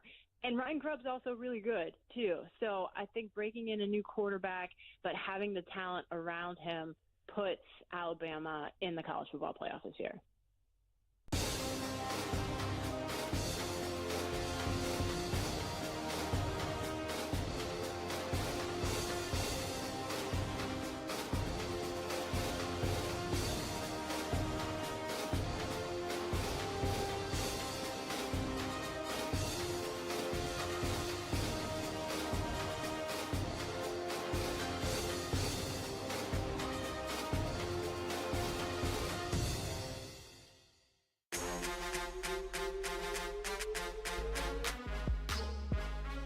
It's time to place your bets. This is BetMGM Tonight on the BetMGM Network.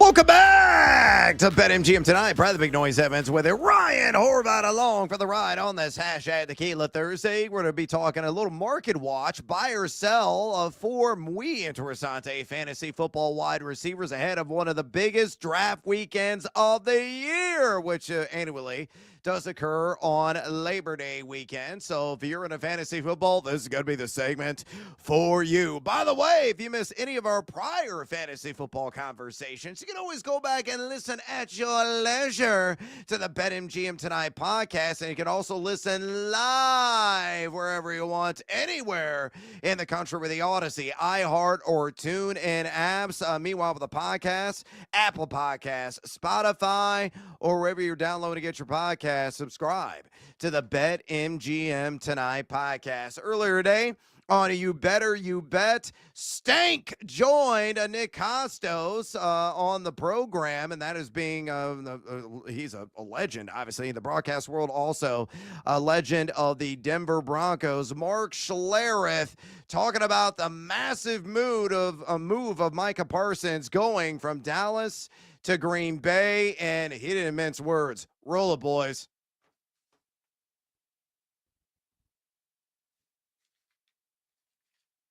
Well, I think it was a great move. That was me.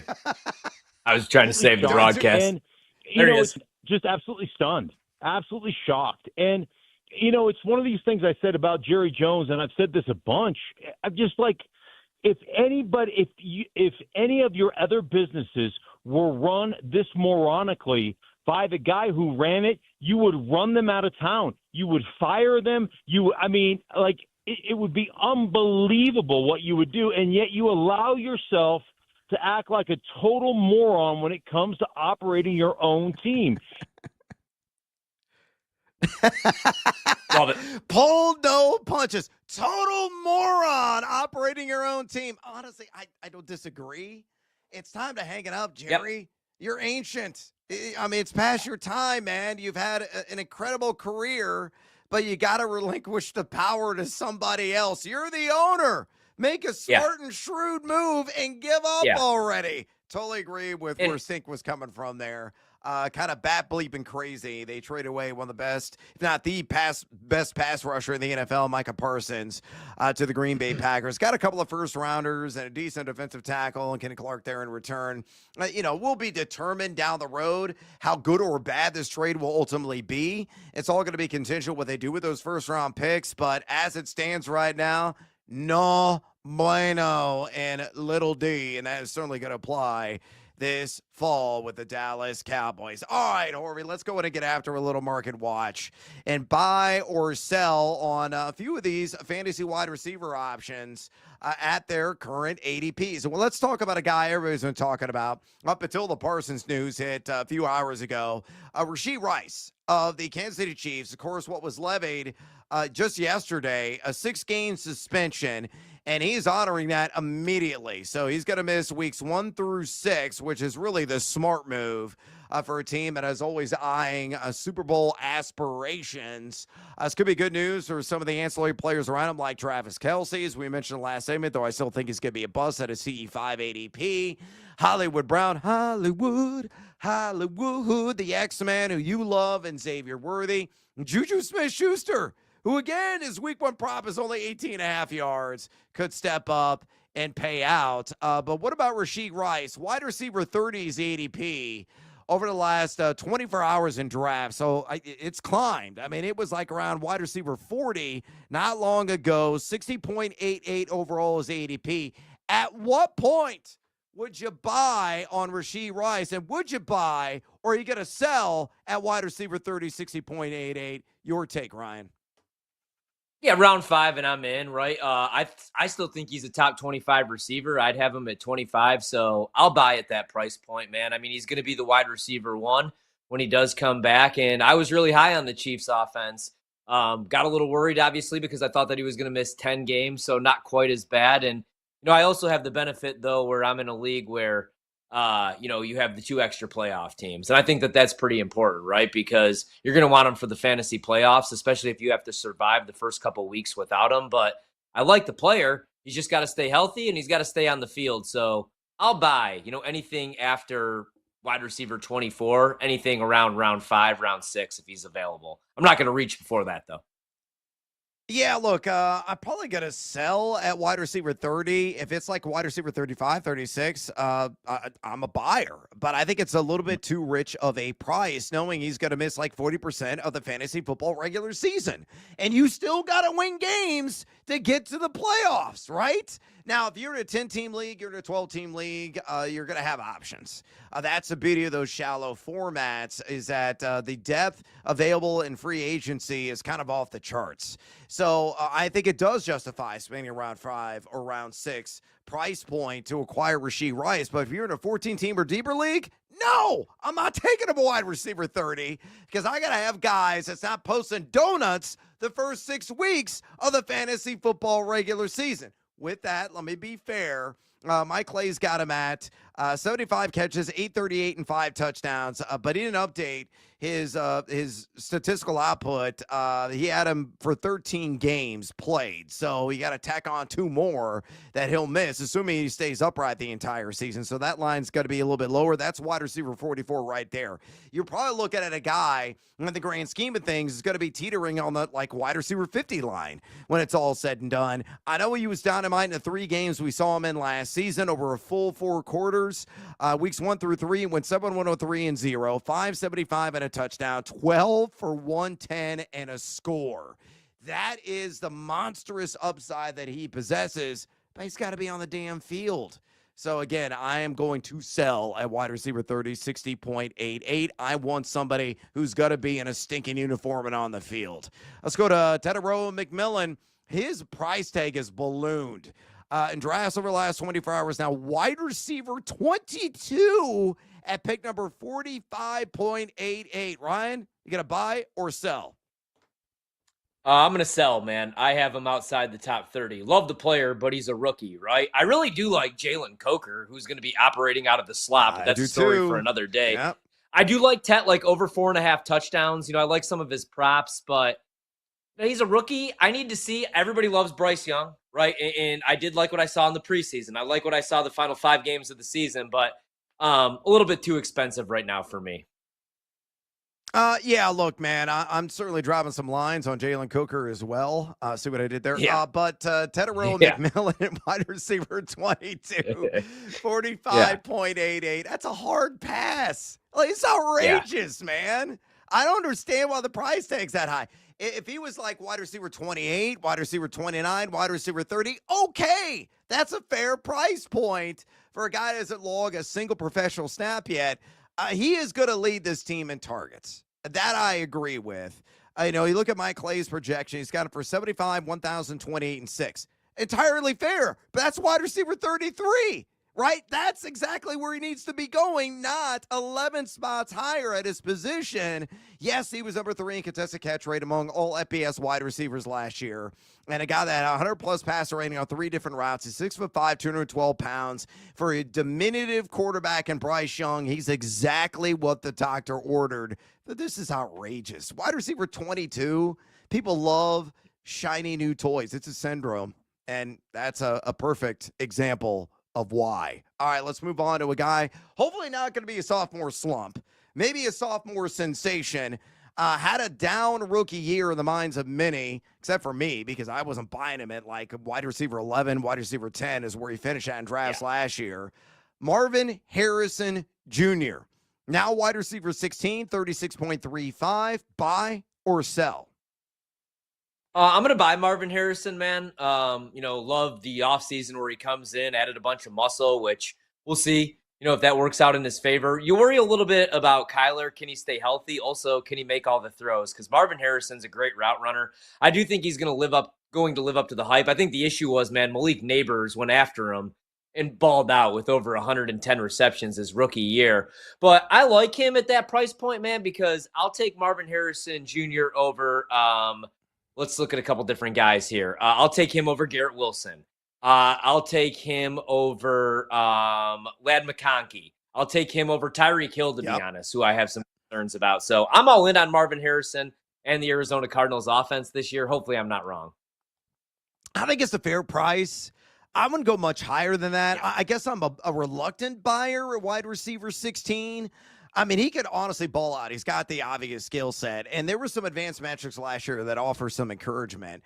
He was number 6 in total air yards among all qualifying wide receivers, number 7 in deep ball targets, number 25 in red zone targets. That ain't too shabby.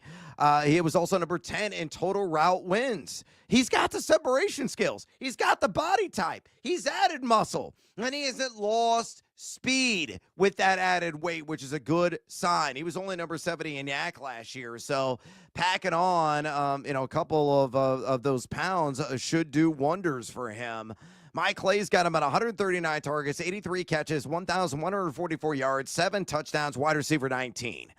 Again, wide receiver 16, maybe wide receiver 15 is the top of the mountain and price point for me. But at 36.35 overall, I think he will live up to that investment. So I am a buyer on Marvin Harrison Jr. What about Juwan Jennings?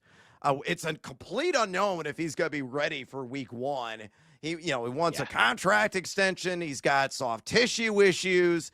Wide receiver 43, 82.82 is the ADP. Is that enough of a discount for you, buy or sell? Got to be honest, not really. It's a little bit higher. I'm going to sell here. I worry a little bit about the injury, and I think I still think he's going to have a solid year. Last year was a breakout year, but that team had a ton of injuries. This year, I think they're going to stay healthier, and I really like Ricky Pearsall. And George Kittle is going to eat up some targets too, so I'm going to sell there.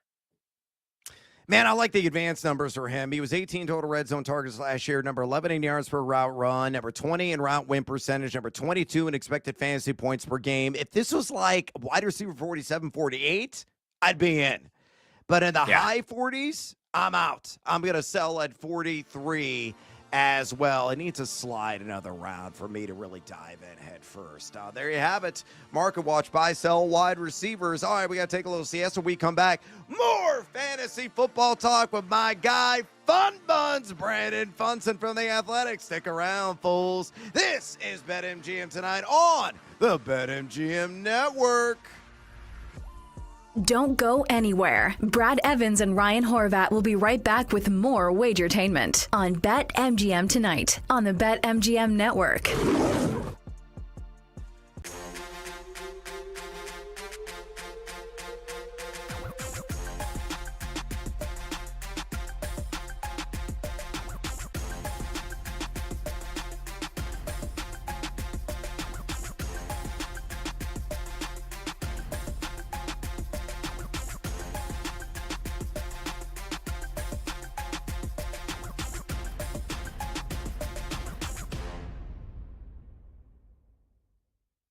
Say it right now. And I've been saying it for a little bit here on You Better You Bet. Color me concerned about this Bills secondary. There's a chance it's going to be bad this year. Not average, bad. Did you know that the Bills just brought back Jordan Poyer at safety? So the Bills secondary in the year of our Lord 2025 has Tre'Davious White and Jordan Poyer. Like what? Like was Cornelius Bennett not available? We couldn't get Darryl Talley on the phone? Is Mark Kelso somewhere with no cell service? What are we doing here? What's happening? Maxwell Hairston, the first-round corner, is on IR, going to miss the first 4 games. Tre'Davious White might not play in week 1. The safeties are bad enough that they signed Jordan Poyer, who was on the Dolphins last year, and think about how bad Miami's secondary is, and he's not back in Miami. Does anyone think this is good? And coming into town next Sunday night on national TV on NBC, Lamar Jackson and the Baltimore Ravens. I'll give a spoiler alert right now. The Ravens, I'm picking the Ravens to win that game next Sunday night in Buffalo. This is not going to go well for the Bills in the secondary. Now, I say that to say this. I don't think Sean McDermott's like a Super Bowl winning head coach. He's a good head coach. I don't know if he's ever going to win a Super Bowl as a head coach. He is a damn good defensive coach. And I do have faith in him to kind of figure this out as the season moves along in terms of wins and losses. I don't think the Bills are going to be 9-8. I'm not insinuating that the bottom's going to fall out on the defense. That's not what I'm saying.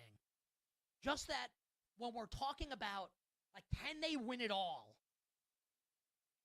Get to the playoffs and have to face the Chiefs.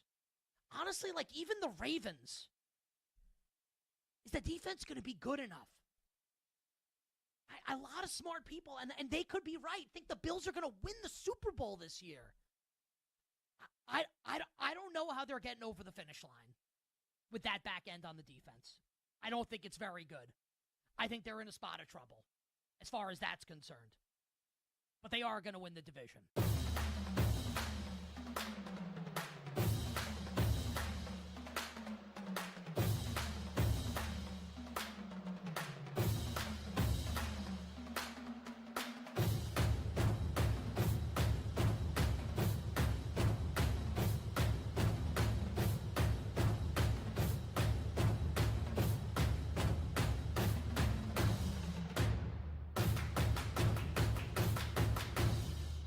So I'm actually, when it comes to even just a prop bet, Derrick Henry's rushing yards prop is way too low, which is why I think the under is actually pretty enticing. There's so much talk going into Henry's season. I just defer to my dad for all the public chatter because he follows the narrative of the public. And everyone's really high on Derrick Henry, and Adam Sandler wants him in a movie, blah, blah, blah. Henry's prop is 500 yards lower than last year. And if you look at Henry's trajectory of each season, he has up seasons and down seasons. It's a complete roller coaster.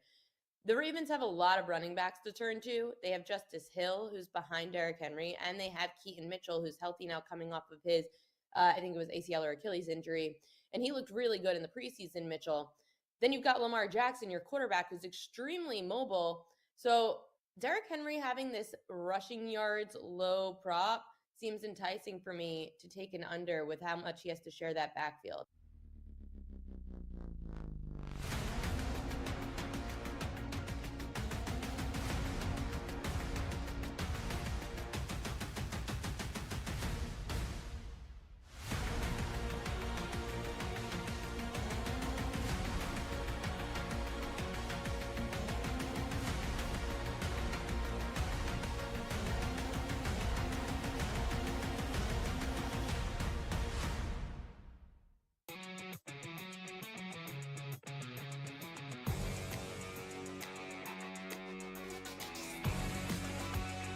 There is no other show on the planet that packs in more picks nightly. With the big noise, Brad Evans. Oh, sharp action!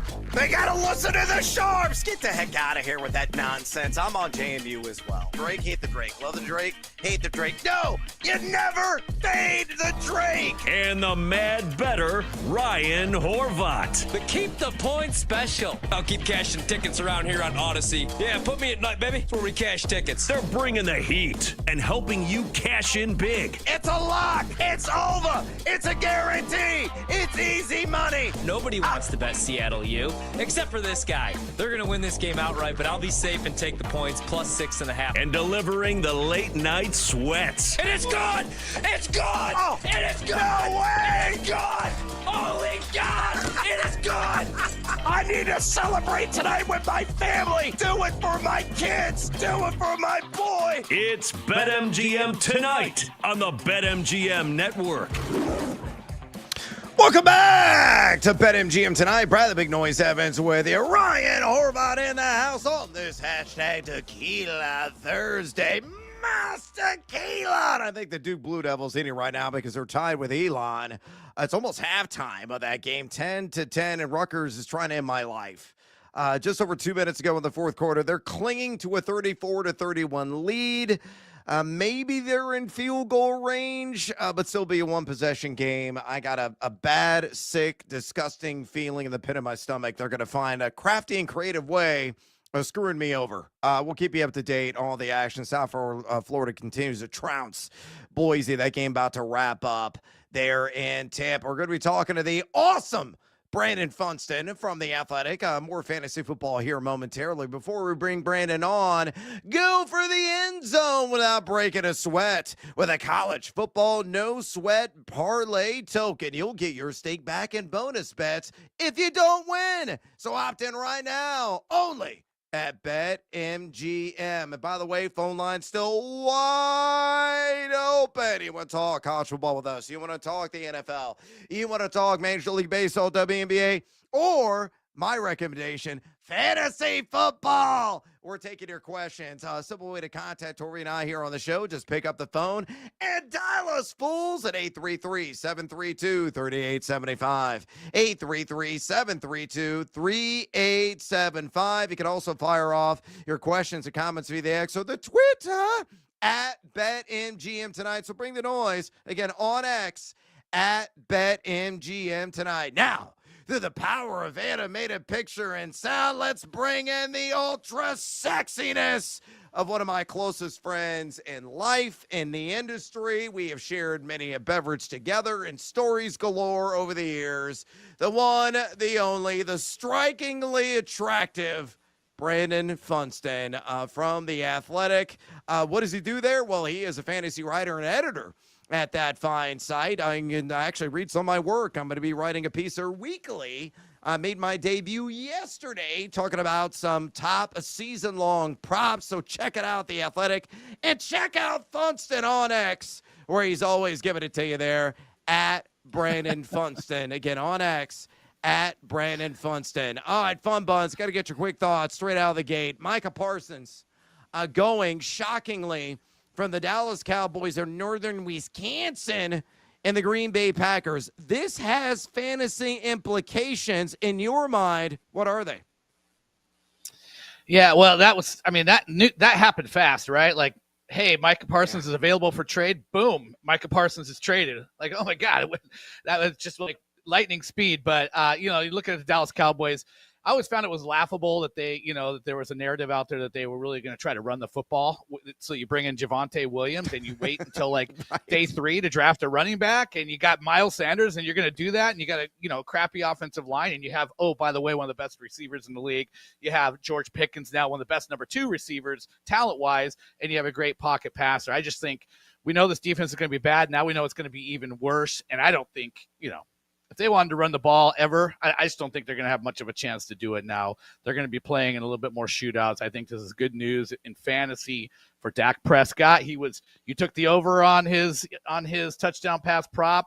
It's probably moved up. I haven't checked the odds since the deal, but I bet you it maybe increased by another touchdown pass or so. But I feel really good about CeeDee Lamb. Feel really good about George Pickens. And honestly, Green Bay is just going to be one of the better teams in the NFC now. And, they probably maybe passing less. They're going to have the defense. You got Josh Jacobs, probably give him a little bit of bump because that defense ain't going to be on the field a whole lot. They're going to be a lot of 3-and-outs for the Packers there.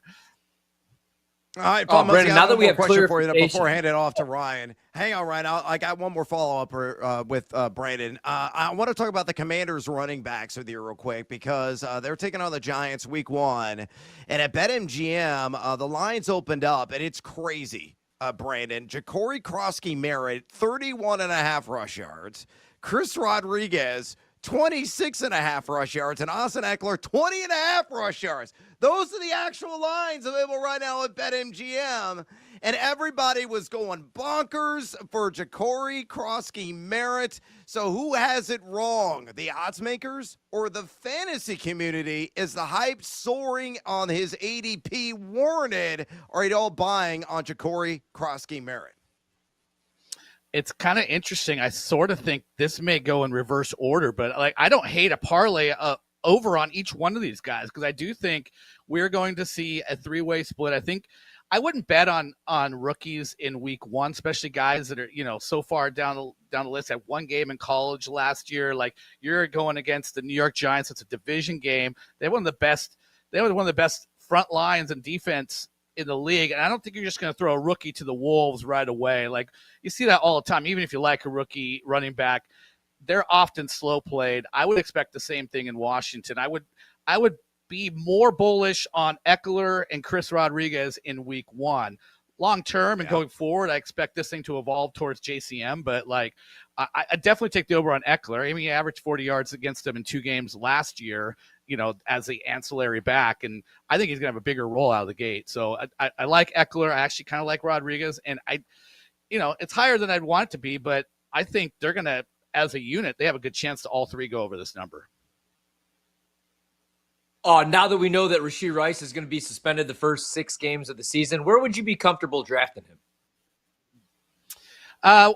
In the wide receiver 30 range, somewhere close to wide receiver 30. I think you look at last year in PPR leagues, he averaged 21 points per game, or almost 22, somewhere in there. Even if you were to drop him down, say 3 points a game, and put him at like 18, and then you say he plays 10 games, that's going to get you kind of wide receiver 3 numbers in that 30-ish, mid to back end 30-ish range. But I look at it as kind of like, but you're getting elite numbers when you want them most in fantasy in that second half of the season. You just got to get a replacement player in there. So I kind of add the replacement player list with him a little bit and say, hey, you know what?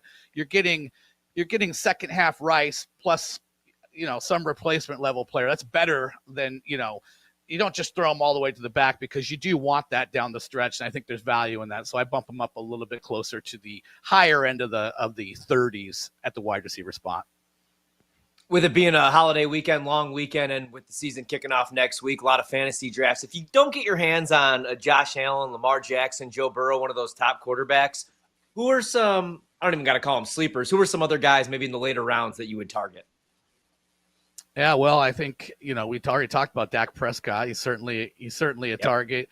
I kind of like Jordan Love. I don't like that he has a thumb injury. I mean, that was what we were making excuses about him going into this year. He was dealing with injury. It's going to be much better. They got Matthew Golden there now as well. He does have that left-hand thumb injury, which he says is not going to be a big deal.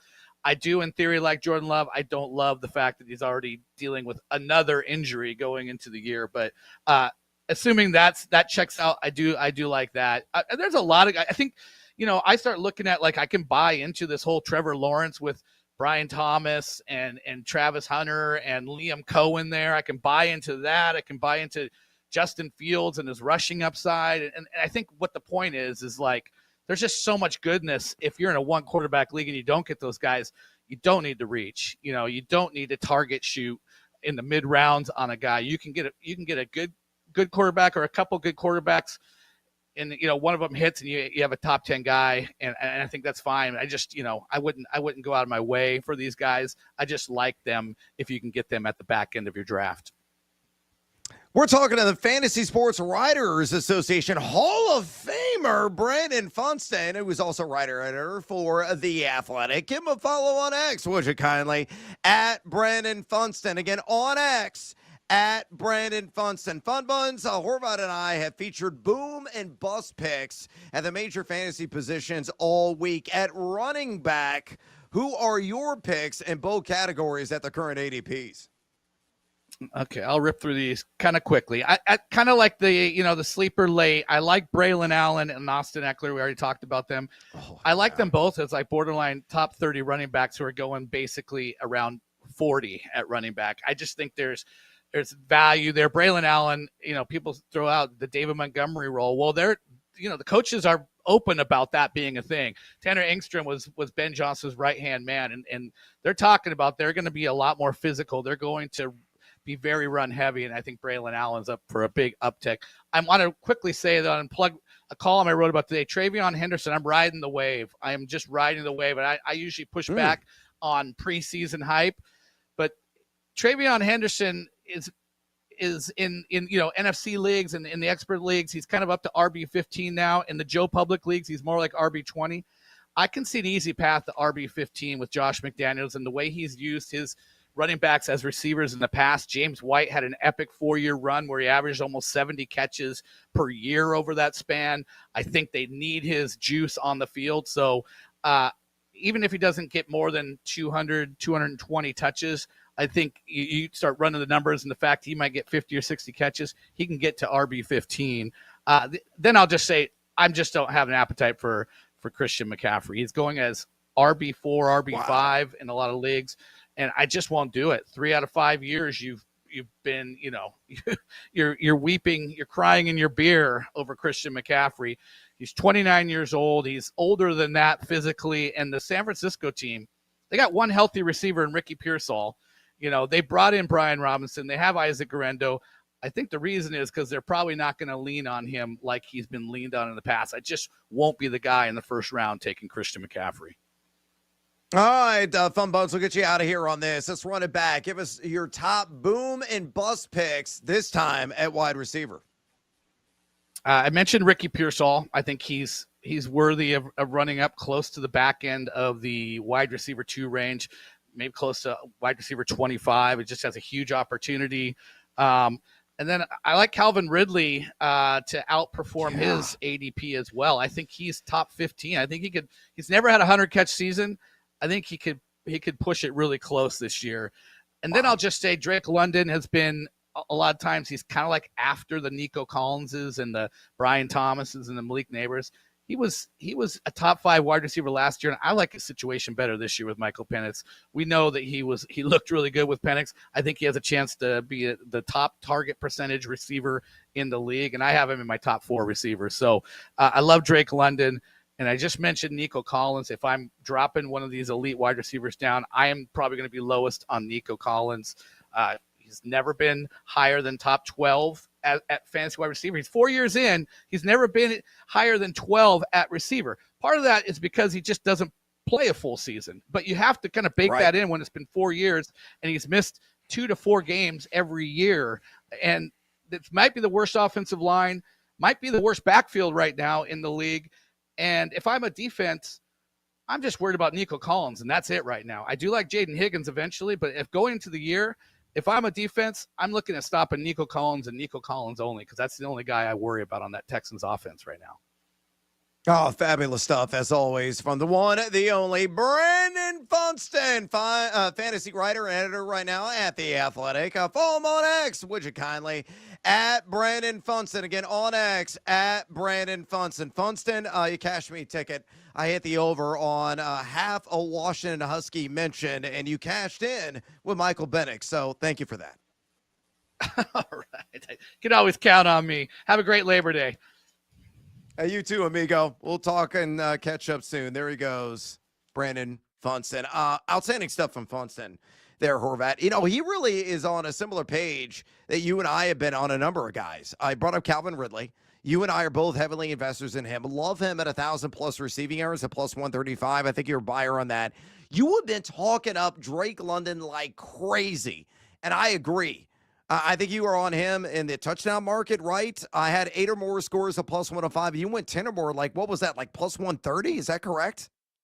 Yeah, you could get plus 130. It opened at plus 150. They immediately brought that price down. But yeah, plus 130. I really like Drake London, man. Big target, obviously, at 6'4".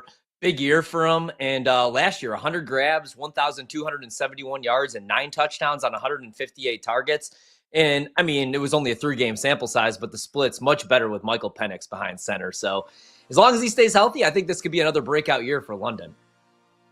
And I tell you what, Braylon Allen, if he is David Montgomery 2.0, woo, baby, no pants I'm wearing this season as a heavy investor in the New York Jet. All right, we got to take a little siesta here on BetMGM tonight. We come back.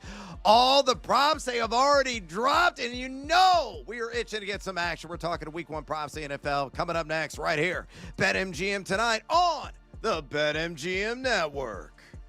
Don't miss out on the action. If you miss the show, you can listen back on the always free Odyssey app. It's BetMGM Tonight, presented by BetMGM.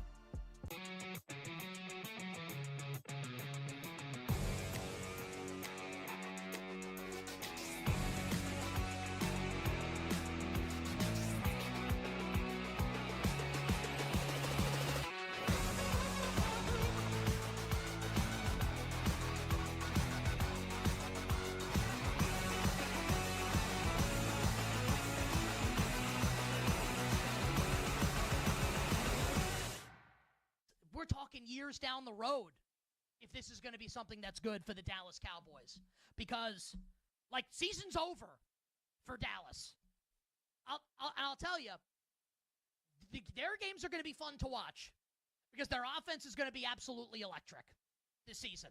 and they're going to be throwing the ball all over the yard, and their defense is going to give up tons of points. And now without Micah Parsons, I don't think this edge rush is going to be able to be any good. This defense is going to stink, and they're going to be involved in a bunch of shootouts here. So they're going to be fun for fantasies. Like, this is good for George Pickens, and it's good for CeeDee Lamb, and it's good for Dak Prescott. But as far as real life goes for the Dallas Cowboys, I mean, win total 7.5, they're coming in last in the division.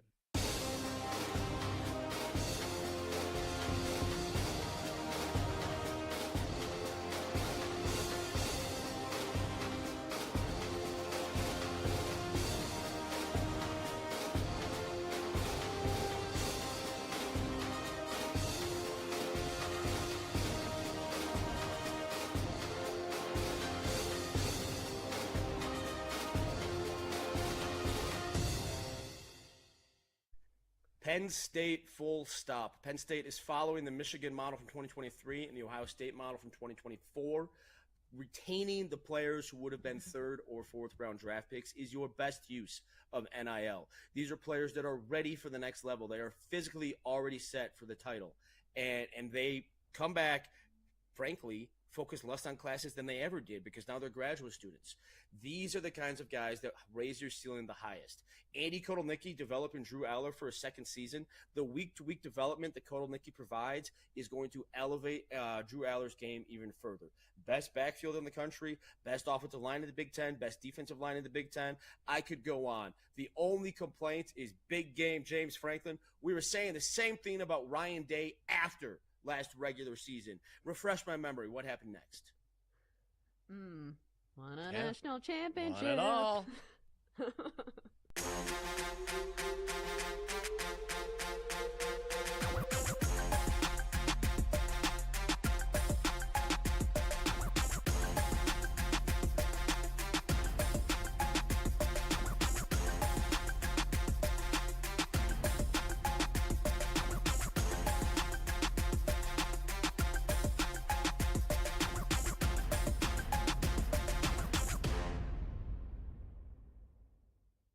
I keep looking at, when I'm looking for a Bills bet, I keep going back to James Cook. And he goes from 2 rushing touchdowns to 16. So what do they do with the number this year on the season-long prop? 8.5. What do you think when I say 8.5 rushing touchdowns for James Cook? I'd have to go under. I mean, that's what a number, right? What a dare that is. They did sign him. He played 44.7% of the snaps and ran for 16 touchdowns. Come on. Whoa. You might think that they'll use him more often because now they have a longer term investment, but I think that could easily work the other way. Now, I don't think they'd use him less often, but you have positive game scripts as a team as good as this, and here come your rushing touchdowns. And I do think also, I guess I'm making the case for both sides, but one of these days, Allen's number is going to come down. I mean, he is 29 now. People draw Cam Newton comparisons based on his style of play. He has 67 rushing touchdowns for his career. That's more than OJ. That's more than Thurman Thomas. I mean, it's the franchise record. He's 29. Eventually that comes down, but it's hard for me to bet. I would have lost the house last year betting this over 8.5 touchdowns for James Cook, and he doubled it pretty much. So I don't think I could go over there, but they did. You're right. They did put the number at a place where it really is. That's what makes it so much fun stuff.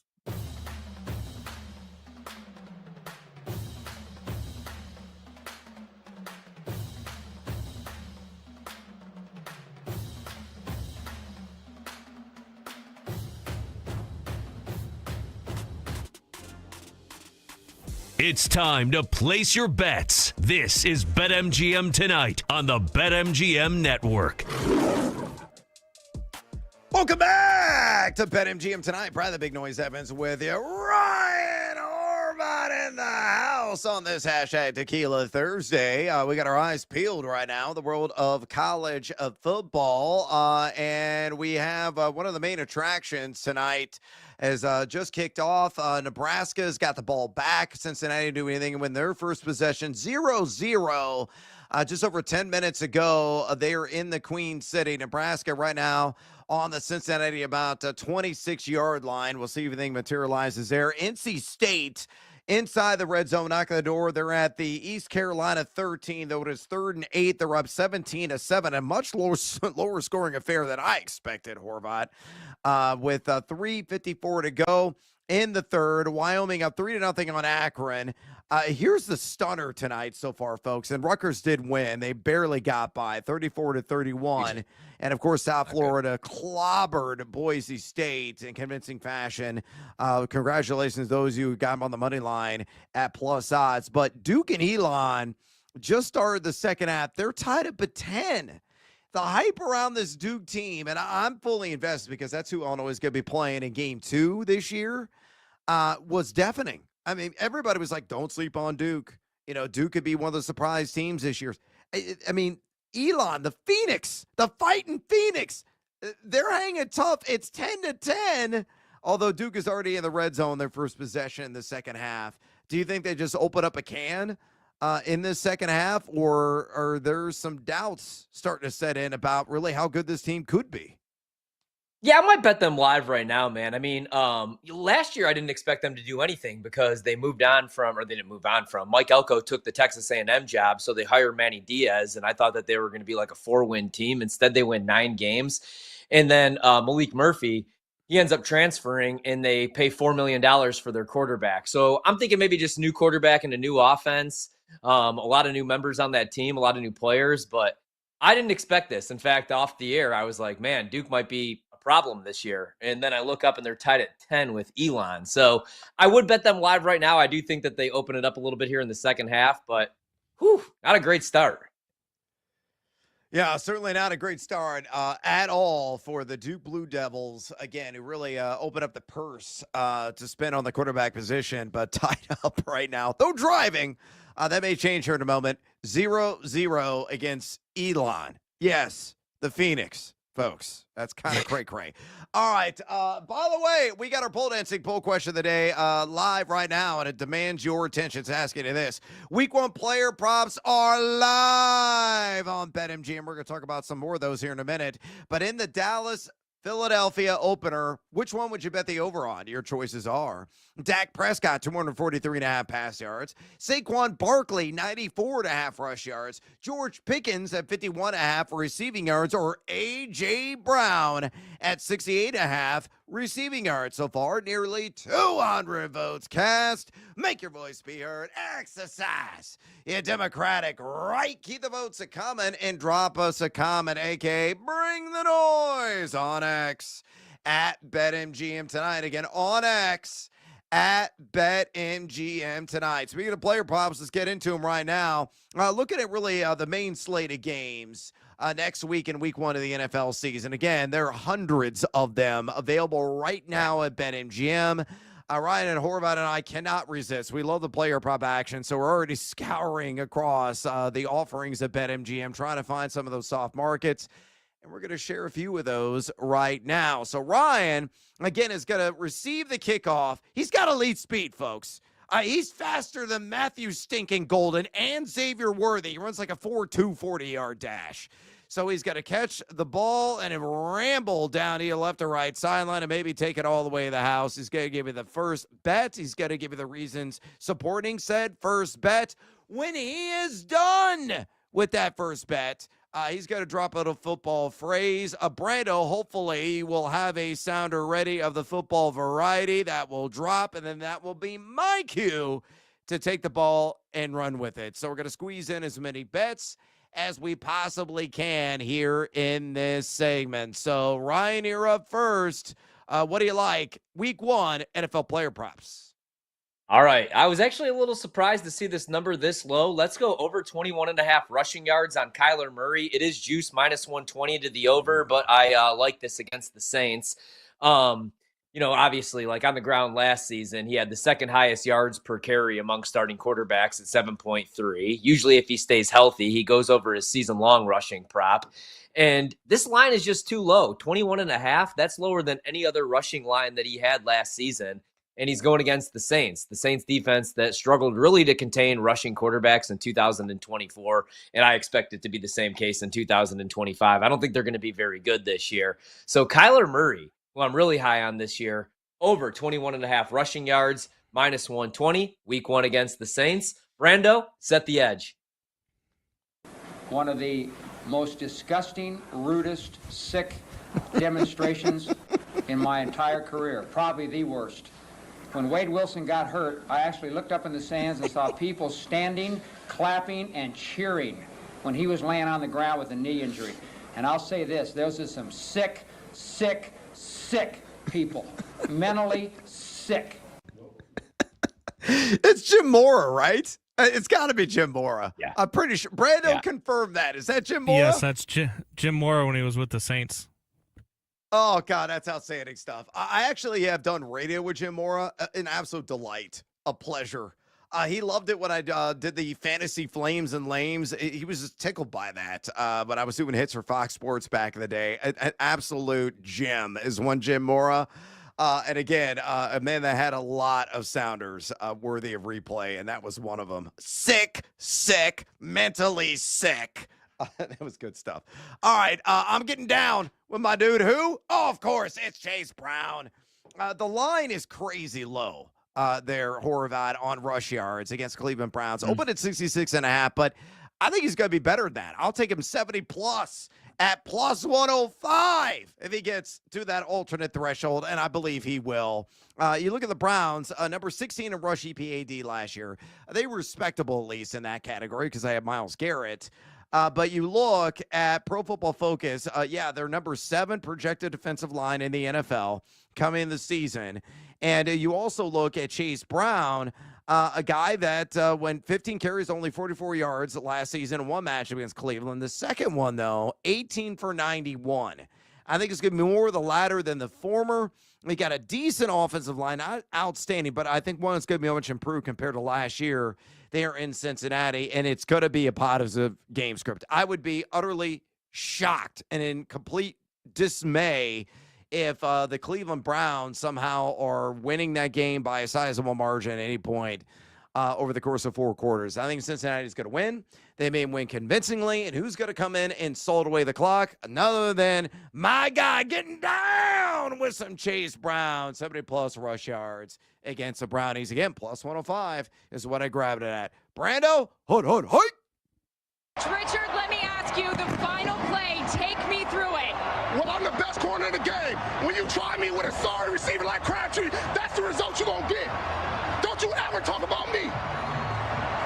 Who was talking about you? Crabtree, don't you open your mouth about the best. Or I'm going to shut it for you real quick. LOB. I hated that team so much. I hated those Seahawks. Yeah. I hated the Legion of Boom. They ruined an entire year of my life. You know who is not going to ruin an entire year of my life this year is Jared Goff, because the Lions are going under their win total.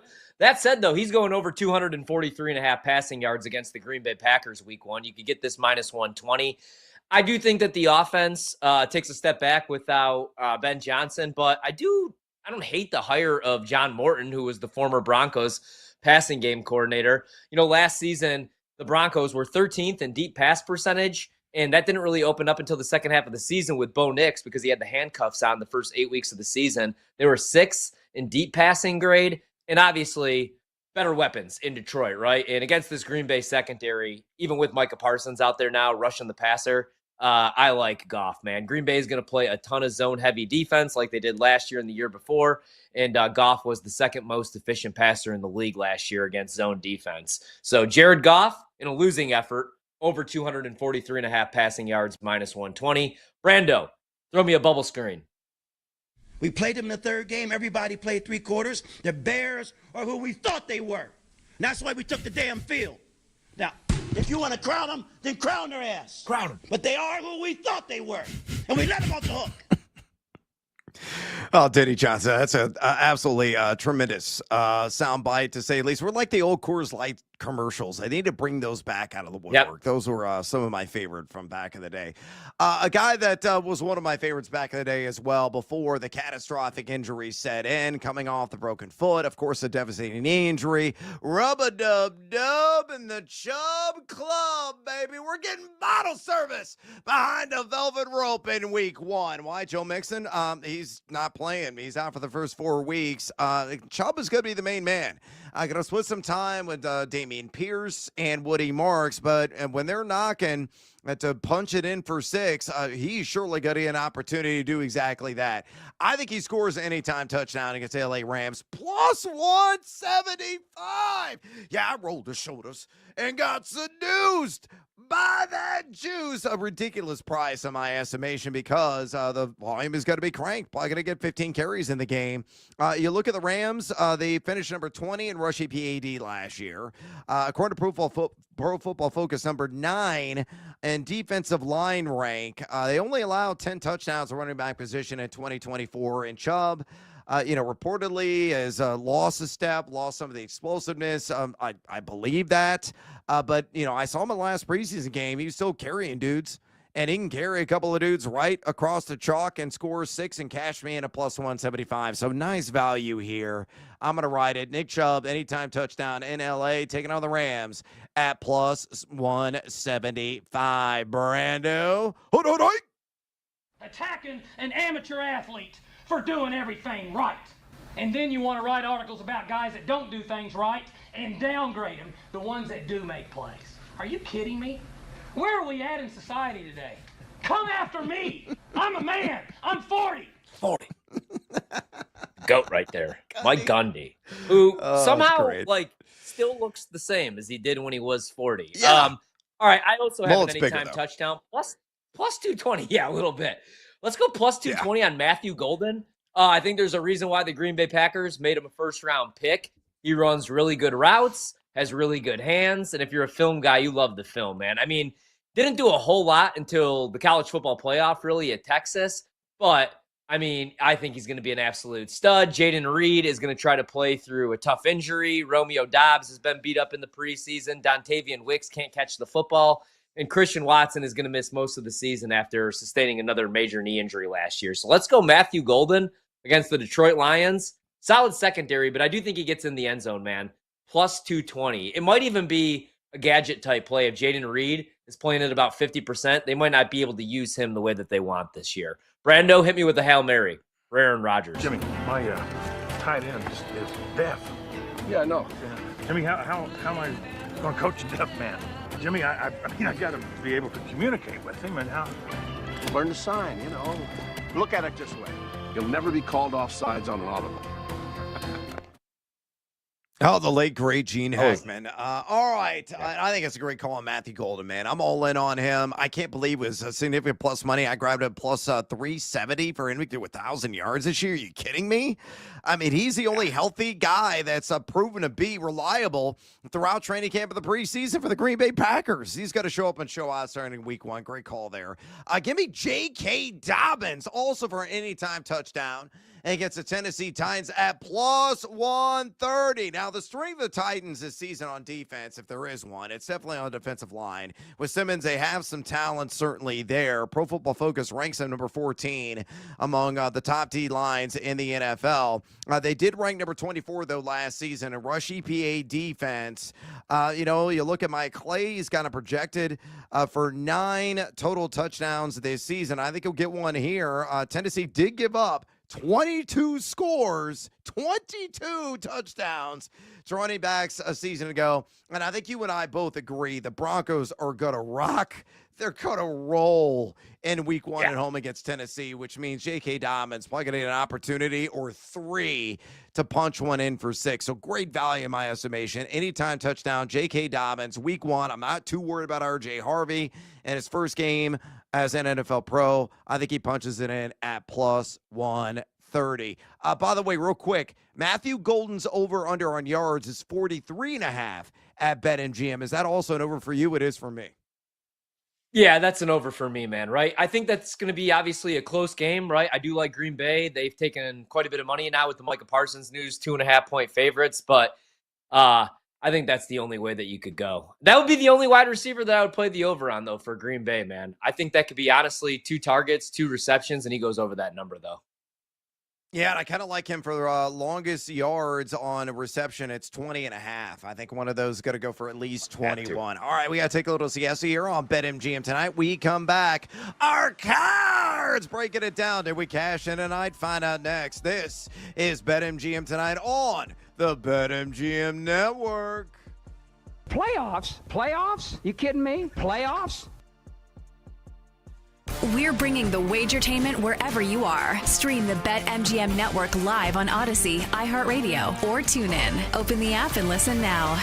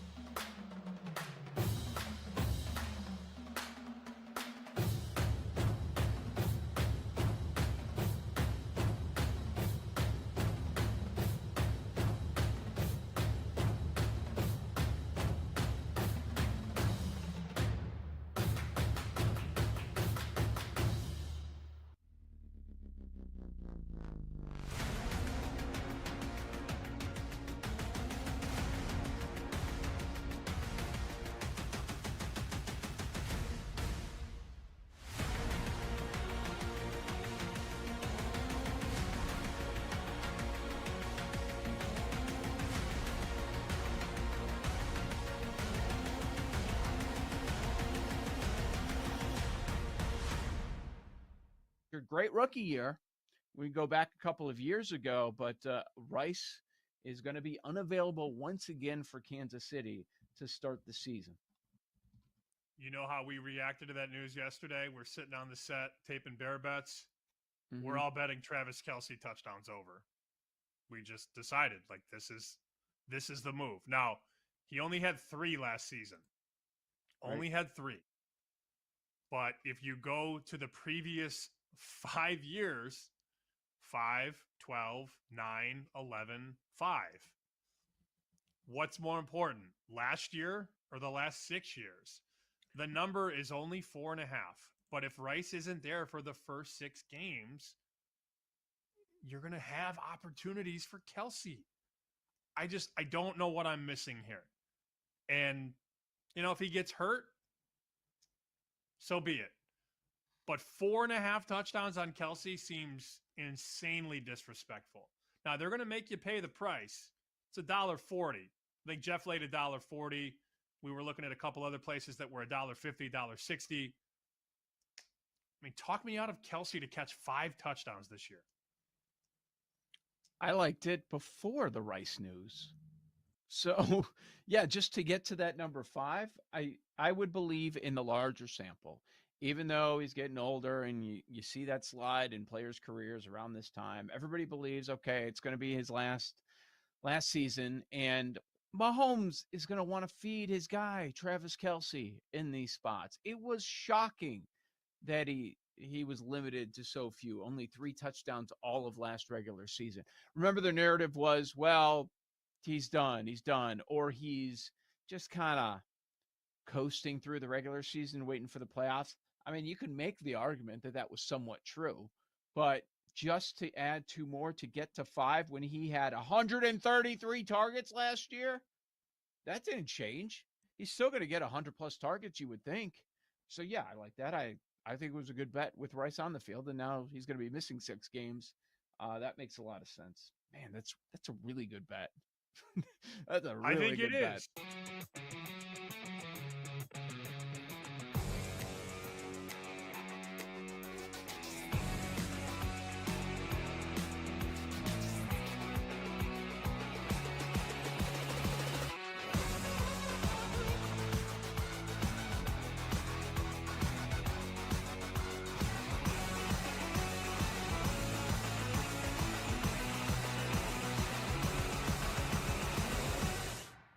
I know there's a lot of love for Texas, but the reality to me is this race is wide open. It's not just Alabama and Kalen DeBoer. It's Georgia. It's LSU. I mean, if LSU goes into Clemson and wins that game, they've got a first major step forward towards competing for the college football playoff. And I go back to what James Franklin said. Brian Kelly said it too. We've got a team that can contend for the national title. All right, Brian Kelly, you set the bar.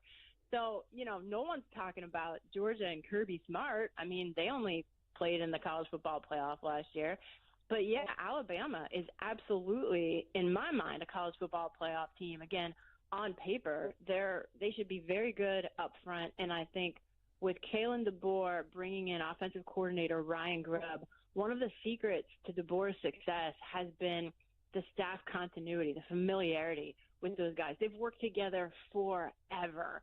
And Ryan Grubb's also really good, too. So I think breaking in a new quarterback, but having the talent around him puts Alabama in the college football playoff this year.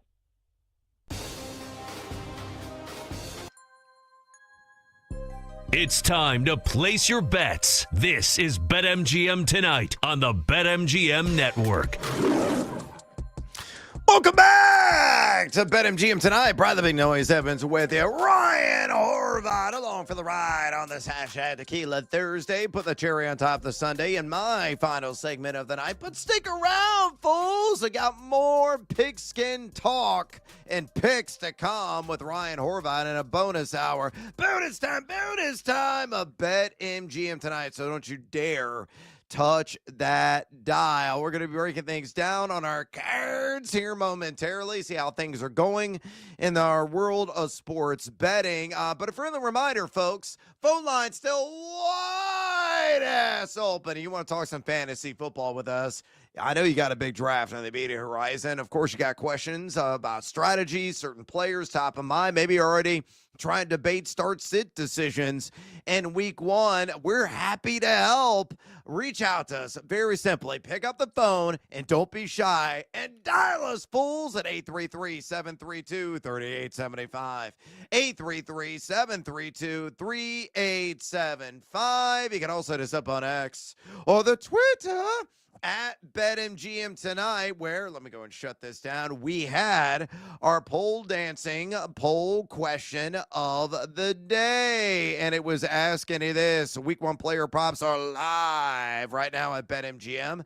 In the Dallas and Philadelphia opener, which would you bet the over on? Your options are Dak Prescott, 243.5 pass yards. Saquon Barkley at 94.5 rush yards. George Pickens, 51.5 receiving yards. Or A.J. Brown at 68.5 receiving yards. Officially 195 votes cast. Horvey, who led the way?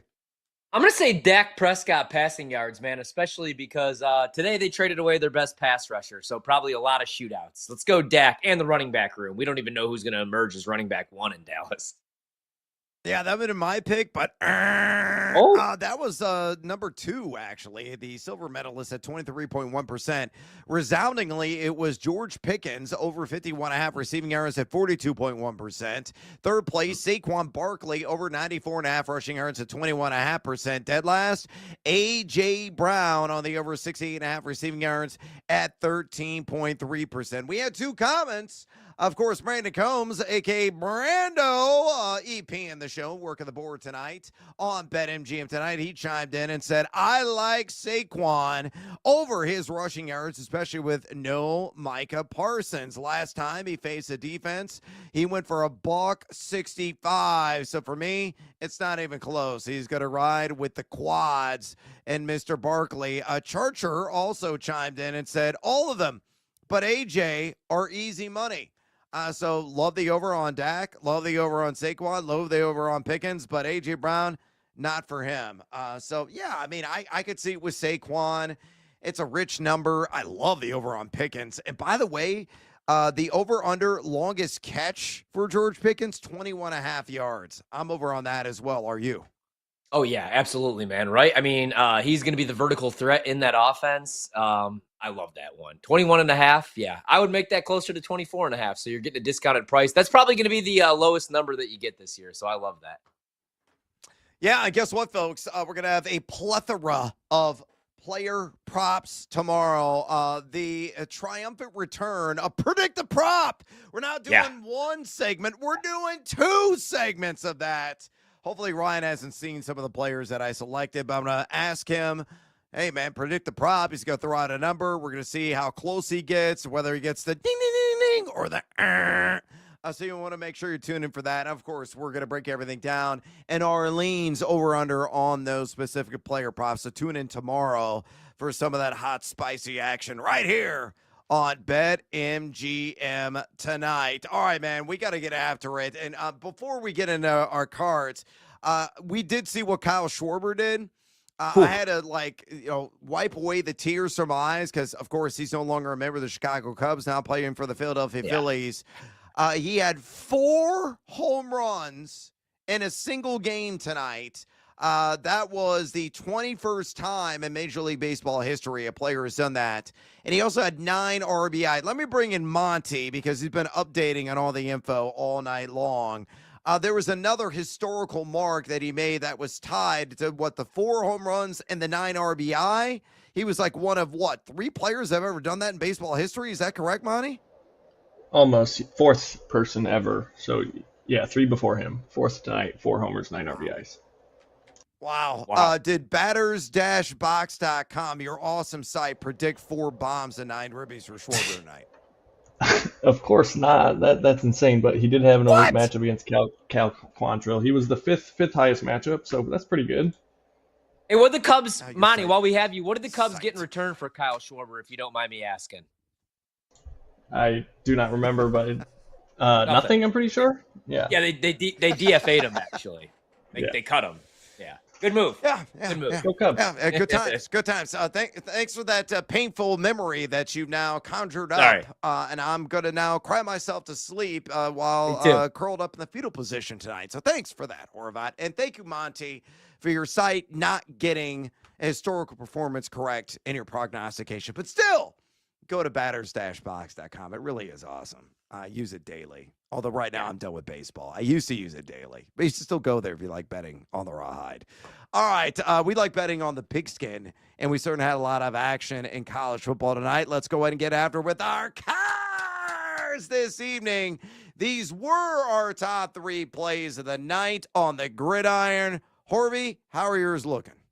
All right, so we got South Florida home, but that was on last night's card because the game kicked off at 5:30. So good one there. NC State minus 13.5 is a sweat. Right now, it looks like they're going in 24-14. I was hoping they were going to have the ball on the 1. They call it targeting pass interference, but right now they're reviewing that, so that could take a half hour. So NC State minus 13.5 up in the air. They are in the red zone, up 10, so hopefully that comes home. Nebraska-Cincinnati over 51.5. I'm about to call dead already. It's the second quarter, 14:50 to go. Dylan Raiola looks like a guy that spent his entire summer cosplaying as Pat Mahomes. Not great. Miami, Ohio, Wisconsin under 40.5 looks great. It's 3-0 right now, Wisconsin, with 14:20 to go in the second quarter. Live total sitting in the 30s. So even if it's a 2-1 night, we'll take it. Sledgehammer special, I really love this, man. Northwestern +6 against Tulane. As I look on my screen right now, down to 4.5. I think Northwestern wins that game outright. Seduced by the juice, Packers Super Bowl, +1,300. If you've been living under a rock the last 24 hours, because we knew it was going down yesterday, Micah Parsons is a member of the Green Bay Packers. Bonus time, Packers -2.5, week 1 against Detroit. All right, love it. My card tonight, this one's going to start off as a loser. ECU, and crazy stuff does happen late in these college football games. You never know. Oh, yeah. But ECU, NC State had the over at 60.5. The live line right now at 51.5. So I don't think that's going to come home. The second one very well could. I had the under in UCF Jacksonville State at 53.5. This had a weather delay. There was lightning in the area, but we're still in the second quarter. I haven't seen this move, though. This is just odd. Maybe it's not updating on the site, but there's 10:41 to go. Maybe there's another rain delay. I don't know. 0-0. The live line on the total right now is at 38.5. And again, I had the under 53.5, so that's looking good. And I had Miami, Ohio +17.5 against the Badgers of Wisconsin. Wisconsin only up 3-0 right now, though eons ago. 12:59 remaining in the first half. The live spread is Wisconsin -14.5. So I'm going to have to pull up in the wrong places to see how that unfolds. Parlay Pete, I'm going to look this up in real time. Had the New York Yankees on the money line parlayed with Will Warren. 2+ earned runs. Oh, looky. The Yankees up 6-4, and Will Warren, gave up 4 earned runs. So that's trending in the right direction. A +182 in that negative correlation. Outstanding stuff there from Parlay Pete if that comes through. The Sledgehammer special, same game parlay in Nebraska, Cincinnati, which has been a field goal fest. I don't like that. Live total right now at 42.5, all knotted up at 3. I have Nebraska on the money line parlay with a game over at 45.5. So ain't dead yet, but we need some scoring to really pick up here in the second quarter, which just got underway there in KC with Mahomes, Mr. Taylor Swift, the actual Taylor Swift in the house. Yeah, they're there watching the game. Fun one there in KC. And then my Seduced by the Juice, Angel Reese, 13-plus rebounds. I hadn't even tipped yet. I got that at plus 100. Bonus time was Juju Smith-Schuster over 18.5 yards against the LA Chargers, which we will find out a little over a week from today on Friday in Brazil, as Kansas City is taking on the LA Chargers. So there you go. The rundown of the card and some of the other action that is out there. Horvey, we got some college football tomorrow. What is your top play? Tomorrow, man, you know what's crazy? I got to look at the slate just to see what even is on tap tomorrow. I love Joe DeLeon, who's going to join us every single week. I'm going to go against them, though. Now, Auburn, they might be better in the trenches this year, but that team is completely rebuilt from the portal. I still don't know how good Jackson Arnold is. And I like Baylor, man. I really like their quarterback, Sawyer Robertson. I know there's going to be a lot of people on Auburn tomorrow. It's an SEC team against a Big 12 team. I think the defense should be better this year for Dave Aranda and Baylor. So not a whole lot of value at 2.5, but I'll be taking Baylor tomorrow. Also tomorrow, kind of like Army, laying 14.5. I feel like that number is just off a little bit. Yeah, they're playing Tarleton. So the total's 51.5. Kind of like Army in that game. And lastly, Wake Forest. Colorado? Team total over. The Wake Forest Demon Deacons tomorrow. I'm waiting to see what the team total is. They're 17.5 point favorites. I've been waiting on this all day, but haven't seen it. And right now, as I pull it up, 34.5. I like that against Kennesaw State. Jake Dickert takes over as head coach. I think they're going to come out strong. So over 34.5 on Wake Forest tomorrow before we get on the air. Yeah, did you have a lean on the Colorado Buffs as well, catching 4 against Georgia Tech, or am I wrong in that assessment? Yeah, I like Colorado in that game. Anything over 3.5, I do. I think the defense is going to be much better this year for Colorado, even though they lose Travis Hunter.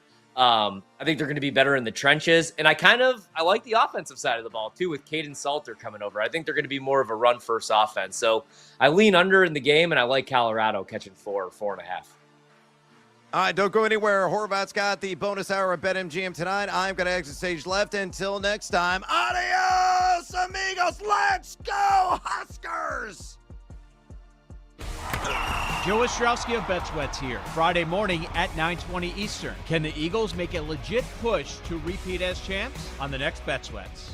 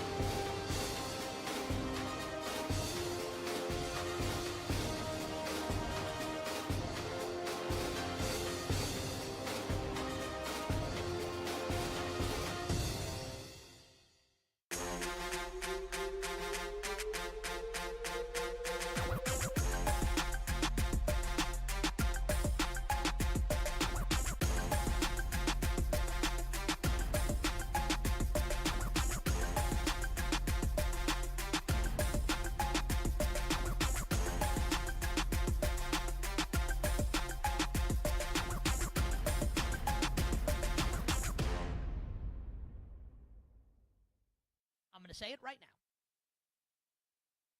And I've been saying it for a little bit here on You Better You Bet.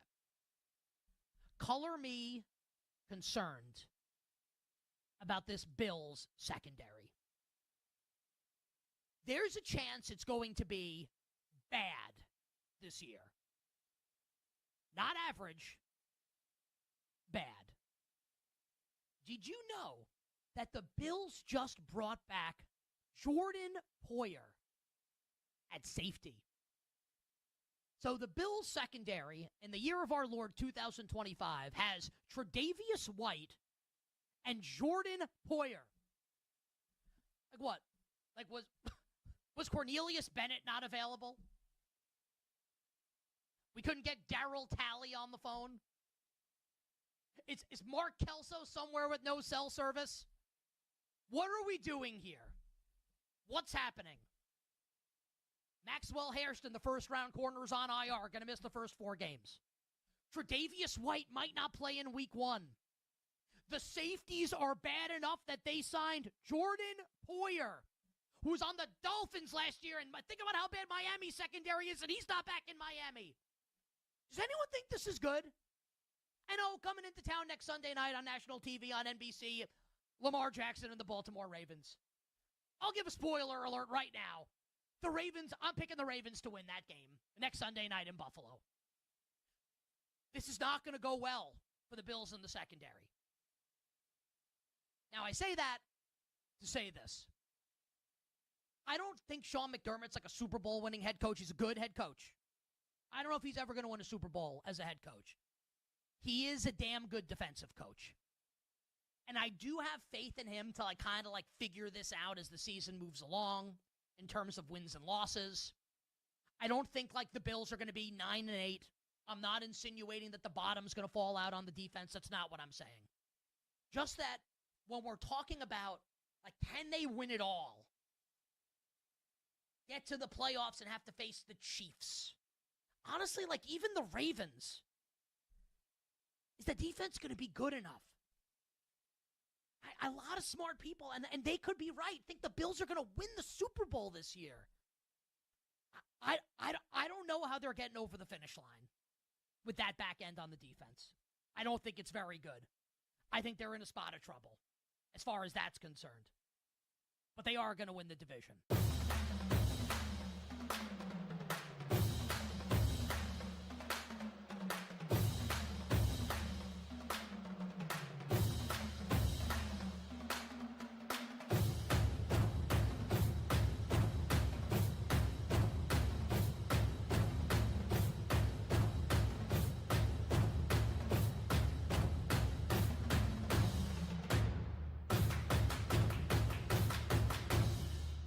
So I'm actually, when it comes to even just a prop bet, Derrick Henry's rushing yards prop is way too low, which is why I think the under is actually pretty enticing. There's so much talk going into Henry's season. I just defer to my dad for all the public chatter because he follows the narrative of the public. And everyone's really high on Derrick Henry, and Adam Sandler wants him in a movie, blah, blah, blah. Henry's prop is 500 yards lower than last year. And if you look at Henry's trajectory of each season, he has up seasons and down seasons. It's a complete roller coaster. The Ravens have a lot of running backs to turn to. They have Justice Hill, who's behind Derrick Henry, and they have Keaton Mitchell, who's healthy now coming off of his, I think it was ACL or Achilles injury. And he looked really good in the preseason, Mitchell. Then you've got Lamar Jackson, your quarterback, who's extremely mobile. So Derrick Henry having this rushing yards low prop seems enticing for me to take an under with how much he has to share that backfield.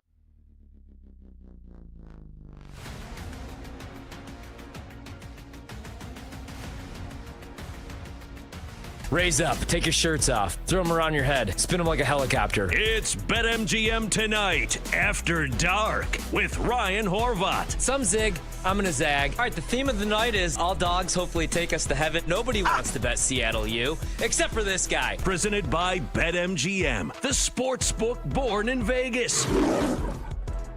BetMGM the night after dark. Brad done for tonight. He's got to go get ready for Illinois, Western Illinois. Illinois opening up their season with a real tough opponent. Is 45.5-point favorites taking on the Leathernecks of Western Illinois tomorrow night.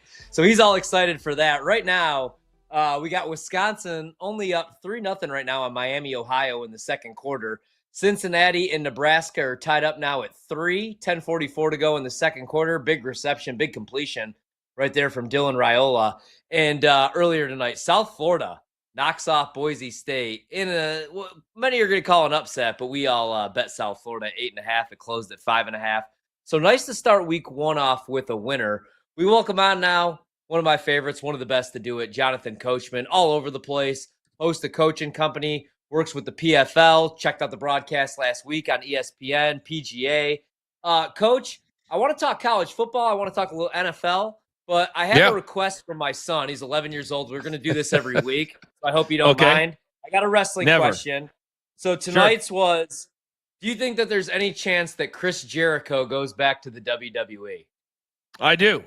We actually talked about it a lot this week. His contract's coming up in AEW, and he's an OG guy, and I think a lot of WWE OG guys want to go back to end their career. He's 54 years of age, so tell your son, yes, I think that he started trolling us with the videos of him returning at the Royal Rumble years ago. It could be because I think his deal's up in December, so maybe the Royal Rumble, but you're not going to see him with a full-time schedule. He's getting old. I was going to say, But, he's he'll be getting back. old.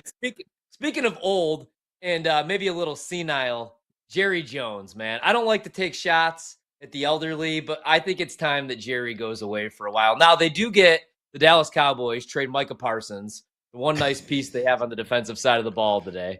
And they do get 2 first-round picks. The problem is, man, they're the Green Bay Packers picks. So historically, those are anywhere from like pick 19 to 27 in the first round. They do get Kenny Clark, solid player, but he's 30 years old. In return, the Green Bay Packers get Micah Parsons in the prime of his career. So let's start with the Dallas Cowboys. What the hell are they doing? And if I give you $100, going under or over 7.5 wins now? Oh my gosh, they have so much talent. It's unbelievable to me that they could still, they're worth what? They're worth $13 billion and haven't done anything in 28 years. And then Jerry Jones last week said, hey, we offered him the most of any non-quarterback guarantee of all time, but that wasn't good enough for him.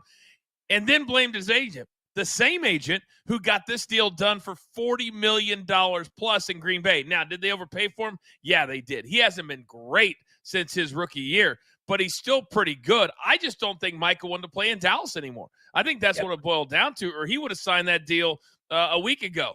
I did see, Ryan, a funny meme that's circulating on Twitter about 20 minutes ago, and it's one of those like death things saying, we regret to inform you that Jerry Jones was found alive in his home today, and the reverse of it. Because I think Dallas Cowboy fans, and have you watched any, Ryan, of the new documentary American Made, or America's Team? Oh yeah.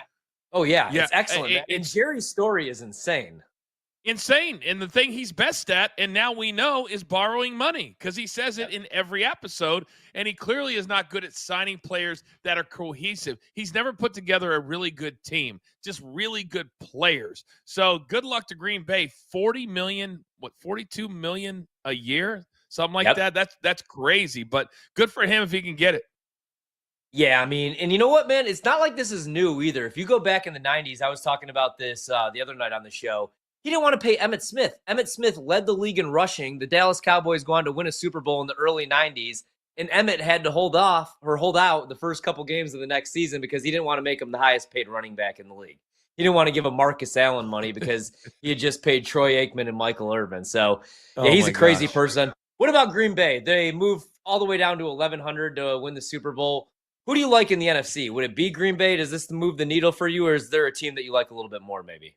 It does, because Green Bay, people forget that under LaFleur, they've gone to the playoffs 5 out of 6 years. This is a perennial playoff team. But what's happened when they've lost in the playoffs? Well, they get to that really hard game, and they need a stop, and they can't get it. I think Jordan Love's going to take a step forward this year. And I think if nothing else, you're paying now. And let's be honest, the NFL, $40-some million is not even the highest paid player, so the highest paid non-quarterback. But they needed him, Ryan. They need somebody on the defensive side that's a stud, that has a little arrogance, a little swag to him, because Jordan Love has that on the offensive side. I think they're going to be a playoff team this year, and we're going to know right out of the gate how good they're going to be, because Detroit has a big chip on their shoulder. I think Minnesota regresses. They have a first-year quarterback in J.J. McCarthy, and then I think Chicago is Chicago. So Green Bay, though, because you look across the NFC, to me, there's no powerhouse like there is in the AFC, where you got the Chiefs, the Bills, and the Ravens. On the NFC side, go to any of the divisions, Ryan, and you're not going to find a really, really stud team, with the exception of maybe the Eagles. Yeah, I completely agree. Hey, I want to get your opinion on this one, because me and Brad keep going back and forth on this. I think Pittsburgh could be a serious contender, even though Aaron Rodgers is pushing 42 years old, just because you just said this about Matt LaFleur too, man.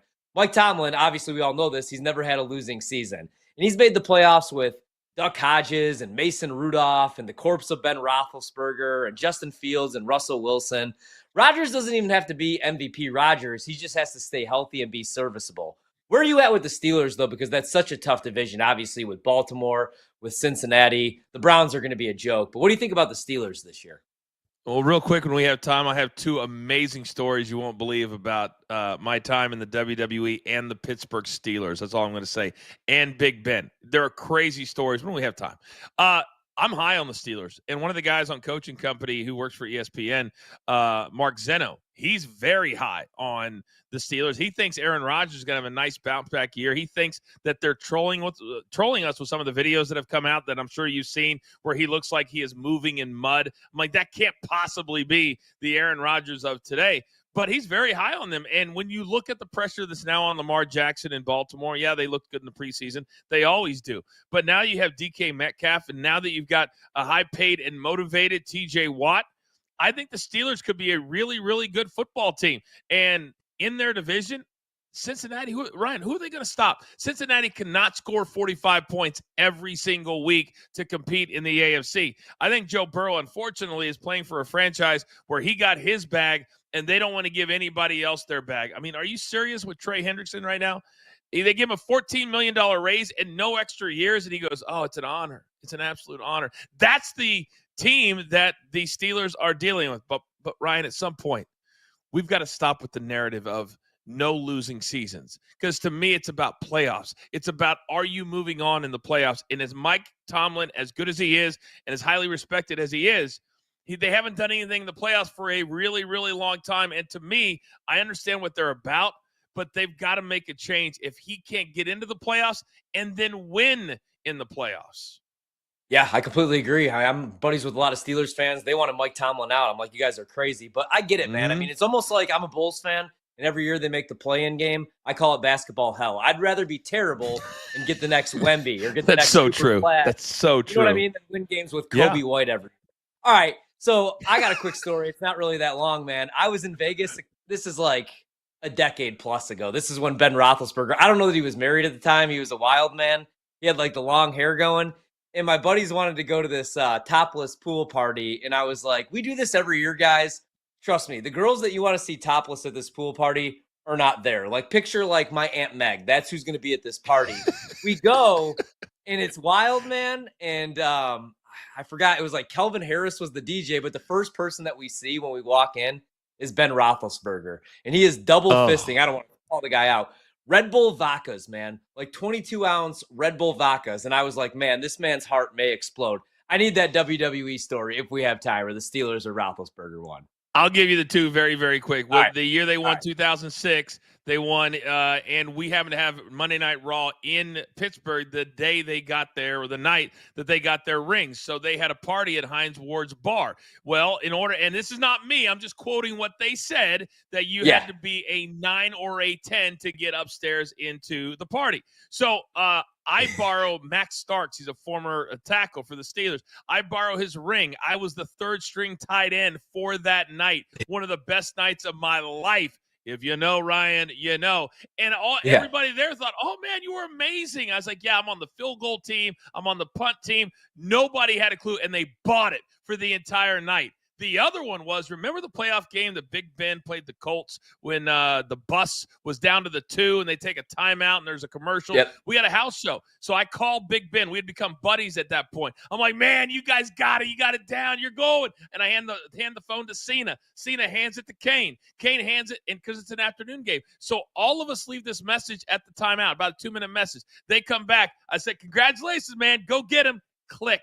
As soon as I go click, he hands it to the bus. You remember what happened?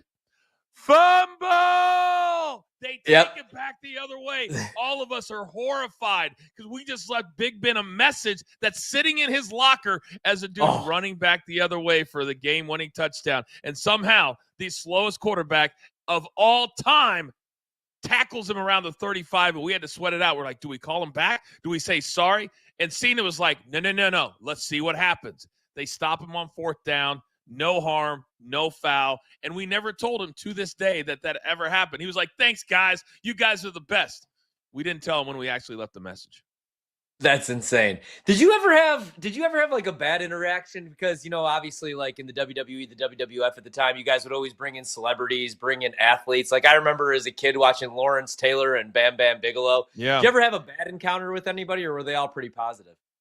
Rob Schneider was a part of the Diva Search years ago that I hosted, and let's just say that he liked to have a good time at all the wrong times. And so he came up to the gorilla, and Vince looked at him. He was literally bouncing up and down like he couldn't stop moving, and he could probably figure out why. And Vince looked at me and was like, "This is the guy that's going to help." I said, "Vince, you booked him. I mean, he's Adam Sandler's boy." And we get out there. It was an absolute disaster. A disaster. He was the worst one by far. But LL Cool J was the best.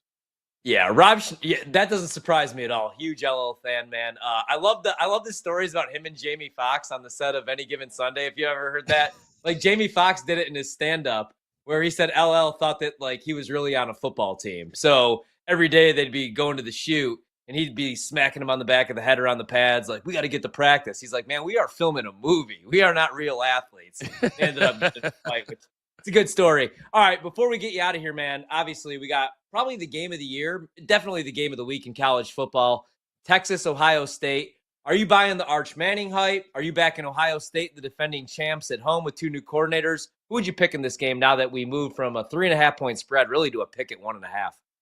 I'm taking Texas, and I couldn't even believe that Texas, first number 1 team as an underdog in the history of the preseason polls. They're going on the road. To me, this is why Archie Manning went to Texas. He's going to make $6.8 million in NIL money, and he's probably the only one that I say deserves it. He's kept his mouth shut. He's set for 2 years. This is now his team, and these are the games that, Ryan, you start to make your legacy. You start to become a star before you head for the NFL. I think, even though I wish it was in prime time, but regardless, I think Texas goes into Ohio State. Too many changes for the Buckeyes. I think Texas gets it done. I think Archie Manning. Now, whether or not he should be the favorite for the Heisman Trophy, come on. We haven't played a game yet, but I think he certainly is good enough if he has a good year to win the Heisman and the national championship.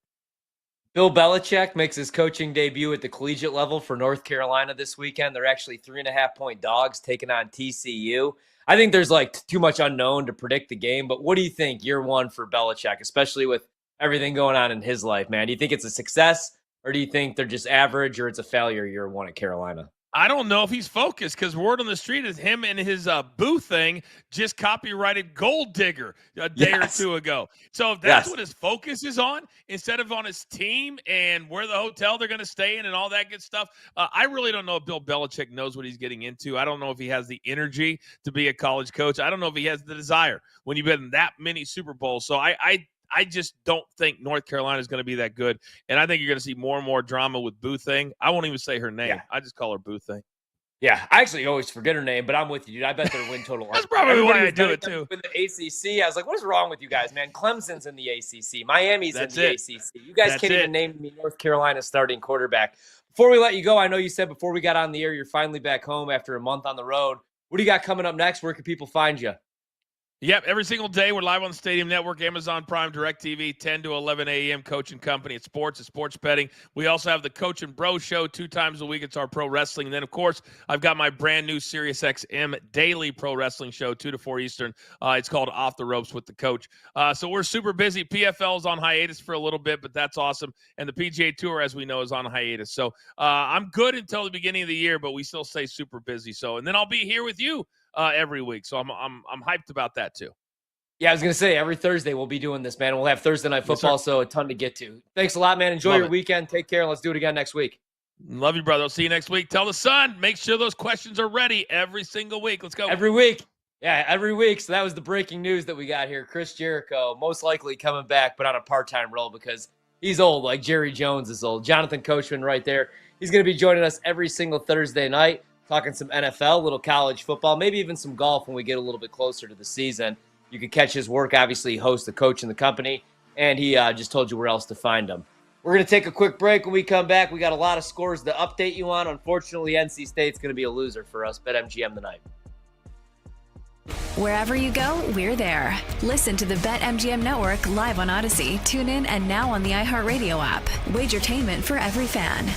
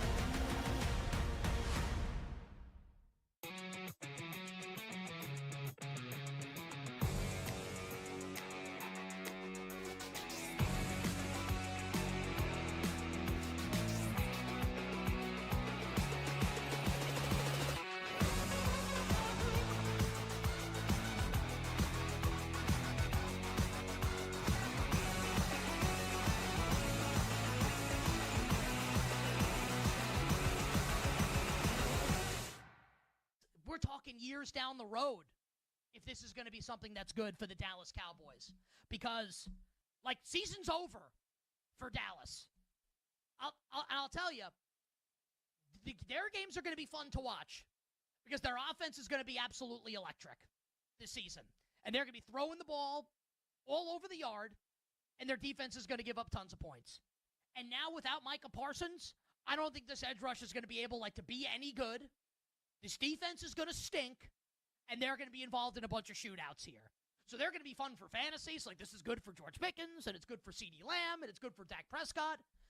But as far as real life goes for the Dallas Cowboys, I mean, win total 7.5, they're coming in last in the division.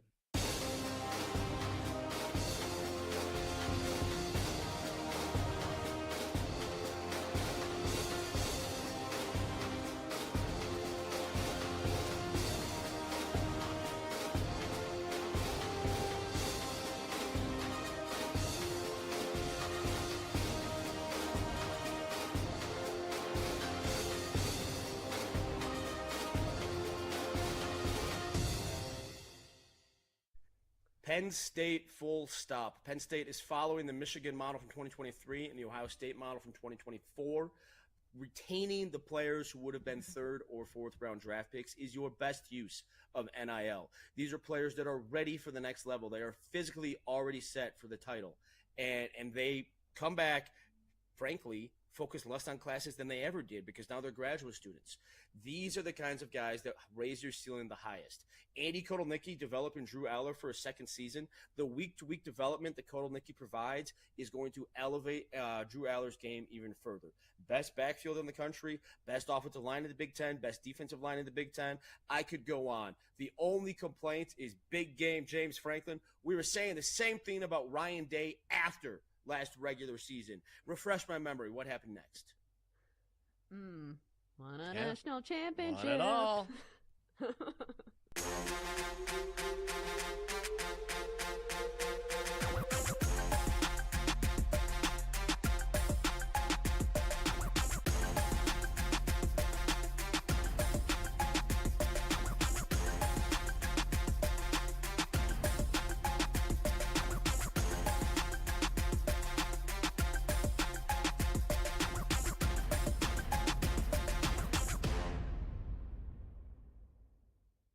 I keep looking at, when I'm looking for a Bills bet, I keep going back to James Cook. And he goes from 2 rushing touchdowns to 16. So what do they do with the number this year on the season-long prop? 8.5. What do you think when I say 8.5 rushing touchdowns for James Cook? I'd have to go under. I mean, that's what a number, right? What a dare that is. They did sign him. He played 44.7% of the snaps and ran for 16 touchdowns. Come on. Whoa. You might think that they'll use him more often because now they have a longer term investment, but I think that could easily work the other way. Now, I don't think they'd use him less often, but you have positive game scripts as a team as good as this, and here come your rushing touchdowns. And I do think also, I guess I'm making the case for both sides, but one of these days, Allen's number is going to come down. I mean, he is 29 now. People draw Cam Newton comparisons based on his style of play. He has 67 rushing touchdowns for his career. That's more than OJ. That's more than Thurman Thomas. I mean, it's the franchise record. He's 29. Eventually that comes down, but it's hard for me to bet. I would have lost the house last year betting. Let's get back to the madness. It's BetMGM Tonight After Dark with Ryan Horvat. BetMGM Tonight After Dark. I'm Ryan Horvath. Great stuff about 5 minutes ago with Jonathan Coachman, the Jonathan Coachman. You hear him all over the place. You used to hear him on the halftime show of the Madden video game, but this year was not back. So you know what we did in this house? We boycotted Madden. We're just big NCAA 2026 guys around here. And girls, because, of course, my wife as well. But she doesn't really play NCAA, unfortunately. Speaking of NCAA, we got some college football scores. I'm sorry if I'm a little distracted this hour, but, this is a little bit different than most Thursdays are going to be because most Thursdays will feature one NFL game and then maybe a couple crappy college games. Tonight, we got a full slate because week 1 officially kicks off tonight. We got more games tomorrow, which we'll look at. We got more games on Saturday. We got more games on Sunday. Hell, we even got a game on Monday. We got Brandon Combs, new executive producer. We got old executive producer, Mario Heron, texting me for bets. Guy leaves us, Brando. Leaves us to die. Leaves me, you, and Monty. And he just wants winners. What, Waddle and Sylvie aren't giving him winners? Is that what's going on over here? So you know what? I should have actually messaged that. I didn't think of it. I said, so anyway, here's some free picks for everybody since Mario gets them. He said, I'm at a casino in Miami. What's the best college football play? I need it. I miss value, but where do you think now? And I said Northwestern plus 4.5 or better, because earlier tonight, Brando, we gave out Northwestern plus 6. That's been bet all the way down to 4.5. I think they beat Tulane outright, dude. I like Northwestern's defense. 60% of your production's back from a defense that was 35th in the country. And Preston Stone, I know it didn't work out last year at SMU, got benched after week 1. He's an upgrade over anything Northwestern's had the last decade at the quarterback position. So I like Northwestern to cover. I told him LSU plus 3.5 or better. You disagree. Most disagree. I do like Clemson. I have a bet for them to win the national title. Not a huge edge, but I'm getting more than a field goal. And like Brian Kelly has to show up. It's a week 1 game. We can't have a repeat of last year when he's banging on the table. Remember that? What a psychopath, by the way, man. Imagine being 17, 18 years old, right? You got every big school, Kalen DeBoer, Dan Lanning, they're all coming to recruit you. Do you want to go play for that angry little man that's banging on the table, making people go film practice when they shouldn't? Arizona minus 8.5 in the first half. I love this bet. I'm surprised this hasn't moved and nobody's caught on. Hawaii's quarterback is like legitimately dead. He might have a robo leg. Hawaii on the island won a game against Stanford. That wasn't Andrew Luck, Kobe Fleener, and Toby Gerhart and Christian McCaffrey Stanford. That was Frank Reich in the year 2025 Stanford. Now they have to, leave Hawaii, go to Arizona, and I think Arizona's going to beat up on them, but I don't want to lay 17.5 full games. So that's what I gave Mario. I gave him Northwestern plus 4.5 or better, LSU plus 3.5 or better, Arizona minus 8.5 in the first half, the over in Texas, Ohio State, over 47.5. And you know what, Brando? I said now that we're getting down to a pick, that I'd maybe come back around since I have Texas plus 3.5 from July and bet Ohio State. I don't think I'm going to. I think I like Texas in the game, man. I know right now the value is probably on the defending champs. You might think Arch is overhyped. At least he has a couple career starts under his belt. Julian Sayin, I know he's a former 5-star and he's making a ton of money, but he's never had a career start, dude, right? They lost a ton of production from that national title team. Will Howard, Quinshon Judkins, Travion Henderson. Now, don't get me wrong. They got studs. They got Jeremiah Smith, the cyborg at wide receiver. The guy's going to be a top 5 pick. But you replace Jim Knowles, arguably a top 3 defensive coordinator in college football, with old neckbeard Matt Patricia. Last time we saw him, he had crumbs in his beard. He was looking like a real schmuck. And then on the offensive side of the ball, you have to replace Chip Kelly. Guy's pretty good at calling plays in college, huh? You have to replace him with Brian Hartline, who's done a fine job, don't get me wrong, with the wide receivers. But, like you and I could have coached those wide receivers. Marvin Harrison, Emeka Ibuka, all these studs. Every year, Ohio State is wide receiver U. I'm rolling with Texas, dude. I'm rolling with Sark. I trust him more than Ryan Day, as long as he's not calling pitch plays at the 1-yard line. Give me the Longhorns. Where are you at on that game?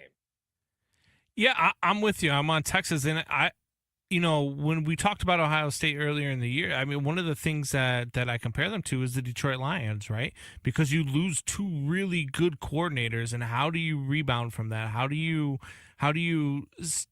stay on top and where you were at? Now, granted, like you mentioned, they've got some really good players, one on offense and Jeremiah, which I don't even like saying his name anymore because every time I do, I have flashbacks of that damn catch against Notre Dame.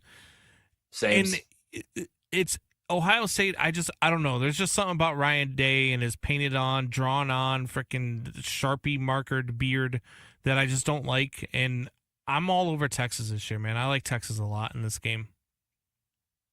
Dude, me too. So me and you and ITY, lock in step. And I'm with you on that one. Clemson, LSU, we've already talked about. And again, so tomorrow night, let's do it like this. All right. So we're going to do a little on-air producing for our guy, Monty. I want to do it like this. So I want to pick more than 5 games, and I want to keep track of our overall records, but I also want to pick our 5 favorite, which will make it easy for Monty, because I got to do the same thing for my college football show on Saturdays, which, hey, tell a friend's friend. We're back with the tailgate kickoff. I sold PJ. I saw no more Kelly in Vegas, but I'm back, and I plan on hitting at least 65% of my picks this year. But I think what we do is like we go our top 5 for Monty for graphic purposes. But if you want to pick 10, 15 games and keep track of our records, let's do it. And I also commend you, because I've asked Ostrowski, I've challenged everybody on this network. You know, everybody's making the big bucks. And nobody wants to go against little old night host Ryan Horvath on the ATS spread challenge, except for Brandon Combs, who actually has the marbles to step into the ring. So I love that, especially in college football. And we'll do the same with the NFL as well. All right, let's get to some scores in college football, because I'm going to do another thing that's probably going to drive Monty nuts. And I know we were going to talk about tomorrow night's games, but good news for you guys.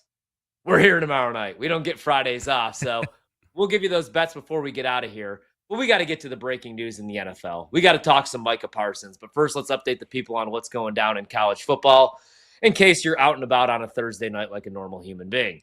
We got, let's look at games that actually matter. Wyoming beat Akron 10-0. The total in the game was 47.5, and it was 10-0. Wyoming does cover the 4.5. Rutgers wins, but they do not cover against Ohio. 34-31. They barely get past the Bobcats of the MAC. They were 15.5 point favorites. Total goes over 52.5.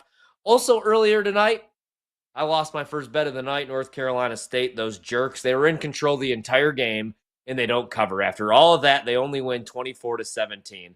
Luckily, I had South Florida. Brando had South Florida. Easy winner, 34-7 over Boise State. Total in the game, 61.5. Really quick, let's have that conversation. So I took a stab on Navy, 16-1 to make the playoff. Boise State, they can still easily win double-digit games, dude, but didn't look great tonight without Ashton Genty. Who's your dark horse pick to make the college football playoff, Brando? Well, I think we all know who my dark horse pick is, because I love Toledo. And I think that go. Toledo's going to make a run in the MAC, and they are going to make the playoff. But my other dark horse pick right now is not looking so hot, because my dark horse pick was Nebraska. And Same. Nebraska only up on Cincinnati right now, 6-3. Now, granted, look, it's week one. Week 1 in the NFL, week 1 in college football, crazy things just seem to happen. Some teams just aren't ready to go. Some teams are nervous. Sometimes you just get a tough matchup like Nebraska has tonight in Cincinnati. But this Matt Rule team, man, I'm looking at it, and they just can't sustain drives. This offense cannot sustain a drive. I don't know how Dylan Raiola has not put one in the end zone yet. He actually just fumbled on their last possession. So I'm a little worried about my other dark horse, which is Nebraska. Yep, totally agree, dude. All right, I'm also a little bit worried, but good point. It's week 1, so let's not overreact. Also, Cincinnati, not an easy opponent to start the season off with. They were a weird team last year where they started hot and then they lost like their last 7 games of the season, and they couldn't even score 20 points per game. I feel like I have the hiccups on air. I don't think this has ever happened. I need somebody to like hold me upside down and give me water or scare me. Anyway, how the hell do you get the hiccups at pushing 40 years old? Anyway, let's talk about this deal, dude, because I can't get it off my mind. Obviously, I am a Green Bay Packer fan. If you're watching the show on Twitch or YouTube, I've actually changed shirts every commercial break except for the last, because I forgot, because I was sweating out stupid North Carolina State, who only wins 24-17 over the Pirates of East Carolina. Jerks. But if you were out all day and you don't have social media, 1, you're smart.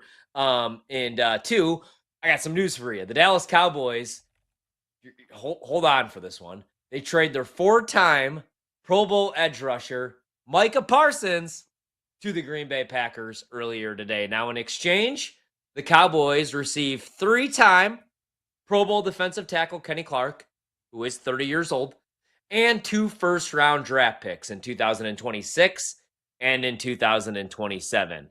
Now, let's start with Dallas, what they get in return. I like Kenny Clark, the player. But Kenny Clark, like I just said, is 30 years old. I like 2 first-round picks. The problem is the Green Bay Packers historically don't pick until at least what? Pick 19 through 27, and now you're trading them, your best edge rusher, helping them get better. And it's a team that you're going to play in a couple weeks. And it's a team that 3 years ago now, right? Jordan Love, it's essentially his rookie year because he takes over for Aaron Rodgers. It's supposed to be a rebuild year for the Packers. They get hot down the stretch. Jordan Love's playing his best ball of the year. But the Cowboys, Brando, have home field advantage. They hadn't lost at home all season long. They were undefeated at Jerry's World, where for whatever reason, you can't even punt without hitting the ceiling. Get Jerry some help, man. Like, put him into a home. I hate to say it, but like, get him away from that team. Actually, keep him there. I'm a Green Bay Packer fan.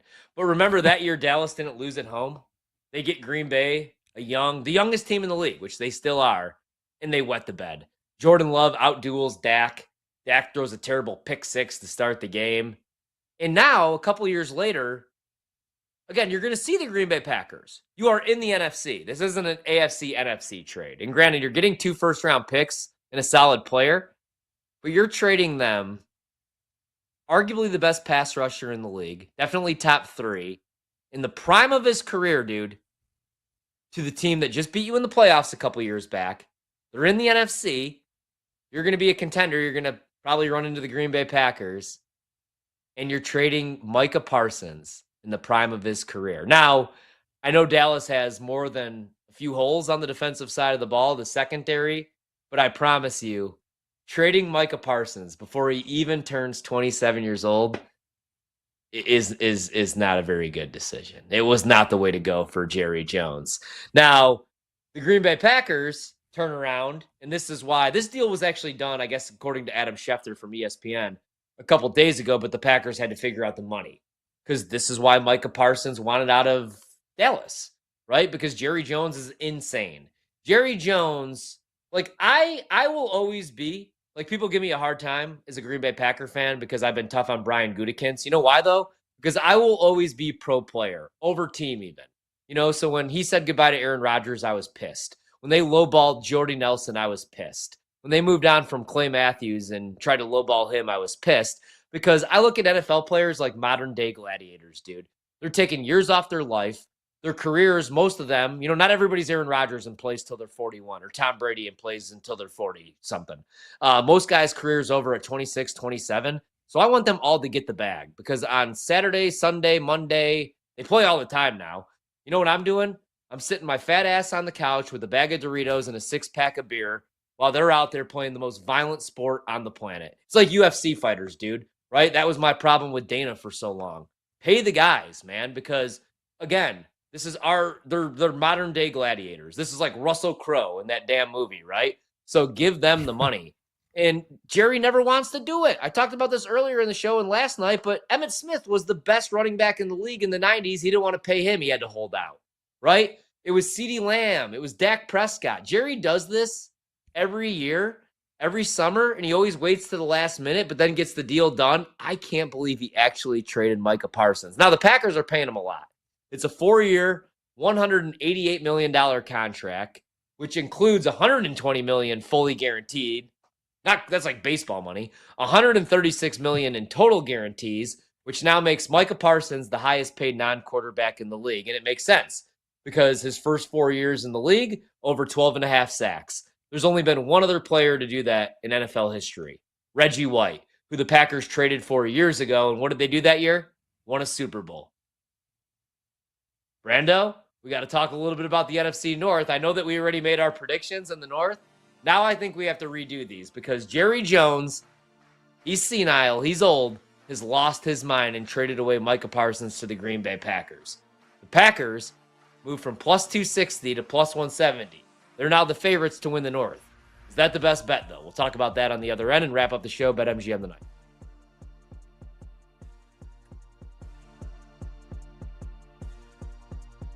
Don't miss out on the action. If you miss the show, you can listen back on the always free Odyssey app. It's BetMGM Tonight, presented by BetMGM.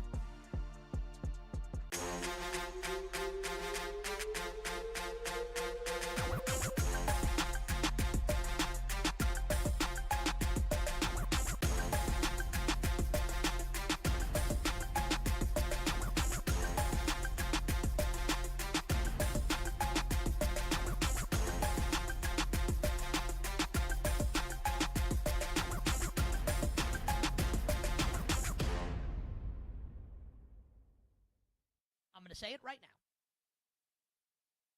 And I've been saying it for a little bit here on You Better You Bet. Color me concerned about this Bills secondary. There's a chance it's going to be bad this year.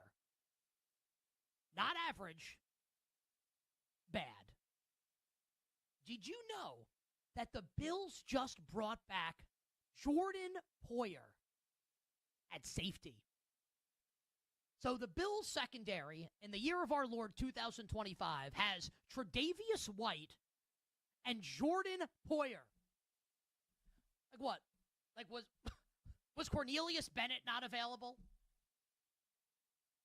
We couldn't get Darryl Talley on the phone?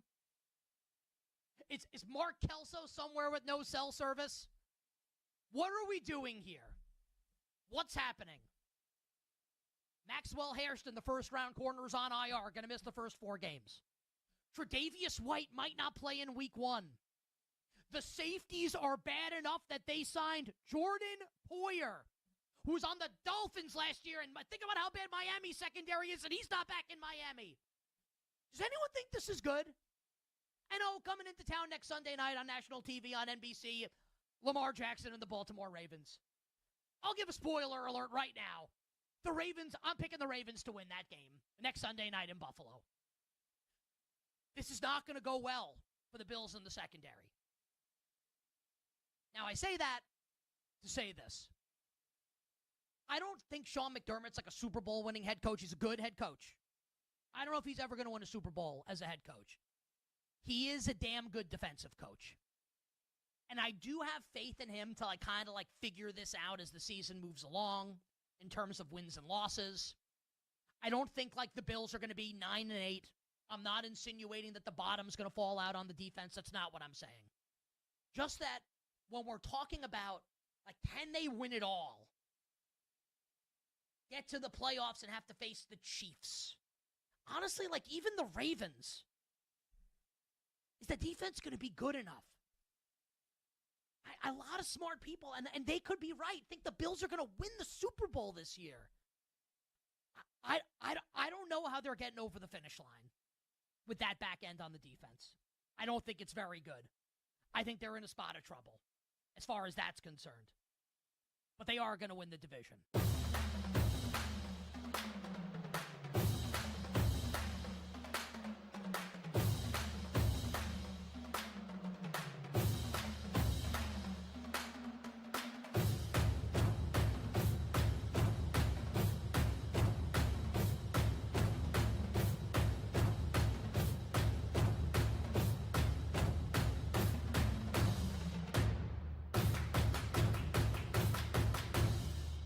So I'm actually, when it comes to even just a prop bet, Derrick Henry's rushing yards prop is way too low, which is why I think the under is actually pretty enticing.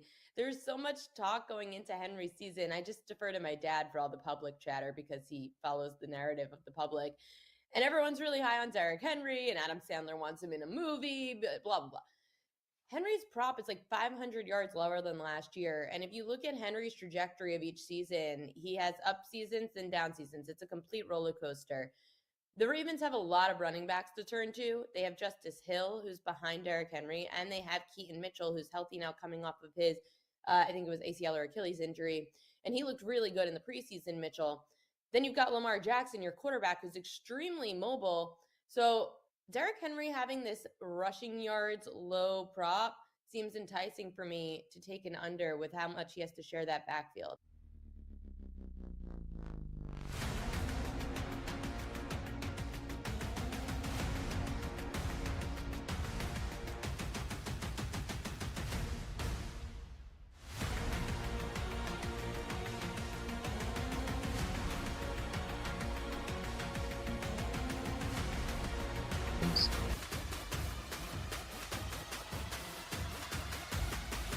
Let's get back to the madness. It's BetMGM Tonight After Dark with Ryan Horvat. BetMGM Tonight After Dark, final segment of the night here on a Thursday evening, August 28th. We're back tomorrow night, Friday, August 29th, getting you set for week 1 of the college football season. We'll have more games. We'll get you those spreads for tomorrow night's action before we get out of here tonight. We'll also talk some fantasy football, myself and Brad Evans, from 7 to 11 p.m. Eastern here on the BetMGM Network. You could also check out the podcast wherever you find your podcasts. All you got to do, search BetMGM tonight. Nebraska up 13-3 right now on Cincinnati. That game goes into halftime with the total sitting only at 39.5. Nebraska out to a 10.5 point favorite. Central Florida, the Scott Frost era begins again for Central Florida. And they're scoreless right now with Jacksonville State in the second half. Third quarter, 14-27 to go. Live total all the way at 21.5. Central Florida only a 7.5 point favorite. Also right now, Missouri's up big, 61-0 against a cupcake. Houston's up 27-0 on Stone Cold Stephen F. Austin.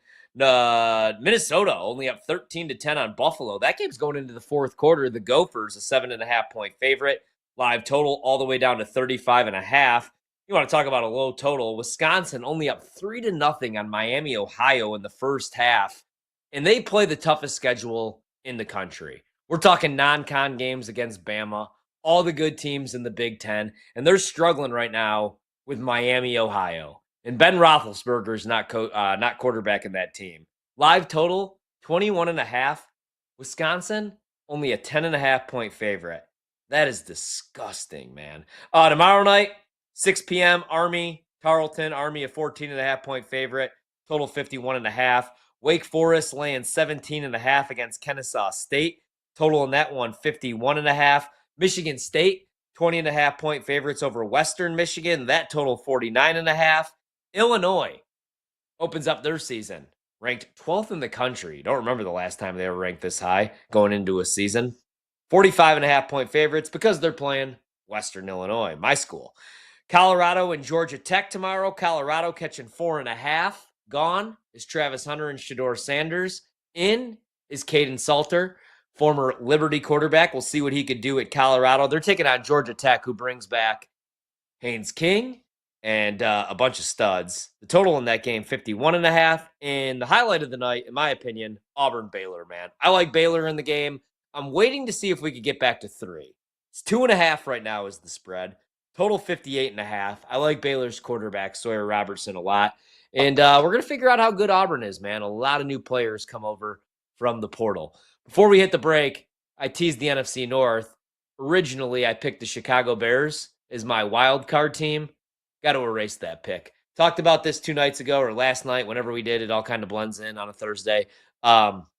I was like, I think this Micah Parsons rumor has some legs, man. I think there's a good chance Green Bay is going to go all in for Micah Parsons. And it makes perfect sense because Matt LaFleur has done nothing in Green Bay but win double-digit games and make the playoffs except for 1 year. Last year, they actually had a losing record in the division for the first time since he took over for Mike McCarthy years ago.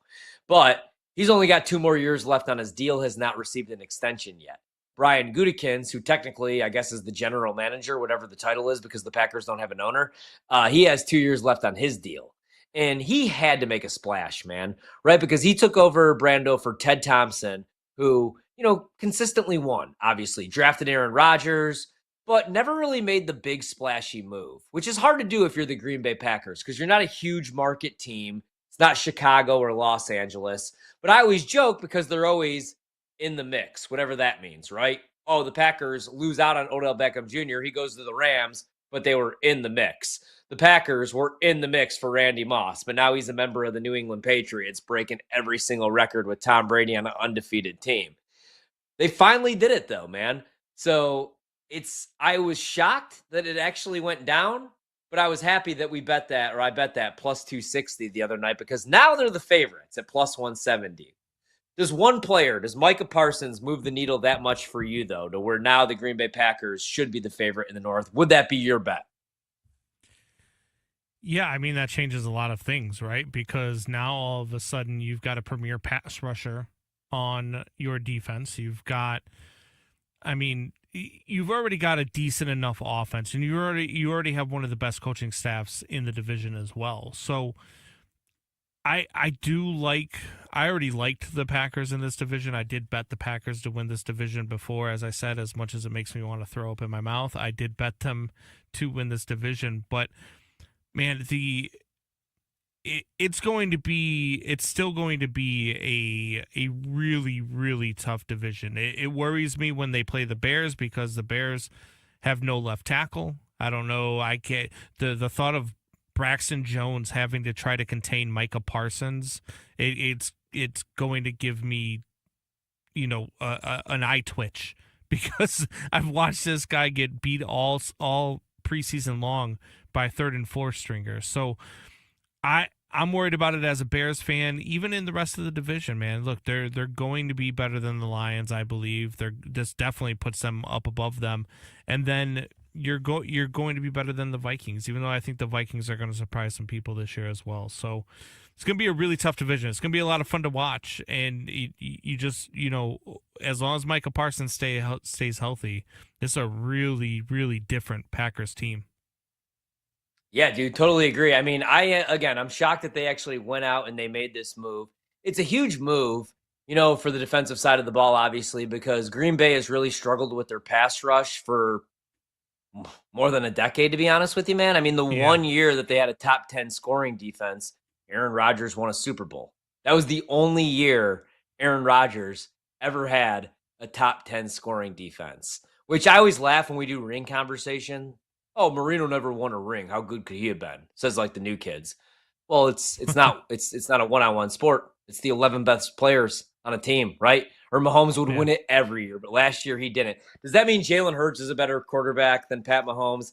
Hell no. Mahomes was running around like a chicken with his head cut off in that game because his offensive line stunk, and the Eagles' pass rush is filled with Georgia demons, man. But with Green Bay, the reason this is big for me is I had some serious concerns about the secondary.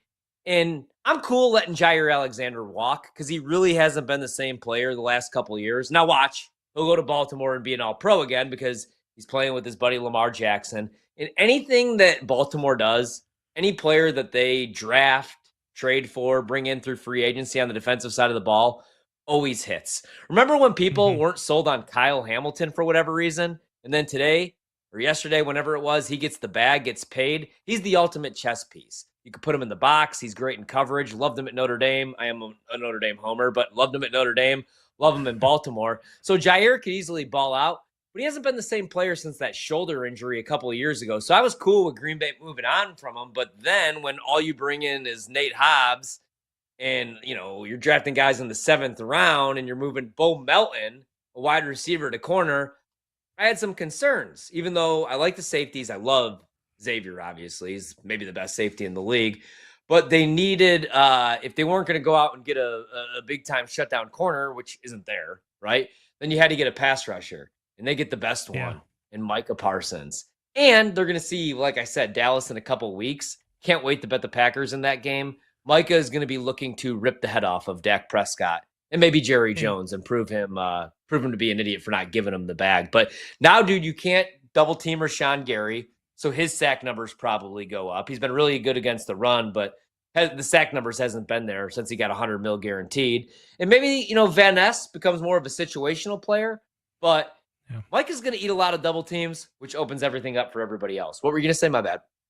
Well, no, I was just going to say, whenever you have questions about a secondary, you're worried about a secondary, or even your linebacker core, and you want them to play a little bit better or look a little bit better, a premier pass rusher does that for a team. A premier pass rusher makes it easier for the secondary to play defense. They just do, because now all of a sudden quarterbacks are worried about who's coming off the line, how fast they got to get rid of the ball. They make more mistakes. They do these things. So a couple years ago when the Bears got Khalil Mack, this is the Packers' form of getting Khalil Mack, and that secondary took off that year with Khalil Mack on there. And even just 2 years ago when the Bears went and got Montez Sweat, the way that defense played after they got Montez Sweat, even though they were a horrid organization and a horrid team, the way they played after Montez Sweat came on that team, it kept Matt Eberflus his job, because they were like, oh, look at what he did with the defense.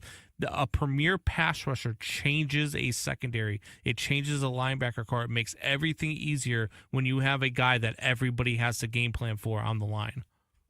Totally agree, dude. And great point bringing up like the Khalil Mack trade, right? Because he nearly killed Aaron Rodgers week 1. I'll never forget when Green Bay had to bring in DeShone Kizer and Khalil Mack just literally like ripped the ball out of his hands, like just took it out of his hands.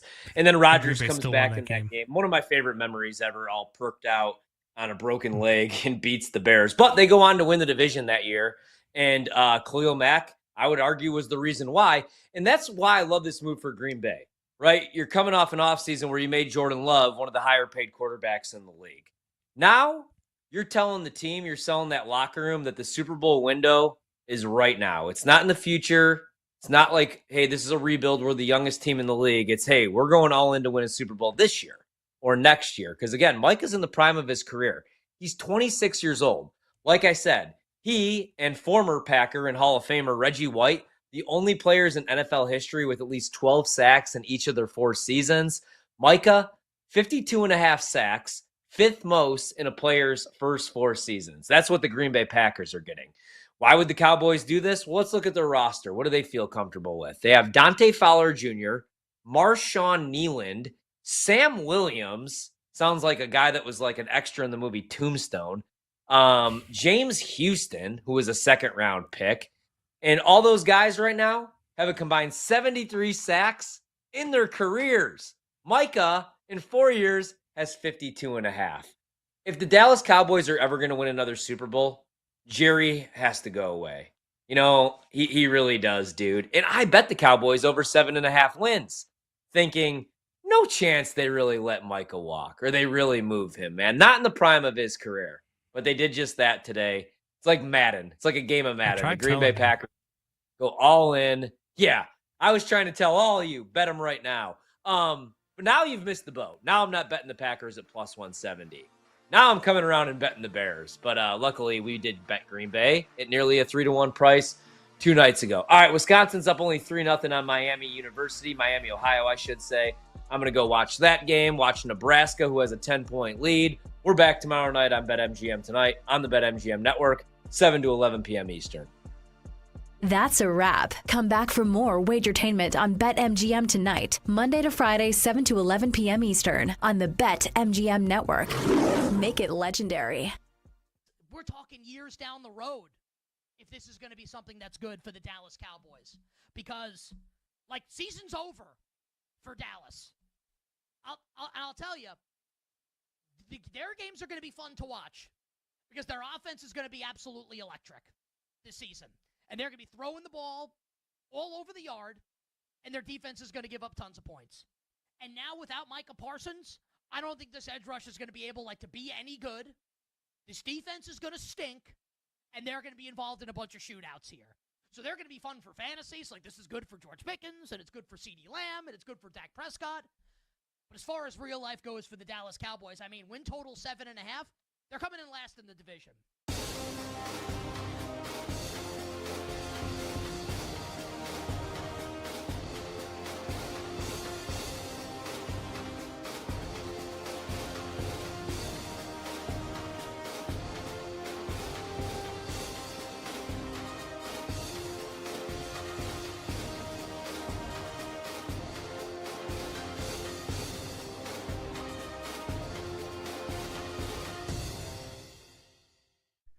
Penn State, full stop. Penn State is following the Michigan model from 2023 and the Ohio State model from 2024. Retaining the players who would have been 3rd or 4th round draft picks is your best use of NIL. These are players that are ready for the next level. They are physically already set for the title. And they come back, frankly, focus less on classes than they ever did because now they're graduate students. These are the kinds of guys that raise your ceiling the highest. Andy Kotelnicki developing Drew Aller for a 2nd season. The week-to-week development that Kotelnicki provides is going to elevate Drew Aller's game even further. Best backfield in the country, best offensive line in the Big Ten, best defensive line in the Big Ten. I could go on. The only complaint is big game James Franklin. We were saying the same thing about Ryan Day after last regular season. Refresh my memory. What happened next? Won a national championship. Won it all.